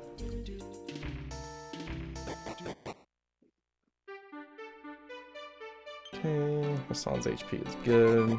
Equipment should all be correct, and we're doing our final safety save for the dive into Deathmore's castle.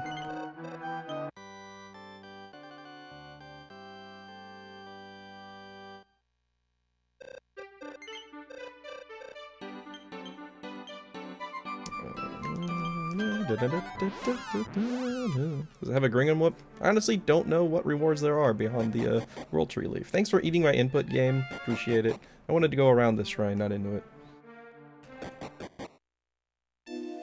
Alright, so now we really enter Deathmoor's castle with the goal of defeating the final boss. There's Go, going to be Hassan. one tiny detour that we take, and that's to pick up the Metal King sword. Correct. Yeah, the Sword of Miracles is mostly what Hassan's going to be using, but they're during Phase 2 and the beginning of Phase 3, we are going to be using the Metal King sword to push as much damage as we can.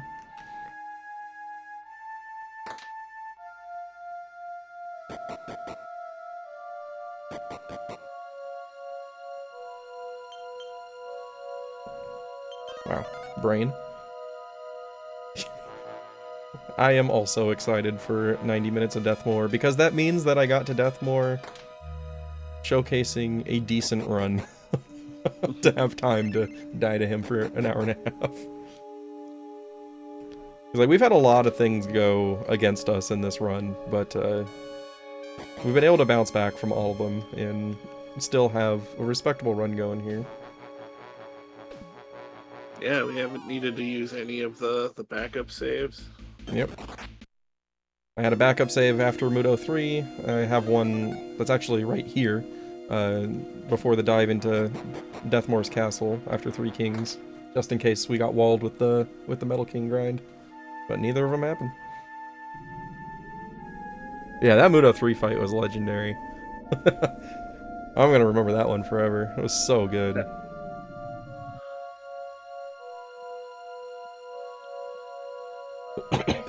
It justified my strategy of protecting Malayu's MP going into Phase 3. It finally paid off.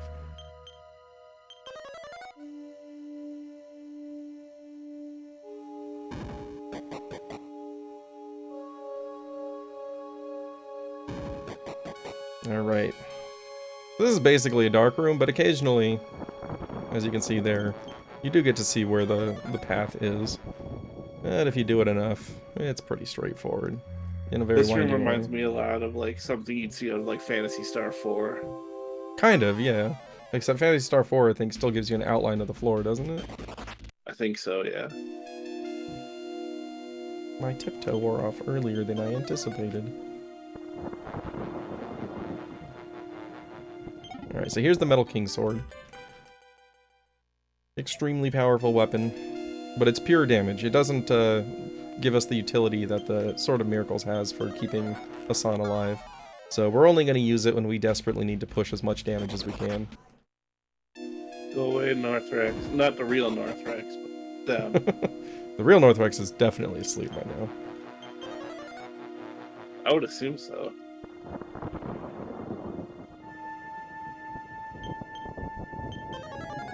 He's got a big race to get ready for tomorrow night. Sure does.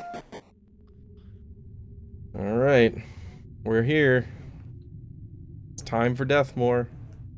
Confidently not checking my inventory.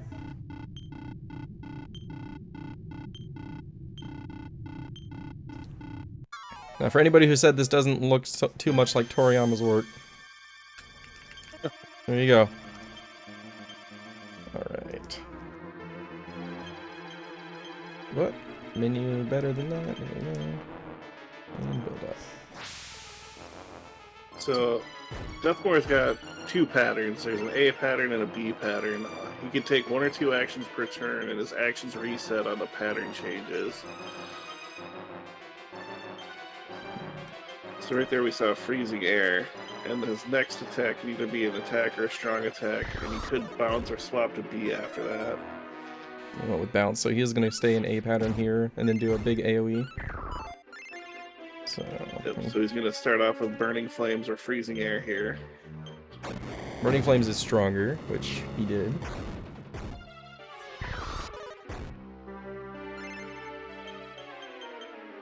Nope, not Barbara.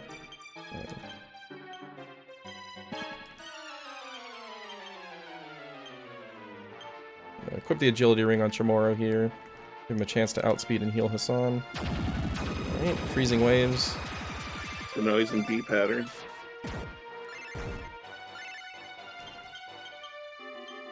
I'm actually going to leave Terry out here to use the Ghent staff. I need to recast by kill. So he might go into A pattern after this action. Yep, we're back into A. If Chamorro had been out, he would have died right here. Okay, Gonna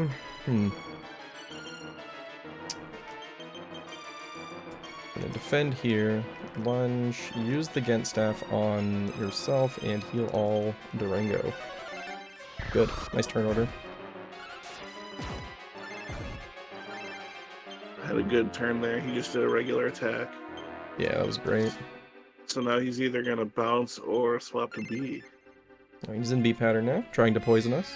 This is why we got the antidote way back in Monstora. Okay, so he's got Explode at here, and he might go in... Oh no, that was the orb. So he's gonna either meditate or go into A pattern here. Looks like he poisoned Terry. Yeah, I think we're gonna do this. There's a lot of decision making on this fight, and you never get to know if you're making the right decision until it's too late. Ah, bad turn order. Terry's very fast and usually goes first here, but it's okay. We have 5 world leaves specifically for this. Okay, I'm gonna have to risk bringing Chamorro out here for heals. I'm gonna use the leaf on Terry. Build up and heal all on Durango. Come on, Chamorro. Put those agility seeds to good use. Okay. Right. Good turn order there. Alright, if we get a good turn order and he doesn't do too much, then this will be a good transition into phase 2. Wow. Or he can meditate and delay us a turn. So if you're wondering what's going on with Hassan, like going up and down, he's using the Sword of Miracles, so he's getting healed from that. Then he's taking his recoil damage. Nice. And then at the end of the turn, he's getting 50 back from his spirit armor. Alright, Demon Hammer coming through. Good job, Northrex. You did it. Going into phase 2 now. This phase can be pretty scary. Especially if you go into it at low health, but we're in good shape health-wise here. Alright. So we're gonna Sword of Ramius on Hassan, switch him to the Metal King Sword, power up. We're gonna Gent on Hassan, and Hero is going to cast Upper on Hassan. So you wanna go ahead and explain what's going on in this phase, if you can? Yeah, so he's got, once again, he's got 2 patterns. He's got an A pattern and a B pattern. A pattern, he's got 1 to 2 actions per turn again, and his actions reset on the pattern changes. So basically we want him to stay in A pattern as long as possible, because that's when we can have our characters out attack him. Once he goes into B pattern, that's when he goes completely out of control. This is B pattern. Yeah, he does tons of AoE damage. And generally what you want to do then is just have Hassan out defending, and he's going to eat as much damage until he goes back into A pattern like he just did. And then we go back into attack mode. Okay. Actually, I'm going to swap this to Chamorro. Spear Punch, heal, and Chamorro go fast. Okay. Chamorro got really good agility seed roll, so he's got a good shot at outspeeding Deathwar in this phase. We've already got 2 uppers here, which is problematic. It's going to really slow the phase down. Actually, I'm going to keep Chamorro out there to defend and soak some hits.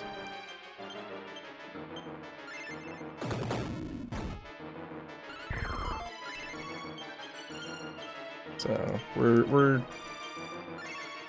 doing significantly decreased damage since we can't sap him here to undo the uppers, unfortunately. Heal more will be fine here. Big hit on Chamorro. There's the strong D.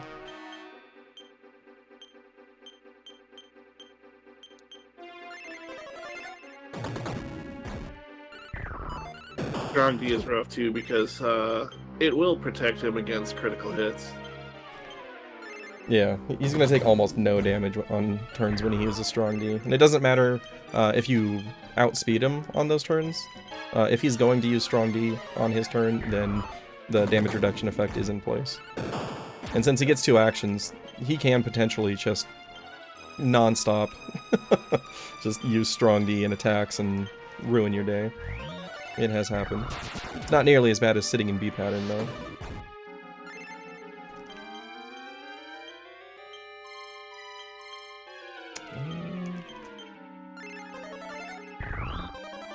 Okay, now we're into B pattern again.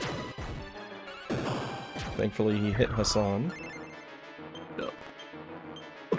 Get the party with the Rukanon. Alright, so this means he's staying in B pattern. Which means I continue defending. Staying in B pattern. This is what we don't want to see. Staying in B pattern. I'm gonna reset Hassan's defense because he's got more Rukanons than uppers at this point. Alright, we're back in A pattern. That's good. We need to refresh by kill because we did the equip glitch. Get another upper. Ow! That's fine. That's less fine. Tomorrow, get in here. Then Spirit Punch, heal. Tomorrow, go fast. MVP version tomorrow here. And into B pattern. Andy acted twice, so he got that attack off. Which hurts. Staying in B.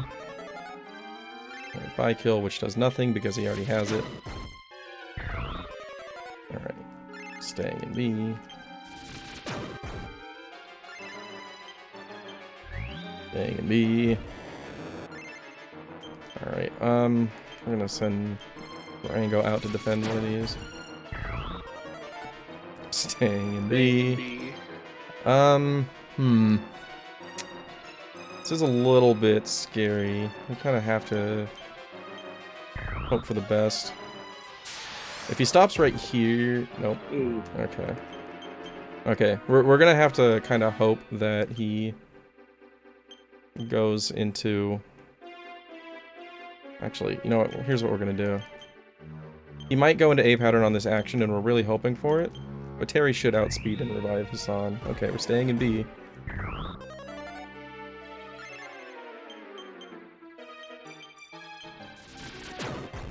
Feel free to go back to A pattern, sir. Anytime. He forgot that he's got one. We are in a B loop here, and this is not what we want. Oh my gosh. We're gonna have to try that again. Yep. The problem is that Terry only has... He will die. Terry's gonna die if he stays in this pattern, and Terry only has 2 world leaves, so Durango's gonna be responsible for the rest of the revives. Alright. Terry's gone. Oh dear. Alright, let's do Malayu. You know you're desperate when Malayu comes out in phase 2. Still in B pattern. He has not left for like 14 rounds. Okay, we'll do... Alright, Hassan, you're up again. Staying in B pattern. This is terrible. Okay, there's a chance he only takes 1 action here, so I'm gonna gamble with Tremoro's life. And throw a heal all. Staying in B. Nope. Alright, Tremoro's dead. Hey, we're back in A pattern. Is it too late though? Alright, we're gonna go... Terry... Oh boy, this is rough. So we have to hope that he does nothing this turn, basically, which doesn't typically happen. We'll play defensively, get Terry up, defend with Hassan. Okay, well, we're out of revives here, so we're gonna end up using... Amos. We're gonna end up using Amos's Bracer early. Which we don't want, but it gives us a chance at least. Alright. And we're back in B. Perfect. Alright.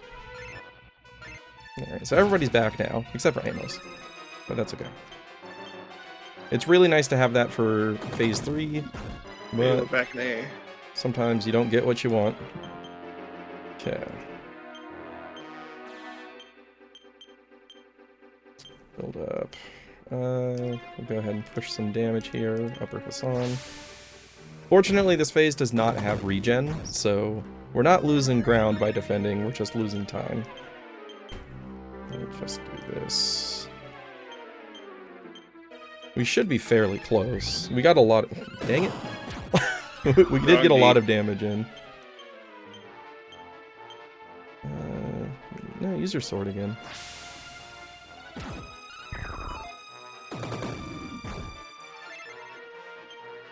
Okay, defend, punch, Gent.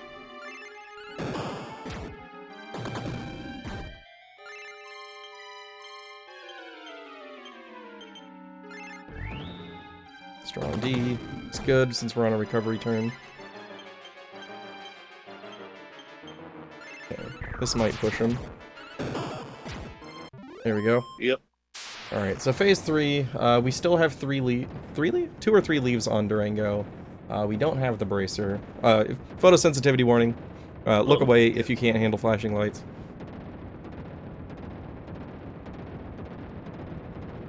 Oh boy, that was one heck of a phase 2. Yeah, this is the final boss. Now we're gonna have 3 targets. There's gonna be his head and his hands. Once again, we have an A pattern and a B pattern. A pattern is 1 action per turn with a 6-stage rotation. B pattern is 1 or 2 actions per turn. Once he gets about halfway down with his health, he can Medante us, which is very scary. Gent.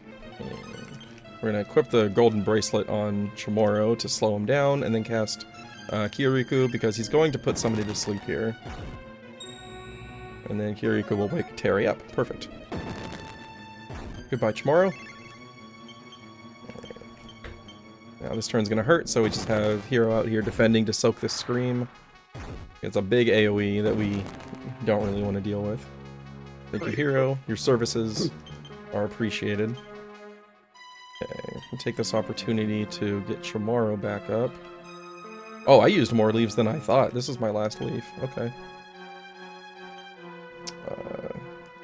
Alright, so we're gonna punch that one, and... health is fine. Let's push damage. This phase can be super tricky too, because sometimes when you're expecting the head to do a freezing waves, it was actually the hand that did it, and then the head does another attack. Yep. Okay, so this turn is going to be freezing waves, so we're going to... This is the least likely time for Barbara to take a hit, so we're going to bring her out and YOLO the Medante. Barbara, if you do anything for me today, let it be this. Not Barbara. Yes! Alright, we got the Medante off. So that should kill the first hand. That's awesome. Okay, and now it's going to be another dangerous turn. We're going to have Malayu out to defend, to soak this blizzard breath.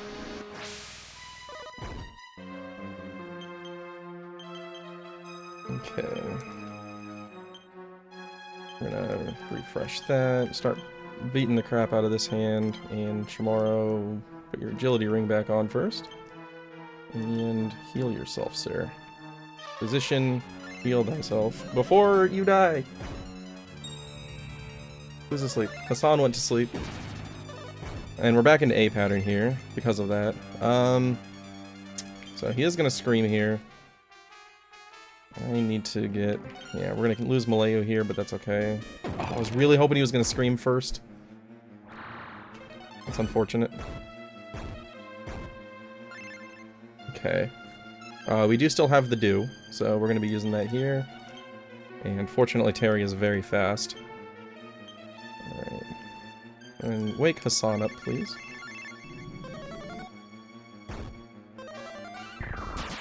Nice, Demon Hammer hit. Freezing waves. Now it's gonna be a blizzard breath.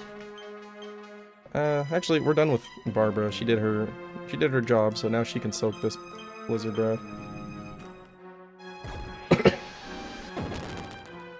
F's in chat for Barbara. Yep, oh, yeah, this is the Super Famicom version. No, we're not building up here. Just gonna Spirit Punch the hand. Zap him. And let's heal up Terry.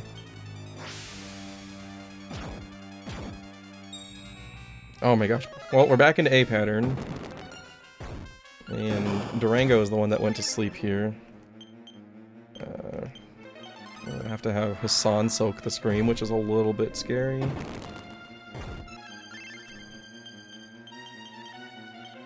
Okay, Durango woke up. I'm gonna have him defend. No, he didn't. Oh!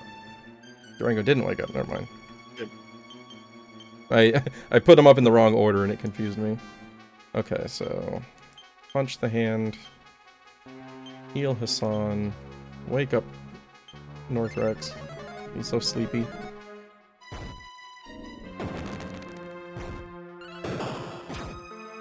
Okay, that hand is nearly dead.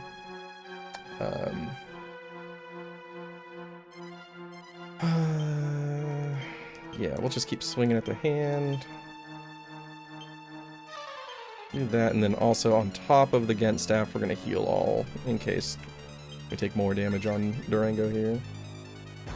Oh, that was a turn off. And apparently I told him to attack the head. Okay, Chamorro's gone, so our emergency healing is no more. Okay. Really need this hand to die right now. Terry, do you surprisingly have a leaf that I forgot about? No, you don't. Okay. Okay. We'll do this. We'll play it safe. We'll defend with Durango, heal Terry. Don't hit Hassan. Whew. Hit Terry. Dang it. Alright, well, unfortunately, that's it for our first Deathmore attempt. This is where it would be really nice. Like, if I had the bracelet right now, then we would get a full reset with the hand nearly dead. Wouldn't you reset, though, so you get your items back? Oh, yeah. I am. Good point.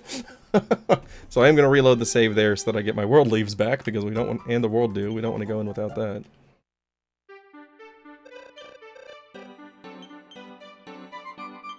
Alright. We almost had him. We had him right where we wanted him, except we didn't have a bracelet. So. All because Phase 2 forgot he had an A pattern. Yep. That's what happens when you get an extended B pattern in Phase 2. You don't get any opportunity. There are 0 windows for dealing damage in B pattern. You just have to tank it out and hope for the best. And he sat in B pattern for a solid 4 or 5 minutes. Do you need to use an in? No, there's a heal tile in here. Oh.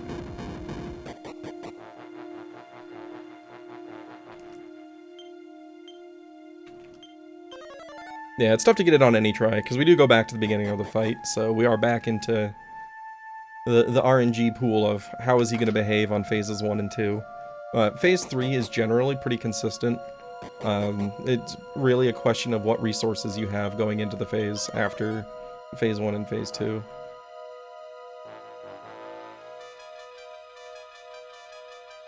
A good Deathmore fight, I would probably say... What would you say, like 20 minutes? Maybe 15? 10 to 12 for a good one. Oh. You can have a pretty fast Deathmore fight, because Phase 1 you can end in like 4 to 5 turns if he cooperates. Yeah. And then Phase 2, if you get the God Phase 2 that we had in one of the attempts yesterday, that was only like 4 minutes. Whoops. So, this screen annoys me. Because there's a really bad menu lag here after the hops. So, I went over here and I tried to open my menu, and then the menu didn't open. And then when I hit the button, hey look, it's a Metal King. Very rare to find Metal Kings inside here. That's pretty funny. Chamorro. That's Malay. Why do I keep thinking Malay is Chamorro? But yeah, so there's that little delay in the menu opening, so sometimes you move before the menu opens. And I hopped right onto the jump pad. Yeah, Anatolu. Somebody needs to find that clip from Anatolu's channel to remind me to mind the gap.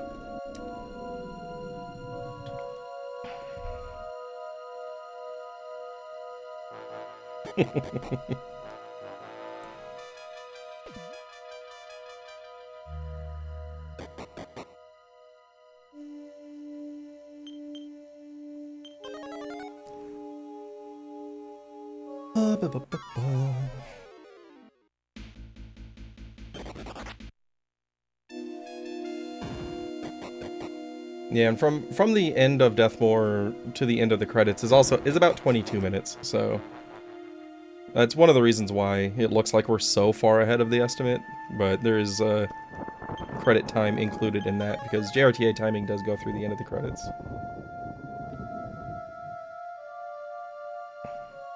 So we're good to lose to him a couple more times and still be within estimate here.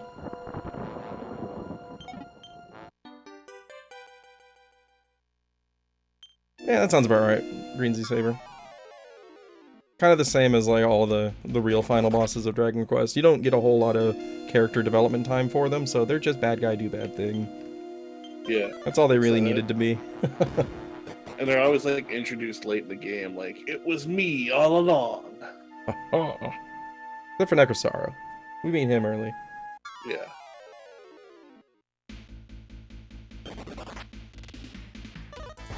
Stop it, Northrex.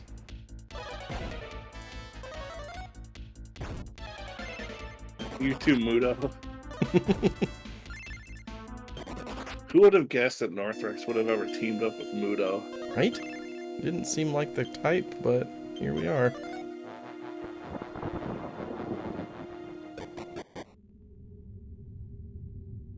Alright, let's try this again. With a little better RNG. What do you say? Alright, so this is Deathmore. This is our first time facing him. And our last, I hope. Okie dokie.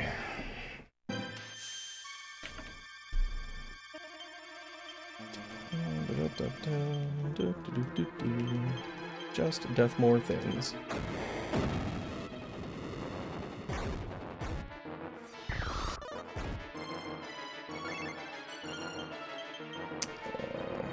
Terry tomorrow.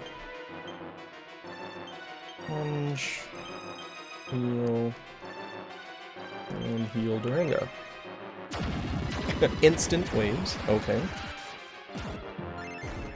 But at least he only acted once, so we didn't risk any damage to Tremoro there. And we got the Demon Hammer hit, which is always nice. Got balls.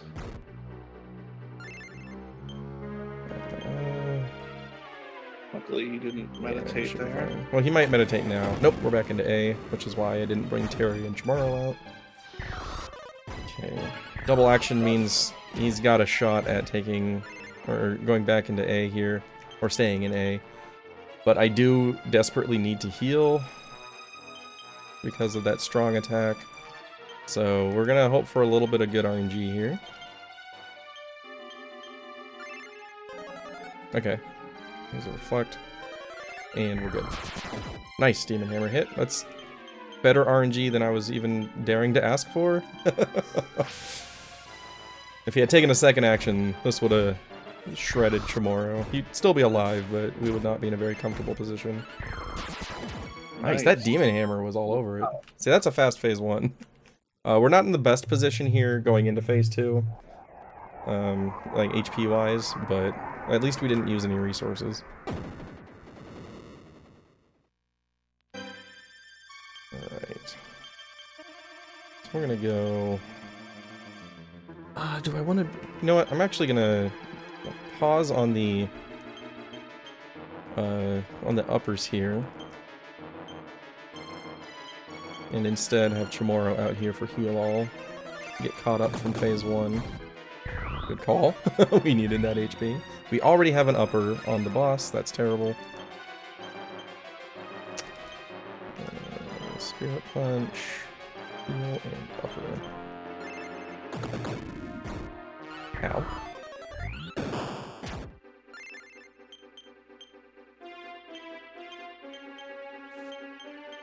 Second upper on Hassan. 2 uppers on the boss already. Alright. Minimum damage incoming. Pull you out for tomorrow. You defend. Go ahead and use your Graco Spear to boost Terry's defense. And heal all on Durango. Alright, we're into B pattern now. And he double acted, so we're going to take some hits. Alright, now don't stay in B pattern this time. Okay, cool. We're right back into A. And we're right back into B. Yep. And we're staying in B. In B.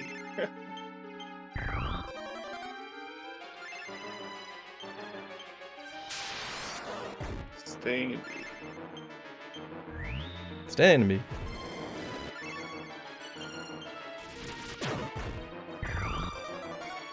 Stay in B. Alright, we're gonna reset Hassan's defense now, because he's got more Rukinons than uppers. There's buy kill on the boss, that's fun.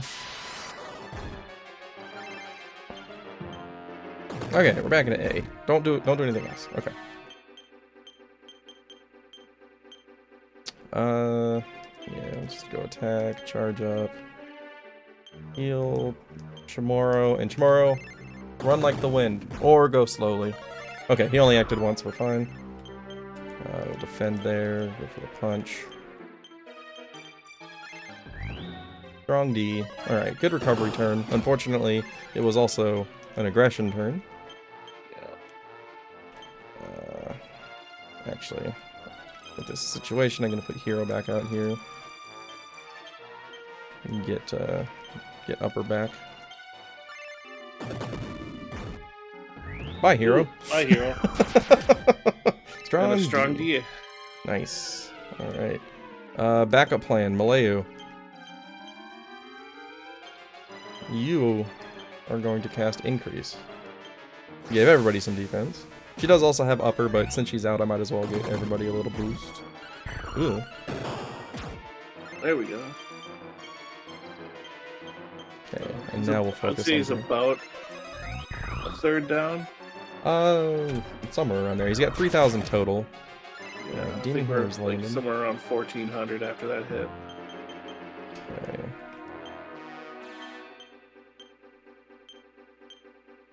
HP is good. We're gonna have Tomorrow defend. See if we can soak it in. pattern. Yeah, fortunately, it was a single action. Alright, now let's get this going.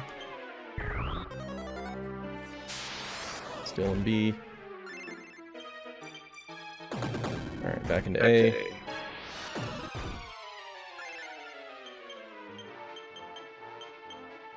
We'll defend with you. Build up, heal all. Back into B pattern. But at least we got to recover between. So, you know, silver linings. Staying in B pattern.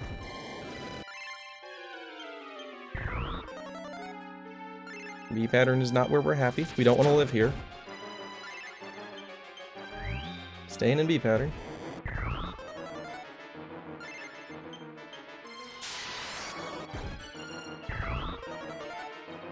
Oh boy. That's gonna hurt.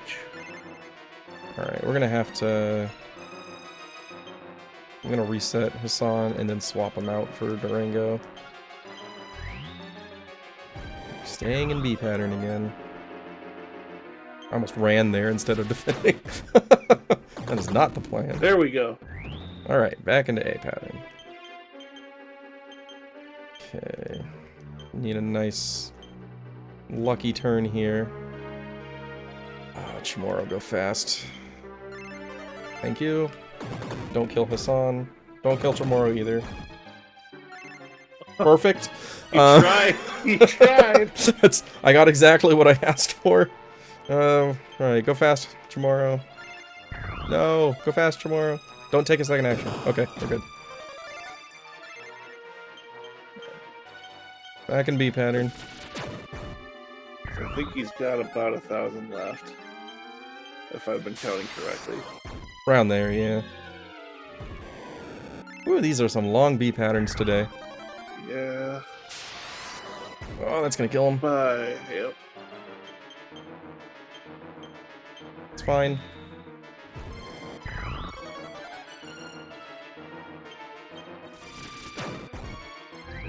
Oh my gosh, you gotta leave B pattern, bro. We can't be living here. Alright, Malayo.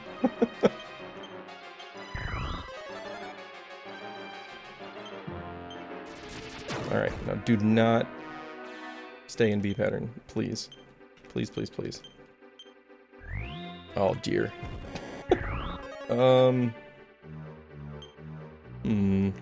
I really do not want to use...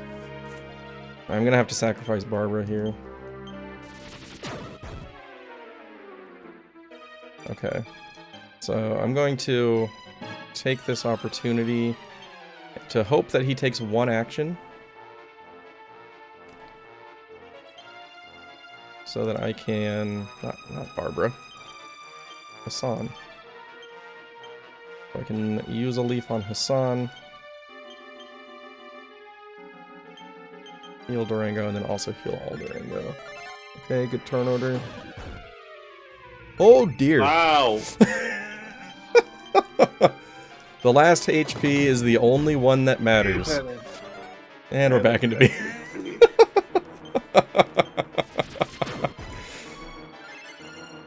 Jeez. Stop it. Why are you like this today? He's mad. It sure is. Oh my goodness. We need to be out of this pattern yesterday, but we're not.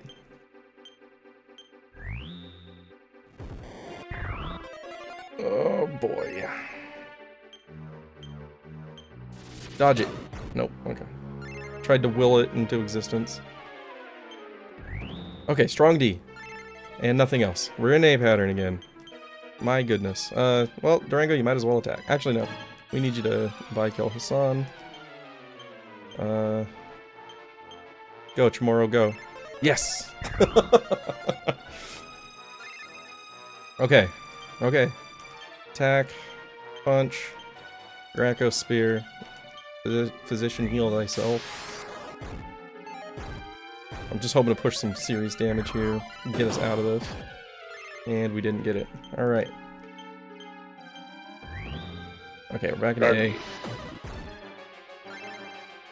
That one was a risky choice, but I'm getting desperate to push damage here. Not Durango. Not Chamorro either. Okay, so we're gonna have to leave Chamorro, punch, and hope this is enough to keep Durango alive. Not. Strong D. Strong D there actually isn't the worst thing, because I really don't want to push him into his next phase with Durango dead. Okay. Defend, punch, heal, and heal. Strong D again. Okay, now the strong Ds are a little trolly. Let's get... Oh yeah, everybody's dead. I was gonna go for some uppers, but that's not really an option. Okay, so we'll attack, punch him, zap him, and go ahead and use a prayer ring here. Start prepping for next phase. Oh, that would have been a real... Oh, nice dodge. In the B pattern. Ooh, okay. Wow. Good transition. Right. Got lucky with that dodge. Going into the phase 3 here, we still do have the Kerplunk Bracer. That is the biggest deal out of all the deals. Alright, back to phase 3 again. But oh yeah, that wasn't even a final forward duel. that was the easy part. Not really, that's actually kind of the hard part. Alright, with all of that, we came out of that with everybody at full HP, somehow. Alright, build up, zap, slow yourself down. Oh, you're already slow. That's funny, you were still outspeeding because of those agility seed rolls. And Tingle, or I think that's what the modern spell name is for that. Oh, he put Chamorro to sleep. That's fun. Hopefully he wakes up on the same turn. He did. Awesome. Okay. That is the best case scenario there. This is a little unfortunate because I don't have a truly expendable dummy here. Because I don't want to use the bracelet yet, so I'm gonna... Alright, I'm gonna put Durango and Hassan both out here and double defend. Try to hopefully spread the physicals around so that the scream doesn't kill either of them. Ooh, that's a hand wave. That's not good. So I need to recast by kill on this turn, or he's gonna skip his freezing waves turn.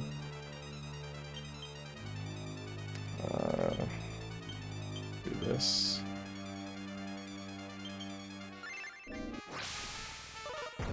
I should have put Chamorro's agility ring on there. Okay, don't hit Chamorro. Good. Good. Okay, we're in good shape there. Now we're in the cold breath, so I have to sacrifice somebody's dignity again. I think I have to do the same thing. This is really uncomfortable without a useless character being alive. That wasn't even the turn I was thinking of. I actually skipped this turn in my mind, so that's a little bit unfortunate. So, Hassan, you're up. It's a good thing we have the bracelet. Because I fumbled that turn order there. Yeah.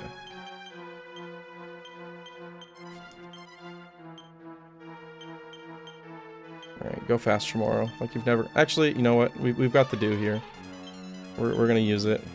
Terry's almost always gonna go first. Okay. There you go.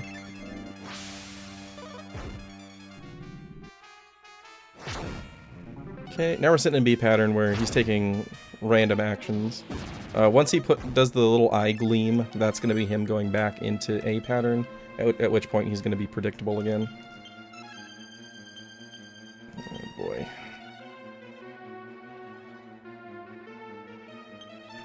Let's do this. Chamorro's in danger. But we gotta leave him there. Not Durango, not Durango. Okay, got staff one off. Chamorro, go fast. Yes, okay. Hit Durango. Awesome. Good turn. Oh, nice damage on the hand there. Yeah. Alright, we are doing okay so far, believe it or not. Would have really loved a Demon Hammer hit there. Chamorro's gonzo. That hand will be dead very soon. We'll go ahead and get Chamorro up, punch the hand again, and heal Durango. Oh, Terry. Okay. Alright, we're back into A pattern now. Terry's asleep. And that hand is dead. Alright. Excellent. Okay. We're gonna have Hassan soak this scream. The good news is, Deathmore is now getting one fewer action per turn, which is huge. This is... Oops! I forgot Terry was asleep, so I just had Chamorro use a useless item. Okay. Okay, everything's fine. We'll defend, punch the hand, heal Chamorro, and Chamorro, please go fast. Thank you. I love you, Chamorro. You're the MVP. Couldn't do this without you. The nice part is we're also kind of playing with house money at this point. Yep. So since we still have the revived bracelet on Amos, we can just stay pretty aggressive here and just push some damage into this hand and try to get it out of the way. Because we can sacrifice Amos to bring everybody back at full HP.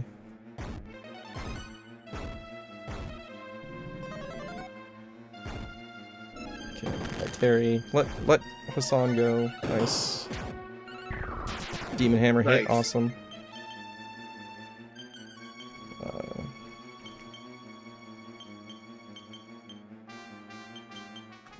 We're just gonna stay aggressive here. Okay, that's fine. Hand is nearly dead. Back into A pattern. Hassan's asleep. Okay, so our damage potential just significantly dropped to 0. Alright, Hassan's awake. You know what? On the off chance we get lucky, let's just see if you can swing it. Nope. Alright, Amos. Do what you were meant to do. You still have Barbara's Medante left, too. I do. It's less useful when one of the hands is dead, but it is an option. Perfect. He survived both hits here. Well, he survived the first hit, I mean. He soaked both hits here, is what I was going for. Okay.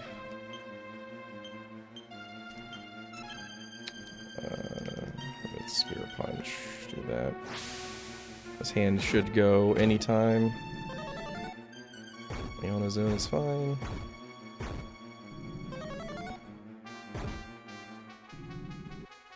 And that's a hand wave. But we're still in B pattern here. Okay, let's go for it. Barbara, you're up. Go forth. Do what you were meant to do. Fulfill your purpose and go to sleep. Alright, well the hand is dead anyway, so the value of Medante just significantly decreased.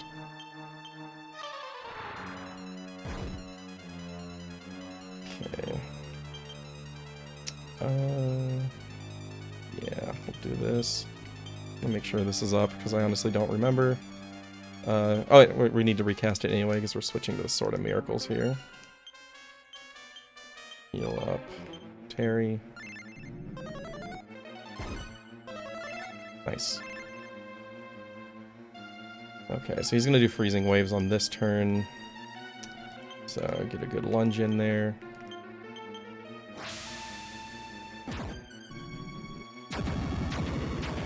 He's gonna do his blizzard breath after this and then go into B pattern.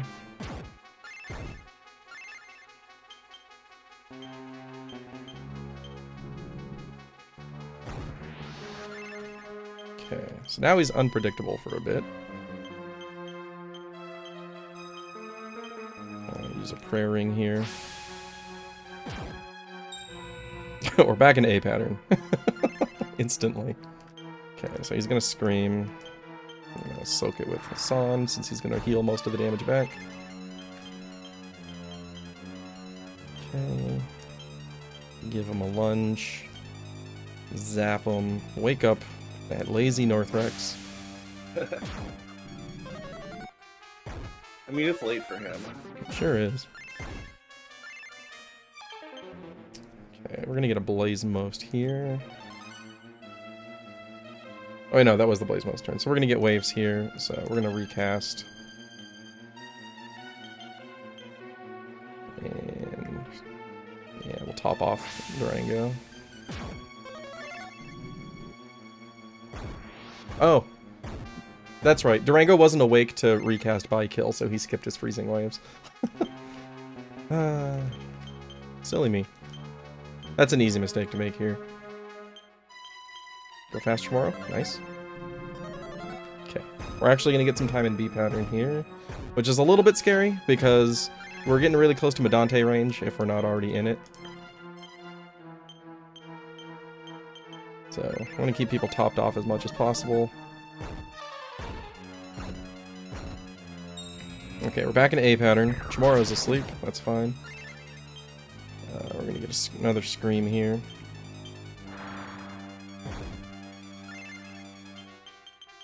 Okay, we've got a chance to push some damage now. You got Hassan and Durango in different spots. Yeah, I do. I noticed that. I was like, that's not what I'm expecting to see here. Lunge. We're gonna heal Hassan and finally get that Medante off, right? Yes, we get the Medante. It's not as useful as it is if there's two hands alive, but you know what? It's better than not getting it off at all. Alright.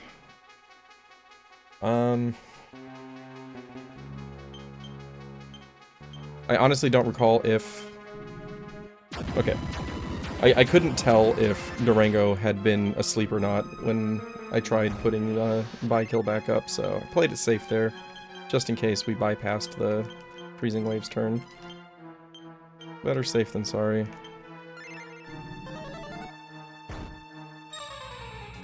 Straight back into a pattern, and he put Barbara to sleep, which is actually perfect. Because she's useless right now. She's out of MP. Yeah. We'll see. We'll give Tremoro a chance to wake up here. Lunge. Heal yourself. Give me a good lunge for once. Why does my damage feel so incredibly low right now?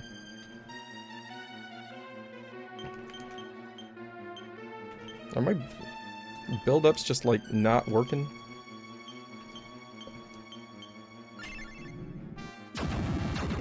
Just waves. Durango should go before Hassan and get buy kill back up. Alright, we're gonna get Cold Breath. I'm gonna go ahead and lunge on this turn. It'll be fine. Nice. Nice. GG. Alright. Well, there we go. Deathmore is no more. That was a fight. There was a lot of decision making to be made during that. But that's what makes that fight so fun, is it never goes the same way twice. So you're constantly making decisions on how to proceed through the fight based on the resources you have available, what the boss is likely to do next, how close you are to finishing a phase, etc. There's so many factors that it's always just a purely dynamic experience. So getting him on the second try is really good. So it feels good getting that one. And at least we made it to phase 3 on the first try. I wasn't sure we were going to with how long we had the B pattern in phase 2. Absolutely. Not to mention, you know, doing that without the sands too. Yeah, the sands really only saves you a run back if you die. That's why I prefer using it on the Metal Kings, because it's better to shorten that grind than, you know, cut out a run back. In my opinion, anyway. But yeah, thanks for the GGs, everybody. That was a wild run. We had a crazy mix of RNG there. Like, we low rolled almost every seed on this run, and it bit us several times, but we were still able to squeak it out at the end there. It was, Yeah. the time was kind of saved by a very fast Metal King grind. There's about 22 minutes before the credits end here. We've got some movement to do, but we're going to be coming in just under estimate here, so looking perfect. 5 minutes to get 5 more Metal Kings. At that pace, we might have been able to. I did have a shot at another Metal King inside. I decided not to take the fight, and it ran away anyway, but it would have been kind of funny.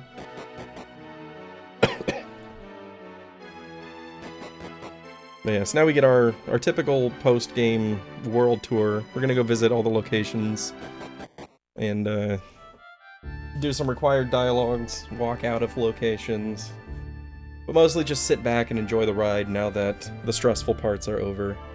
There's no more RNG that can hurt us. The bad RNG man is gone. Turns out Deathmore was RNG the entire time. He is purely RNG. Like, if you look at my notes, there are 6 pages dedicated to what Deathmore can do and what I should do in different circumstances. And yeah, it's crazy. Like, each phase has 2 patterns that he can swap between. It is such a complicated fight, but that's what makes it so fun to do. It's a really fun fight to win. And in fact, that fight is the reason why I wanted to learn DQ6. Just because I saw somebody do it I think I saw Tonic do the fight one time, and I was just like, I need to do this game. That fight looks amazing. Good night, buddy. I love you. So you guys also earlier?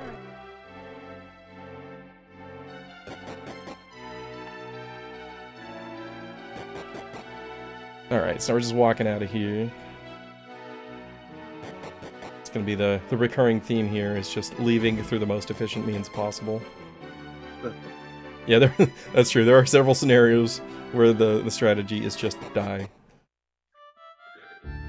In fact, there's an intentional wipe in phase 3 when I have the bracer left, where it's just like pump all the damage I can into the hands and then die, and then try again after the bracer goes off and revives everybody. But yeah, if we had still had that bracer in the first attempt, I feel like we would have one-shotted Deathmore. But that phase 2 was so brutal that we had to use the bracer there. You never want to do that. It takes some significantly bad RNG to use the bracer in phase 2. But boy, what a fight. That was a lot of fun. The whole run was fun. I'm really glad that I was able to do this today. Running DQ6 in a marathon has been a goal of mine for a very long time, so really happy that I was able to do it here. I'm glad I was able to hopefully provide decent English commentary, since most of the runs of this we've seen in past marathons have been by Japanese runners, with commentary being done by people that don't know a whole lot about the game, but know enough to give some information. So hopefully we were able to give some good information and keep it interesting. It's definitely a long run, so I appreciate everybody that stuck it out. Heck yeah. And thank you, Zytoriak, for doing this with me.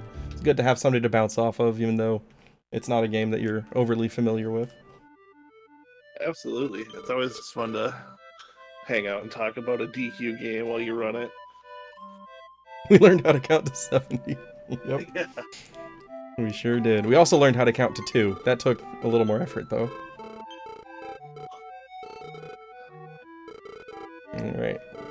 3 cheers for the hero. Here's Rando, looking in Tanya's window like a creep.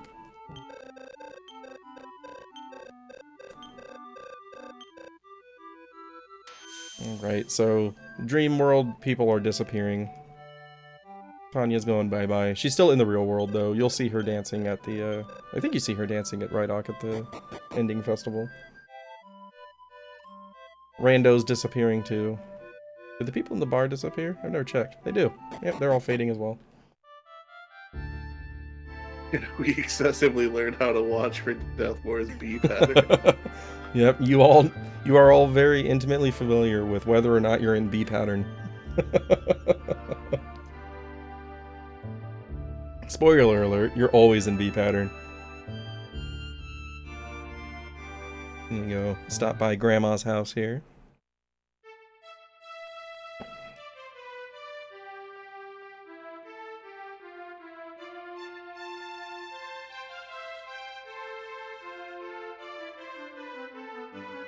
Yeah, I'd like to give a special shout out to Hactical, by the way. I started my notes for this route multiple times and never finished them because I'm bad at sticking to projects sometimes. And I'm particularly accustomed to having issues with motivation when things aren't going well. And there are a lot of walls that come up when you're learning this run. But Hactical put together a wonderful set of notes that helped me finish out mine. And so if it weren't for Hactical's efforts getting his notes together, I probably still would never have done my first run of this game. So thank you very much, Hactical, for all of the work that you've put into this game. It has helped me to learn the game. Couldn't have done it without you. Yeah, his notes are fantastic. Like, that's what I was using to like scroll through to like be able to keep up with what's happening. Barring the fact that I don't know how to read any Japanese. Like, if I were to play like an English version, I think using his notes I'd be able to get through I mean, I wouldn't be able to succeed in the RNG walls until I learn them, but yeah, Deathmore is definitely an RNG wall that you just have to throw your body against until you figure it out. Like, there was one week where I spent 40 hours fighting Deathmore, just non-stop. Well, not non-stop, obviously I slept. But I just spent the whole week just fighting Deathmore, just so that I could see a bunch of different scenarios. Which really came in handy today, because we had some weird spots where I had to improvise damage spreading, just to have a chance to survive. So, all that work definitely pays off. Deathmore is definitely the boss fight that I've spent the most time practicing out of all of the Dragon Quest games, and I currently run 1 through 6, as well as Monsters 1 and 2. But Deathmore is just such a complicated fight that it demands your respect and your dedication to get through it. Yeah, your head has to be harder than the RNG wall, and you'll win. That's really the trick. Yeah. I kind of feel like that's a lot with, like, the other... with pretty much any DQ game. Like, that's... I feel like that's how it was with me, like, learning Dragon Warrior 2. Yeah. Hey, Shiner. I don't know if I'm a famous Dragon Warrior 4 runner. Maybe infamous is the better term there. Everybody loves Fendrag. You're the one that brought the Christmas miracle known as Fendrag to life. It's true. It was an accident that turned into a miracle that spawned a meme. And I wouldn't change a thing.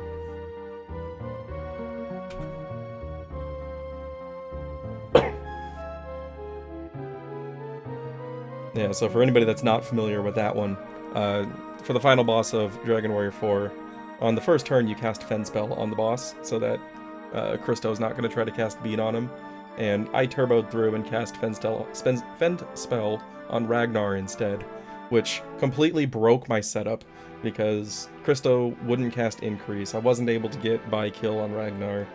It threw a wrench into the whole thing, and it turned into a 20-minute improvisation fight that somehow I won. It's been a meme ever since. And then one day in a race, Zytoriak dared me to do it on purpose and still win the race, and I managed to pull that off. So I'm 2 for 2 with Fendrag strats. It started as a sarcastic bet, and then Error countered the bet, and then the final bet ended up being, I will gift you 20 subs to your stream if you Fendrag in the race and win. And he said bet. Challenge accepted. Thanks, HS. And he fulfilled his mission. Yeah, Anatola tried it, and it did not go well. I'm the only person I know of that has survived Fendrag, and I'm 2 for 2. Yeah, it's not uncommon for there to be an extended sequence beyond the final boss. Dragon Warrior 7's is super long. This one's about 22 minutes. Like, we haven't even reached the credits yet, but we'll get there shortly. After we leave here, we're gonna go to Rydock. We're gonna say goodbye to Barbara as she fades out of the real world and only continues to exist in our dreams. Would the Staff of Healing work on Ragnar if he's Fend-spelled? Yeah, it's not a spell. So on-use effects aren't impacted by...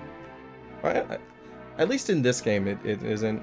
I assume it's the same in Dragon Warrior 4, but I've never tested it. I think it specifically looks for spells.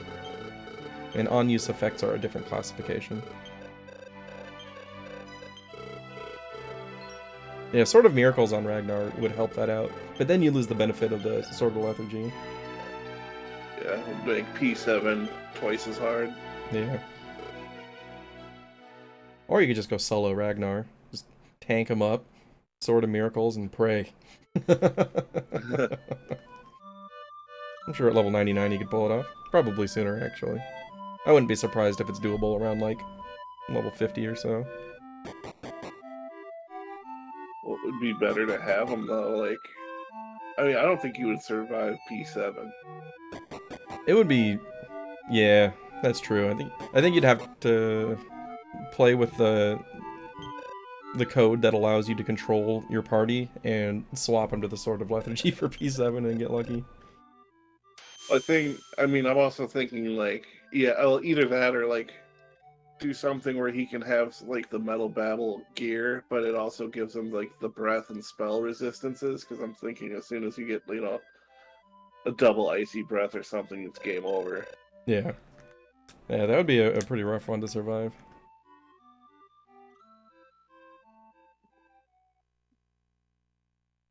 Alright, so now we get the credits. There's still some movement after it, but we get a nice 6-minute break where I don't have to touch the controller for the first time in 9 hours. Alright, so that's Dragon Quest VI mostly. It's like 99% of Dragon Quest 6. We're almost done. Yeah, we have that the small little thing where you're like, can you believe this is DQ credits music? Yeah, so like the beginning and the end of this credits music I think is really good. But like the middle of it is almost pure silence. And it's really awkward. But the important thing is we're at the credits. And it didn't take too long.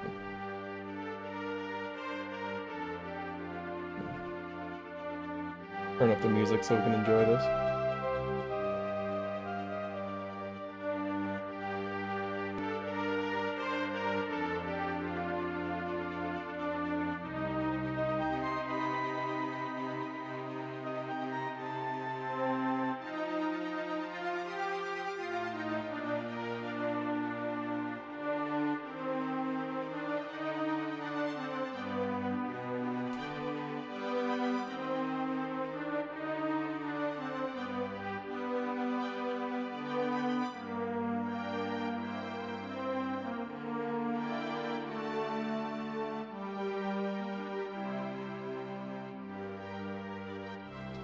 And now it's going to be mostly silent. So that's like the end of the good music for about 3 minutes. And then there's almost no music. And then it picks up again. But yeah, thanks again for the GGs, everybody. I'm really happy. I'm honored to have been able to be here to do this run. That's one of my goals knocked off my list, so hopefully we'll be able to submit it with a lower estimate next year. Get some more consistency in there, and hopefully some better RNG, and see what we can do. Unless, of course, somebody else pops in wanting to do it.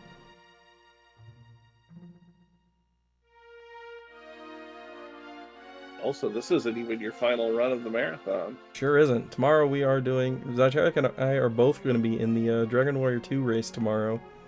That one's going to be a lot of fun. It's going to be Anatolu running the NES version, Zaitoriak's going to run the Game Boy Color version, and I'm going to run the Super Famicom version. So we're going to get 3 different versions of Dragon Quest 2, all going head-to-head.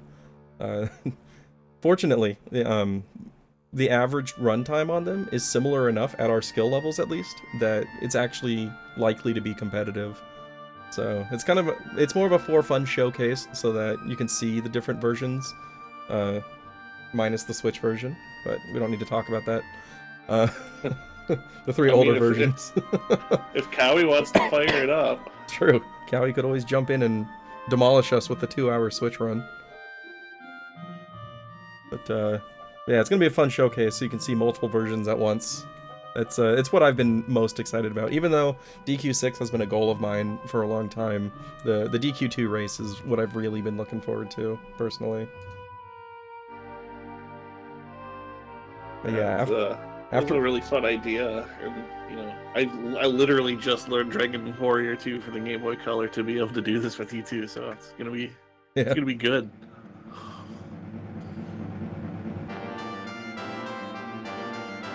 All right, so it looks like after this we've got Dragon Quest V coming up with somebody. That's maybe. I've seen conversation about Jericandra. I don't know if something got moved. Yeah, the current schedule says she's next with... Oh, I should probably hit the refresh button here. Hey, look at that. Dragon Quest XI with Jericandra coming up. True ending %. Yeah. Oh, yes. That goes all the way through the 3rd act. Yeah, You get to hear the awesome Zoma music during the Kalasmos fight. Yeah. Oh, it's such good music. And that's going to get followed up with Cowie doing the PS1 version of Dragon Quest Monsters tomorrow morning, followed by Dragon Warrior Monsters 2 by Anatolu. Looking forward to those.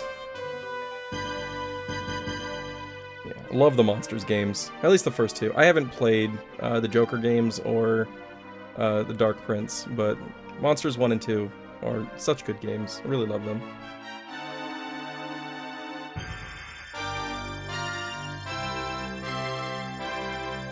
I'm glad Anatoli's doing Monsters too. 'Cause I do love Monsters too, and me, and Crimson are going to be racing that for Retrothon next weekend. But I do not think I would want to do a Monsters 2 run and a Dragon Warrior 2 run for Game Boy Color on the same day and mess up all of my muscle memory.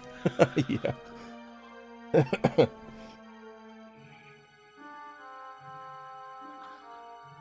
Alright, we're almost through here. Then we got a little bit more movement, and then a final scene, and then finally, the JRTA timing end. And we will be moving on to Dragon Quest XI.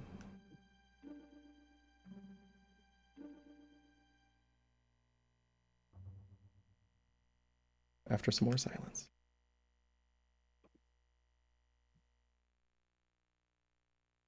Also, thanks for bearing with the microphone issue. You know, ironically, when you said thanks for bearing with the microphone issues, your microphone pooped out. Well, it's because I literally just did another jump back in. Okay. I've been trying to monitor it like every 10 minutes. Gotcha. Yeah, thank you everybody involved. DQ6 is definitely a group effort. Honestly, most speedrunning is. It's really hard to do well at a speedrun in a vacuum, so thank you everybody that's involved in the DQ RTA community. Every person here is an inspiration, and it's an honor to spend time with all of you for these events. Yeah, but definitely been one of the most like chill, friendly, welcoming communities I've ever joined.